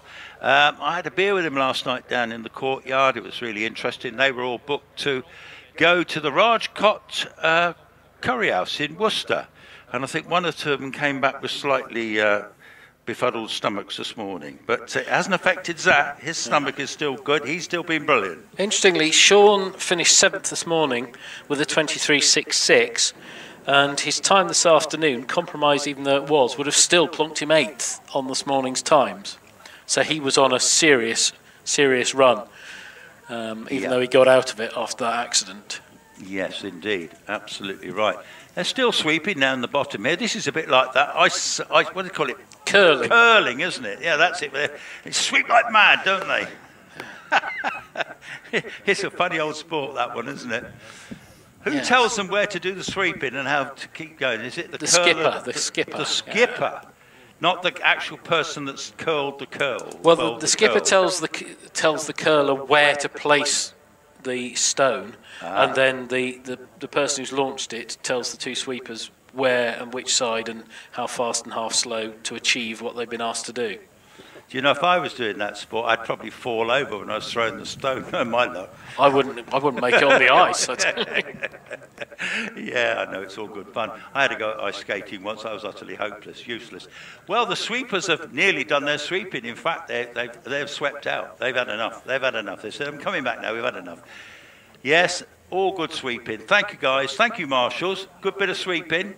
Anybody fancies becoming a marshal, go and see the men and women in orange afterwards, and I'm sure they'll be very pleased to see you. Full training is given. And on that note, Sean Gould will get the nod in a minute that he can put his visor. Yeah, he's waving to the marshal saying, thank you very much. I'm on my way, folks. That's me done for the day. And so they release him. So the top paddock shortly will be full of all sorts of cars, and what usually happens is the quickest boys go up there, they congratulate each other, particularly if one of them's done a fantastic time. And also there's usually whoop whoop whoop from the drivers, isn't there, when they break their own PBs and the like. Absolutely, and give Sean Gould a good clap as he heads back down the hill. He is responsible for a lot of these very competitive cars that are up this hill, so fantastic, great to see Sean Gould. Yes, he's one clever chap, you know, Sean. I mean, he's a genius, isn't he? He builds all these cars. Yeah, pretty much. Supplies front wings to Red Bull as well. Yeah, and I think he does brakes for Haas. Yes. Amongst other, I don't know what he does. He does loads of things. He's just a clever chap, isn't he? Oh, everyone wants one of his cars, put it that way. There's a lot of dust still on the track. He's kicked up an awful lot as he's come back down, but I'm sure that won't distract these guys because it'll all be in their rearview mirrors.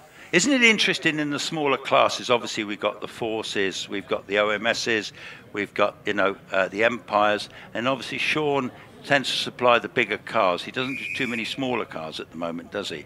So the other cars seem to have cornered the market in those smaller bike engine cars, and Sean is obviously building mainly the bigger. I don't think he builds sports cars, does he? Not that I know of. Oh, okay, today. Do they have the cake competition here? No, no competition, but the timekeepers have fed us lovely chocolate cake. Anyway, I hear engines. I hear David Warburton coming to the line in his glorious Gould GR59 1600cc Hayabusa engine in that one. Very rapid driver too, isn't he? He's you know, I do wonder what he would do if he was given a big Gould. Who knows? But anyway, what can David do? He did a 24.56 earlier. Sean Gould just did a 24.57. So, is he ready? Yep, he's going to be revving the engine up. Here he goes, revving the engine. Get that turbo. No turbo. Up he goes. Into second, into third, into Kennel. Over to you. Through Kennel, running nicely wide, kicks up the dust from Sean Gould's moment earlier. Very, very flat through the kink.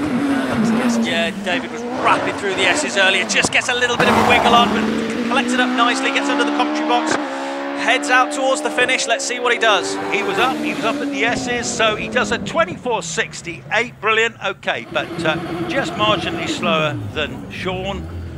So, 24.68, so Sean still leads at this point in time. We've got Paul Hames coming to the line. This is that 1300 turbocharged unit in the Gould GR59. It looks essentially the same as David's car, different colour scheme. Am I right on that one? Same body? Anyway, it matters not. He's got his visor down. He's got his concentration and he's got, yeah, he's just checking it again. He's putting his game head on now. Can he go into the 23s? That would be a big ask. At the moment he's slightly down. He's on his way to kennel. He's still slightly down. Going well, keeping it nice and tidy. Big flashes and changes up there. Paul Hames has got a bit more power than David. He's really got a really quick car underneath him across that back straight. So let's see what happens as he heads underneath the commentary box. Beautifully sets up. Let's see what he can do. It's going to be very, very close, and he goes quicker. 24.46. 24.46. He is our current leader. As I speak, I've got Trevor Willis coming to the line, our instructor, our 3-times champion in his OMS. It's a few years old, this car, but Trevor's got such skills and he knows this hill so well. He is at a power disadvantage compared with some, but Trevor has the skills. Let's see what he can do. He revs the engine. He is away. Trevor is off the line in 1.99. That's great. Off he goes. Over to you. Drives through kennel, into crossing, striking sparks, and clean through King. Trevor with me now, takes a nice line through bottom S, as you can imagine. Beautiful line through top S, nice bit of an oversteer, controlled beautifully. Bangs his way towards the horizon, over the line. He's up. He's up. He's 23.77. Well done, Trevor. Goes into the lead. That's a terrific really time. Quick. Really quick. Well done. Well done, Trevor. Jack Cottrell should be the next runner and rider. I can see him down in the paddock yet. So Jack did a 24.46. So Trevor's thrown a big marker down there, hasn't he? He was way quicker than his previous run. 24.51 to 23.77. Jack Cottrell in the Dallara. Wow. Got a big IndyCar engine in the back, a big IndyCar V8. Very, very talented driver. Young man from the Cottrell family. What has Jack got for us today? Can he get into the 23s? He's got the skills. Only got to find half a second. Half a second, Only, yeah. He says. Only, but no, this young man is a great driver, so he's got his game head. Here he goes. He's off the line. Not the quickest of starts. 2.35 off the line, but already he's on his way to kennel. He's a bit down. He's through, and King, absolutely nothing left to give there. With me now, yeah, Jack's taken a beautiful line there. The inside wheel just lifts up slightly over the crown of the road. He's underneath my commentary box, slides it out of there, straight flat to the finish. He's not going to do it. 24.62 for Jack Cottrell. Finishes on 141 mile an hour over the finish. Well, I think he gets the best out of that car, doesn't he, though? Yeah, he does get the best out of the car. 24.62, 24.62. We got Zach Zammit. We got our man from Malta. Dare I call him the Maltese Falcon after that famous film? But anyway, Zach Zammit. He's got a beautiful helmet. He's got that lovely. The visor matches the colour of the car as well, so it looks absolutely terrific. You know, this young man can really drive. He's not a big man, he's small, he's built for the job. He's away, he flies off the line, 2.04. He's looking good at the moment. Yeah, he's just slightly down on Trevor. Bangs it through, kicking up sparks all the way to the S.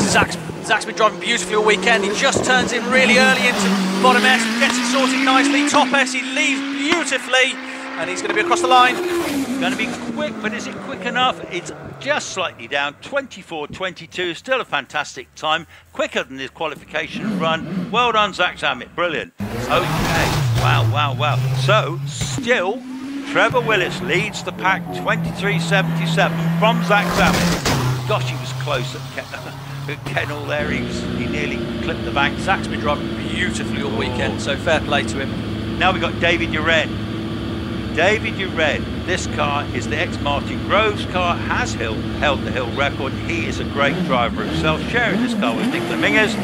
Anyway, he's away. 2.09 off the line. He's slightly down. He's up. through into the kink and up to S's now already. Let's see what David can do. Arrives with loads and loads of pace into the bottom S, gets a little bit of an oversteer, gets a bit more oversteer underneath my commentary box. That's delayed his application of throttle. He's Not good. really happy. He's looking good. He's looking good. 23.55 goes into the lead. Good. 23.55. My goodness me, it's hotting up. It's hotting up. Well done, David Duren. He goes into the lead from Trevor Willis and Zach Zammit. Alex Summers comes to the line. Well, here's a man that can do something about this job. I think he's going to do really, really well. I can't wait to see what he does. This car, he's off the line already. He screams off the line in well under 2 seconds. He's up at the moment. He's well up. He's well up. Through now into the kink. If he matches his time to make it here, he's in the lead. Alex is put beautifully into bottom S, clips the Drake cover nicely, perfectly out of top S. What's he going to do? Come on, Alex, use that horsepower. He's going to do it. He's going to do it. I'm telling you. Yes! 22.8. Yes! 22.8. There we go then, lads. He says, take that, take that. Over to you then, Gould boys. Oh, okay, what have you got, you Gould boys? He's up the top paddock. He's really happy. Now, here's one of our favourites. We have got Will Hall on the line. Can Will do a 22? Ooh. Did he do? Has he done? He hasn't done a 20. He hasn't done a 22 yet. He's been consistently in early mid 23s. 23.35 he qualified. That's something from Alex. That's going to really take some beating, isn't it? That's the fastest time of the weekend so is far. Is it really? Yeah. Wow, It's the first 22 that we've had all weekend. Okay, here comes Will. Here comes Will. Game head on. Come on, Will. Show us what you've got in this brand new Gould that he loves. A very quick exit off the line, 1.95. He's just fractionally down at the moment. Going through kennels, he's fractionally down on Alex. Nicely through. Flat to the boards again. Into the S's. Yeah, Will's been driving beautifully all weekend. Oh, gets a big oversteer moment. Just collects it up. Gets another oversteer moment. He exit out to top S. That was sketchy. Let's see if he's lost any time. Well, can the power of the engine? 22.83. 22.83. Alex still has it. Alex still has it. Good grief. 3/10 difference. Or do you know what? Is it? Somebody said to me, 22.83 would win the run-off, and I probably said, yeah, probably would. Good grief. Who knows? Well, now here's a young man that might have a say in it. Matthew Ryder. This gorgeous Gould. Sean Gould. They share this car, and Matthew is young, very, very talented, quiet, unassuming, modest lad, smashing lad, but what a driver. He put him behind the wheel of one of these Goulds. He says, I'm going to have something to say about this. Gets himself ready. Now he gets his concentration on now. He's leaving the line now. It's a super exit. It's 2.02. And he goes into kennel. He is still slightly down. Yep. Up through Cossack with me now, bottom S. Arrives beautifully. Nice little bit of power as he heads underneath top S. That's perfect. Let's see what Matthew can do. There's nothing in it. There's nothing in it. It's going to be quick. Nothing in it. I'm telling you. He's up. 22.57. Amazing. That's 0.2 of a second off the record. 22.57 for Matthew Ryder. Well done, that man. Unbelievable. Oh, now the Flying Scotsman, he's going to have to go some, isn't he? This is going to have to be extremely special.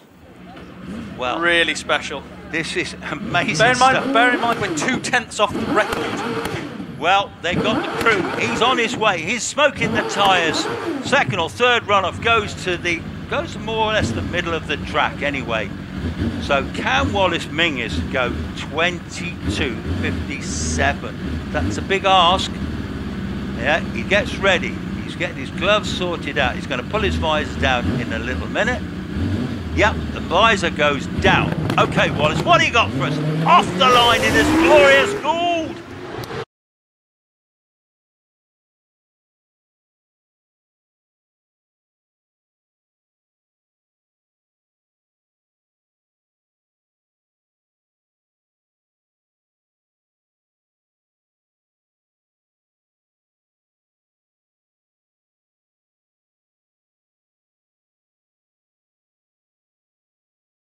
We'll get that cleared up. There's a bit of debris strewn across. Wallace is perfectly okay. I can see he's obviously going to be very surprised in a bit of a what happened there. Look at his moment, crossing but, time. He was fastest. He was by going a so long way. quickly as well. I know. He was going so quickly. 2/10 up. I was saying that was. I was thinking to myself, looking at these crossing bits, you think maybe the record's on here, chaps, but unfortunately he's come to an abrupt halt. He's perfectly fine. It's nothing that a bit of carbon fibre can't fix. But unfortunately, we do have a wheel off. We've got front a front left wing corner. off. Yeah, front left corner and a rear wing. So yeah, a bit of damage on the car, but he's hopping out. He's been dealt with, isn't he, at the moment? Yeah, he's hopping out. Yeah, that's so unfortunate. Give him a round of applause, ladies and gentlemen. Absolutely flying, wasn't he? Absolutely flying. Wow. So there's going to be a bit of a delay, obviously, while that car is sorted out and Wallace is sorted out, more importantly. We've only got Scott Moran to come. At the moment, we've got Matthew Ryder heading our championship runoff in that time of 22:57. That's an incredible time from Matthew. Yeah, that is really is. Yeah. That is an incredible time. You can never ever count out Matthew Ryder in that Gould. As soon as he gets, if he gets a clean run with no issues, he is absolutely lightning bolt fast. So yeah, well, that's left us all a bit breathless, hasn't it? Yes. But the main thing is we know that Wallace appears to be absolutely fine. Yes, damage to the car, yes. That's unfortunate. It may not get repaired again for a bit. It's going to take a bit of work, isn't it? That. I'm sure he's got a fantastic team, Wallace, and I'm sure the lads will all jump on that car and get that ready for the next round. But yeah, it's a shame. It's a shame to see. But Wallace has been so consistent all year, and you know you're entitled a slip up every now and then. As long as he's okay, that's all that matters. So he basically overcooked it going into bottom S. He turned in too soon. Yeah, it looked like he was aiming for the apex. From what I saw, it flashed into sight, and it just looked like, yeah, as Guy said, turned in a little soon, and the car just kind of touched the bank and rotated, and yeah, unfortunately, spat a corner off it, and ended up parked into the back of the backwards into the barriers. But he was massively on it though. Oh, he really I was looking at the splits. It looked like he was going to go. Yeah. Possibly record quick. So do you know it had to have, he was up. I could see the split times, and he was up actually all the way. And yeah, he was flying. He had another similar thing at Wiscombe the other day, but at Wiscombe he was on just coming into Martini, the last corner, which is a hairpin, and he'd overcooked it going into Martini, and he literally went straight on up the slip road. So he knew he couldn't get round. He was 0.11 of a second up on Alex. Yes. It was mighty fast stuff, wasn't it? But you know, the main thing is we wish him well, and we hope he's going to be okay, which we think he is. And I'm guessing they'll either push that car to one side. Perhaps. The flatbed's on its way up. I think that's flatbed territory. That's flatbed territory. Yeah. It's been quite busy today, hasn't it? Yes, it has. But you know, we are getting towards the end of the season. Shelsley is a very, very quick course. I see. They're using spades there today, spades as well as brushes, because he did have quite a. I see where he's hit that inside bank now. Yeah, where there's tyres, there's old tyres in that bank as well, actually. So that was quite a heavy impact, wasn't it? It was, yes, it was. But yeah, the good thing is Wallace is okay. He's just checking on his car, but yeah, no doubt his team will get that together. There'll be a bit more carbon fibre to stick to that car, a bit of work to do, but. I tell you what, I don't understand. You know, they're doing all that sweeping. When I'm at home, and I'm not being flippant here, I use a big backpack blower. That's brilliant for blowing things like that away. Yes, but the difference is that's your house. This is. Yeah, but they're arriving at 140 miles. So if there's a small shard of carbon fibre that the blower might have missed. Well, they're pretty effective, I can tell you. £200 of pressure comes out the end of mine. Yeah, I'm sure. Yeah. But anyway, as you say, we're going old-fashioned technology. Yeah, there's Wallace. I can see him now on the live stream. He's on the back of the Marshal's huts. He's got his helmet there. He's okay. It will be a big shock to him. Of course it will. You know, you don't have impact at those sort of speeds. Yeah, of course. You know, but... well, he was doing 130 through the S's, wasn't he? I think I saw 133 S approach, and I think it pretty much went round at that point. So, yeah, what was he doing through the speed truck? Do we know? Yeah, 133. 133 miles through the speed truck, and then I think at point, you know. Very shortly later, he was backwards. So goodness gracious. Yeah, don't forget. I know. I'm sure everybody already knows, but it does take some bravery to strap yourself into one of these 700 brake horsepower single seaters, and they are. I mean, they're the best part of 1,500 brake horsepower per ton.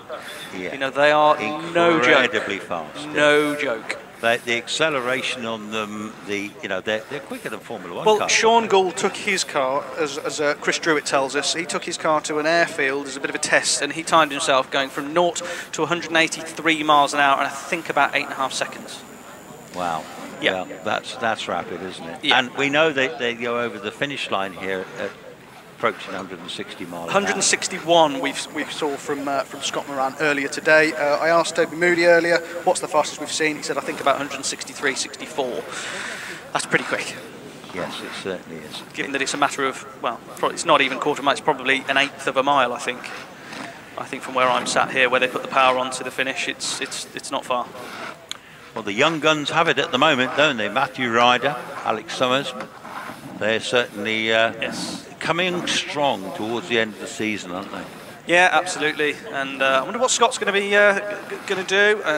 You can never count Scott out. He's been very, very quick all day, to be fair. So let's see what happens. Yeah, he's quick all weekend, isn't he? That's right. Yeah, he's such a talented driver, isn't he? Yeah, really? It'd be great to see them, come away with a pot, considering there was a bit of worry this morning that they may have had an issue. The car's clearly got performance. Graham Wynne extracted the performance out of it as well. He qualified for the runoff, but I noticed that he didn't actually take part in the runoff. But I think he got in with a 25, was it 25.77? Did he get into the runoff? He drove extremely well, actually, to be fair. Yeah, he's done really well all weekend. So. Yeah. Yes, so yes, let's see. He's not the youngest of men, is he, now? But he's got loads of grandkids, and he's an MBE, and he's done it all, really. Yeah, absolutely. Absolutely. Well, to still be competing, at his age, fair play to him. That's a no mean achievement, and to compete in the best cars, the top car, absolutely, which he owns. Absolutely. So, I think it's impressive. I think it's super impressive. Yes, hill climbers tend to have good longevity, don't they? Well, they do. Yeah, absolutely. They certainly do. They certainly do. And yeah, here's Wallace getting a round of applause, shaking hands with the marshals. Lovely to see. Brilliant job. Yeah, the marshals are doing a great job up there, aren't they? Yeah. Wallace Menzies, ladies and gentlemen. Yeah, he comes walking down the track. Look, he's shaking the hands of the marshals. Isn't that fantastic? Yeah, absolutely. And he's going to just go down. He'll get a lift back down to the bottom. I think he'll probably need a stiff whiskey after that one. Yes, no doubt we shall see him in the bar afterwards. I'm sure we will. I'm sure we will. Yeah. So, yeah, it'd be quite a big, well, we've probably got a couple of weeks before that car's due back out again. Whether it have to go back to Gould or Tom New, of course, is his main man. Just depends how much damage there is. You say we'd lost a wheel on it, hadn't we? Yes, we have. It's knocked a corner off, unfortunately. But as I say, these single-seaters, they'll no doubt the team will get it together. I don't know whether it will be scanned, check for any cracks or anything like that. The tub, I'm sure it will be stripped down. Engine will come out. The whole thing will be scanned, make sure it's not compromised or cracked in any way. And then it'll all be reassembled, repainted, and put back together, looking as good as new next time you see it. I'm sure it will. I just sort of I've got a live stream here of young Scott Moran ready to take his run, but he's out of the car at the moment, just having a little chat. They've got the battery pack on the back there. Yes, well, it's always a bit of an anticlimax when something happens like it's the last car before the end of the runoff. So, so at the moment, Wallace has got a fail for that. So now that gives him 2 fails. Yeah, they're out to drop a couple of scores, aren't they? And if he had a fail at Wiscombe because he didn't complete that run. So there will be 2 zeros. So he won't be dropping any 8s or 7s. It'll be 0s. So actually that's not a bad thing. That Tom New was telling me that this morning. Yes, I see where they've got the car at the moment. Is the recovery truck up there then? Yeah, he's just under my commentary box. Gets it nice and straight out towards the finish straight. Slight oversteer as he goes through the gears, and he'll be heading towards the line in a couple of minutes. A couple of minutes, yes, I see. But so, yeah, no, he's obviously going. Yeah. He's obviously going to the end, to turn around in the service road, and then head back down, be facing the right way, and then they'll just drag Wallace's car onto the back of the truck. So yeah, no dramas. It's all happening. So for some meetings we don't see anything at all of the recovery trucks, do we? But yeah, today, of course. Yeah, it is a shame that one of my favourite car and driver combinations. I don't like to see a bent. Gould like that. No, absolutely. Well, we never want to see the recovery truck in an ideal world, do we? So we absolutely we'd like it to be parked for the day, but unfortunately it has been busy today. But there's, you don't. Somebody once said, didn't they? You know, you don't know where the limit is until you find it. So. Well, he was certainly trying to find that limit, and he was. certainly managed that. And yeah, here comes the recovery truck, and the fastest recovery truck on the hill today. Gosh, he looks big, doesn't he, compared with these cars? Goodness me. Of course, I think this is may well be the old Weaver truck, actually. I'm not sure. Could be. I wonder if there's a record for the trucks. Richard Weaver went from recovery truck driver to very fast single-seater driver, just like that, didn't they? When they they bought the OMS Hornet. Yes, indeed, yes. And they're absolutely loving it, aren't they? Yes. And now he's so quick in it as well. I know. Tom is great, and Lizzie Weaver is also having a go on the hills this year. She had a first go at Loughton the other week.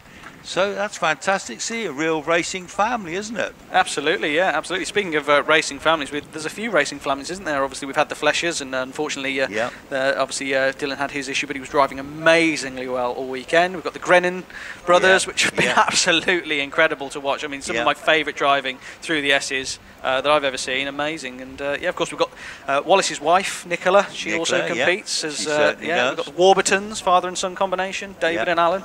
We've got the Morgans. The Morgans in the Empires, that's right. Who else have we got? Trisha and Trish, you've got Liam and Olivia Cooper. Steve Owen and Lynn. Yeah, absolutely, Steve and Lynn, yeah. Oh, I don't know, there's loads, it's great. Yeah, I know, it is good, isn't it? Yeah, I know. Well, if my wife's watching this, can we maybe... You'll have to have a Clio, mate. Yeah, can we get a Clio and take it up the hill, maybe? My wife's a good driver, to be fair. So cheeky Clio, this could be the new combination, couldn't it? Yeah. Well, she doesn't consider my 205 as legitimate transport, you see, so... you know, so let's take the 205 to the pub. She goes, we're not going in that, obviously. I was like, oh, shit. Fair, yeah.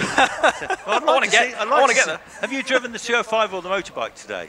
I've driven neither. I've pinched the wife's Z4 because it's. I thought, well, I might get some sunshine at the end of the day, but it was raining this morning, so I thought, well, maybe I'll give the bike a miss. When you do this Subaru dealership thing, do they chuck a Subaru in for you? No, but I think I will actually get us a SsangYong pickup truck, so I'm quite looking forward to that. Actually, SsangYong pickup truck. Yeah, absolutely. Lloyd, this is not you, mate. This is not you. Oh no, I love it. The king of the hot hatches. Yes. And the motorbikes. Yes, exactly. What about Guy? Now I know you've been competing in some older cars, haven't you, Guy? Am I right?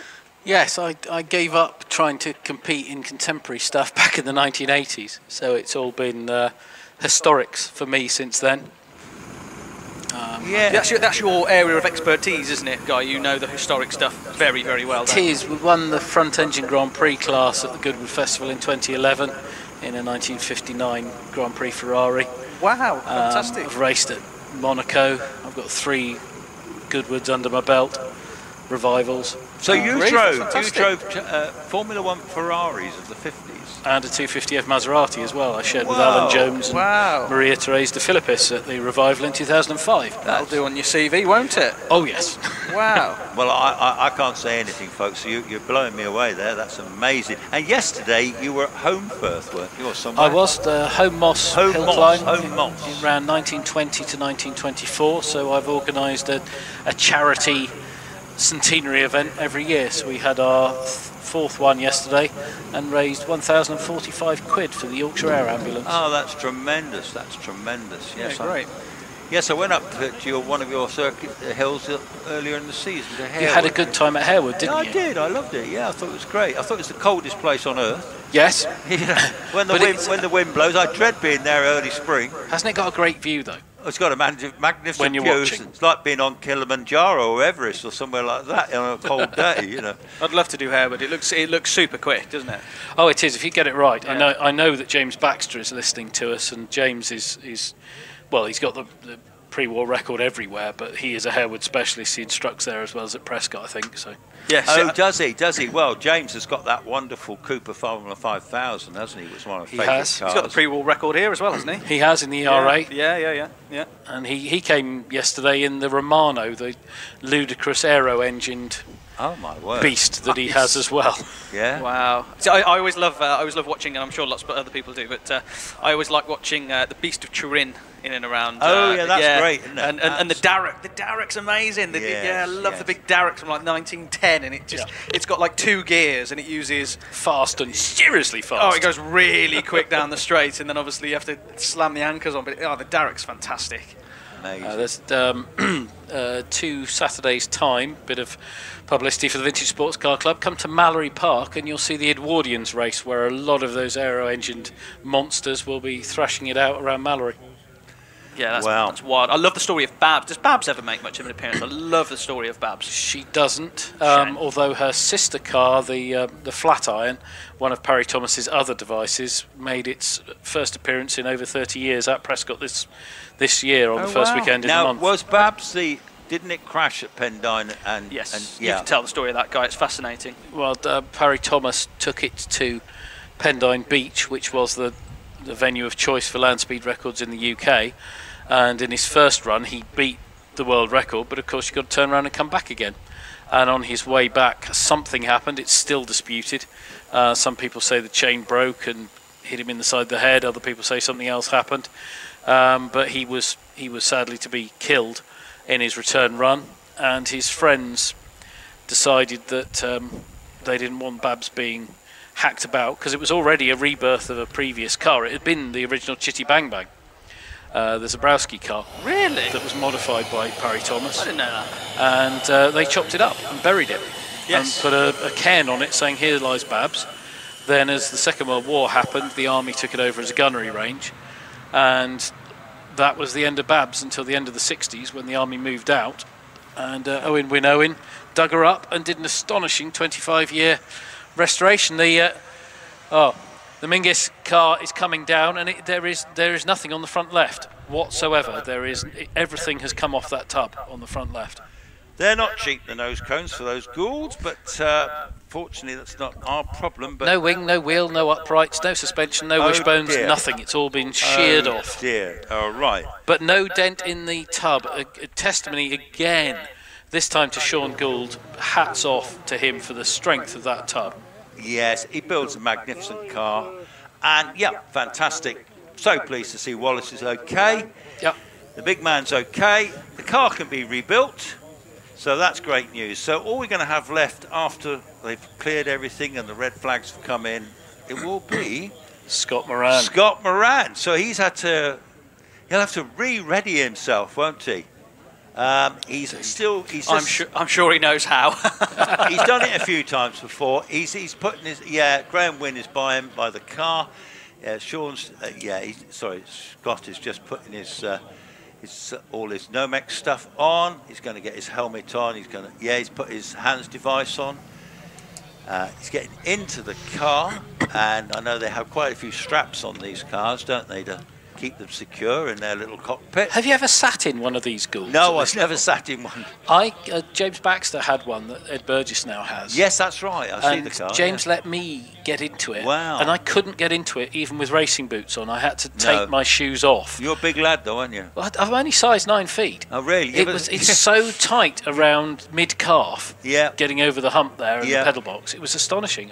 You and me are not built for this job though. God no, I felt claustrophobic. Once I'd got in, I just had to get out again. No, I'd have to have a Volvo. You know, I think that's the only thing I could get into. Well, as we've said, the estate car record is, it's there for the taking. I know. Yeah, I just think one day I might just have to pull it out of the bag and surprise them all. I reckon you could do 2 records in one. I reckon you could get a Porsche Taycan Turbo S Sport Turismo or something, and then you'd probably get the electric car record and the estate record. There you go. Well, I think I'll set me thinking now, Lloyd. I think my days are finished on that front, but I'll leave it to these experts. Scott Moran is in his car now. They're just cleaning the tyres. Obviously, they'll start it up in a minute. They'll whistles are going. Everyone's getting ready. Flags are coming down. Is there an SUV record? I don't know. No, get a Bentley Bentaygo or something like that. Oh, you want a Urus, a Lamborghini Urus or something. Yeah. Oh dear, dear, dear. Well, I think we should have a Volvo class myself, you know, a complete Volvo class. Well, get one of those BTCC Volvo estates that TWR yeah, used the to T5s, race. yeah, they go quite well, the wouldn't they? 850, that was an amazing bit of kit, wasn't it? I love them, actually. They're great. Compulsory stuffed dog in the back, though. Yeah, Volvos are great. I love Volvos. Nothing wrong with Volvos. It's taken me a long time to buy one all these years, but now I've got one, I wouldn't have anything else. I think they're lovely. Anyway, the sun's out. The sun is out. Our most experienced hill climber, Scott Moran, is the last one to ascend the hill today. We've had a brilliant day's hill climbing, haven't we? Sure we have. Brilliant weekend, actually. But now, at least the weather is come good for us. Absolutely tremendous. The engine's running on Scott's car. He's going to have a little burnout shortly. How hot the tyres will be, goodness knows. I think it would be, even with Scott's experience, it would be an amazing run to beat Matthew Ryder. The fact he's been sat there all this time. Agreed. But you never know. You never know. If any man can, Scott can, as they say. Yeah, little warm up of the tyres now. Comes to the line, no great, bit of tyre smoke now. Positions himself roughly in about the middle of the track. He's got the sun almost directly in his face, actually, so as the sun gets lower and lower, I don't know if that'll become an issue. Is there shade up the top of the hill, boys? There is. The shade starts exactly halfway between Kennel and Crossing. Fantastic. Okay, here he goes. Scott, he's away from the line. He's quick off the line, 1.98. At the moment, he's 1.8. He's slightly down at the moment. He's looking great and very, very quick. Sparks everywhere as he comes into the kink. And with you already? Yeah, with me. Bottom S carrying loads of speed. This is super quick from Scott. This gets a bit of oversteer. He uses all of the track. This is going to be quick. Let's see what he can do. It's going to be close. It's going to be close.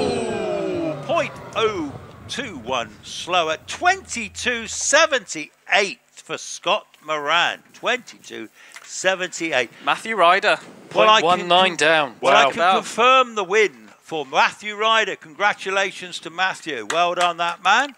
Take a bow. Yeah, Scott Moran, second, 22.78 after all that delay. Incredible. Alex Summers, 22.8, 0.2 slower. Will Hall, 22.83. David Duren, fifth, 23.55. Trevor Willis, sixth, 23.77. Zach Zammit in the little Suzuki engine car, 24.22. Paul Hames, again in a Hayabusa car, 24.46 in 8th. Sean Gould 9th in 24.57. Jack Cottrell 10th, 24.62. David Warburton 11th, 24.68. And Wallace had a fail. So that concludes our British Championship runoff. What a fabulous day we've had.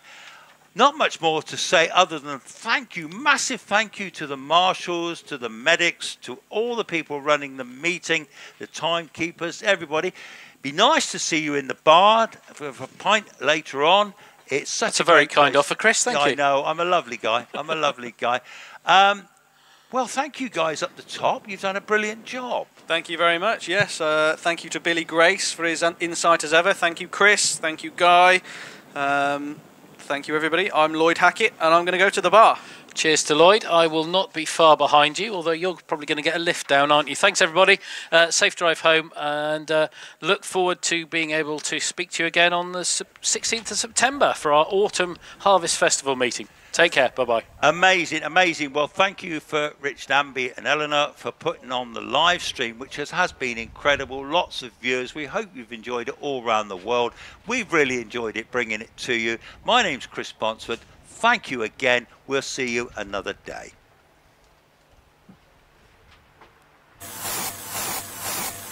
Motorsport UK TV, the home of unmissable British motorsport videos.